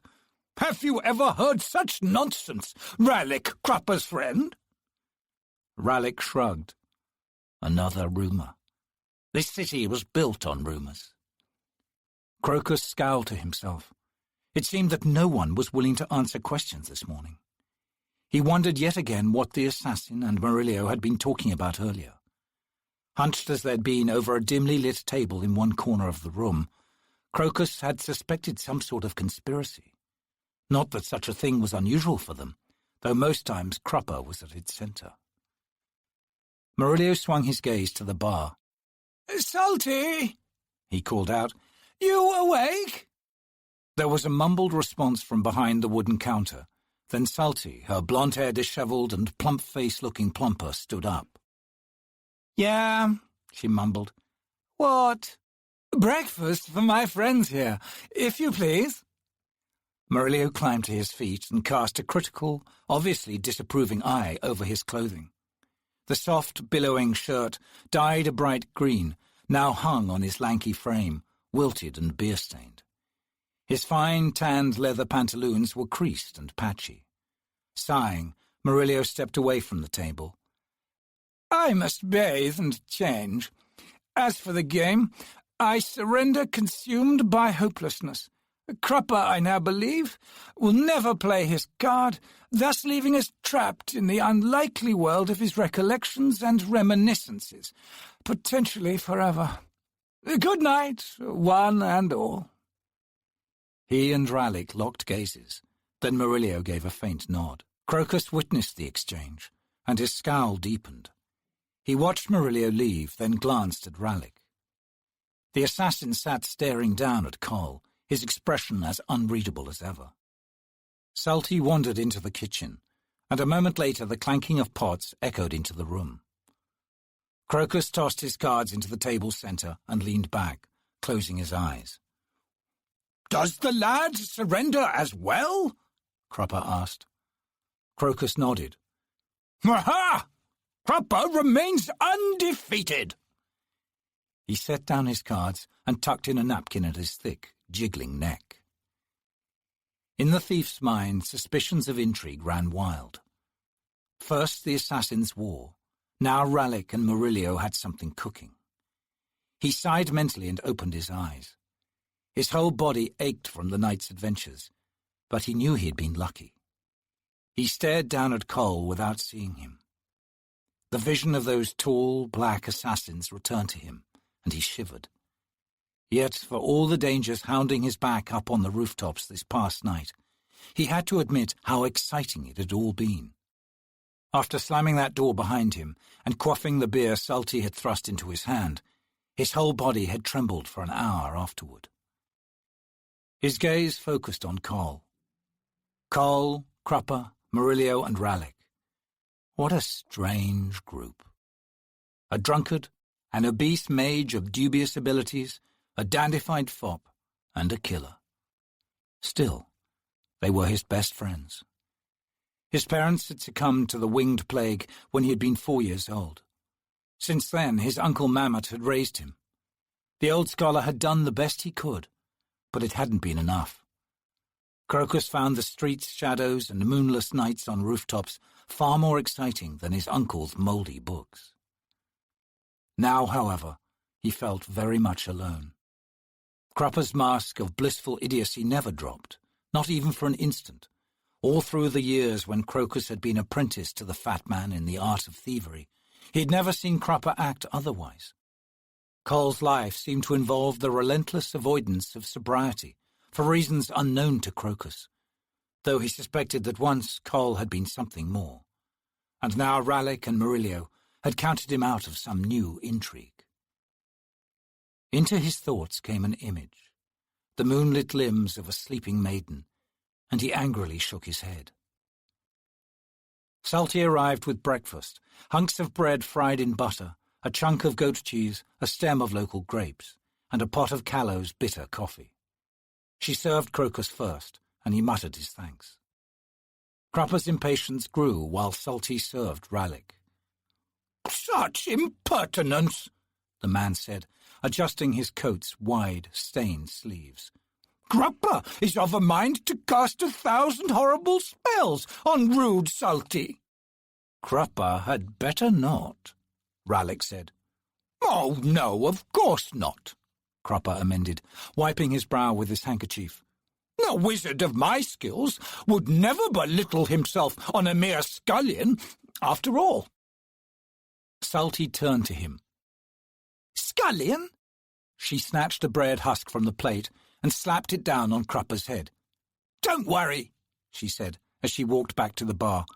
"With hair like yours, nobody'd notice." Crupper pulled the husk from his head. He was about to toss it down on the floor, then changed his mind. He licked his lips. "Crupper is magnanimous this morning," he said, breaking into a wide smile and setting the bread down on his plate. He leaned forward and laced together his pudgy fingers. "Crupper wishes to begin his meal with some grapes, please." Chapter 7. I see a man crouched in a fire, who leaves me cold, and wondering what he is doing here so boldly crouched in my pyre. Gadrobi Epitaph, Anonymous. This time, Crupper's dream took him out through Marsh Gate, along South Road, then left onto Cutter Lake Road. Overhead, the sky swirled a most unpleasant pattern of silver and pale green. "All is in flux," Crupper gasped, his feet hurrying him along the dusty, barren road. "The coin has entered a child's possession, though he knows it not. Is it for Crupper to walk this monkey road? Fortunate that Crupper's perfectly round body is an example of perfect symmetry.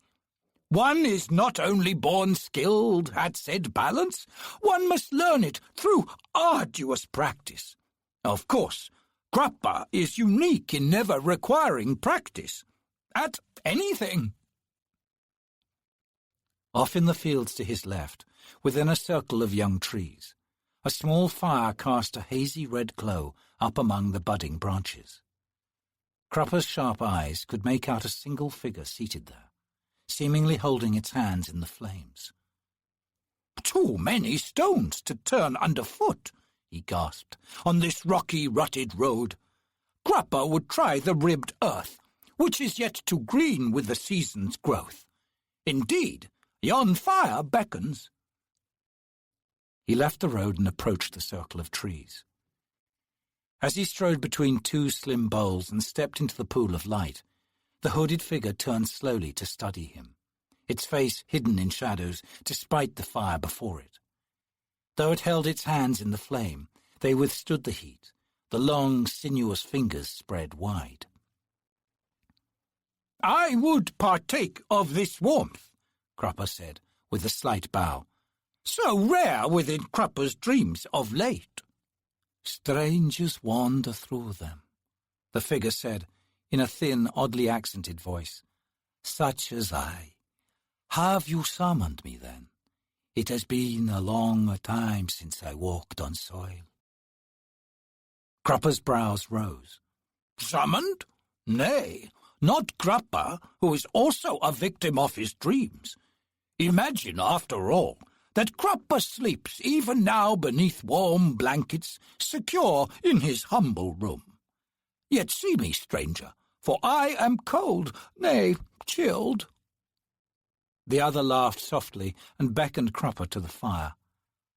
"I seek sensation once again," it said, "but my hands feel nothing. To be worshipped is to share the supplicant's pain. I fear my followers are no more." Cropper was silent. He did not like the sombre mood of his dream. He held his hands before the fire, yet felt little heat. A chill ache had settled into his knees.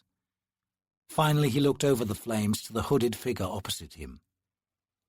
"Cropper thinks you are an elder god. Have you a name?" "I am known as Kral." Cropper stiffened. His guess had been correct. The thought of an elder god awakened and wandering through his dreams sent his thoughts scampering like frightened rabbits. "How have you come to be here, Kral?" he asked, a tremor in his voice. All at once this place seemed too hot. He pulled his handkerchief from his sleeve and mopped sweat from his brow. Kral considered before answering, and Cropper heard doubt in his voice.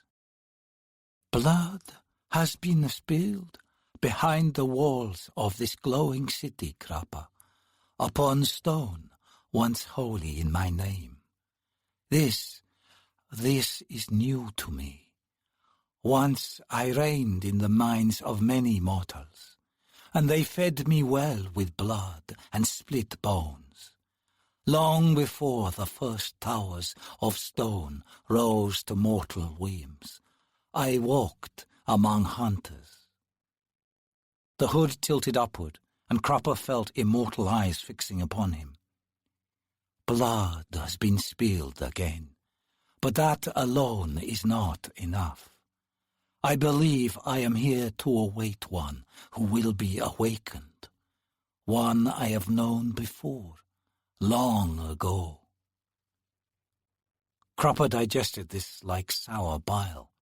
"And what do you bring, Cropper?" The elder god rose abruptly. "An ancient fire that will give you warmth in times of need," he said. "But I hold you to nothing. Seek the Talan Imas, who will lead the woman. They are the awakeners. I must prepare for battle, I think. One I will lose." Cropper's eyes widened with sudden comprehension. "You are being used," he breathed. "Perhaps. If so, then the child gods have made a grave error. After all," a ghastly smile seemed to come into his tone, "I will lose a battle, but I will not die." Kral turned away from the fire then. His voice drifted back to Cropper. "Play on, mortal. Every god falls at a mortal's hands. Such is the only end to immortality." The elder god's wistfulness was not lost on Cropper. He suspected that a great truth had been revealed to him with those final words, a truth he was now given leave to use. "And use it, Cropper shall," he whispered. The elder god had left the pool of light, heading northeast across the fields. Cropper stared at the fire. It licked the wood hungrily, but no ash was born, and though unfed since he had arrived, it did not dim. He shivered. "In the hands of a child," he muttered. "This night, Kruppa is truly alone in the world. Alone." An hour before dawn, Circlebreaker was relieved of his vigil at Despot's Barbican. This night, none had come to rendezvous beneath the gate. Lightning played among the jagged peaks of the Tallinn Mountains to the north, as the man walked in solitude down the winding charms of Annis Street in the Spice Quarter. Ahead and below glittered the lakefront, the merchants' traders' ships from distant Callows, Ellengarth, and Kepler's Spite, hunched dark and gloaming between gaslit stone piers. A cool lake breeze carried to the man the smell of rain, though overhead the stars glistened with startling clarity. He had removed his tabard, folding it into a small leather satchel now slung on one shoulder. Only the plain short sword strapped at his hip marked him as a soldier, yet a soldier without provenance. He had divested himself of his official duties, and as he walked down toward the water, the years of service seemed to slough from his spirit. Bright were the memories of his childhood at these docks, to which he had been ever drawn by the allure of the strange traders as they swung into their berths like weary and weathered heroes, returned from some elemental war.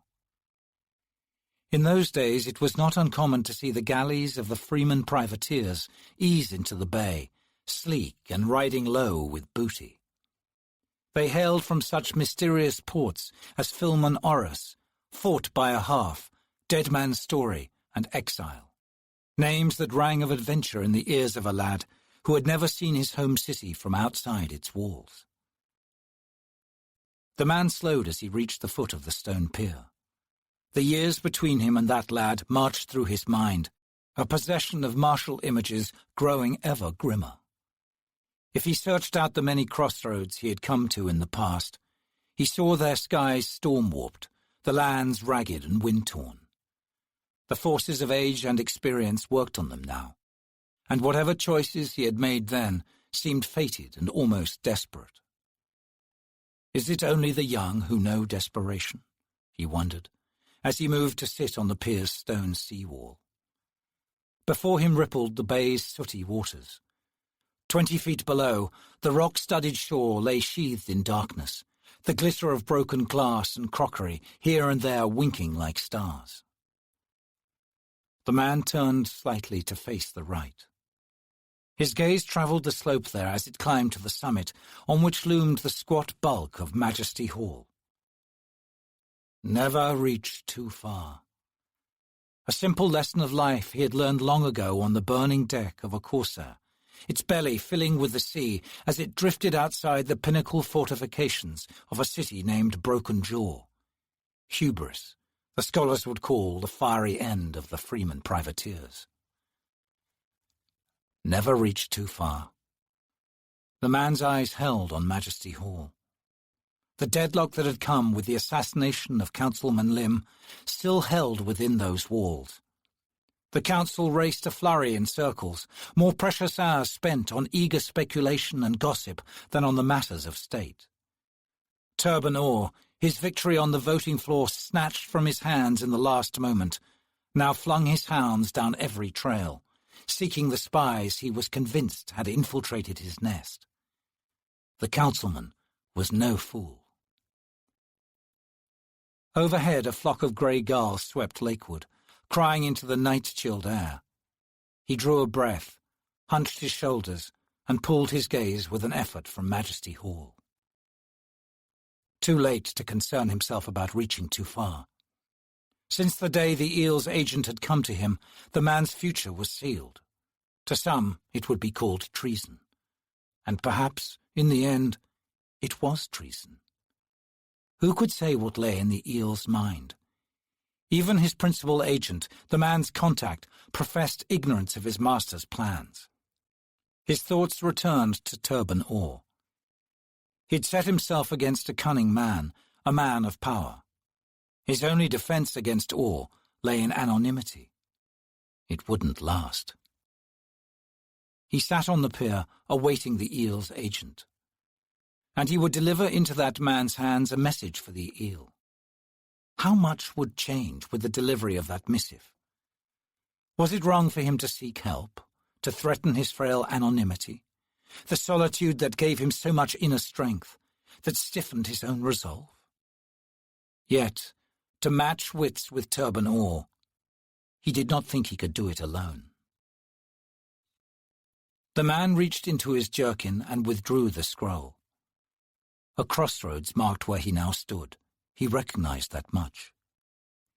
In answer to his ill-measured fear, he had written the plea for help on this scroll. It would be an easy thing to do, to surrender now. He hefted the frail parchment in his hands, feeling its slight weight, the vague oiliness of the coating, the rough weave of its tie-string. An easy, desperate thing to do. The man lifted his head. The sky had begun to pale, the lake wind picking up the day's momentum. There would be rain, coming from the north as it often did at this time of year. A cleansing of the city, a freshening of its spice-laden breath. He slipped the string from the scroll and unfurled the parchment. So easy. With slow, deliberate movements, the man tore up the scroll. He let the ragged pieces drift down, scattering into the gloom of the lake's shadowed shore. The rising waves swept them outward to dot the turgid swells like flecks of ash. Coming from somewhere in the back of his mind, he thought he heard a coin spinning. It seemed a sad sound. A few minutes later he left the pier. The eel's agent, out on his morning stroll, would in passing note his contact's absence and simply continue on his way.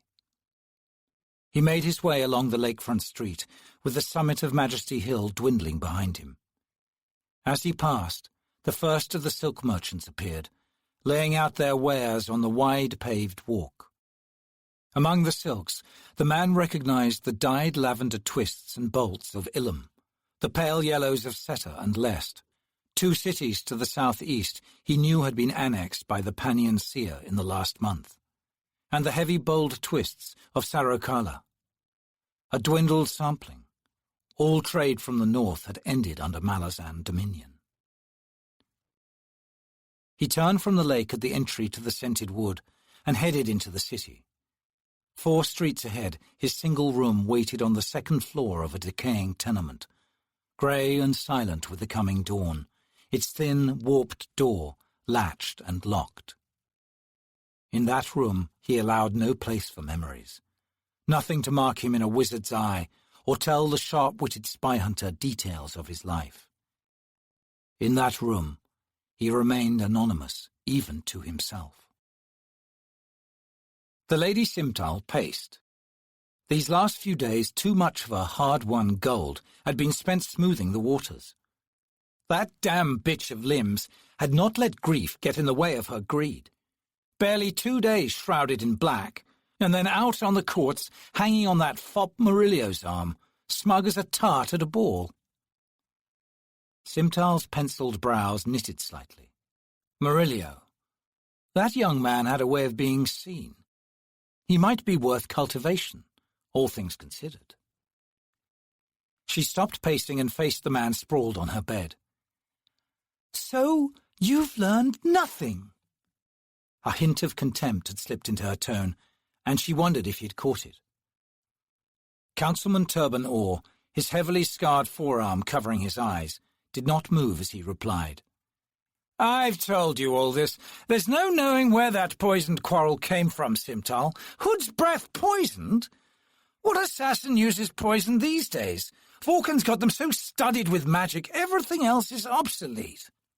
"You're digressing," she said, satisfied that he'd missed the careless unveiling of her sentiments. "It's like I said," Orr continued. "Lim was involved in more than one delicate venture. The assassination's probably unconnected with you. It could have been anyone's balcony, it just happened to be yours." Lady Simtal crossed her arms. "I don't believe in coincidence, Turban. Tell me, Was it coincidence that his death broke your majority? The night before the vote? She saw the man's cheek twitch and knew she had stung him. She smiled and moved to the bed. She sat and ran a hand along his bared thigh. In any case, have you checked on him lately? Him? Simtal scowled, withdrawing her hand and standing. My beloved dispossessed, you idiot. Turban Orr's mouth curved into a smug smile. I always keep a check on him for you, my dear. Nothing's changed in that area. He hasn't sobered up since you threw him out on his arse. The man sat up and reached to the bedpost where his clothes hung. He began dressing. Simtal whirled to him. What are you doing? She demanded, her voice strident. What's it look like? Turban pulled on his breeches. The debate rages on at Majesty Hall. My influence is required. To do what? Bend yet another councilman to your will? He slipped on his silk shirt, still smiling. That and other things? Simtal rolled her eyes. Oh, of course, the spy. I'd forgotten about him. Personally, Orr resumed, I believe the proclamation of neutrality to the Malazans will go through, perhaps tomorrow or the next day. She laughed harshly. Neutrality? You're beginning to believe your own propaganda. What you want, Turban Orr, is power. The naked absolute power that comes with being a Malazan high fist. You think this the first step to paving your road into the Empress's arms, at the city's expense. But you don't give a damn about that. Turban sneered up at Simtal. Stay out of politics, woman. Darujistan's fall to the Empire is inevitable. Better a peaceful occupation than a violent one. Peaceful? Are you blind to what happened to Pale's nobility? Oh, the ravens feasted on delicate flesh for days. This empire devours noble blood. What happened at Pale isn't as simple as you make it, Turban said. There was a Maranth reckoning involved, a clause in the alliance writ. Such culling will not occur here, and what if it does? We could use it, as far as I'm concerned. His grin returned. So much for your heart bleeding to the city's woes. All that interests you is you. Save the righteous citizen offal for your fawns, Simtal. He adjusted his leggings. Simtal stepped to the bedpost, reaching down to touch the silver pommel of Orr's dueling sword. You should kill him, and be done with it, she said. Back to him again. The councilman laughed as he rose. Your brain works with all the subtlety of a malicious child. He collected his sword and strapped it on. It's a wonder you wrested anything from that idiot husband of yours. You were so evenly matched in matters of cunning. The easiest thing to break is a man's heart, Simtal said with a private smile. She lay down on the bed. Stretching her arms and arching her back, she said, What about Moonspawn? It's still just hanging there. Gazing down at her, his eyes travelling along her body, the councilman replied distractedly. We've yet to work out a way to get a message up there. We've set up a tent in its shadow and stationed representatives in it, but that mysterious lord just ignores us. Maybe he's dead, Simtal said, relaxing with a sigh. Maybe the moon's just sitting there because there's nobody left alive inside. Have you thought of that, dear councilman? Turban Orr turned to the door. We have. I'll see you tonight. I want him killed, Simtal said. The councilman reached for the latch. Maybe. I'll see you tonight, he asked again. Maybe. Turban Orr's hand rested on the latch. Then he opened the door and left the room. Lying on her bed, Lady Simtal sighed. Her thoughts shifted to a certain dandy, whose loss to a certain widow would be a most delicious coup. Murillo sipped spiced wine. "The details are sketchy," he said, making a face as the fiery alcohol stung his lips. In the street below, a brilliantly painted carriage clattered past, drawn by 3 white horses in black bridles. The man gripping the reins was robed in black and hooded. The horses tossed their heads, ears pinned back and eyes rolling, but the driver's broad-veined hands held them in check. On either side of the carriage walked middle-aged women. Bronze cups sat on their shaved heads, from which unfurled wavering streams of scented smoke. Murillo leaned against the railing and looked down upon the troop. "The bitch Fander's been carted out," he said. "Bloody grim rituals, if you ask me." He sat back in the plush chair and smiled at his companion, raising the goblet. "The wolf goddess of winter dies her seasonal death on a carpet of white, no less, and in a week's time the get-her-own fate fills the streets with flowers, soon to clog gutters and block drains throughout the city." The young woman across from him smiled, her eyes on her own goblet of wine, which she held in both hands like an offering. "Which details were you referring to?" she asked, glancing up at him briefly. "Details?" She smiled faintly. "The sketchy ones." "Oh." Murillo waved one gloved hand dismissively. Lady Simtar's version held that Councilman Lim had come in person to acknowledge her formal invitation. "Invitation? Do you mean to the festive she's throwing on Get-her-own's Eve?" Murillo blinked. "Of course. Surely your house has been invited?" "Oh, yes. And you?" "Alas, no," Murillo said, smiling. The woman fell silent, her eyelids lowering in thought. Murillo glanced back to the street below. He waited. Such things, after all, moved of their own accord, and even he could not guess the pace or track of a woman's thoughts, especially when it had to do with sex. And this was most assuredly a play for favours, Murillo's best game, and he always played it through. Never disappoint them, that was the key. The closest held secret is the one that never sours with age. Few of the other tables on the balcony were occupied, the establishment's noble patrons preferring the scented airs of the dining room within.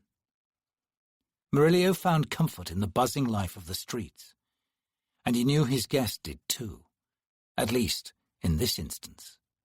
With all the noise rising from below, their chances of being overheard were slight.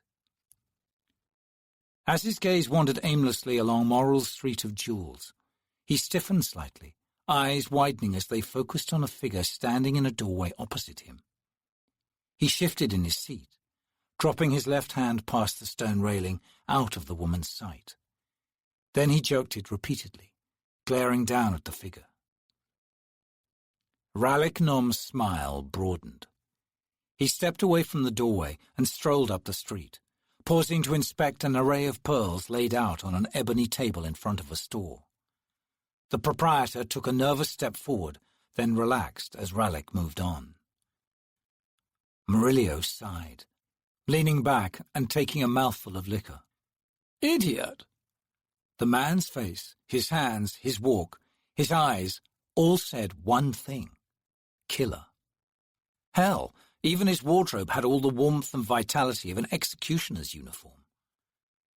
When it came to subtlety, Ralik Nom was sorely lacking, which made this whole thing rather odd, that such a complex scheme could have been born from the assassin's rigidly geometric brain. Still, whatever its origins, it was pure genius. "Do you dearly wish to attend, Murillo?" the woman asked. Murillo smiled his warmest smile. He looked away. "It's a large estate, isn't it?" "Lady Simtar's? Indeed, fraught with rooms." The woman dipped one dainty finger into the pungent, fiery liquid, then raised it to her lips, inserting it into her mouth as if in afterthought. She continued studying the goblet in her other hand. I would expect a good many of the servants' quarters, though lacking in the simplest needs of luxury, will remain empty for much of the night. No clearer invitation did Murillo require. Ralik's plans centered on this very moment and its consequences. Still, adultery had one drawback.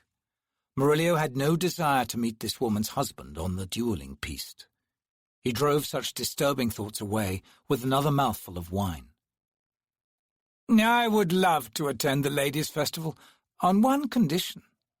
He looked up and locked gazes with the woman. That you will grace me with your company that night. For an hour or two, that is. His brow assumed a troubled furrow. I would not wish to impinge on your husband's claim on you, of course. Which is exactly what he would be doing, and they both knew it. Of course, the woman replied, suddenly coy. That would be unseemly. How many invitations do you require? 2, he said. Best that I be seen with a companion. Yes, it's best. Murillo glanced down at his now empty goblet with a rueful expression. Then he sighed. Alas, I must be taking my leave. I admire your self-discipline, the woman said. You won't on Gederone's Eve? Murillo answered silently, as he rose from his chair. The Lady of Chance has graced me with this meeting of ours, he said, bowing. Until the eve, Lady Orr. Until then, the councilman's wife answered, seeming already to lose interest in him. Goodbye. Murillo bowed again, then left the balcony. Among the crowded tables, more than a few noble women's heavy-lidded eyes watched him leave. Morrel's Street of Jewels ended at Sickle Gate. Ralik felt the wide eyes of the 2 guards beside the ramp following him as he passed through the passage between the massive stones of the 3rd-tier wall. Ocelot had told him to make it plain, and while Murillo was of the opinion that only a blind man could ever mistake him for anything other than a killer, Ralik had taken pains to achieve the obvious. The guards did nothing, of course. Giving the appearance of being a murderer wasn't the same as being one in truth. The city's laws were strict in such things. He knew he might find himself being followed as he strode down the opulent streets of higher estates, but he'd leave them to it, making no effort to lose them. Darujistan's nobles paid good money to loose spies onto the streets day after day. Might as well make them earn their bread. Ralik had no sympathy for them. He did not, however, share the commoners' hatred for the nobility. Their constant airs, prickly honours, and endless squabbles made for good business, after all. When the Malazan Empire came, that would end, he suspected. In the Empire, assassin guilds were illegal, and those of the trade who were deemed worthy were enlisted into the secret ranks of the Claw. As for those who weren't considered worthy, they simply disappeared. The nobles didn't fare much better, if the rumours from Pale held any truth. It would be a different world when the Empire came, and Ralik wasn't sure he wanted to be part of it. Still, there were things left to achieve. He wondered if Murillo had succeeded in getting the invitations. Everything hinged on that. There'd been a long drawn-out argument about it the night before. Murillo preferred widows. Adultery had never been his style, but Ralik had remained insistent, and finally Murillo had given in. The assassin still wondered about his friend's reluctance. His first thought was that Murillo feared the possibility of a duel with Turban Orr. But Murillo was no slouch with a rapier. Ralik had practiced with him in secluded places enough times to suspect that he was an adept, and to that even Turban Orr could not make claim. No, it wasn't fear that made Murillo shy from this part of the plan. It dawned on Ralik that there was a moral issue at stake. A whole new side of Murillo had revealed itself to Ralik then. He was pondering the implications when his gaze found a familiar face among the street's crowd. He stopped and studied the surrounding buildings, and his eyes widened as he realized where his wanderings had taken him. His attention snapped back to the familiar figure appearing every few moments on the street's opposite side. The assassin's eyes narrowed thoughtfully. Beneath the mid-morning's blue and silver hue, Crocus walked along Lakefront Street, surrounded by the bedlam of merchants and shoppers. A dozen streets ahead rose the city hills behind the third-tier wall. On the easternmost hill stood the Krull Belfry, its green-patched bronze scales glimmering in the sun's light. To his mind, the tower challenged Majesty's Hall's bright mien, gazing over the estates and buildings crouched on the lower hills with its rheumed eyes and history-scarred face, a jaded cast to its mocking gleam. Crocus shared something of the tower's imagined sardonic reserve for the pretense so rife in Majesty Hall, an emotion of his uncle's that had seeped into the lad over the years. Adding fuel to this fire was a healthy dose of youthful resentment toward anything that smacked of authority. And though he gave it little thought, these provided the primary impulses for his thieving activities. Yet he'd never before understood the most subtle and hurtful insult his thefts delivered: the invasion and violation of privacy. Again and again, in his dreamy wanderings both day and night, the vision of the young woman asleep in her bed returned to him.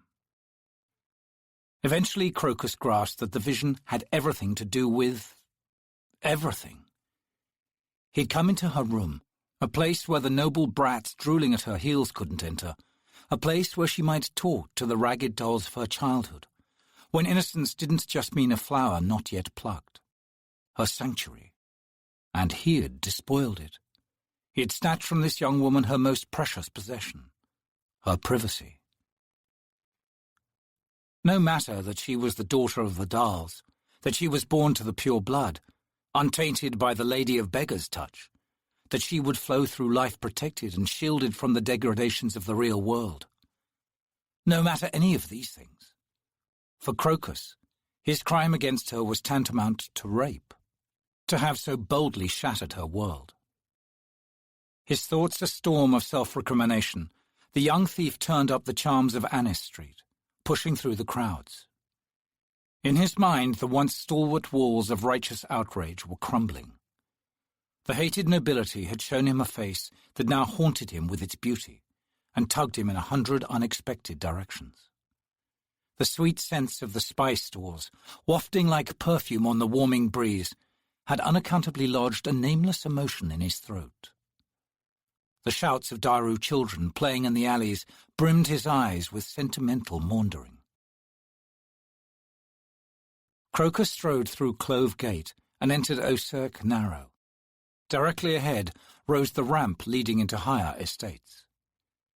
As he approached, he had to move quickly to one side to avoid a large carriage coming up on him from behind. He didn't need to see the crest adorning the carriage's side panel to recognize its house. The horses snapped and kicked, surging forward heedless of anyone or anything in their path. Crocus paused to watch the carriage clatter up the ramp, people scattering to either side. From what he had heard of Councilman Turban Orr, it seemed the duellist's horses matched his contempt for those he supposedly served. By the time he reached the Orr estate, the carriage had already passed through the outer gate. 4 burly private guards had resumed their station to either side. The wall at their backs rose a full 15 feet, topped with rusty iron cuttings set in sun-baked clay. Pumice torches lined the wall at 10-foot intervals. Crocus strolled past the gate, ignoring the guards. At the base, the wall looked to be about 4 feet in breadth, the rough-hewn bricks a standard squared foot. He continued on along the street, then turned right to check the wall fronting the alley. A single service door, tarred oak banded in bronze, was set in this wall at the nearest corner. And no guard. The shadows of the opposite estate draped a heavy cloak across the narrow aisle. Crocus entered the damp, musty darkness.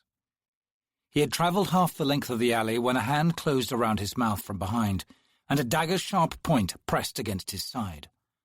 Crocus froze, then grunted as the hand pulled his face round. He found himself looking into familiar eyes. Ralik Nom withdrew his dagger and stepped back, a severe frown marring his brow. Crocus gaped, then licked his lips. "Ralik, Beru's heart, you scared me." "Good," the assassin said. He came close. "Listen carefully, Crocus. You'll not try Orr's estate. You'll not go near it again." The thief shrugged. "It was just a thought, Nom." "Kill it," Ralik said. His lips thinning into a straight line, Crocus nodded. "All right." He turned and headed toward the strip of bright sunlight marking the next street. He felt Ralik's eyes on him until he stepped out onto Traitor's track. He stopped. Off to his left climbed High Gallows Hill, its immaculate flowered slope a burst of colour surrounding the 53 winding steps. The 5 nooses above the platform swung slightly in the breeze, their shadows streaks of black reaching down the slope to the cobbles of the street. It had been a long time since the last high criminal was hanged, while off in the Gadrubi district the low gallows ropes were replaced weekly due to stretching. An odd contrast to mark these tense times. Abruptly, he shook his head. Avoiding the turmoil of questions was too much of an effort. Had Nom followed him? No, a lesser likelihood than the assassin having marked Orr or someone in the estate for murder. A bold contract. He wondered who had had the guts to offer it. A fellow noble, no doubt. But the courage of the contract's offering paled when compared to Ralik's accepting it. In any case, the weight of the assassin's warning was enough to crush any idea of thieving Orr's estate. At least for now. Crocus jammed his hands into his pockets. As he walked, his thoughts lost in a maze of dead ends, he frowned with the realization that one of his hands, probing deep in the pocket, had closed around a coin. He withdrew it. Yes, it was the coin he'd found on the night of the assassinations. He recalled its inexplicable appearance, clattering at his feet an instant before the assassin's crossbow quarrel whizzed past. Beneath the bright morning light, Crocus now took the time to examine it. The first sight he held up before him displayed the profile of a young man with an amused expression, wearing some kind of floppy hat. Tiny rune-like lettering ran around the edge, a language the thief didn't recognize, as it was so very different from the cursive Daru script with which he was familiar. Crocus turned the coin. How odd. Another head, this one a woman's facing the other way. The etched script here was of a style different from the opposite side, a kind of left-slanting hatchwork. The woman looked young, with features similar to the man's. Her expression held nothing of amusement, seeming to the thief's eyes cold and unyielding. The metal was old, streaked here and there with raw copper and pitted around the faces with rough tin. The coin felt surprisingly heavy, though he concluded that its only worth lay in its uniqueness. He'd seen the coinage of Kalos, Genabakis, Amat El, and once the ridged bars of the Segula, but none had looked like this one. Where had it fallen from? Had his clothing picked it up somewhere, or had he kicked it into motion while crossing the roof? Or had it been among the Dahl Maiden's treasure? Crocus shrugged. In any case, its arrival had been timely. By this time his walk had taken him to the east gate. Just outside the city wall, and along the road called Jatam's Worry, crouched the handful of sagging buildings named Worrytown, the thief's destination. The gates remained open during daylight hours, and a slow-plodding line of vegetable carts crowded the narrow passage. Among them, he saw as he pushed his way along one edge, were the first wagon loads of refugees from Pale, those who had managed to slip through the siege lines during the battle and had crossed the South Rivi Plain and then through the Gadrubi Hills and finally on to Jatam's worry. Scanning their faces, he saw a fiery desperation dulled by exhaustion. They looked upon the city with a jaded eye toward its meagre defences, realizing that they'd bought only a short measure of time with their flight, yet too tired to care. Disturbed by what he saw, Crocus hurried through the gate and approached Worrytown's largest structure, a rambling wooden tavern. Over the door hung a board on which had been painted, decades ago, a three-legged ram. To the thief's mind, the painting had nothing to do with the tavern's name, which was the boar's tears. The coin still in one hand, Crocus entered and paused just inside. A few desultory faces turned to regard him briefly, then swung back to their cups. At a table in a gloomy corner opposite, Crocus saw a familiar figure, its hands raised above its head and gesticulating wildly. A grin tugged the thief's lips, and he strode forward. And then did Cropper sweep with motion so swift as to be unseen by any the king's crown and sceptre from the sarcophagus lid. Too many priests in this tomb, thinks Cropper then. One less 'twould be a relief to all, lest the dead king's musty breath shorten and so awaken his wraith. Many times afore this had Cropper faced a wraith's wrath in some deep pit of dreck, droning its list of life crimes and bemoaning its need to devour my soul. Hurrah! Cropper was ever too elusive for such sundry spirits, and their knock-kneed chatter. Crocus laid a hand on Cropper's damp shoulder, and the shiny round face swung up to observe him. Ah! Cropper exclaimed, waving a hand toward his lone companion at the table and explaining, An apprentice past comes to fawn in due fashion. Crocus, be seated by all means possible. Wench, some more of your finest wine. Haste! Crocus eyed the man sitting opposite Cropper. Seems you two might be busy right now. Hope flared in the man's expression, and he rose quickly. Oh, no, he exclaimed. But by all means interrupt. His eyes darted to Cropper, then back to Crocus. I must be leaving in any event, I assure you. Good day to you, Cropper. Until some other time, then. The man bobbed his head, then departed. Precipitous creature, Cropper muttered, reaching for the mug of wine the man had left behind. Oh, look at this, he said, frowning up at Crocus. Nigh 2/3 full, a potential waste. Cropper drank it down in one swift gulp, then sighed. Said potential averted. December be praised. Crocus sat. Was that man your trader contact? He asked. Heavens, no. Cropper waved a hand. A poor refugee from Pale, wandering lost. Fortunate for him was Cropper, whose brilliant insights have sent him straight out the door. Crocus finished, laughing. Cropper scowled. The serving woman arrived with an earthen carafe of sour-smelling wine. Cropper refilled the mugs. And now, wonders Cropper, what would this expertly trained lad seek from this one-time master of all arts nefarious? Or have you triumphed yet again, and come with booty a-tucked, seeking proper dispensation, and the like? Well, yes. I mean, no, not quite. Crocus glanced around, then leaned forward. It's about last time, he whispered. I knew you'd be out here to sell the stuff I brought you. Cropper leaned forward to meet the lad, their faces inches apart.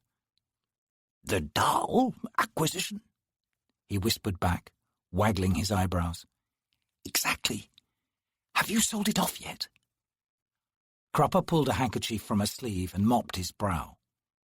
What with all this talk of war, the traders' routes are all amiss. So to answer your question, not quite yet, admits Cropper. Great!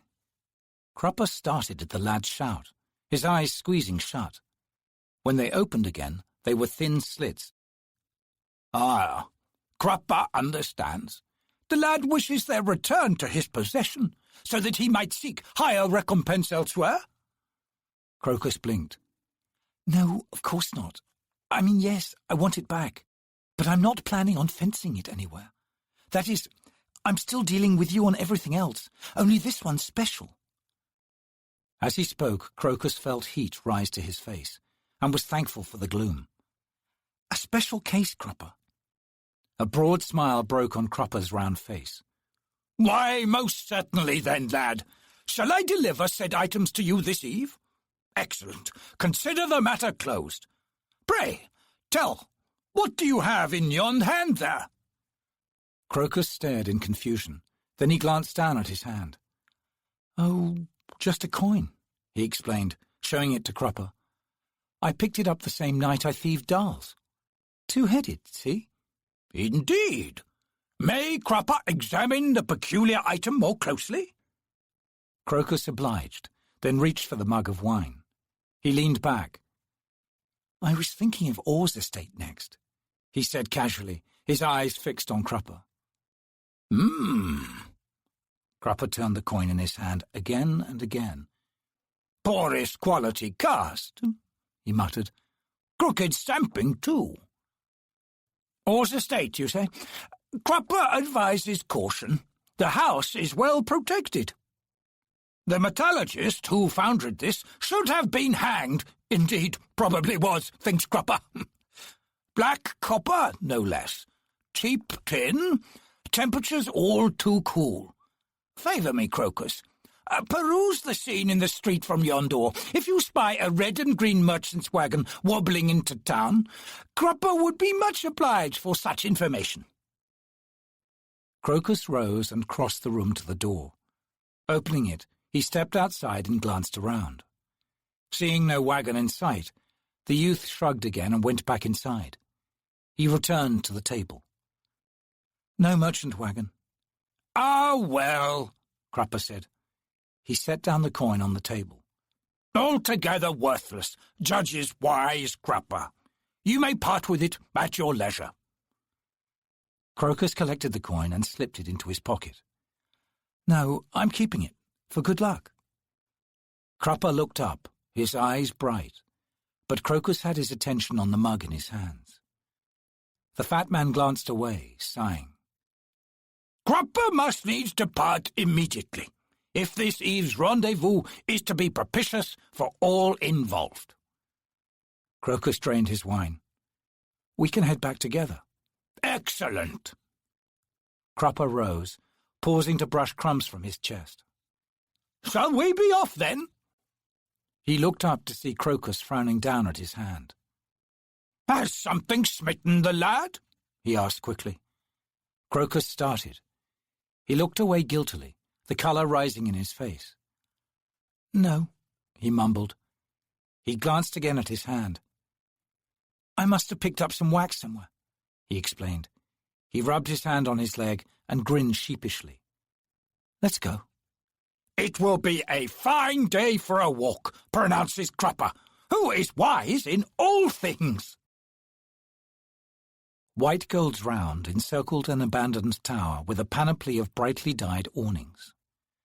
The goldsmith merchant shops, each with their own security guards loitering outside, faced out on the round street, the aisles between them narrow cracks leading to the tower's ruined compound. The many tales of death and madness surrounding Hinter's Tower and its environs kept it empty, and, uppermost in the minds of the goldsmiths, an unlikely approach to their precious stores. As the afternoon waned toward dusk, the rounds crowds thinned, and the private guards grew more wary. Iron grills rattled into place over storefronts here and there, and among the few that remained open, torches were ignited. Murillo entered the round from the third-tier road, pausing every now and then to examine a shopkeeper's wares. Wrapped in a shimmering blue cloak from the Mala waist, Murillo knew his ostentatious display of wealth would do much to allay suspicion. He came to one shop in particular, framed on either side by unlit stores. The goldsmith, narrow-faced and pebble-nosed, leaned hawkishly on his counter, his weathered hands before him bearing tiny grey scars that looked like raven tracks on mud. One finger tapped a restless beat. Murillo approached, meeting the man's beetle eyes. "Is this the shop of Croûte of Talliant?" "I'm Croûte," the goldsmith grated sourly, as if disgruntled with his lot in life. "Talliant pearls, set in blood gold from the mines of Moab and Belt. None other to be found in all Darujistan." He leaned forward and spat past Murillo, who involuntarily stepped to one side. "No customers this day?" he asked, pulling a handkerchief from his sleeve and touching his lips. Croûte's gaze tightened. "Only one," he said. "Peru's the cache of Goalis gems, rare as dragon's milk, and suckled from rock as grim. 100 slaves lost to each stone, prized from the angry veins." Croûte's shoulders jerked and his eyes darted. "Out the back, I keep them, lest temptation spatter the street with blood, unlike." Murillo nodded. "Sound practice. Did he purchase any?" Croûte grinned, revealing blackened stumps for teeth. "One, but not the best. Come, I'll show you." He went to the side door and opened it. "Through here, then." Murillo entered the shop. Black curtains covered the walls, and the air was musty with old sweat. Croûte led him into the back room, which, if anything, was more rank and stifling than the first. The goldsmith dropped the curtain between the two rims and faced Murillo. "Move, quickly. I've laid out a hoard of fool's gold and worthless stones on the counter out front. If any sharp-eyed customer marks them, this hole will be finished." He kicked at the back wall, and a panel swung from its hinges. "Crawl through, damn it, and tell Relic that the guild is not pleased with his generosity regarding our secrets. Go!" Murillo fell to his knees and pushed his way through the portal, the earthen floor damp beneath his hands and staining his knees. He groaned his distaste as the door swung down behind him, then climbed to his feet. Before him rose Hinter's tower, its mould-ridden stone walls glistening in the dying light. An overgrown cobbled pathway led up to the arched entrance bereft of a door and heavy with shadows. Of the chamber within, Murillo saw only darkness. Roots from the scraggy scrub oaks lining the path had pushed most of the cobbles up from the earth, making the way treacherous. After a cautious minute, Murillo arrived at the doorway. He narrowed his gaze and tried to pierce the darkness. "Relic!" he hissed. "Where in Hood's name are you?"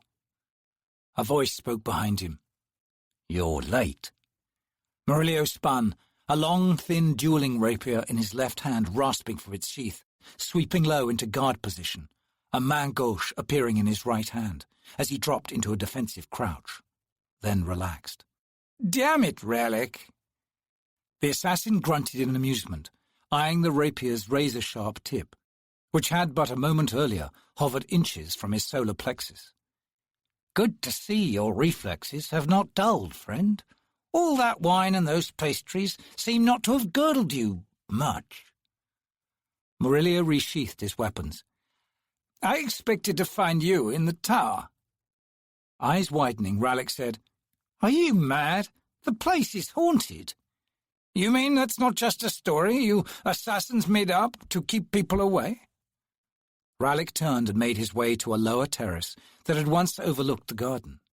White stone benches squatted in the wiry yellow grass like the stained bones of some gargantuan beast. Below the terrace, Murillo saw as he joined the assassin, sprawled a muddy, algae-filled pond. Frogs croaked and mosquitoes buzzed in the tepid air. "Some nights," Relic said as he brushed dead leaves from one of the benches, "wraiths crowd the entrance. You can walk right up to them, listen to their pleas and threats. They all want out." He sat down. Murillo remained standing, his gaze on the tower. "What of Hinter himself? Does his wraith number among them?" "No. The madman sleeps within, or so it's said. The wraiths are trapped in the sorcerer's nightmares. He holds on to them, and even Hood cannot draw them to his cold bosom. Do you wish to know where those wraiths have come from, Murillo?" Relic grinned. Enter the tower, and you'll discover it firsthand. Murillo had been about to go into the tower when Rallick had surprised him. "Thanks for the warning," he snapped sarcastically, gathering his cloak and sitting down. Rallick waved the mosquitoes from his face. "Well?" "I have them," Murillo said. "Lady Orr's most trusted handservant delivered them this afternoon." He removed from inside his cloak a bamboo tube tied in blue ribbon. "2 invitations to Lady Simtal's fete, as promised." "Good." The assassin looked quickly at his friend. "You've not seen Cropper's nose twitch?" "Not yet. Ran into him this afternoon. Seems Crocus is making some bizarre demands. Of course," Murillo added, scowling, "who can tell when Cropper's caught wind of something? In any case, I've seen nothing to suggest the slippery little gnome suspects we're up to anything." "What was that you said about Crocus, making bizarre demands?" "A peculiar thing, that," Murillo mused. "When I dropped by the Phoenix Inn this afternoon, Cropper was delivering to the lad the pickings from his last job. Ah, surely Crocus hasn't abandoned Cropper as his fence. We all would have caught wind of that." "That was from an estate, wasn't it?" "Whose?" Rallick asked. "Dahl's," Murillo answered. Then his eyebrows rose. "Kiss of Gedderon, the Dahl maiden. The ripe one with the cheeks. She's been shown at damn near every gathering. All the frilly lads leaving a trail for the mop boys. Oh, my. Our young thief is perchance smitten, and now keeps her baubles for himself. Of all the hopeless dreams a boy could have, he's reached for the worst." "Maybe," Rallick said quietly. "Maybe not. A word to his uncle." Murillo's pained expression lifted. "A nudge in the right direction. Yes, finally, Mammoth will be pleased." "Patience," Rallick interjected. "Turning a thieving child into a man of standing and learning will require more work than a swooning heart will manage." Murillo frowned. "Well, forgive me for being so excited at the prospect of saving the lad's life." Rallick's smile was soft. "Never regret such pleasure," he said. Catching the assassin's tone, Murillo sighed, the sharp edges of his sarcasm sinking away. "It's been many years since we had so many things of hope to strive for," he said quietly. "The path to one will be bloody," Rallick said. "Don't forget that. But yes, it's been a long time. I wonder if Cropper even remembers such days." Murillo snorted. "Cropper's memory is revised hourly. All that holds him together is fear of being discovered." Rallick's eyes darkened. "Discovered?" His friend seemed far away, but then he collected himself and smiled. "Oh, Warden's suspicions, no more. He's a slippery one, is Cropper." Rallick chuckled at Murillo's mocking syntax. He studied the pond before them. "Yes," he agreed after a time. "He's the slippery one, all right." He stood. "Croot will be wanting to close up. The round's asleep by now." "Right." The two men left the terrace, methane mists swirling around their legs. As they reached the path, Murillo turned for a look at the tower's doorway, wondering if he could see the gibbering wraiths, but all he saw beneath the sagging arch was a wall of darkness. In some strange way, he found that more disturbing than any horde of lost souls he might imagine. Bright morning sunlight flowed in from the broad windows of Baruch's study, and a warm wind slipped into the room, carrying the smells and noises from the street below. The alchemist, still dressed in his nightclothes, sat on a high stool at the map table. He held a brush in one hand, dipping it now and again into an ornate silver inkwell. The red ink had been watered down. He painted wash on the map, covering the areas now held by the Malazan Empire. Fully one half of the map, the north half, was red. A small clear strip just south of Black Dog Forest marked Caladan Brood's forces, flanked on either side by two smaller patches indicating the Crimson Guard. The Red Wash surrounded these clear spots and extended down to engulf Pale, ending on the north edge of the Tallinn Mountains. The street noises had become quite loud, Baruch noted, as he leaned close to the map to paint the red tide's southern border. Construction work, he concluded, hearing the squeal of winches and a voice bellowing at passers-by. The sounds died away, then there came a loud crack. Baruch jumped, his right forearm jerking out and knocking over the inkwell. The red ink poured across his map. Cursing, Baruch sat back. His eyes widened as he watched the spreading stain cover Darujistan and continue south to Catlin. He stepped down from the stool, reaching for a cloth to wipe his hands, more than a little shaken by what could easily be taken as an omen. He walked across the chamber to the window, bent forward, and looked down. A crew of workers was busy tearing up the street directly below. Two burly men swung picks, while three others formed a line passing the shattered cobblestones to a growing pile on the pavement. The foreman stood nearby, his back to a wagon, studying a parchment scroll. Baruch frowned. "Who's in charge of road maintenance?" he wondered aloud. A soft knock diverted his attention. "Yes?" His servant, Roald, took a single step into the room. "One of your agents has arrived, Lord." Baruch flicked a glance at the map table. "Have him wait a moment, Roald." "Yes, Lord." The servant stepped back and closed the door. The alchemist walked over to the table and rolled up the ruined map. From the hallway came a loud voice followed by a murmur. Baruch slid the map onto a shelf and turned in time to see the agent enter, on his trail, a scowling Roald. Waving at Roald to leave, Baruch gazed down at the gaudily dressed man. "Good day, Cropper." Roald stepped out and softly shut the door. "More than good, Baruch, dear friend of Cropper. Truly wonderful. Have you partaken of the morn's fresh air?" Baruch glanced at the window. "Unfortunately," he said, "the air outside my window has become rather dusty." Cropper paused. His arms returned to his sides, then he reached into a sleeve and withdrew his handkerchief. He patted his brow. "Ah, yes, the road workers. Cropper passed them on his way in. A rather belligerent lot, thinks Cropper. Indeed rude, but hardly exceptional for such menial labourers." Baruch gestured to a chair. With a beatific smile, Cropper sat. "Such a hot day," he said, eyeing the carafe of wine on the mantelpiece. Ignoring this, Baruch strode to the window, then turned his back to it.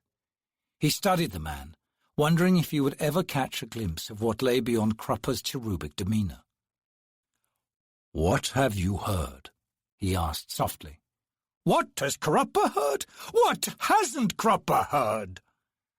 Baruch raised an eyebrow. "How about brevity?" The man shifted in the chair and mopped his forehead. "Such heat!" Seeing Baruch's expression harden, he continued. "Now, as for news—" He leaned forward, his voice falling to a whisper. "'Tis muttered in corners in the bars, in dark doorways of dank streets, in the nefarious shadows of nocturnal night, in—" "Get on with it." "Yes, of course. Well, Cropper has caught wind of a rumour, an assassin's war no less. The guild is taking losses, 'tis said." Baruch turned back to the window, his eyes on the street below. "And where do the thieves stand?" "The rooftops are getting crowded. Throats are being slit. Profits have plummeted." "Where's Rallick?" Cropper blinked. "He's disappeared," he said. "Cropper has not seen him in days." "This assassin's war, it isn't internal?" "No." "Has this new force been identified then?" "No." Baruch's gaze intensified. Below, the street workers seemed to spend more time arguing than working. An assassin's war could be trouble. Volkan's guild was strong, but the Empire was stronger, if indeed these newcomers were claws. But something felt decidedly odd about the whole thing. In the past, the Empress used such local guilds, often recruited from them. The alchemist could discern no purpose behind such a war, and that was even more disturbing to him than the war itself. Hearing a shuffling behind him, he remembered his agent. He turned and smiled. "You can go now." Something flashed in Krupper's eyes that startled Baruch. The fat man rose in a single fluid motion. "Krupper has more to tell, Master Baruch." Bemused, the alchemist nodded for Krupper to continue. "The tale is arduous and confused, alas," he said, striding to join Baruch at the window. His handkerchief had disappeared. "Krupper can only surmise, as best a man of innumerable talents may. In moments of leisure, during games of chance and the like, in the aura of the twins, an adept may hear, see, smell, and touch things as insubstantial as the wind. A taste of Lady Luck, the bitter warning of the Lord's laughter." Krupper's gaze snapped to the alchemist. "Do you follow, Master?" His eyes riveted on the man's round face, Baruch said quietly, "You speak of Opon." Krupper looked back down at the street. Perhaps a grim feint meant to mislead such as foolish Krupper." Foolish? Baruch smiled inwardly. Not this man. "Who can say?" Krupper raised a hand, showing in his palm a flat disc of wax. "An item," he said softly, his eyes on the disc, "that passes without provenance, pursued by many who thirst for its cold kiss, on which life and all that lay within life is often gambled. Alone, a beggar's crown. In great numbers, a king's folly. Weighted with ruin, yet blood washes from it beneath the lightest rain, and to the next no hint of its cost. It is as it is, says Krupper, worthless, but for those who insist otherwise." Baruch was holding his breath. His lungs burned, yet it was an effort to release them. Krupper's words had drawn him into something, a place, hinting of vast stores of knowledge, and the sure, unfailing, precise hand that had gathered it, marked it on parchment. A library, shelves of black wood in sharp relief, tomes bound to shiny leather, yellowed scrolls, a pitted, stained desk. Baruch felt he had but stolen a single glance into this chamber. Krupper's mind, the secret place with its door locked to all but one. "You speak," Baruch said slowly, fighting to pull back into reality by focusing on the wax disc in Krupper's hand, "of a coin." Krupper's hand snapped shut. He turned and set the disc down on the windowsill. "Examine this semblance, Master Baruch. It marks both sides of a single coin." The handkerchief reappeared, and Krupper stepped back, dabbing his brow. "My, but it is hot," says Krupper. "Help yourself to some wine," Baruch murmured. As the man left his side, the alchemist opened his warren. He gestured, and the wax disc rose into the air, slowly moving to hover before him at eye level. He studied the imprint facing him. "The lady," he muttered, nodding. The disc turned, revealing to him the Lord. The disc turned again, and Baruch's eyes widened as it began spinning. A whirring sound filled the back of his head. He felt his warren resisting a pressure that grew with the sound, then his source collapsed. Faintly, as if from a great distance, he heard Krupper speak. "Even in this semblance, Master Baruch, blows the twins' breath. No mage's warren can withstand that wind." The disc still spun in the air in front of Baruch, a silver blur. A fine mist expanded around it. Hot droplets spattered his face, and he stepped back. Blue fire flickered from the melting wax, the disk dwindling rapidly. A moment later, it vanished, and the spinning sound and its accompanying pressure stopped abruptly. The sudden silence filled Baruch's head with pain. He laid a trembling hand on the windowsill for support, then closed his eyes. "Who carries the coin, Crupper?" His voice rasped from his constricted throat. "Who?"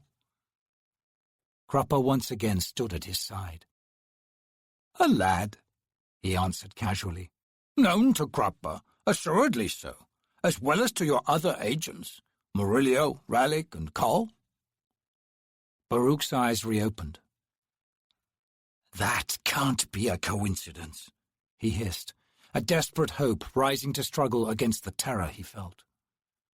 Opon had entered the gambit, and in such reaches of power, the life of a city and those within it meant nothing.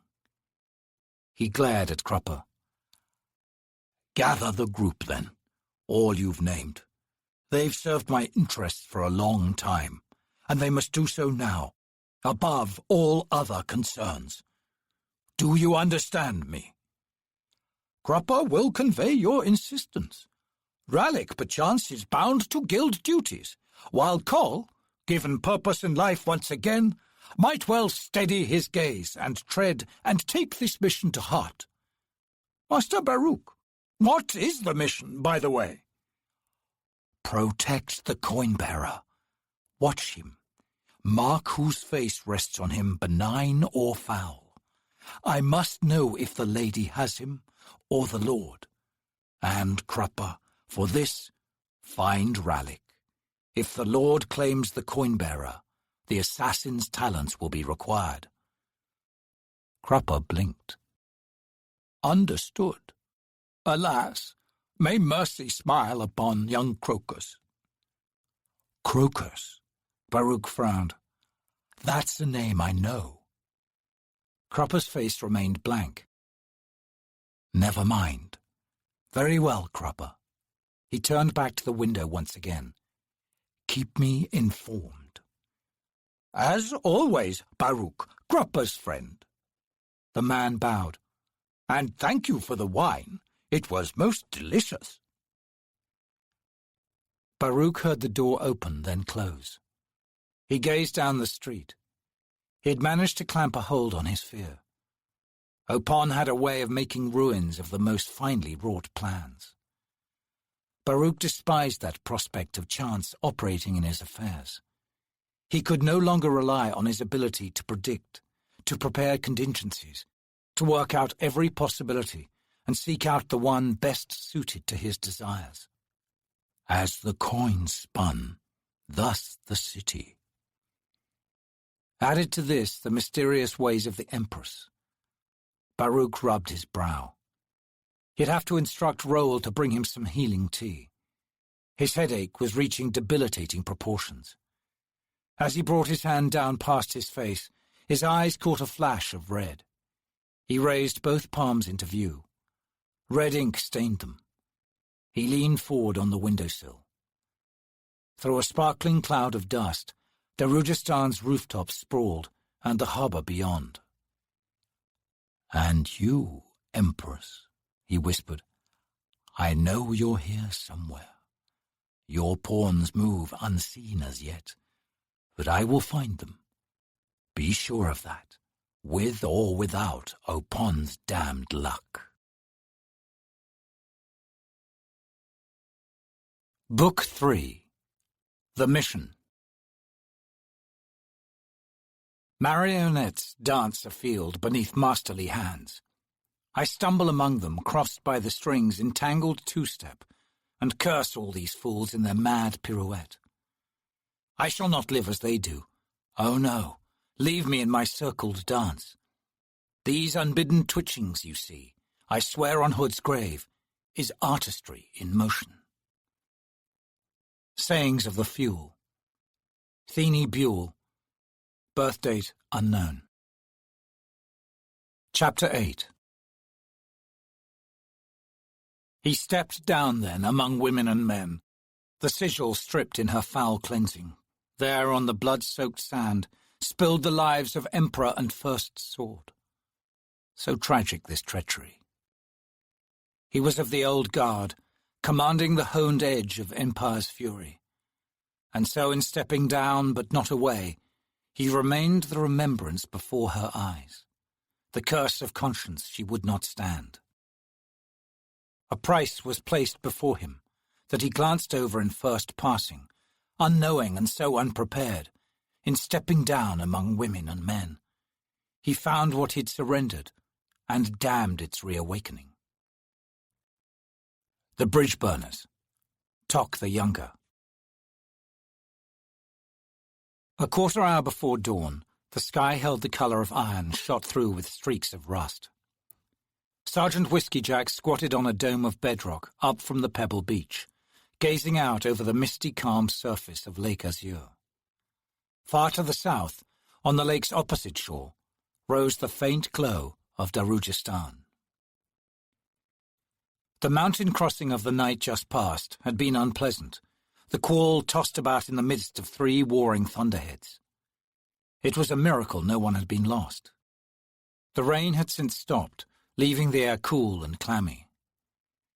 He heard the sound of boots, accompanied by a clicking noise behind him. Whiskey-Jack turned and straightened. Kalam and a black Maranth approached, picking their way through the mossy tumble of rocks at the base of the slope.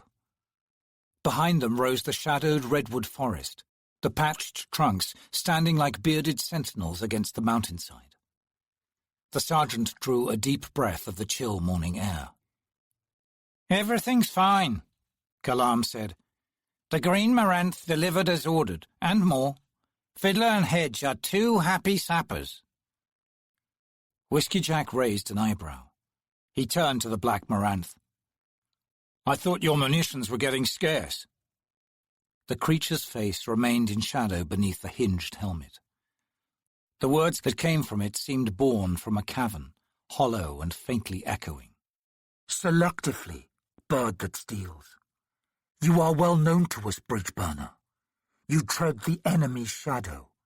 From the Maranth, assistance will never be scarce." Surprised, Whiskey-Jack looked away, the skin tightening around his eyes. The Maranth continued. "You asked of the fate of one of our kind, a warrior with but one arm, who fought at your side in the streets of Nathilog many years ago. He lives still." The sergeant took a deep breath of the sweet forest air. "Thank you," he said. "We wish that the blood you next find on your hands is your enemy's, bird that steals." He frowned, then gave a brusque nod and turned his attention back to Kalam.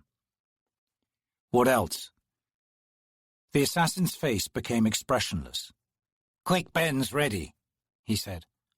"Good. Gather the others. I'll be laying out my plan." "Your plan, Sergeant?" "Mine," Whiskey-Jack said firmly. "The one devised by the Empress and her tacticians is being rejected, as of now. We're doing it my way. Get going, Corporal." Kalam saluted, then left. Whiskey-Jack stepped down from the rock, his boots sinking into the moss.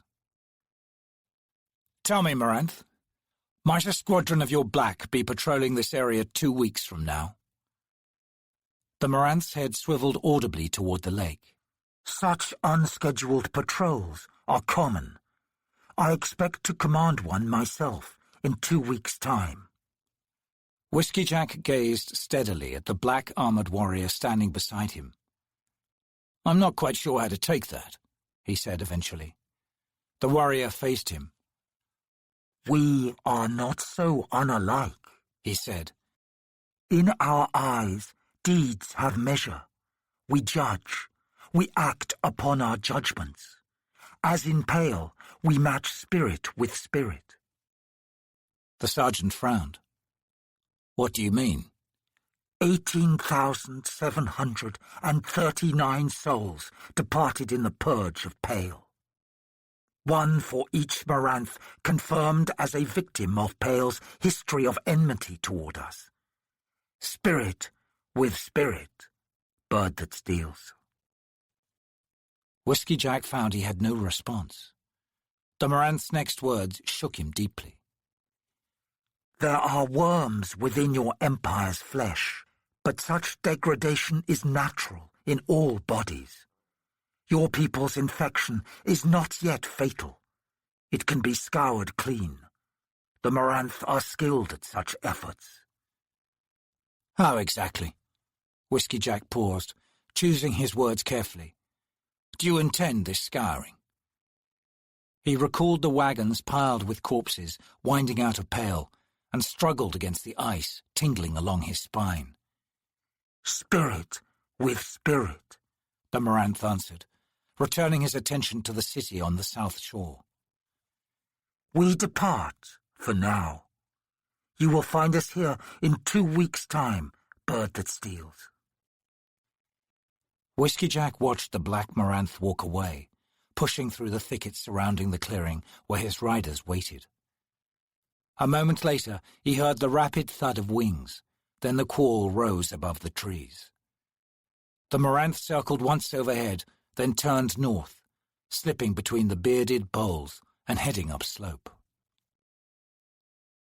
The sergeant sat down on the bedrock again, his eyes on the ground as the members of his squad arrived, hunkering down around him. He remained silent, seeming unaware that he had company, his brow furrowed and jaw bunching as he ground his molars with a slow, steady precision. "Sarge," Fiddler said quietly. Startled, Whiskey Jack looked up. He drew a deep breath. Everyone had gathered with the exception of Quick Ben. He'd leave Kalam to fill in the wizard later. All right. The original plan's been scrapped, since it was intended to get us all killed. I didn't like that part, so we'll do it my way, and hopefully get out alive. "We ain't going to mine the city gates?" Fiddler asked, glancing at Hedge. No, the sergeant answered. We'll put those Moranth munitions to better use. 2 objectives, 2 teams. Kalam will lead one, and with him will be Quick Ben, and... He hesitated. And sorry. I'll lead the other team. The first task is to get into the city unnoticed, out of uniform. He looked to Mallet. I take it the green delivered? The healer nodded. It's a local make, all right. 18-foot Fisher, 4 oars, should get us across the lake easy enough. Even a couple of nets included. So, we'll do some fishing, Whiskey Jack said. Coming into the harbour without a catch would look suspect. Anybody here ever fished? There was silence. Then Sorry spoke up. "I have. A long time ago." Whiskey Jack stared at her, then said, Right, pick whoever you need for that. Sorry smiled mockingly. Whiskey Jack pulled his gaze from hers, with an oath under his breath. He eyed his 2 saboteurs. How much munitions? 2 crates, Hedge replied, adjusting his leather cap. Cuss us all the way down to Smokers. "We could cook a palace," Fiddler added, shifting about excitedly. Good enough, Whiskey Jack said. All right, everyone listen and pay attention, or we won't come out of this alive. In a secluded glade in the forest, Quick Ben poured white sand in a circle and sat down in its centre. He took 5 sharpened sticks and set them in a row before him, pushing them to various depths in the loam. The centre stick, the highest, rose about 3 feet. The ones on either side stood at 2 feet, and the outer ones at a foot. The wizard uncoiled a yard's length of thin gut string. He took one end and fashioned a scaled-down noose, which he tightened over the centre stick near the top. He ran the line to the left, looping it once over the next shaft, then crossed over to the right side and looped it again. He brought the string across to the far left stick, muttering a few words as he did so. He wrapped it twice and brought it over to the far right stick, where he tied a knot and cut the trailing string. Quick Ben leaned back and folded his hands on his lap. A frown creased his brow. Hairlock! An outer stick twitched, turned slightly, then fell still. Hairlock! He barked again. All 5 shafts jerked. The centre one bent toward the wizard. The string tautened, and a low-pitched hum emanated from it. A cold wind swept across Quick Ben's face, stripping away the beads of sweat that had gathered in the last minute. A rushing sound filled his head, and he felt himself falling through dark caverns, their unseen walls ringing in his ears as if iron hammers clanged against the rock. Flashes of blinding silver light stung his eyes, and the wind pulled at the skin and flesh of his face. In some shielded part of his mind, he retained a sense of distance, of control. Within this calm, he could think, observe, analyze. Hairlock, he whispered, you've gone too far, too deep. This warren has swallowed you, and will never spit you out. You're losing control, Hairlock. But these thoughts were for him alone. He knew the puppet was still distant. He watched himself continue, spinning, whirling through the caverns of chaos. Hairlock was compelled to match him, only upward. Abruptly, he found himself standing. Beneath his feet, the black rock seemed to swirl, cracked here and there in its slow convolutions by bright, glowing red. Looking around, he saw that he stood on a spire of rock, rising at an angle, its jagged apex a dozen feet in front of him. Turning, his gaze followed the spar as it sank down and out of sight, lost to billowing yellow clouds. A moment of vertigo gripped Quick Ben. He tottered, then as he regained his balance, he heard a chuckle behind him. He turned to see Hairlock perched atop the apex, his wooden body smeared and scorched, the doll's clothing ripped and frayed. Quick Ben asked, "This is the spar of Andy, isn't it?" Hairlock's round head bobbed. "Halfway. Now you know how far I have gone, wizard. To the very foot of the warren, where power finds its first shape, and all is possible." "Just not very likely," Quick Ben said, eyeing the marionette. "How does it feel, standing in the middle of all that creation, but unable to touch it, to use it? It's too alien, isn't it? It burns you with every reach." "I'll master it," Hairlock hissed. "You know nothing. Nothing." Quick Ben smiled. "I've been here before, Hairlock." He scanned the swirling gases around them, scudding on contrary winds. "You have been lucky," he said. "Though they are few in number, there are creatures who call this realm home." He paused and turned his smile on the puppet. "They dislike intruders. Have you seen what they do to them, what they leave behind?" The wizard's smile broadened at seeing Hairlock's involuntary jerk. "So you have," he said quietly. "You are my protector," Hairlock snapped. "I'm bound to you, wizard. The responsibility is yours, nor will I hide the fact if I am taken." "Bound to me indeed." Quick Ben lowered himself to his haunches. "Good to hear your memories come back. Tell me, how fares Tattersail?" The puppet slumped, looking away. "Her recovery is a difficult one." Quick Ben frowned. "Recovery? From what?" "The hound gear tracked me." Hairlock shifted uneasily. "There was a skirmish." A scowl grew on the wizard's face. "And?" The puppet shrugged. "Gear fled, sorely wounded by a mundane sword in the hands of that captain of yours. Taishrin then arrived, but Tattersail had slipped into unconsciousness by then, so his search for answers was thwarted. But the fire of suspicion has been stoked beneath him. He sends out his servants, and they stalk the warrens. They hunt for signs of who and what I am, and why. Taishrin knows your squad is involved. He knows that you're trying to save your own skins." The puppet's mad gaze flickered. "He wants you all dead, wizard. And as for Tattersail, Perhaps he hopes her fever will kill her, so he won't have to. But there is much he'd lose if she died without his questioning her first.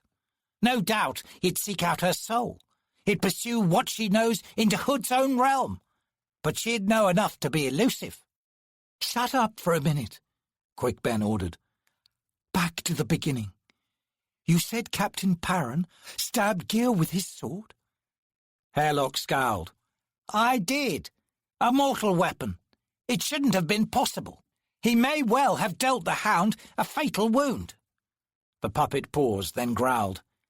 You've not told me everything, wizard. There are gods involved in this. If you keep me in such ignorance, I might well stumble into the path of one of them. He spat. A slave to you is bad enough. Do you think you could challenge a god for mastery of me?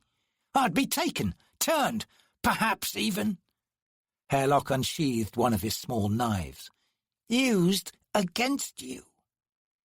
He advanced a step, a dark glitter in his eyes. Quick Ben raised an eyebrow. Inside, his heart lurched in his chest. Was it possible? Would he not have detected something? A flavour? A hint of immortal presence?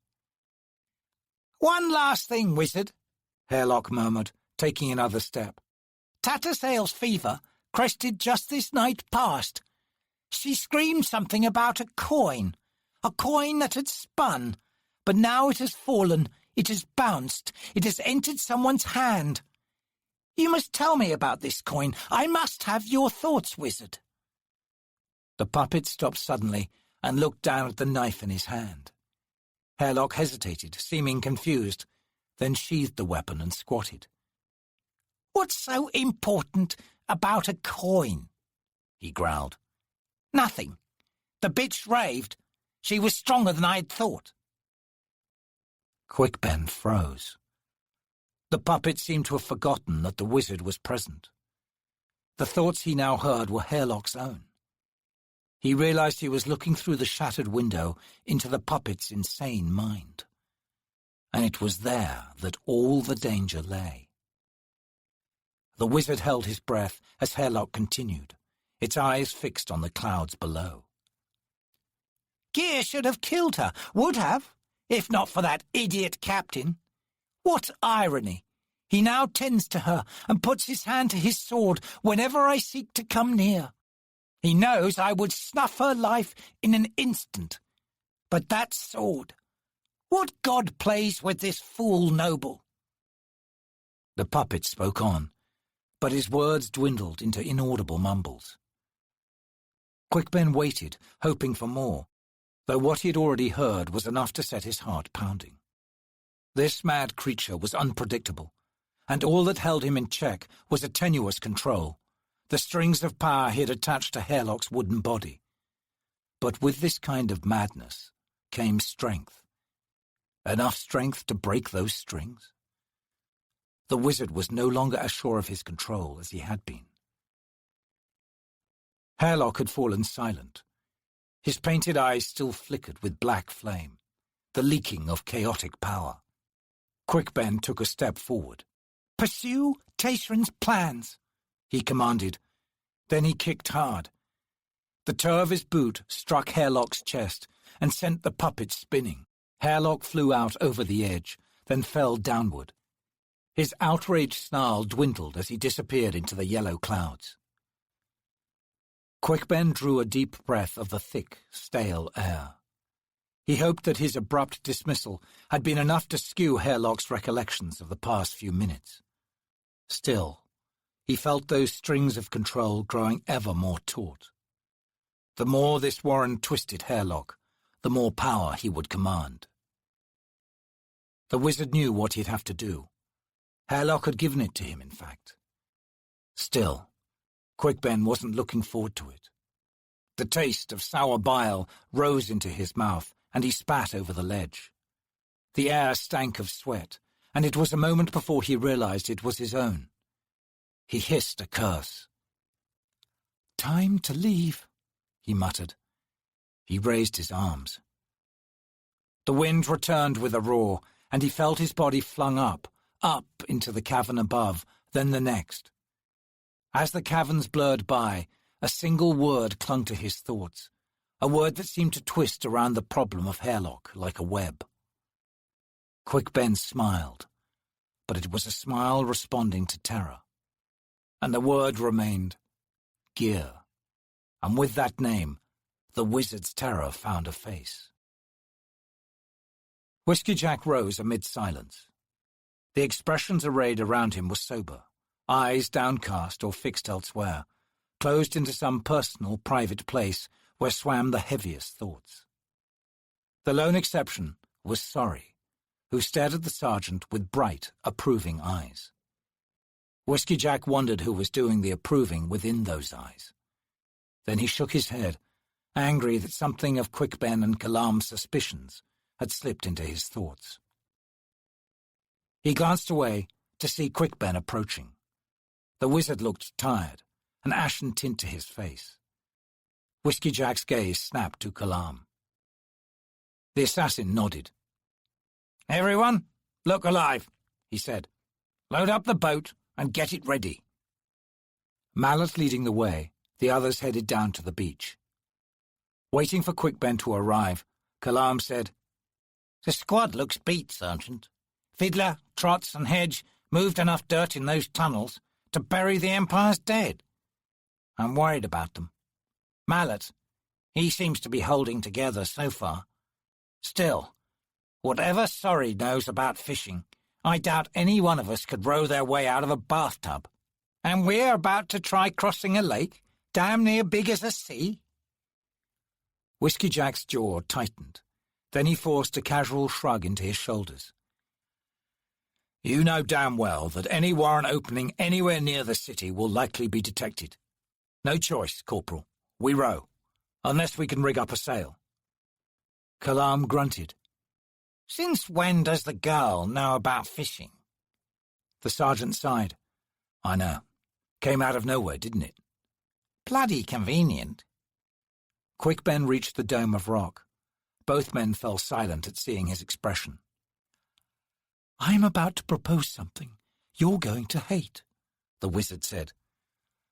"Let's hear it," Whiskey Jack replied, in a voice empty of feeling. 10 minutes later, the three men arrived on the slick, pebbled beach, both Whiskey Jack and Kalam looking shaken. A dozen yards from the water's edge sat the fisher boat. Trots was straining on the rope attached to the prow hook, gasping and moaning as he leaned forward with all his weight. The rest of the squad stood in a clump off to one side, quietly discussing Trot's futile efforts. Fiddler chanced to look up. Seeing Whiskey Jack marching toward them, he blanched. "Trots!" the sergeant bellowed. The Barghest's face, woad tattoos stretched into illegibility, turned to Whiskey Jack with wide eyes. "Let go of the rope, soldier." Kalam released an amused snort behind Whiskey Jack, who glared at the others.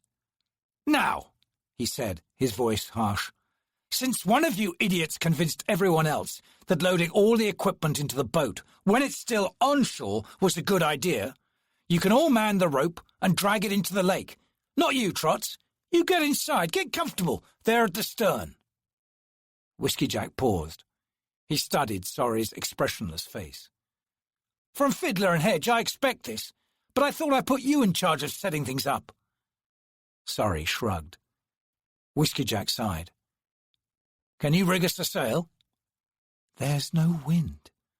"Well, maybe there will be," Whiskey Jack said, exasperated. "Yes," Sorry answered. "we have some canvas. We'll need a mast." "Take Fiddler and make one. Now the rest of you, get this boat into the water." Trots climbed inside and sat down at the stern. He stretched out his long legs and draped an arm over the splashboard. He bared his filed teeth in what might have been a smile. Whiskey Jack turned to a grinning Kalam and Quick Ben. "Well," he demanded, "what are you waiting for?" The grins died. Chapter 9. Have you seen the one who stands apart, cursed in a ritual, sealing his kind? Beyond death the host amassed and whirling like a plague of pollen. He stands apart, the first among all, ever veiled in time, yet outcast and alone, a Talan mass wandering like a seed unfallen. Lay of Onos Tulan, Tok the Younger. Tok the Younger leaned forward in his saddle and spat. It was his third day out from Pale, and he longed for the city's high walls around him. The Rivi plain stretched out on all sides, cloaked in yellow grass that rippled in the afternoon wind, but otherwise featureless. He scratched the edges of the wound that had taken his left eye, and muttered under his breath. Something was wrong. He should have met her 2 days past. Nothing was going as planned these days. What with Captain Parran vanishing before even meeting Whiskey Jack, and the story making the rounds about a hound attacking the Second's last surviving mage and leaving 14 dead Marines in its wake. He supposed he shouldn't be surprised that this rendezvous had gone awry as well. Chaos seemed a sign of the times. Tok straightened and rose in his saddle. Though there was no true road as such on the plain, merchant caravans had mapped a rough track running north-south along the western edge.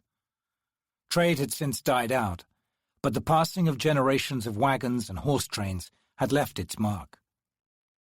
The centre of the plain was home to the Rivi, those small brown-skinned people who moved with the herds in a seasonal cycle.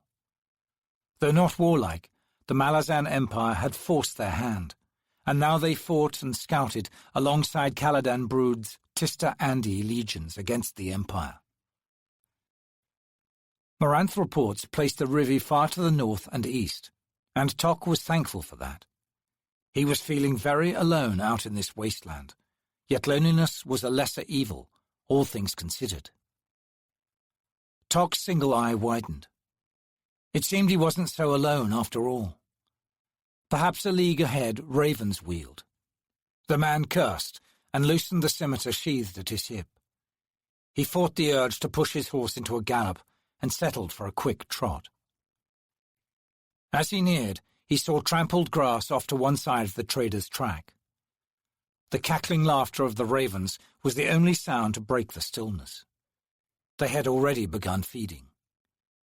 Tok reined in his horse and sat unmoving in his saddle, hunched forward. None of the bodies he saw looked as if they were apt to start moving, and the ravens' preoccupied squabbling was good evidence that any survivors had long gone. Still, he had a bad feeling about this.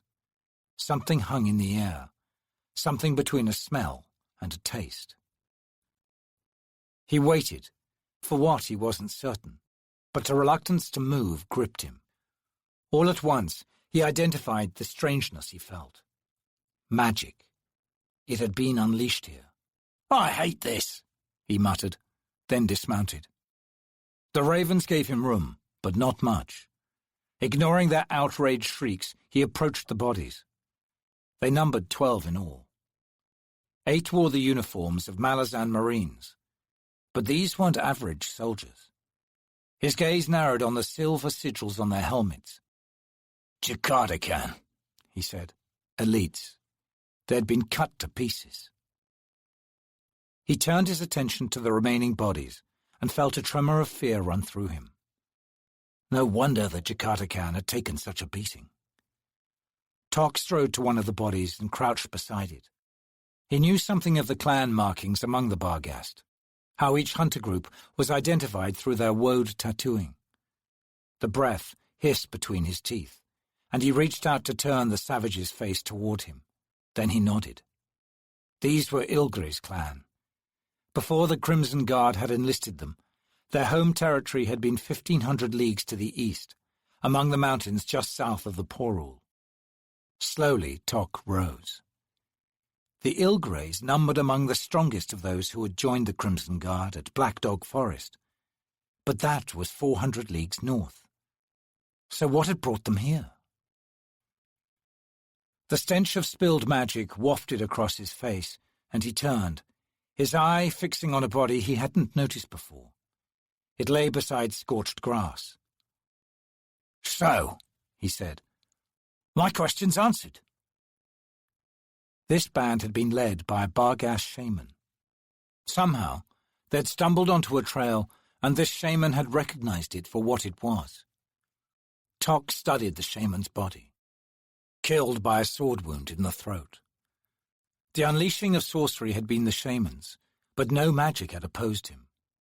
And that was odd, particularly since it was the shaman who had died, rather than whomever he had attacked. Tok grunted. "Well, she's said to be tough on mages." He walked a slow circle around the kill site and found the trail with little difficulty. Some of the Jikadakan had survived, and from the smaller set of boot prints, so had their charge. And overlaying these tracks were half a dozen moccasin prints. The trail veered westerly from the trader's track, yet still led south. Returning to his horse, Tok mounted and swung the animal around. He removed the short bow from its saddle holster and strung it, then nocked an arrow. There was no hope of coming up on the Barghast undetected. Out on this plain, he'd be visible a long time before entering arrow range, and that range had become much closer now that he had lost an eye. So they'd be waiting for him, with those damn lances. But he knew he had no choice. He hoped only to take down one or two before they skewered him. Tok spat again, then wrapped the reins around his left forearm and adjusted his grip on the bow. He gave the wide red scar crossing his face a vigorous, painful scratch, realizing that the maddening itch would return in moments anyway. "Oh well," he said, then drove his heels into the horse's flanks. The lone hill that rose up before Adjunct Lawn was not a natural one. The tops of mostly buried stones encircled its base. She wondered what might be entombed within it, then dismissed her misgivings. If those standing stones were of the size she had seen rising around the mysterious barrows outside Genebaris, this mound dated back millennia. She turned to the two exhausted Marines stumbling in her wake. "We'll make our stand here. You with the crossbow. I want you lying up top." The man ducked his head in answer and staggered to the mound's grassy summit. Both he and his comrade seemed almost relieved that she had called a halt, though they knew their death was but minutes away. Lorne eyed the other soldier. He had taken a lance barb in his left shoulder, and the blood still flowed profusely down the front of his breastplate. How he had stayed on his feet in the last hour was beyond Lorne's understanding. He looked upon her with eyes dulled by resignation, showing nothing of the pain he must be feeling. "I'll hold your left," he said, shifting his grip on the curved tulwar in his right hand. Lorne unsheathed her own longsword and fixed her attention northward.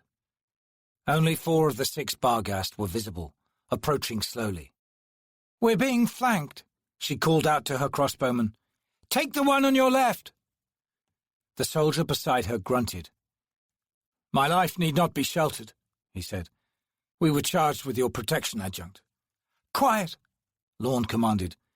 "The longer you stand, the better protected I'll be," she said. The soldier grunted again. The 4 Barghast were lingering now, just out of bowshot range. 2 still carried their lances. The other 2 gripped short axes. Then a voice cried out far to Lorne's right, and she whirled to see a lance speeding toward her, and behind it, a charging Barghast. Lorne brought her blade across her body and dropped into a crouch as she raised the weapon over her head. Her sword caught the lance's shaft, and even as it did so she was turning, pulling her weapon to one side. The deflected lance sped past and cracked into the hillside off to her right. Behind her, she heard the crossbowman release a quarrel.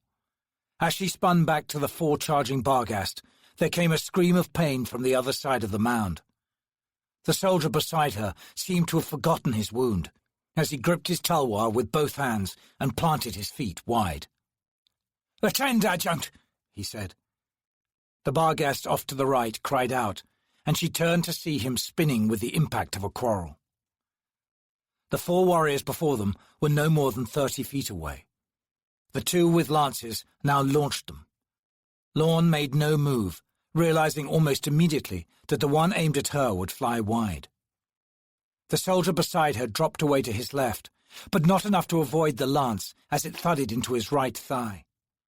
It struck with such force as to drive right through his leg and embed itself in the earth. The soldier was pinned, but his only response was a soft gasp, and he raised his sword to parry an axe swinging at his head. In this time, Lorne had already closed with the Barghast rushing at her. His axe was a shorter weapon, and she took advantage of this with a thrust before he came into his own range. He brought the copper-sheathed haft up to parry, but Lorne had already flicked her wrist, completing the feint and dipping under the axe. Her lunge buried the sword point in the Barghast's chest, slicing the leather armor as if it were cloth. Her attack had committed her, and her sword was nearly wrenched from her hand as the savage toppled backward. Off balance, she staggered a step, expecting the crushing blow of an axe. But it did not arrive. Regaining her balance, she spun round to find her crossbowman now wielding his tulwar, engaging the other Barghast. Lorne snapped her attention to see how her other guard fared. Somehow, he still lived, though he faced two Barghast. He'd managed to drag the lance out of the earth, but the weapon's shaft remained in his leg. That he was able to move at all, much less defend himself, spoke eloquently of Jakadakan discipline and training. Lorne rushed to engage the Barghast on the man's right, nearest her. Even as she did so, an axe slipped past the soldier's guard and struck him across the chest. Scales snapped as the heavy weapon's edge ripped through armor. The soldier groaned and fell to one knee, blood spraying onto the ground. Lorne was in no position to defend him and could only watch in horror as the axe swung again, this time striking the man in the head. The helmet collapsed inward and his neck broke. He toppled sideways, landing at Lorne's feet. Her forward momentum carried her right over him. A curse broke from her lips as she sprawled, crashing into the Barghast in front of her. She tried to bring the point of her sword up behind him, but he twisted lithely to one side and leaped away. Lorne took a wild swing at him, missing even as she fell. She felt her shoulder dislocate as she hit the hard ground, and the sword dropped from her numbed hand. Now, she thought, the only thing left to do is die. She rolled onto her back. With a growl, the Barghast was standing beside her, axe raised high. Lorne was in a good position to see the skeletal hand bursting from the earth beneath the Barghast. It grasped an ankle. Bones snapped, and the warrior screamed. Vaguely, as she watched, she wondered where the other two savages had gone. All sounds of fighting seemed to have stopped, but the ground rumbled with a growing, urgent thunder. The Barghast stared down at the hand crushing his shin. He screamed again as the wide, rippled blade of a flint sword shot up between his legs. The axe left the warrior's hands as he frantically brought them down in an effort to deflect the sword, twisting to one side and kicking out with his free leg. It all came too late. The sword impaled him, jamming against his hip bone and lifting him from the ground. His dying shriek rose skyward. Lorne climbed to her feet with difficulty, her right arm hanging useless at her side.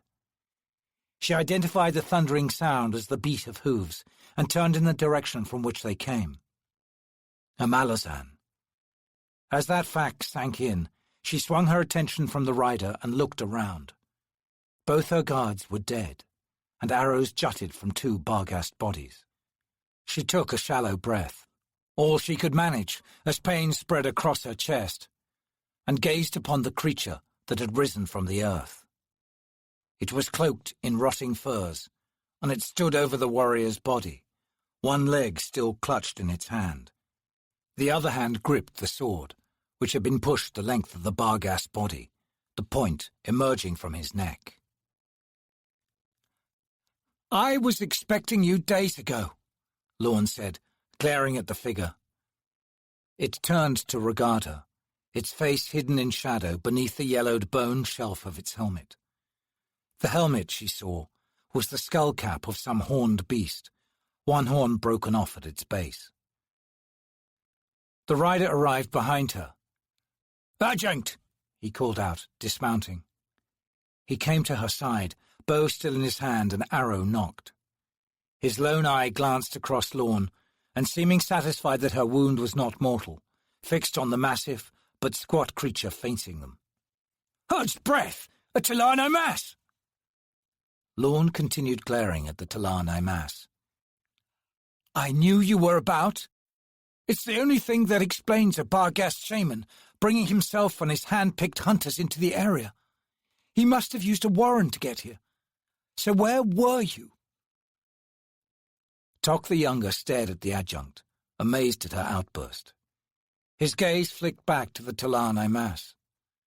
The last time he had seen one was in 7 cities, 8 years past, and then it had been from a distance as the undead legions marched out into the western wastelands on some mission even the Empress could learn nothing about. At this close range, Tok eagerly studied the Talana mass. Not much left of it, he concluded. Despite the sorcery, 300,000 years had taken their toll. The skin that stretched across the squat man's robust bones was a shiny nut brown in colour, the texture of leather. Whatever flesh it had once covered had contracted to thin strips the consistency of oak roots. Such muscles showed through torn patches here and there. The creature's face, what Tok could see of it, bore a heavy chinless jawbone, high cheeks, and a pronounced brow ridge. The eye sockets were dark holes. "I asked you a question," Lorne grated. "Where were you?" The head creaked as the eye mass looked down at its feet. "Exploring," it said quietly, in a voice born of stones and dust. Lorne demanded, "Your name, Talan?" "Onos Tulan, once of the Tarad clan, of the Logros Talan. I was birthed in the autumn of the bleak year, the 9th son to the clan wedded as warrior in the 6th Jagat War." "Enough," Lorne said. She sagged wearily, and Tok moved to her side. Glancing up at him, she scowled. "You look grim." Then a small smile came to her lips. "But good to me." Tok grinned. "First things first, Adjunct. A place for you to rest." She did not protest as he guided her to a grassy knoll near the barrow and gently pushed her to her knees. He glanced back to see the Talana mass still standing where it had first emerged from the ground. It had turned, however, and seemed to be studying the barrow. "We must make your arm immobile," Tok said to the worn, weathered woman kneeling before him. "I am named Tok the Younger," he said, squatting down. She raised her gaze at this. "I knew your father," she said. Her smile returned. "Also a great bowman." He ducked his head in reply. "He was a fine commander, too," Lorne continued, studying the ravaged youth who was now tending to her arm. "The Empress has regretted his death." "Not dead for sure," Tok interrupted, his tone tight and his single eye averted as he began removing the gauntlet from her hand. "Disappeared."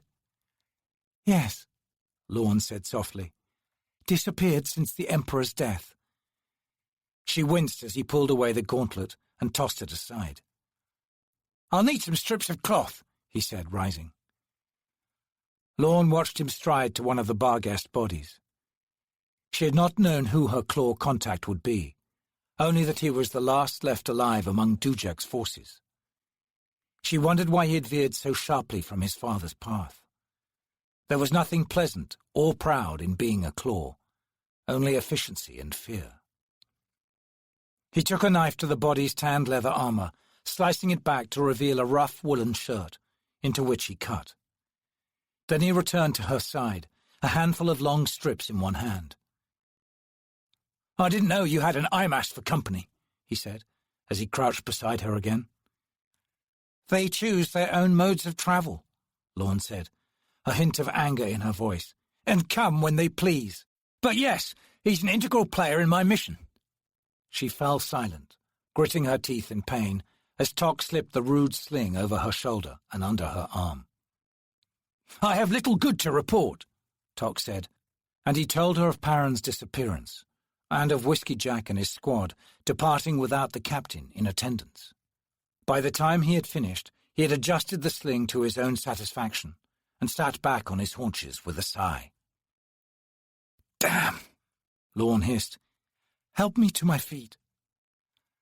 After he had done so, she wobbled a bit and gripped his shoulder to steady herself. Then she nodded. "Get me my sword." Tok strode to the spot she'd indicated. After a brief search, he found the longsword in the grass, and his eyes thinned to a slit upon seeing the weapon's dusty red blade. He brought it to her and said, "An Otataral's sword, Adjunct, the ore that kills magic." "And mages," Lorne said, taking the weapon awkwardly in her left hand and sheathing it. "I came upon the dead shaman," Tok said. "Well," Lorne said, "Otataral is no mystery to you of the Seven Cities, but few here know it, and I would keep it that way." "Understood." Tok turned to regard the immobile eye mass. Lorne seemed to read his thought. "Otataral cannot quench their magic. Believe me, it's been tried. The warrens of the eye mass are similar to those of the Jaghut and the Forkrul Assail, Elder, Blood, and Earthbound. That flint sword of his will never break, and it cuts through the finest iron as easily as it will flesh and bone." Tok shivered and spat. "I'll not envy you your company, Adjunct." Lorne smiled. "You'll be sharing it for the next few days, Tok the Younger. We've a long walk to Pale." 6-7 days, Tok said. "I expected you to be mounted." Lorne's sigh was heartfelt. "The Barghast shaman worked his talents on them. A disease took them all, even my stallion, which I brought with me through the warren." Her lined face softened momentarily, and Tok could feel her genuine sorrow. It surprised him. All that he had heard of the Adjunct had painted for him a picture of a cold-blooded monster, the gauntleted hand of death that could descend from anywhere at any time. Perhaps this side of her existed. He hoped he would not have to see it. Then again, he corrected himself, she had not spared her soldiers a second glance. Tok spoke. "You'll ride my mare, Adjunct. She's no war horse, but she's quick and long on endurance." They walked to where he'd left his horse, and Lorne smiled. "That's a Wiccan breed, Tok the Younger," she said, as she laid a hand on the mare's neck. "So cease the modesty, else I lose trust in you. A fine animal." Tok helped her into the saddle. "Do we leave the eye mass where it is?" he asked. Lorne nodded. "He'll find his own way. Now, let's give this mare the opportunity to prove herself. Wiccan blood is said to smell of iron." She reached down and offered her left arm. "Mount up," she said. Tok barely managed to hide his shock. Share the saddle with the Adjunct of the Empire? The notion was so absurd that he came near to laughing. "I can walk, Adjunct," he said gruffly. "With such little time to waste, you would be better to ride on and ride hard. You'll see Pale's walls in 3 days. I can manage a jog at 10-hour stretches." "No, Tok the Younger." Lorne's tone brooked no argument. "I need you in Pale, and I need to hear all there is about the occupying legions, and Dujek, and Taishrin. Better to arrive a few days late than unprepared. Now, grasp my arm, and let's be on with it." Tok complied. As he sank into the saddle behind Lorne, his mare snorted and stepped quickly to one side. Both he and the Adjunct almost fell. They turned to see the Talan Imas standing beside them. "The barrow has yielded a truth, Adjunct," Onos Tulan said. Tok felt her stiffen. "And that is?" "We are upon the right path," the Talan Imas replied. Something told Tok that the path the creature referred to had nothing to do with the trader's track leading south to Pale. He cast one final glance back at the barrow as Lorne silently swung the horse around, and then at Onos Tulan. Neither seemed likely to unveil their secrets, but Lorne's reaction had raised the hairs on the back of his neck, and the itch around his lost eye roused itself. Tok muttered a curse under his breath and began to scratch. "Something the matter, Tok the Younger?" Lorne asked, not turning. He thought about his reply. He said, "The price of being blind, Adjunct. Nothing more." Captain Parran paced in the narrow room. This was madness. All he knew was that he was being hidden, but the only answers to his questions would come from a bedridden sorceress locked in some strange fever, and a nasty puppet whose painted eyes seemed to fix on him with intense hatred. Vague memories haunted him as well. The feel of slick, cold stones scraping beneath his fingernails, at a moment when all his strength had poured from his body. And then the hazy vision of a massive dog, a hound, in the room, a dog that seemed to breathe death. It had been seeking to kill the woman, and he'd stopped it. Somehow, he wasn't sure of the details. A suspicion nagged him that the dog wasn't dead, that it would be back. The puppet ignored most of his questions, and when it did speak to him, it was to voice dire threats. Apparently, though the sorceress was ill, her presence alone, her continued existence, was all that kept Hairlock from fulfilling those threats. Where was Whiskey Jack? Had the sergeant left without him? What would that do to Adjunct Lorne's plan? He ceased pacing and turned to glare on the sorceress lying in the bed. Hairlock had told Parran that she'd somehow hidden him when Taishrin arrived, the High Mage having sensed the dog's presence. Parran had no memory of any of that, but he wondered how the woman could have managed anything after the beating she had taken. Hairlock had scoffed that the sorceress hadn't even been aware of opening her warren that one last time, that she'd done it all on instinct. Parran had the feeling that the marionette had been scared by that unveiling of power.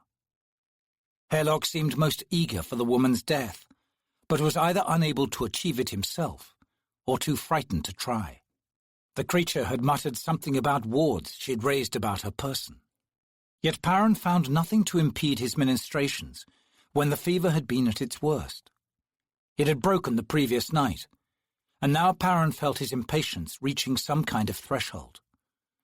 The sorceress slept, but if she didn't awaken soon, he'd take matters into his own hands, leave this hiding place, perhaps seek out Tok the Younger, provided he could avoid Taishrin or any officers on his way out of the building. Parran's unseeing glare remained fixed on the sorceress, his thoughts racing. Slowly, a new awareness tickled the edges of his mind, and he abruptly blinked. The woman's eyes were open, and they studied him. He took a half-step forward, but was stopped dead by her first words. "I heard the coin drop, Captain."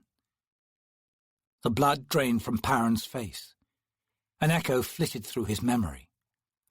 "A coin?" he asked, his voice barely a whisper. "A spinning coin?" The voices of gods, he thought, of dead men and women, howls of hounds, all pieces of my memory's torn tapestry. "Spins no longer," the woman replied. She pushed herself into a sitting position. "How much do you remember?" "Scant," the captain admitted, surprised at himself for telling the truth. "The puppet will not even tell me your name," he said.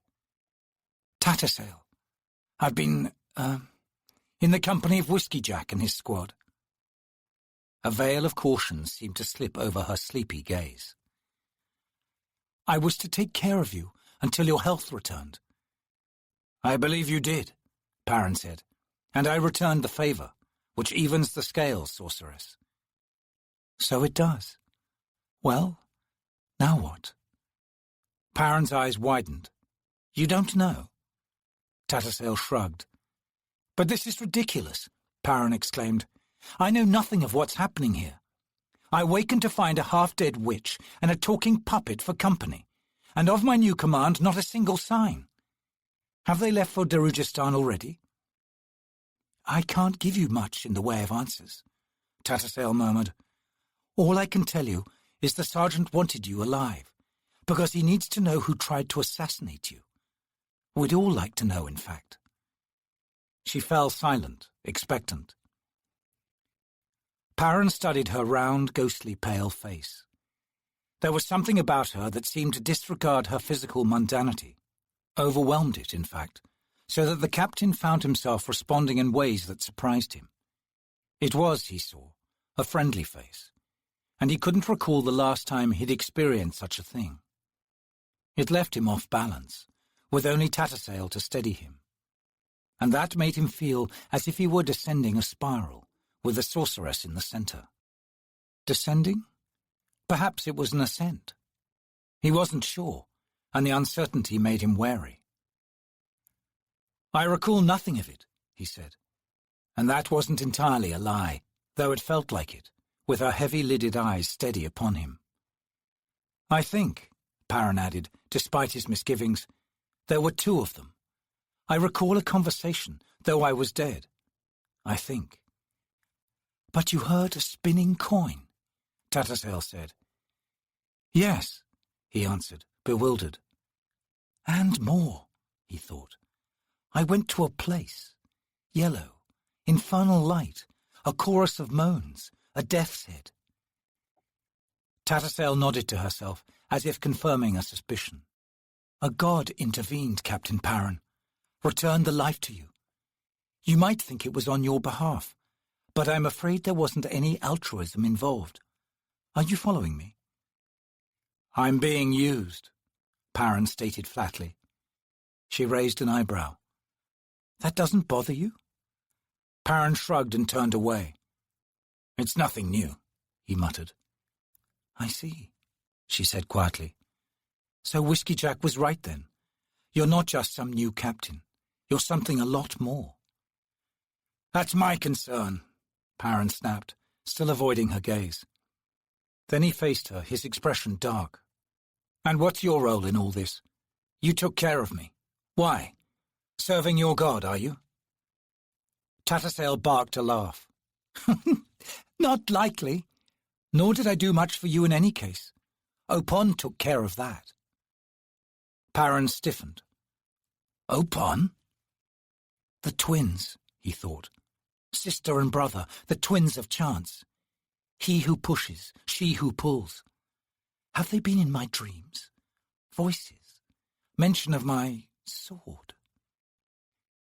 He was still for a moment, then he strode over to the dresser. On it lay his sheathed sword. He laid a hand on the grip. "I purchased this sword 3 years ago, though its first use came just a few nights past, against the dog." "You recall that?" Something in Tattersail's voice brought him around. In her eyes he now saw fear. She made no attempt to hide it. He nodded. "Yet I named the weapon the day I bought it." "The name?" Paran's grin was ghastly. "Chance." "The pattern has been long in the weaving," Tattersail said, closing her eyes and sighing. "Though I suspect even Opon could not have imagined your blade tasting its first blood on a hound of shadow." Paran closed his eyes, then he sighed.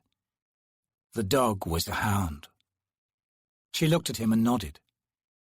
"You've met Herlock?" "I have." "Beware him," Tattersail said. "It was his unleashing of a warren of chaos that left me fevered. If warrens are indeed structured, then Herlock's is diametrically opposed to mine. He's mad, Captain, and he vowed to kill you." Paran strapped on his sword. "What's his role in all of this?" "I'm not sure," Tattersail said. That sounded like a lie, but Paran let it pass. "He was coming in nightly to check on your progress," he said, "but I haven't seen him the past 2 nights." "How many days have I been out?" 6, I think. I'm no more certain of time's passage than you are, I'm afraid. He strode to the door. All I know is I can't just hide here forever. Wait! Perrin smiled. Very well. He faced her again. Tell me, why shouldn't I leave? The sorceress hesitated, then spoke. I still need you here, she said. Why? It's not me that Hairlock's afraid of, she answered, seeming to find the words difficult. It's you, your sword, that's kept me alive. He saw what you managed to do to the hound. Damn, he hissed. Though essentially still a stranger to him, she had reached through to him with her admission. He tried to fight the compassion welling up inside him. He told himself that his mission overrode all other concerns, that he had repaid his debt to her, if ever there was one, that she hadn't given him all the reasons he suspected existed for his staying hidden, meaning she didn't trust him. He told himself all these things, but none of it was enough. If you go, she said, Hairlock will kill me. What are the wards about you? He demanded, almost desperately. Hairlock said you've wards about you. Tattersail's smile was drawn. You think he'd just come right out and tell you how dangerous you really are? Wards? She laughed. I've barely the strength to sit straight.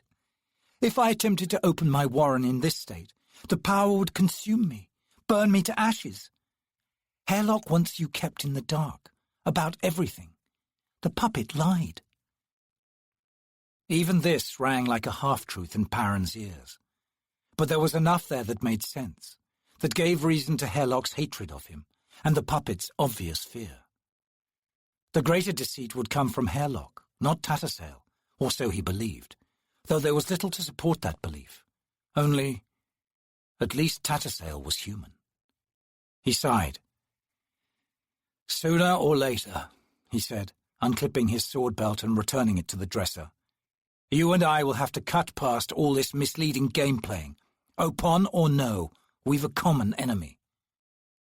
Tattersail sighed. Thank you. Captain Perrin?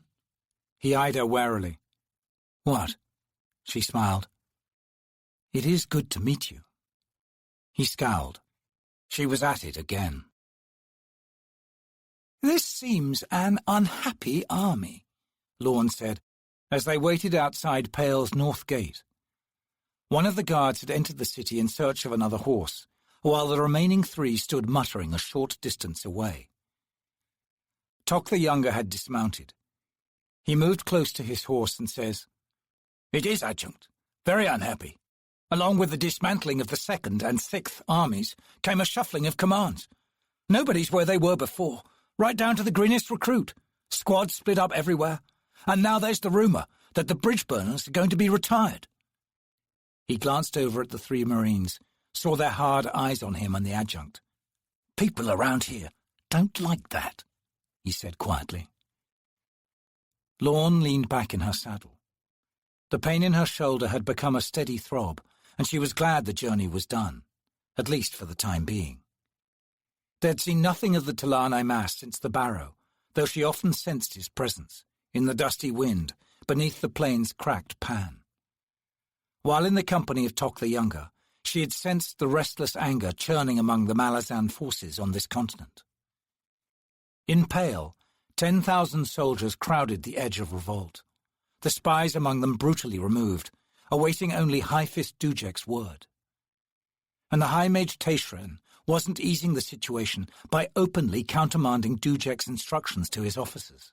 Yet what troubled the Adjunct the most was this vague tale of a Hound of Shadow doing battle with the 2nd's last cadre mage.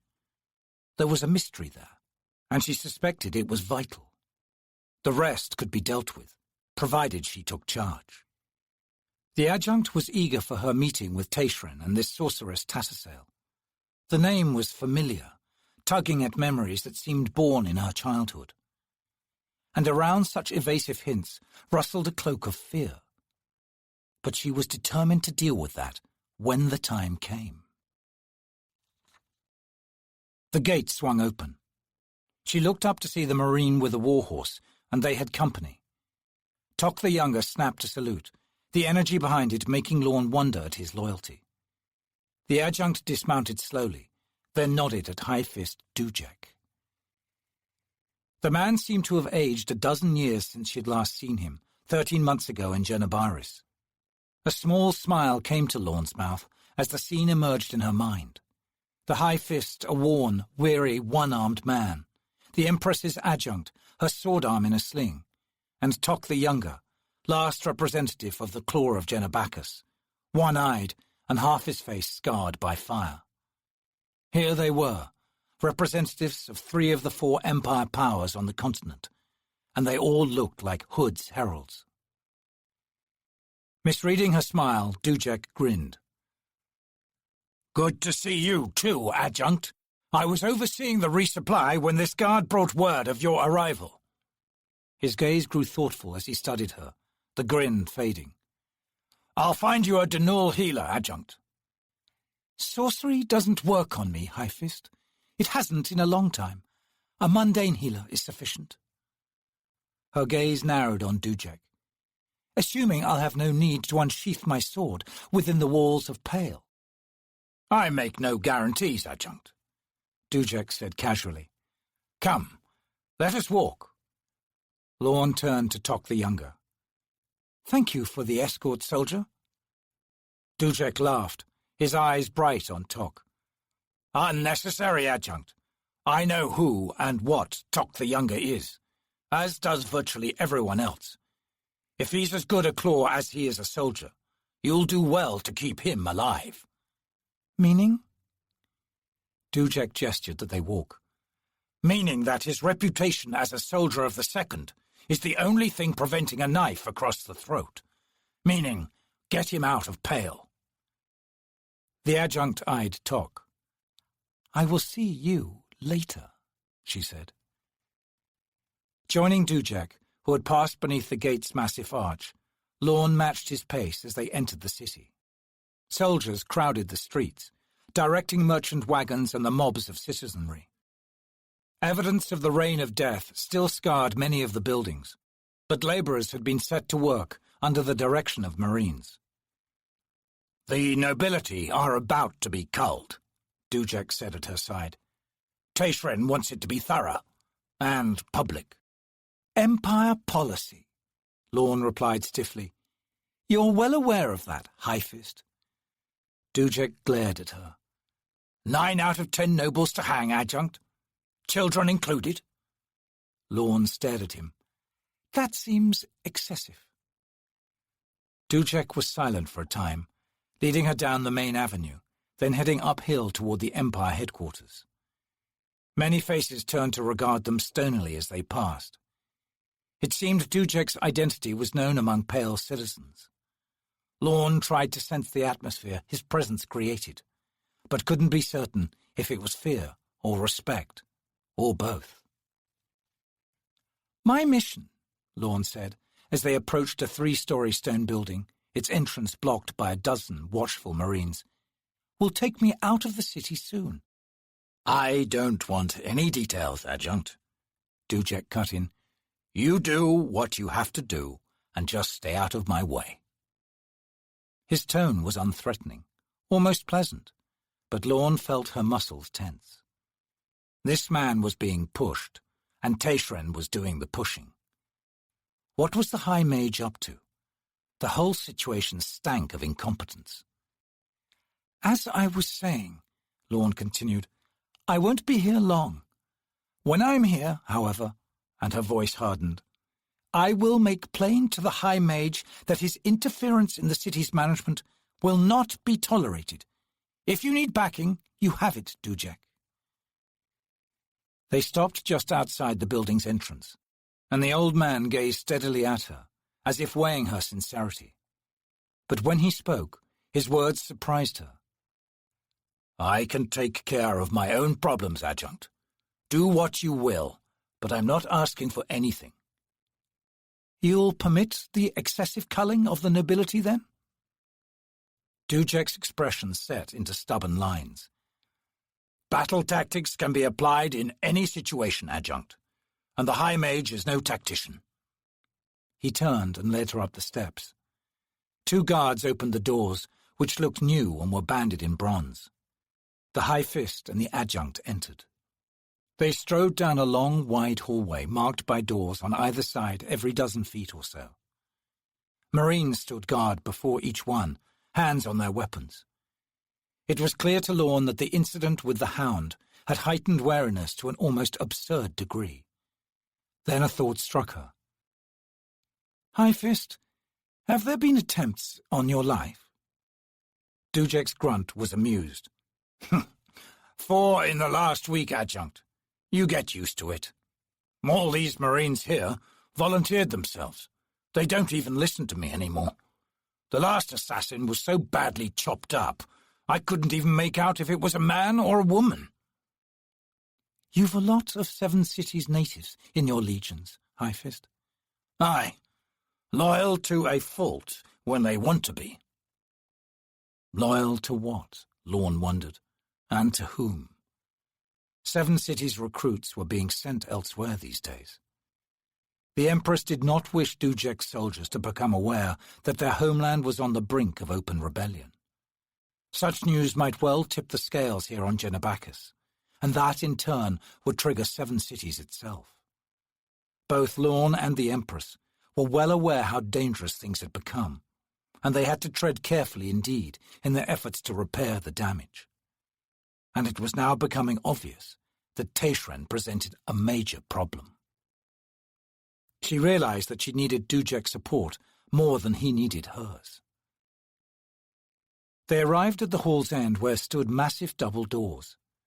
The soldiers at either side saluted the High Fist, then opened them. Beyond was a large chamber dominated by a hardwood table in its center. Maps, scrolls, ink, and paint jars crowded its surface. Dujek and Lorne entered, and the doors were shut behind them. Teishren has been informed of your arrival, but will be delayed somewhat, Dujek said, sitting on the edge of the table. If you have questions regarding the recent events at Pale, ask them now. She knew he was giving her the opportunity to hear answers that didn't come from Teishren, though as to whose version of the truth she would accept was up to her. Lorne began to appreciate Dujek's comment about battle tactics. She strode to a nearby chair and settled slowly into its cushions. "Very well, High Fist. Small matters first. Have you encountered any difficulty with the Maranth?" Dujek scowled. Funny you should ask.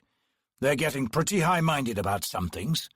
I had a hard time getting the Gold Legions, their elite warriors, to fight Caladan Brood, since they consider him too honorable to treat as an enemy. The whole alliance was on shaky ground for a while there, but in the end they marched. Soon I'll send the Black to join them. Lorne nodded. "Similar problems with the Green and the Blue in Genebaris," she said, "which explains why I came overland. The Empress suggests we make the most of the alliance, since it may not last." "We haven't much choice," Dujek growled. "How many legions will I have in the spring landing?" Lorne hesitated, then said, 2, and a regiment of Wiccan lancers. The Wiccans and the 11th Legion will disembark at Nathilog. The 9th will land in Nist and join with the conscript forces. The Empress trusts the latter reinforcements will be sufficient to break the Crimson Guard at Fox Pass, thus opening Brood's flank. "Then the Empress is a fool," Dujek said, his tone hard. "The conscripts are next to useless, Adjunct, and by this time next year, the Crimson Guard will have liberated Nist, Treat, One-Eye Cat, Porul, Garalt, and—" "I know the list." Lorne rose abruptly. "You'll receive 2 more legions next year, High Fist. That's it." Dujek thought for a time, his gaze on the map pegged to the tabletop. Lorne waited. She knew he was lost in reordering, re-evaluating his plans for next season's campaign. That he'd entered a world of materiel and divisions, in second-guessing Caladan Brood and the commander of the Crimson Guard, Prince Kaz. Finally, he cleared his throat. Adjunct, is it possible to reverse the landings? The 11th and the Wicken Lancers disembarking on the east coast, south of Apple. The 9th on the west coast, to Tulips. Lorne strode to the table and studied the map. Tulips, she thought. Why there? That made no sense at all. The Empress would be curious as to your revised plans, High Fist. Meaning maybe. Dujek rubbed the stubble on his jaw, then gave a sharp nod. All right, Adjunct. First, the conscripts will not hold Fox Pass. The Crimson Guard will be into the Northlands by the time our reinforcements arrive. Much of that area is farmland, pasture. As we retreat, pulling the conscripts back to Nist, we raze the countryside. No crops, no livestock. Whatever supplies Kaz will need, he'll have to bring with him.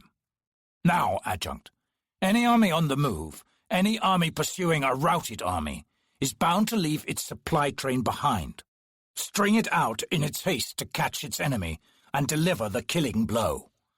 And that's where the Wicken Lancers come in. The Wicken were born raiders, Lorne knew.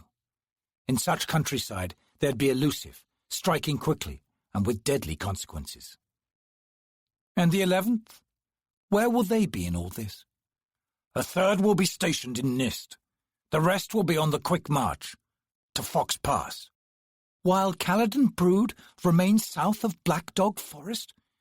That doesn't make sense, High Fist. You suggested using the Moranth for all it's worth, didn't you? Well, from Tulips, the Moranth and their call will be staging a massive lift. Dujek's gaze narrowed as he studied the map.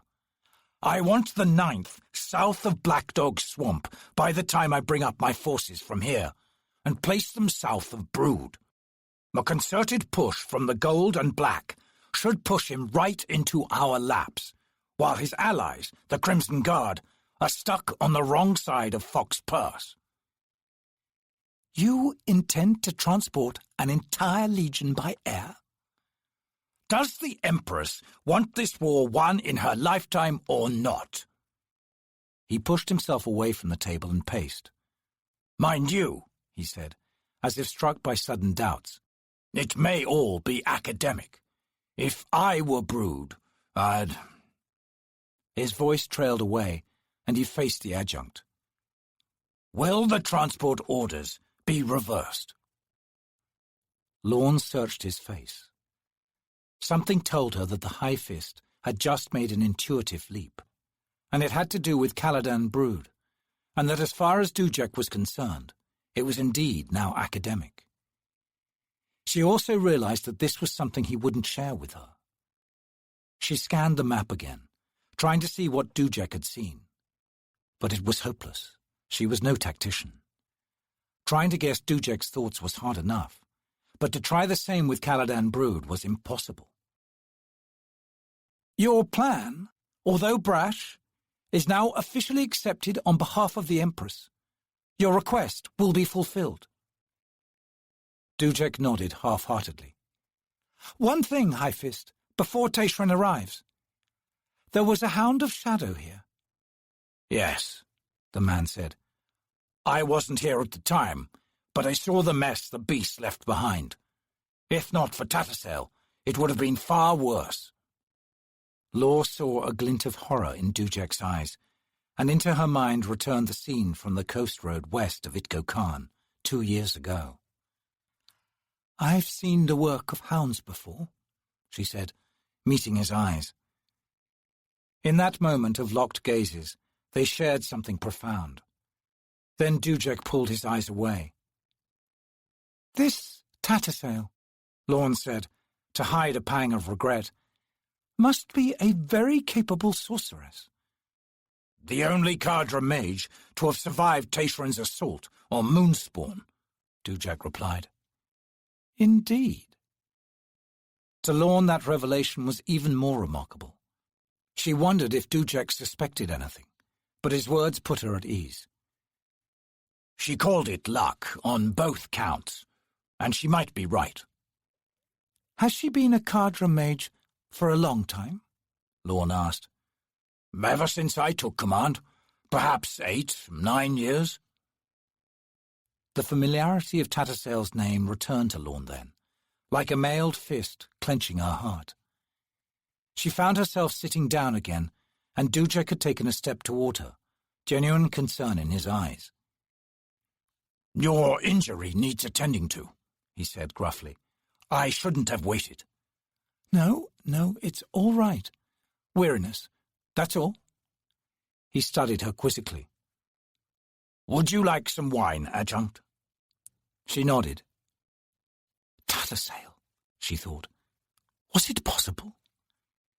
She would know when she saw the woman. She would know then. 9 years, she murmured. The mouse. I beg your pardon? She looked up to find Dujek before her. He offered her a goblet of wine. Nothing, she said as she accepted it. Thank you. As the double doors swung open, both turned. In strode Teshrin, his face dark with fury as he confronted Dujek. Damn you, the High Mage grated. If you had a hand in this, I'll find it, and that is a promise. Dujek raised an eyebrow. A hand in what, High Mage? He asked coolly. I've just been to the Hall of Records. A fire? The place looks like the inside of an oven. Lorne rose and stepped between them. High Mage Teshrin, she said in a low, dangerous tone. Perhaps you could tell me why this matter of some fire in some bureaucrat's chamber should override all other considerations? Teshrin blinked. I beg your pardon, Adjunct, he said tightly, but within the Hall of Records were the city's census lists. His dark eyes swung past her to fix on Dujek. Wherein all the names of Pale's nobility could be found. Unfortunate, the High Fist said. Have you begun an investigation? My staff services are, of course, entirely at your disposal.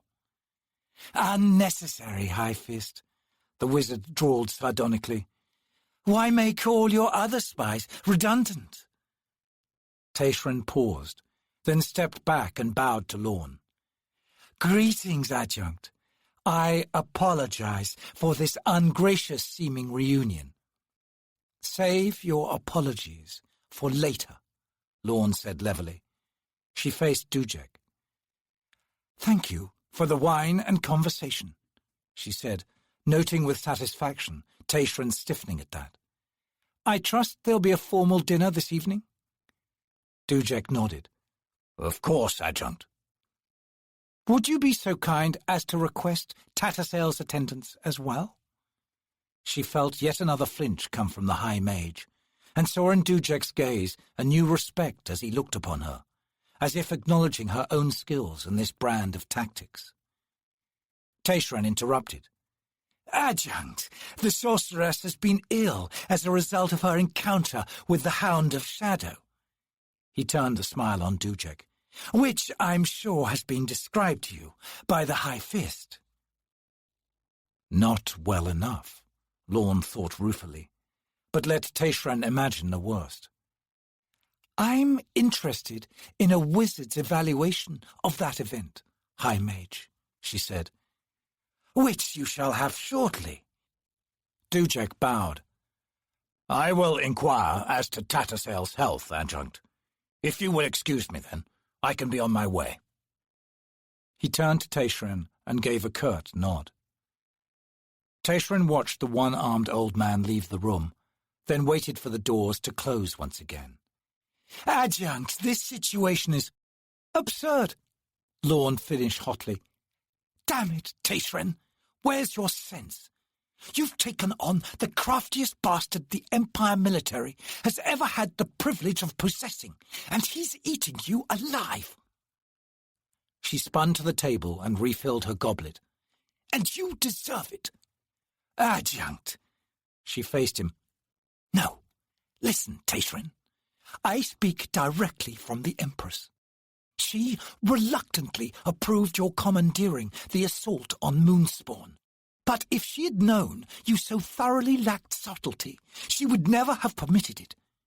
Do you take everyone else for fools? Dujek is just one man, Tashrin said. Lorne took a large mouthful of wine, then set down the goblet and rubbed her brow. Dujek's not the enemy, she said wearily. Dujek's never been the enemy. Tashrin stepped forward. He was the Emperor's man, Adjunct. Challenging that man's loyalty to the Empire is insulting, and it's that very insult that may well turn him. Dujek is not just one man. Right now, he's 10,000, and in a year's time, he'll be 25,000. He doesn't yield when you push, does he? No, because he can't. He's got 10,000 soldiers behind him. And believe me, when they get angry enough to push back, you'll not be able to withstand them. As for Dujek, he'll just end up being carried on the tide. Then he is a traitor. No, he's a man who cares for those he is responsible for and to. He's the best of the Empire. If he's forced to turn, Tashrin, then we're the traitors. Am I getting through? The High Mage's face was lined with a deep, disturbed frown. Yes, Adjunct, he said quietly. You are. He looked up. This task the Empress has commanded of me, it weighs heavily, Adjunct. These are not my strengths. It would do well if you dismissed me. Lorne gave that serious consideration. Mages by nature never commanded loyalty. Fear, yes, and the respect born of fear. But the one thing a mage found difficult to understand or cope with was loyalty. And yet there had been one mage, long ago, who had commanded loyalty. And that was the Emperor. She said, High Mage, we are all agreed on one thing. The old guard must disappear. All who stood with the Emperor and still cling to his memory will ever work against us, whether consciously or unconsciously. Dujek is an exception, and there is a handful of others like him. Those we must not lose. As for the others, they have to die. The risk lies in alerting them to that fact. If we're too open, we may end up with an insurrection the size of which could destroy the Empire. Apart from Dujek and Tattersail, Tashrin said, we've cleaned out everyone else. As for Whiskey Jack and his squad, he's all yours, Adjunct. With luck, Lorne said, then frowned as the High Mage winced. What's the matter? He rose. I peruse my deck of dragons nightly, he said, and I'm certain that Opon has entered the world of mortal affairs. Tattersail's own reading did much to confirm my suspicions. Lorne looked at him sharply. She's an adept? Far more adept than I, Tashrin admitted. Lorne thought.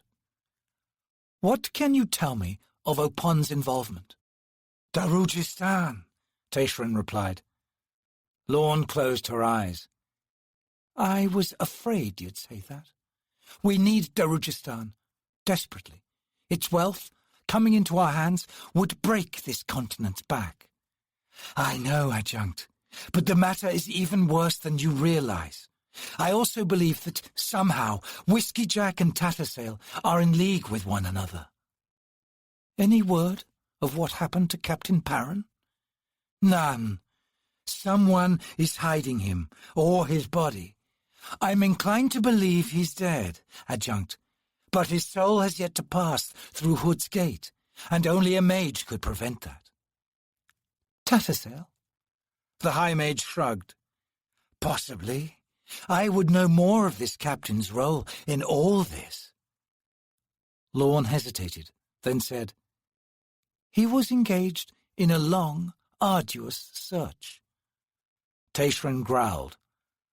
Perhaps he found whatever he was seeking. Lorne eyed him. Perhaps. Tell me, how good is Tattersail? Good enough to be a high mage, Tayshran said. Good enough to survive a hound's attack and to drive it away, even though I would not think such a thing possible. Even I would have difficulty managing that. Maybe she had help, Lorne murmured. I hadn't thought of that. Think on it now, Lorne said.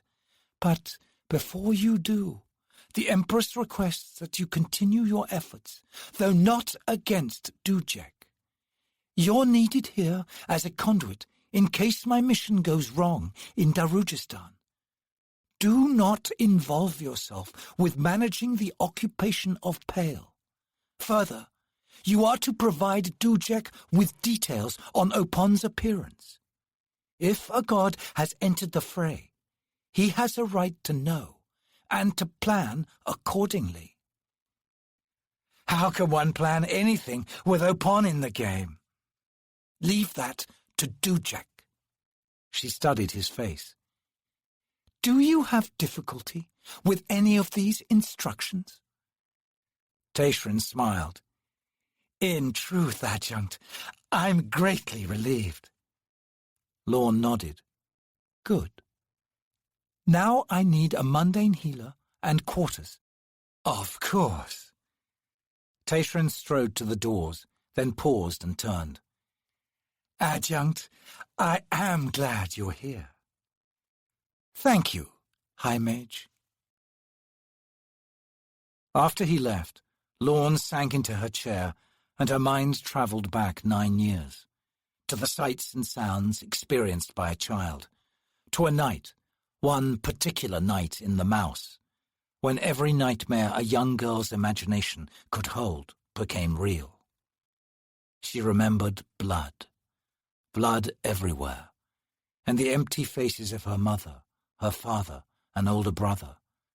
Faces numbed by the realization that they had been spared, that the blood wasn't their own.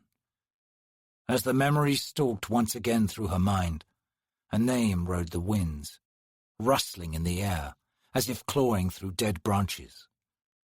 Lorne's lips parted, and she whispered, Tattersail.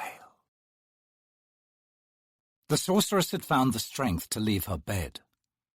She now stood at the window, leaning with one hand against the frame for support, and looked down on a street crowded with military wagons.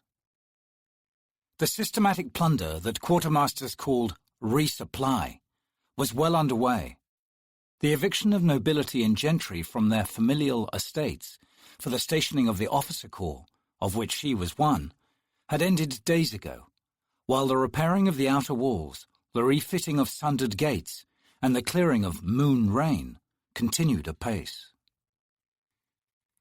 She was glad she'd missed the river of corpses that must have filled the city streets during the initial phase of cleanup. Wagon after wagon, groaning beneath the weight of crushed bodies, white flesh seared by fire and slashed by sword, rat-gnawed and raven-pecked, men, women, and children. It was a scene she had witnessed before, and she had no wish ever to see it again. Now shock and terror had seeped down and out of sight. Scenes of normality reappeared as farmers and merchants emerged from hiding to meet the needs of occupiers and occupied alike. Malazan healers had swept the city, rooting out the birthing of plague and treating common ailments among all those they touched. No citizen would have been turned from their path. And sentiments began the long, perfectly planned swing. Soon, Tattersail knew, there'd be the culling of the nobility, a scourge that would raise to the gallows the greediest, least liked nobles. And the executions would be public, a tried and true procedure that swelled recruitment on a tide of base vengeance, with every hand stained by a righteous glee. A sword in such hands completed the conspiracy, and included all players in the hunt for the next victim to the cause, the Empire's cause. She'd seen it run its course in 100 such cities. No matter how benign the original rulers, no matter how generous the nobility, the word of empire, weighted by might, twisted the past into a tyranny of demons. A sad comment on humanity, a bitter lesson made foul by her own role in it. In her mind returned the faces of the bridge burners, a strange counterpoint to the cynicism with which she viewed all around her. Whiskey Jack, a man pushed to the edge, or rather the edge creeping on him on all sides, a crumbling of beliefs, a failing of faiths, leaving as his last claim to humanity his squad, a shrinking handful of the only people that mattered any more. But he held on, and he pushed back hard. She liked to think, no, she wanted to believe, he would win out in the end, that he'd live to see his world stripped of the empire. Quick Ben and Kalam seeking to take the responsibility from their sergeant's shoulders. It was their only means of loving the man, though they'd never put it in such terms.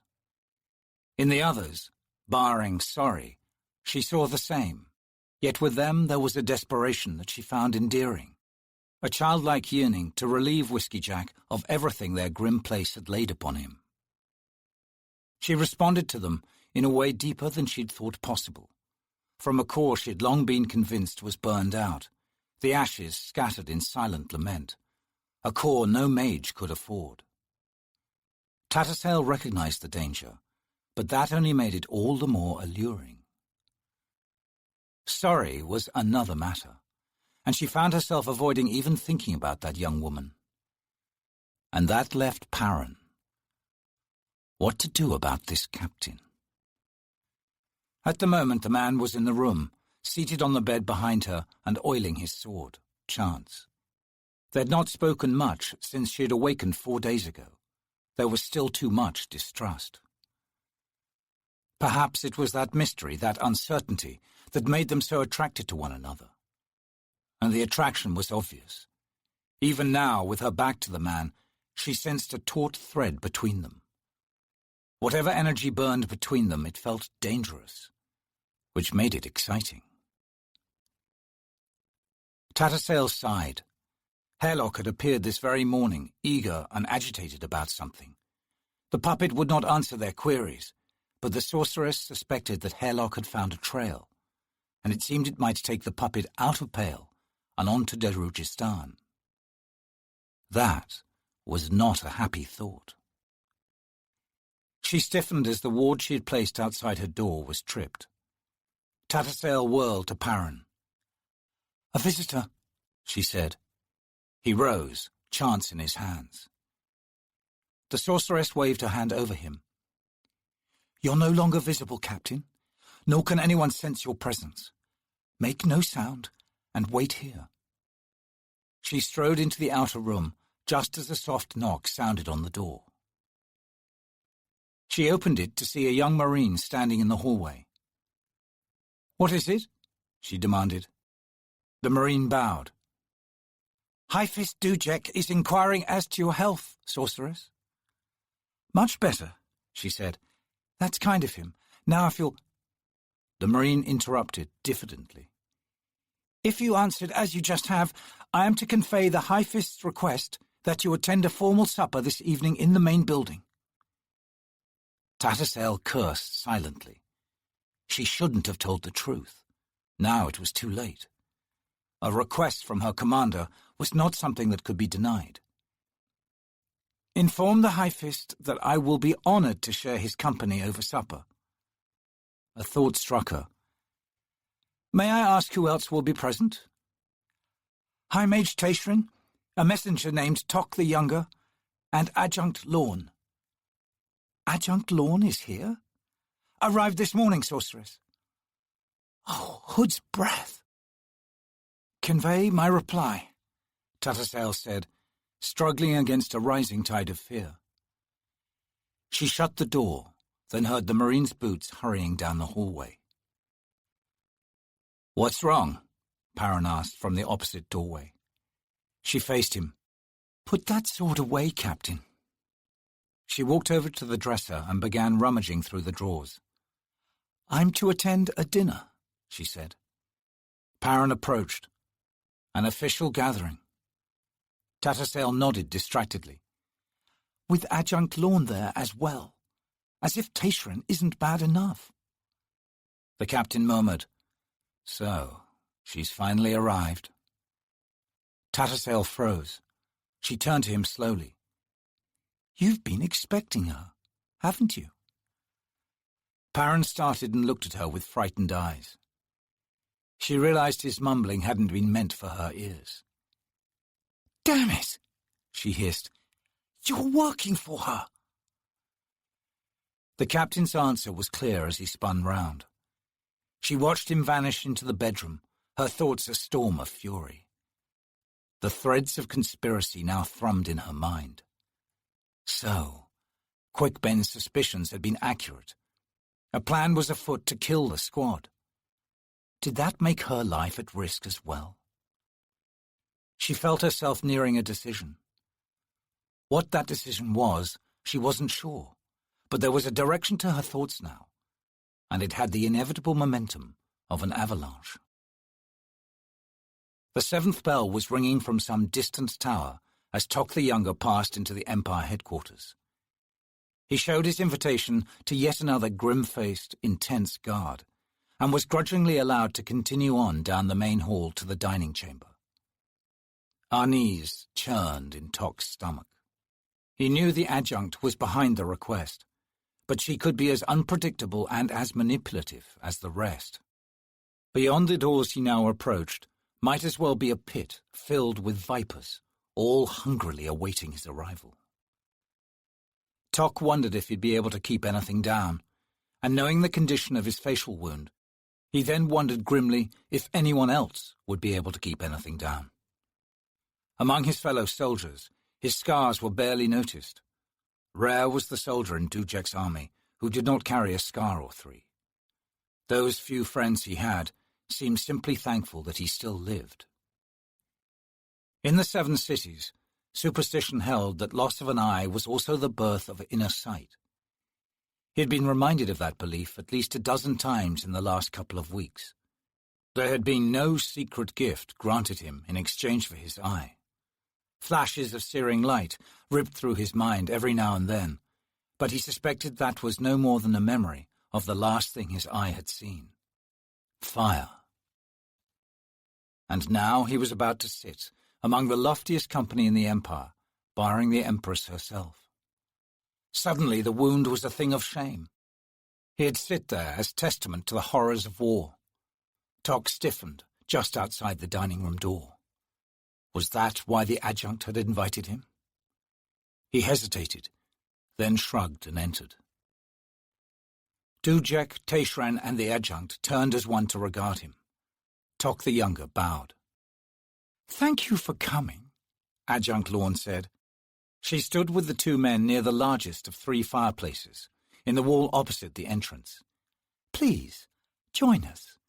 We're now awaiting but one more guest. Tok strode to them, thankful for Dujek's grin. The High Fist set his crystal goblet down on the mantel and deliberately scratched the stump of his left arm. Bet it's driving you half crazed, the old man said, his grin broadening. I scratched with both hands, Tok said. Dujek barked a laugh. Join us in a drink? Thank you. He noticed Lorne's appraisal as he accepted a goblet from Dujek. Taking the decanter from a nearby table, his glance crossed the High Mage, but Tayshran's attention was fixed on the roaring fire behind Lorne. Has your horse recovered? The adjunct asked. Tok nodded as he filled his goblet. Doing handstands the last time I looked in on her, he said. Lorne smiled tentatively, as if unsure whether he was mocking her. I've explained your vital role in keeping me alive, Tok the Younger. How you loosed 4 arrows on the fly and brought down 4 Barghast. He looked at her sharply. I didn't know I had the last 2 shots in me, he said. He sipped wine, resisting the urge to scratch his wound. Dujek grunted. Your father was also in the habit of surprising people. There's a man I miss." "I too," Tok replied, looking down. The awkward silence that followed this exchange was mercifully broken by the arrival of the last guest. Tok turned with the others as the door swung open. He gazed at the woman standing in the entrance, then started. Was that Tattersail? He'd never seen her wearing anything but battle garb, and was now stunned. My, he thought wonderingly, she's not bad, if you like them big, that is. He half grinned. Lorne's response to Tattersail's appearance had sounded much like a gasp. Then she spoke. "We have met before, though I doubt you'd remember." Tattersail blinked. "I think I would have recalled that," she said cautiously. "I think not. I was but 11 years old at the time." "Then you must be mistaken. I'm rarely in the company of children." "They burned the Mouse Quarter a week after you swept through it, Tattersail." Lorne's voice made everyone stiffen with its barely controlled rage.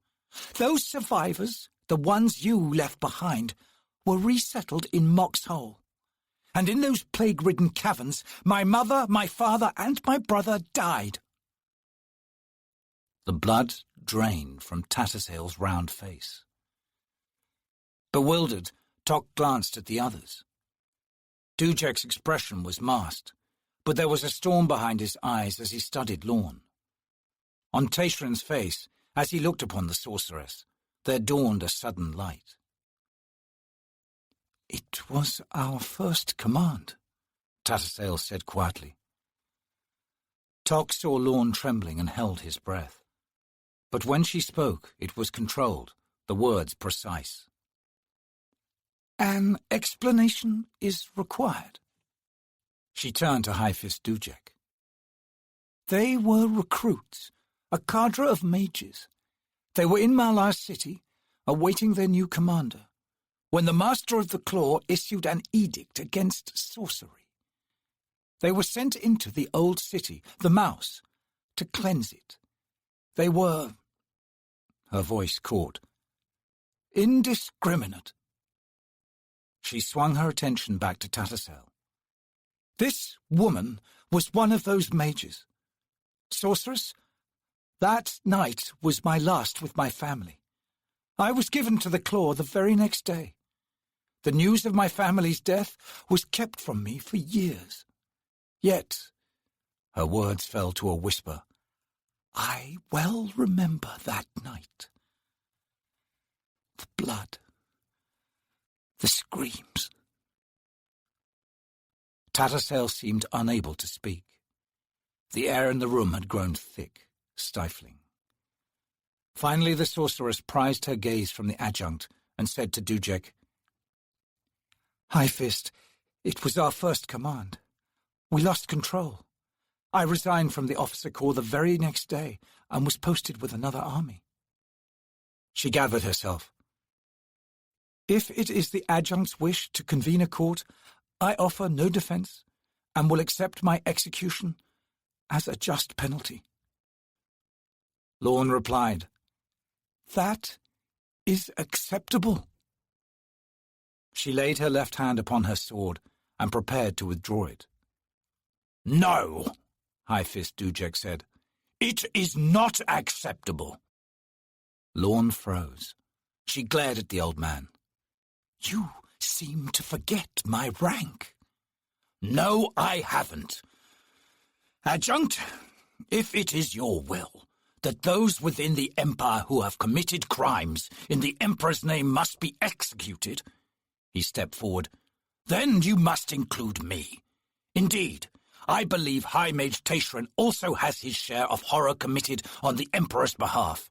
And finally, there is the Empress herself to consider. Laseen, after all, commanded the Emperor's Claw. She created it, in fact. More, the edict was hers, thankfully short-lived as it was." He turned to Tattersail. "I was there, Tattersail.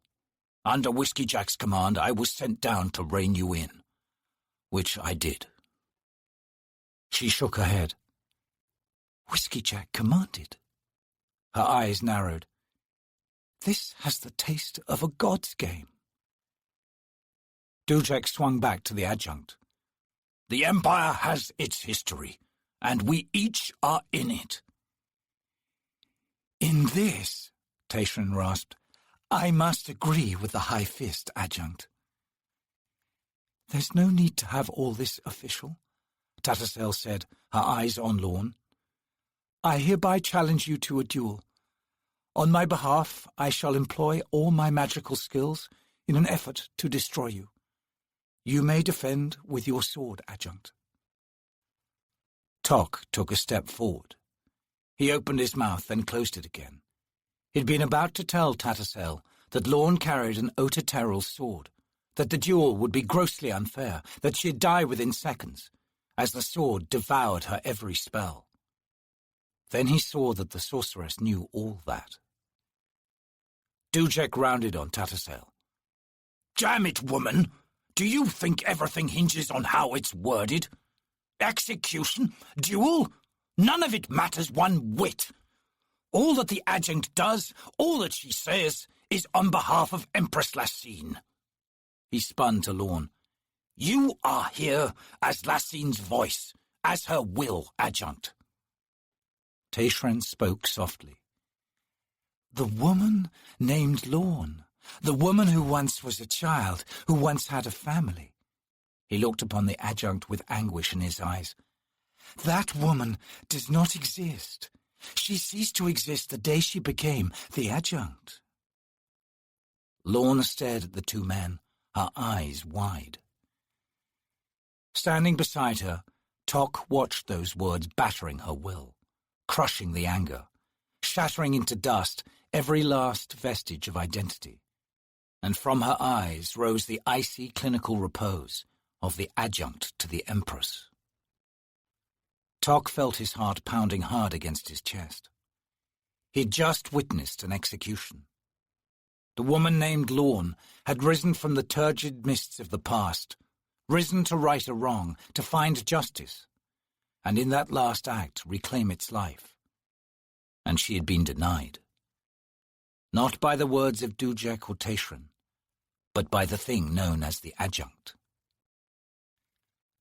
Of course, she said, removing a hand from her sword. Please enter, Sorceress Tattersall, and dine with us. The flat tone of her voice told Tok that her invitation had not cost anything, and this horrified him, shook him to his very core. A quick glance showed a similar response from Tatian and Dujek, though the latter veiled it. Tattersall looked positively ill, but she nodded shakily in answer to the adjunct's invitation. Tok found the decanter and a spare crystal goblet. He walked up to the sorceress. I am Tok the Younger, he said, smiling, and you need a drink. He poured the glass full and handed it to her. Often, when we camped on the march, I'd see you lugging that travelling wardrobe of yours around. Now I finally see what was in it. Sorceress, you're a sight for a sore eye. A look of gratitude entered Tattersall's gaze. She raised an eyebrow. I hadn't realized my travelling wardrobe garnered such attention. Tok grinned. I'm afraid you've provided a standing joke in the second. Anything surprising, be it an ambush or an unplanned skirmish, the enemy invariably came from your travelling wardrobe, sorceress. Dujek guffawed behind him. I've often wondered where that phrase came from, and damn, I heard it a lot, even from my officers. The atmosphere in the room relaxed somewhat, though undercurrents of tension still swirled. They seemed to be between Tattersall and High Mage Tatian. The sorceress turned her gaze upon Lorne whenever the adjunct's attention was elsewhere, and Tok could see the compassion there, and his respect for her rose considerably. In her shoes, any look he gave Lorne would have been filled with fear. And whatever storm threatened between Tattersall and Tatian seemed born of a difference in opinion coupled with suspicion. It didn't look personal. Then again, Tok considered, Dujek's steady presence may have been providing the levelling influence. His father had spoken much of Dujek, of a man who never lost his touch with the powerless or the less powerful. In dealing with the former, he always made his own failings an easy recognition. And with the latter, he had an unerring eye that cut away personal ambition with the precision of a surgeon removing septic flesh, leaving in its place someone who treated trust and honesty as givens. Studying Dujek's easy, relaxed rapport with the others in attendance, including himself, and then with the servants who filed in bearing trays of food, it struck Tok that the man had not changed perceptibly from the one Tok the Elder had called friend. And that impressed Tok deeply, knowing as he did the pressures that burdened the High Fist. As soon as everyone was seated and the first course presented, it was Adjunct Lorne who took command, however. Dujek relinquished it without a word or a gesture, evidently confident that the earlier incident was now over as far as the adjunct was concerned. Lorne addressed Tattersall in that uncanny, flat voice. Sorceress, permit me to compliment you on besting a hound of shadow, and on your timely recovery. I know that Teshrin has questioned you regarding this incident, but I would like to hear the tale from you directly. Tattersall set down her goblet and regarded her plate briefly before meeting the adjunct's steady gaze. As the High Mage may have explained, it's now clear that the gods have entered the fray. Specifically, they've become involved with the Empire's plans for Darujistan. Tok rose quickly. I believe, he said, I should excuse myself now, as what will be discussed here exceeds— Be seated, Tok the Younger, Lorne commanded. You are the Claw representative here, and as such, you are responsible for speaking on its behalf. I am? You are. Slowly Tok sat. Please continue, sorceress. Tattersall nodded. Opon is central to this gambit. The Twin Jesters' opening move has created ripples. I'm sure the High Mage would agree with this, and thus attracted the attention of other gods. Shadow Throne, Lorne said. She looked to Teshrin. The High Mage concurred. One could expect such a thing. I, however, have sensed nothing of Shadow Throne's attention upon us, even though I pursued that possibility vigorously after the hound's attack. Lorne exhaled slowly. Sorceress, please go on. The hound's presence was triggered entirely by accident, Tattersall said, flicking a glance at Teshrin. I was doing a reading from my deck of dragons, and came upon the card of the hound. As with all adepts, I found the image animate to a certain extent. When I gave it my full concentration, it felt— she cleared her throat— as if a portal opened, created entirely from the other side of that card, from High House Shadow itself. She raised her hands and gazed steadily at the High Mage. Is this possible? The Shadow Realm is new among the houses, its full power not yet expressed. Well, whatever happened, a portal, a rent, the hound gear appeared. Then why, Teshrin asked, did it appear in the street? Why not in your room? Tattersall smiled. I can speculate. Please do, the adjunct said. I have wards about my room, Tattersall said. The innermost of these are high fear. Teshrin started at that, clearly surprised. Such wards, Tattersall continued, create a flux, a tide of power that surges and ebbs like a pulsing heart, one that is beating very fast. I suspect that these wards were sufficient to bounce the hound away from my immediate area, since in its transitional state, halfway between its realm and ours, the hound could not fully express its powers. Once it had arrived, however, it could, and it did. How did you manage to fend off a hound of shadow? Tayshrin asked. Luck, Tatasel replied without hesitation. Her answer hung in the air, and it seemed to Tok that everyone had forgotten their meal. In other words, Lorne said slowly, you believe that Opon intervened? I do. Why? Tatasel barked a laugh. If I could work that out, Adjunct, I'd be a happy woman. As it is, her humour fell away. It seems we're being used. The Empire itself has become a pawn. Is there a way out? Dujek asked, his words a growl that startled everyone. Tatasel shrugged. If there is, it lies in Darujistan, since that's where Opon's gambit seems centred. Mind you, High-Fist, drawing us into Darujistan might well be what Opon seeks to achieve. Tok sat back, absently scratching his wound.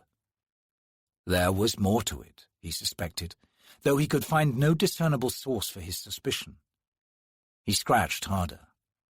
Tatasel could be glib when she wanted to be.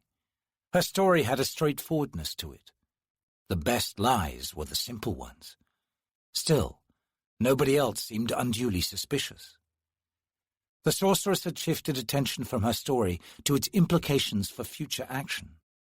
She had everyone thinking past her, and the faster their thoughts raced, the farther behind they left their doubts about her.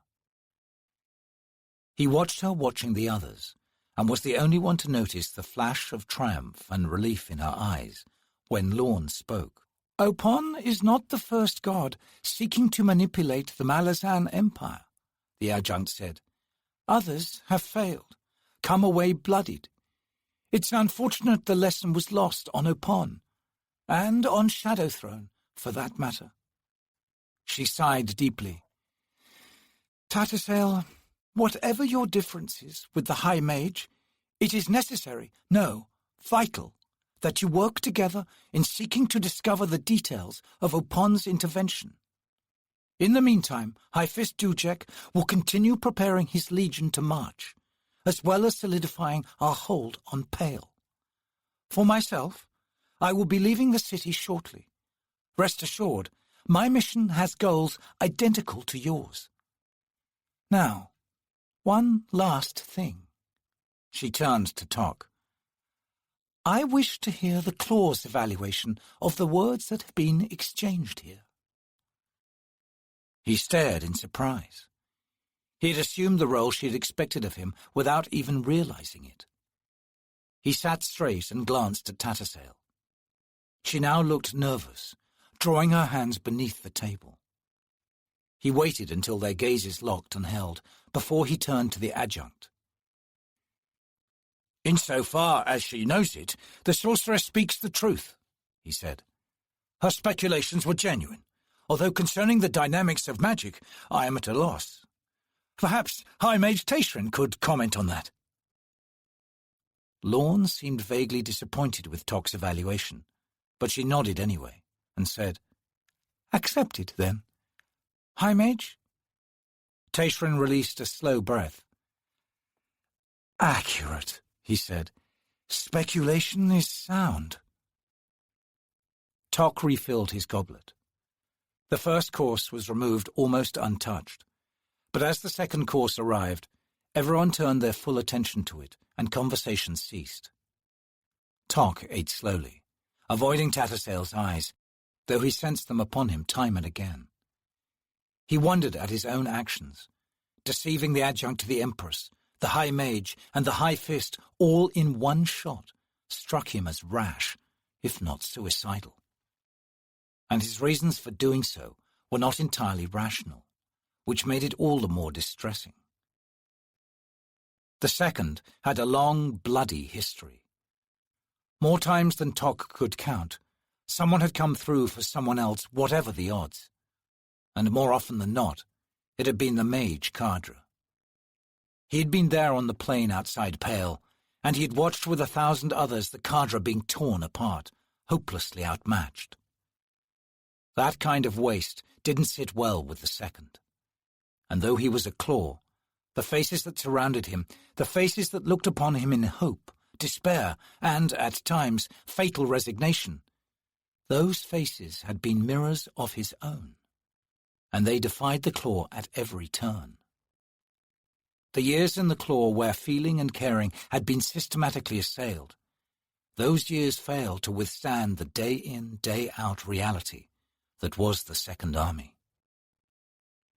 This night, and with his words, Tok had given something back to Tattersall, not just for her, but for the cadre. It didn't matter if she understood, and he knew she must be feeling bewildered by his actions. None of that mattered. What he'd done for himself. He sat up. Now that's odd, he thought. My wound stopped itching. Feeling light-headed, Tattersall wobbled every now and then as she walked down the hall toward the door to her room. She knew it wasn't the wine. With her nerves as frayed as they were, that fine vintage had tasted like water, and had had as much effect. Adjunct Lorne had raised in the sorceress memories she'd spent years burying.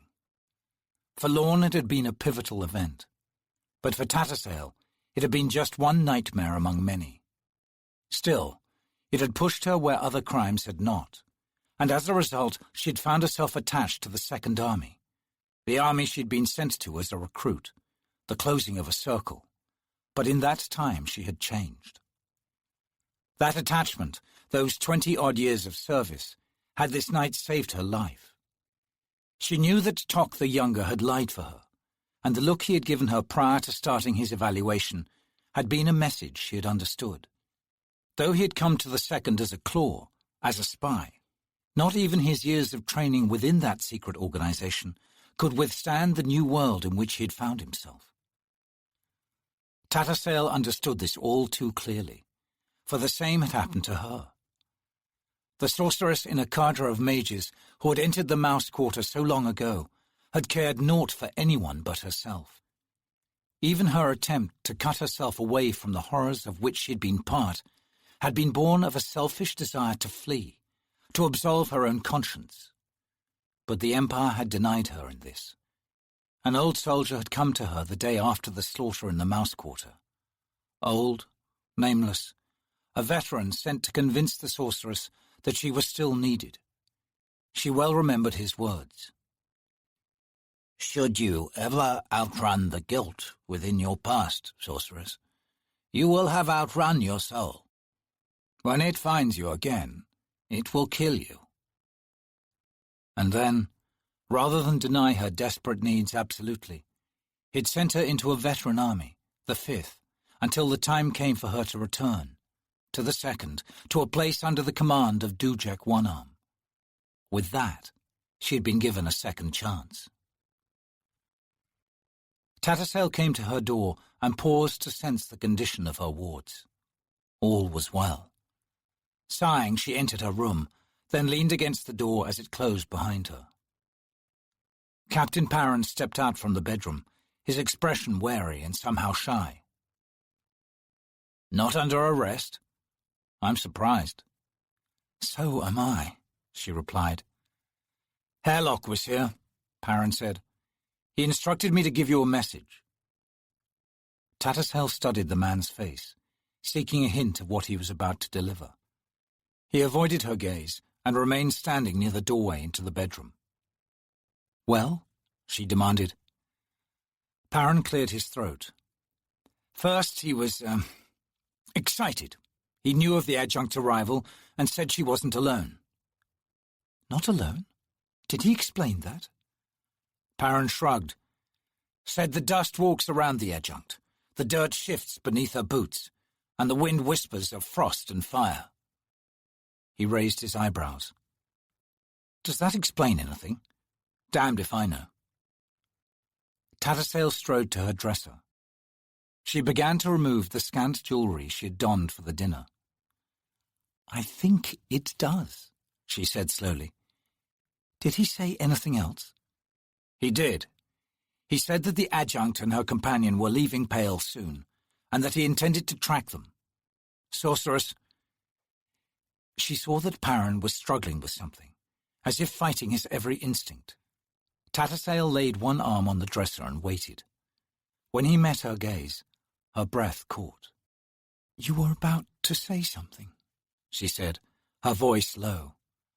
Her heart was pounding all too fast, and she felt her body responding as if of its own accord. The look she had seen in his eyes had been clear in its meaning. "I know something of the adjunct's mission," he said. "I was to be her contact in Darujistan." Whatever had been building between them disintegrated as Tattersail's eyes went hard and anger darkened her face. "She's going to Darujistan, is she? And you and she were to oversee the long-awaited demise of the bridge burners. Together, you thought you'd be able to kill Whiskey Jack, to cut down his squad from within." "No." Perrin took a step forward, but when Tattersail shot out her hand, palm facing him, he froze. "Wait," he whispered. "Before you do anything, just hear me out." Her Thea Warren surged into her hand, eager for release. "Why? Damn Opon for letting you live! Tattersail, please." She scowled. "Speak." Perrin stepped back and turned to a nearby chair. Hands held out at his sides, he sat down and looked up at her. "Keep those hands there," Tattersail commanded. "Away from your sword." "This has been the adjunct's personal mission, from the very start. 3 years ago, I was stationed in Idgo Khan, Officer Corps. One day, every available soldier was mustered out and marched to a section of the coast road." Perrin's hands had begun to shake, and the muscles of his jaw stood out. "What we saw there, Tattersail, you would not believe." She recalled Quick Ben and Kalam's story. "A massacre. A company of cavalry." Astonishment showed on Perrin's face. "How did you know?" "Go on, Captain," she grated. "Adjunct Lorne arrived from the capital and took charge.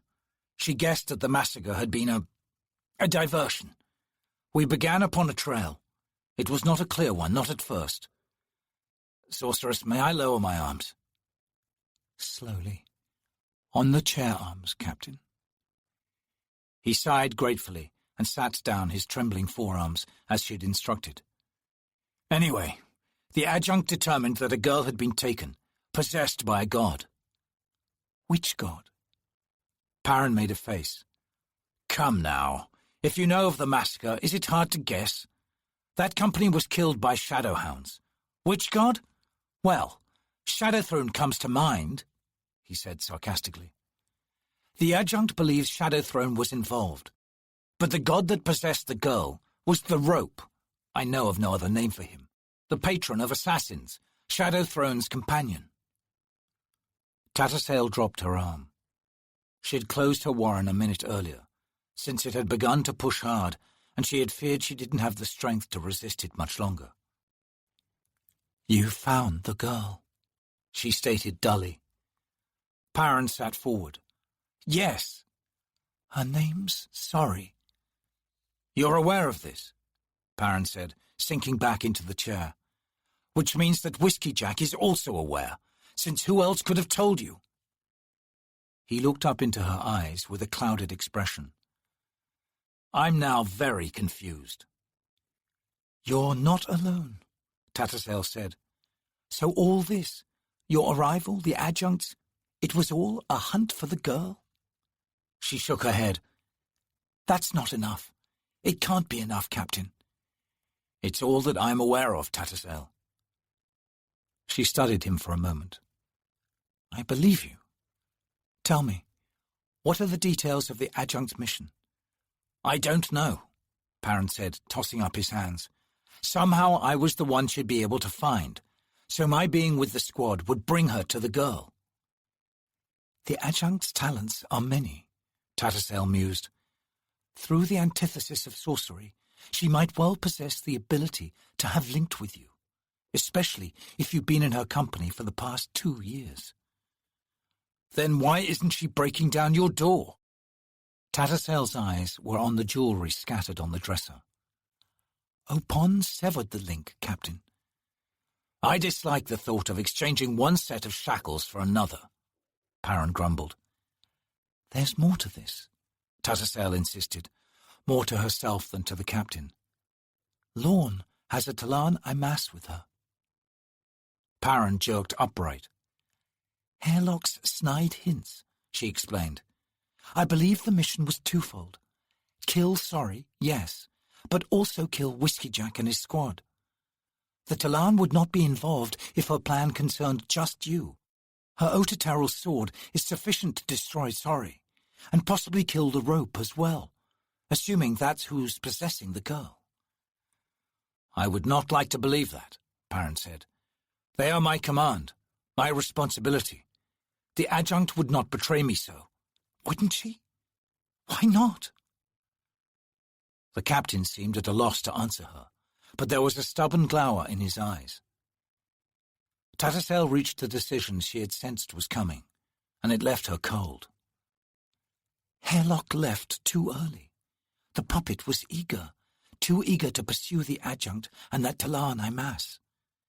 He must have discovered something about them, about what they're up to. Who is Hairlock's master? Perrin asked. Quickben, Whiskey Jack's mage. She looked to him. He's the best I've seen. Not the most powerful, mind you, but smart. Still, if the Talan Imas comes on him unawares, he won't stand a chance, and neither will the rest. She paused, her eyes holding on the captain. I have to leave Pale, she said abruptly. Perrin shot to his feet. Not alone. Alone, Tattersail insisted. I have to find Whiskey Jack, and if you're tagging along, then Lorne will find him too.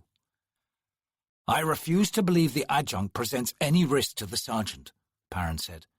Tell me, can you succeed in killing Sorry, even with Quickben's help? The sorceress hesitated.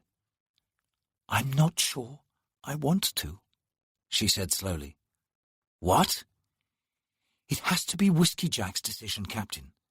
And I don't think I can give any good reason for convincing you of that. I just feel it's right.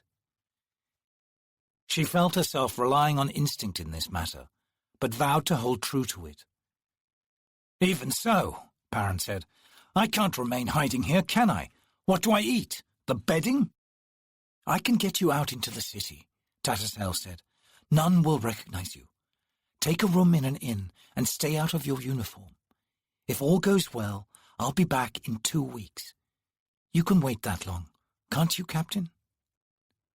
Perrin stared. And what happens if I just walk out of here and introduce myself to Dujek One-Arm? The High Mage Teshrin would shred your brain with truth-seeking sorcery, Captain. You've Opon's touch. And after tonight, Opon is now an official enemy of the Empire. And when Teshrin's done, he'll leave you to die, which is preferable to the madness that would grip you if he kept you alive. He'll show you that mercy, at least. Tattersail anticipated Perrin's thoughts. Dujek might well seek to protect you, but in this, Teshrin outranks him. You've become a tool of Opon, and for Dujek, the safety of his soldiers takes precedence over his pleasure in frustrating Teshrin. So, in fact, he might not protect you at all. I'm sorry, Captain, but you're truly alone if you walk. I'll be alone when you leave, too, sorceress. I know, but it won't be forever. She searched his eyes and felt compassion welling behind her own. Perrin, she said, it's not all bad. Despite all the distrust between us, I'm feeling things for you I haven't felt for anyone in some time. She smiled sadly. I don't know what that's worth, Captain, but I'm glad I said it anyway. Perrin gazed at her for a long minute, then said, Very well, Tattersail. I'll do as you ask. An inn? Do you have some local coin? Easily acquired. Her shoulders slumped. I'm sorry, but I'm exhausted.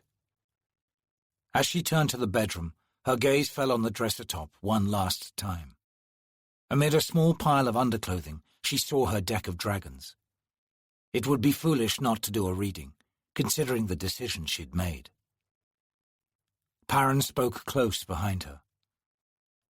Tattersail, how thorough is your exhaustion? She felt the heat in his words triggering a smouldering fire beneath her stomach, and her gaze slid away from the deck as she turned to face the captain. Though she voiced no reply to his question, her answer was clear. He took her hand, surprising her with such an innocent gesture. So young, she thought, and now he's leading me into the bedroom. She would have laughed if the act hadn't been so sweet. False dawn played the eastern horizon as Adjunct Lorne guided her mount and pack-horse out from Pale's east gate. True to Dujek's words, the guards were nowhere in sight, and the gate had been left open. She hoped the few sleepy eyes that had followed her through the streets had only mild curiosity behind them. In any case, she was dressed in simple, unadorned leather armor. Her face was mostly hidden in the shadow cast by the plain bronze helmet's browguard. Even her horses were a local breed, sturdy and placid, much smaller than the Malazan war horses with which she was most familiar, but a comforting ride nonetheless. It seemed unlikely that she would have attracted undue attention. More than one unemployed mercenary had left Pale since the Empire's arrival. The south horizon was a jagged line of snow-capped mountains. The Tarlin Mountains would remain on her right for some time, before the Rivi Plain swept past them and became the Catlin Plain. Few farms broke the flatlands around her, and those that did crowded the city's own lands. The Rivi people were not tolerant of such encroachments, and since every trade route that led to and from Pale crossed their traditional territory, those of the city wisely refrained from angering the Rivi. Ahead, as she walked her horses, the dawn showed its face with a streak of crimson. The rain had passed a few days back, and the sky overhead was silver blue and clear, a few stars dwindling as light came to the world. The day promised to be hot. The adjunct loosened the leather thongs between her breasts, revealing the fine male hauberk beneath. By midday, she would reach the first wellspring, where she would replenish her supply of water. She ran a hand across the surface of one of the bladders strapped to her saddle. It came away wet with condensation. She passed her hand across her lips. The voice that spoke beside her jolted her in the saddle, and her mount snorted in fear and sidestepped.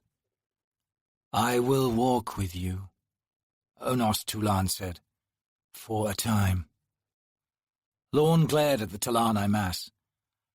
"I would rather you announced your arrival," she said tightly, "from a distance." "As you wish." Onos Tulan sank into the ground like so much dust. The adjunct cursed. Then she saw him waiting 100 yards ahead of her, backlit by the rising sun. The crimson sky seems to have cast a red flame about the warrior. The effect jangled her nerves, as if she looked upon a scene that touched her deepest, oldest memories. Memories that went beyond her own life. The Talan Imas stood unmoving until she reached him, then fell into step beside her.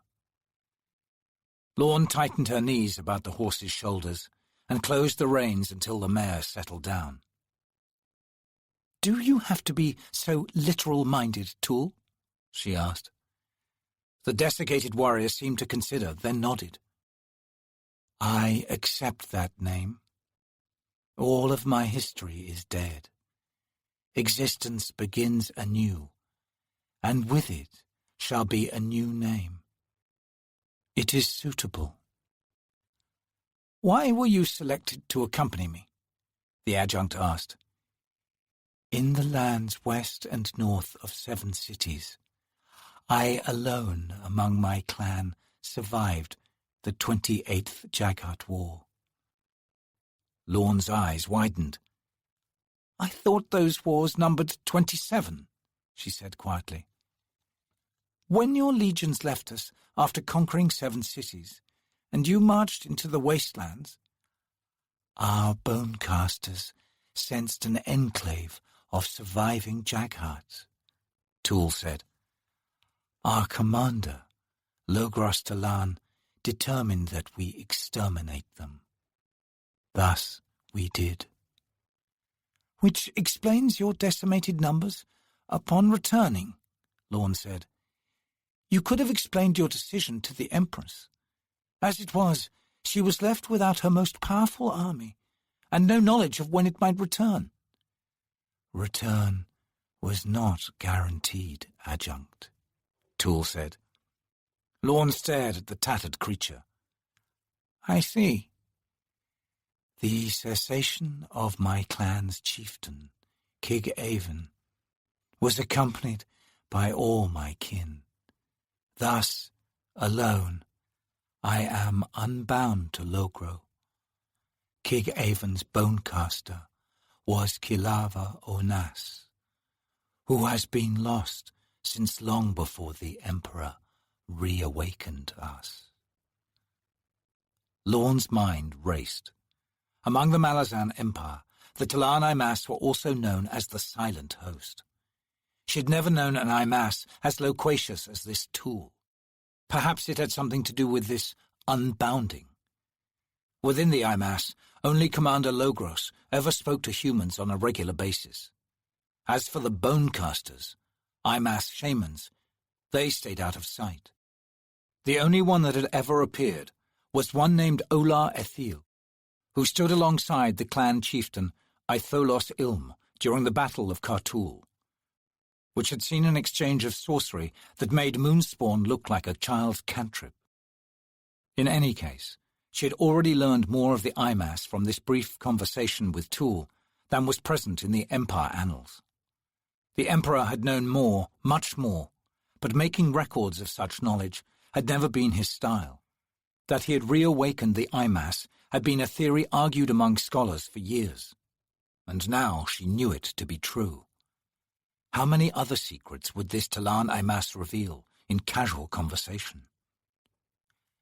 Tool, she said, had you ever met the Emperor personally?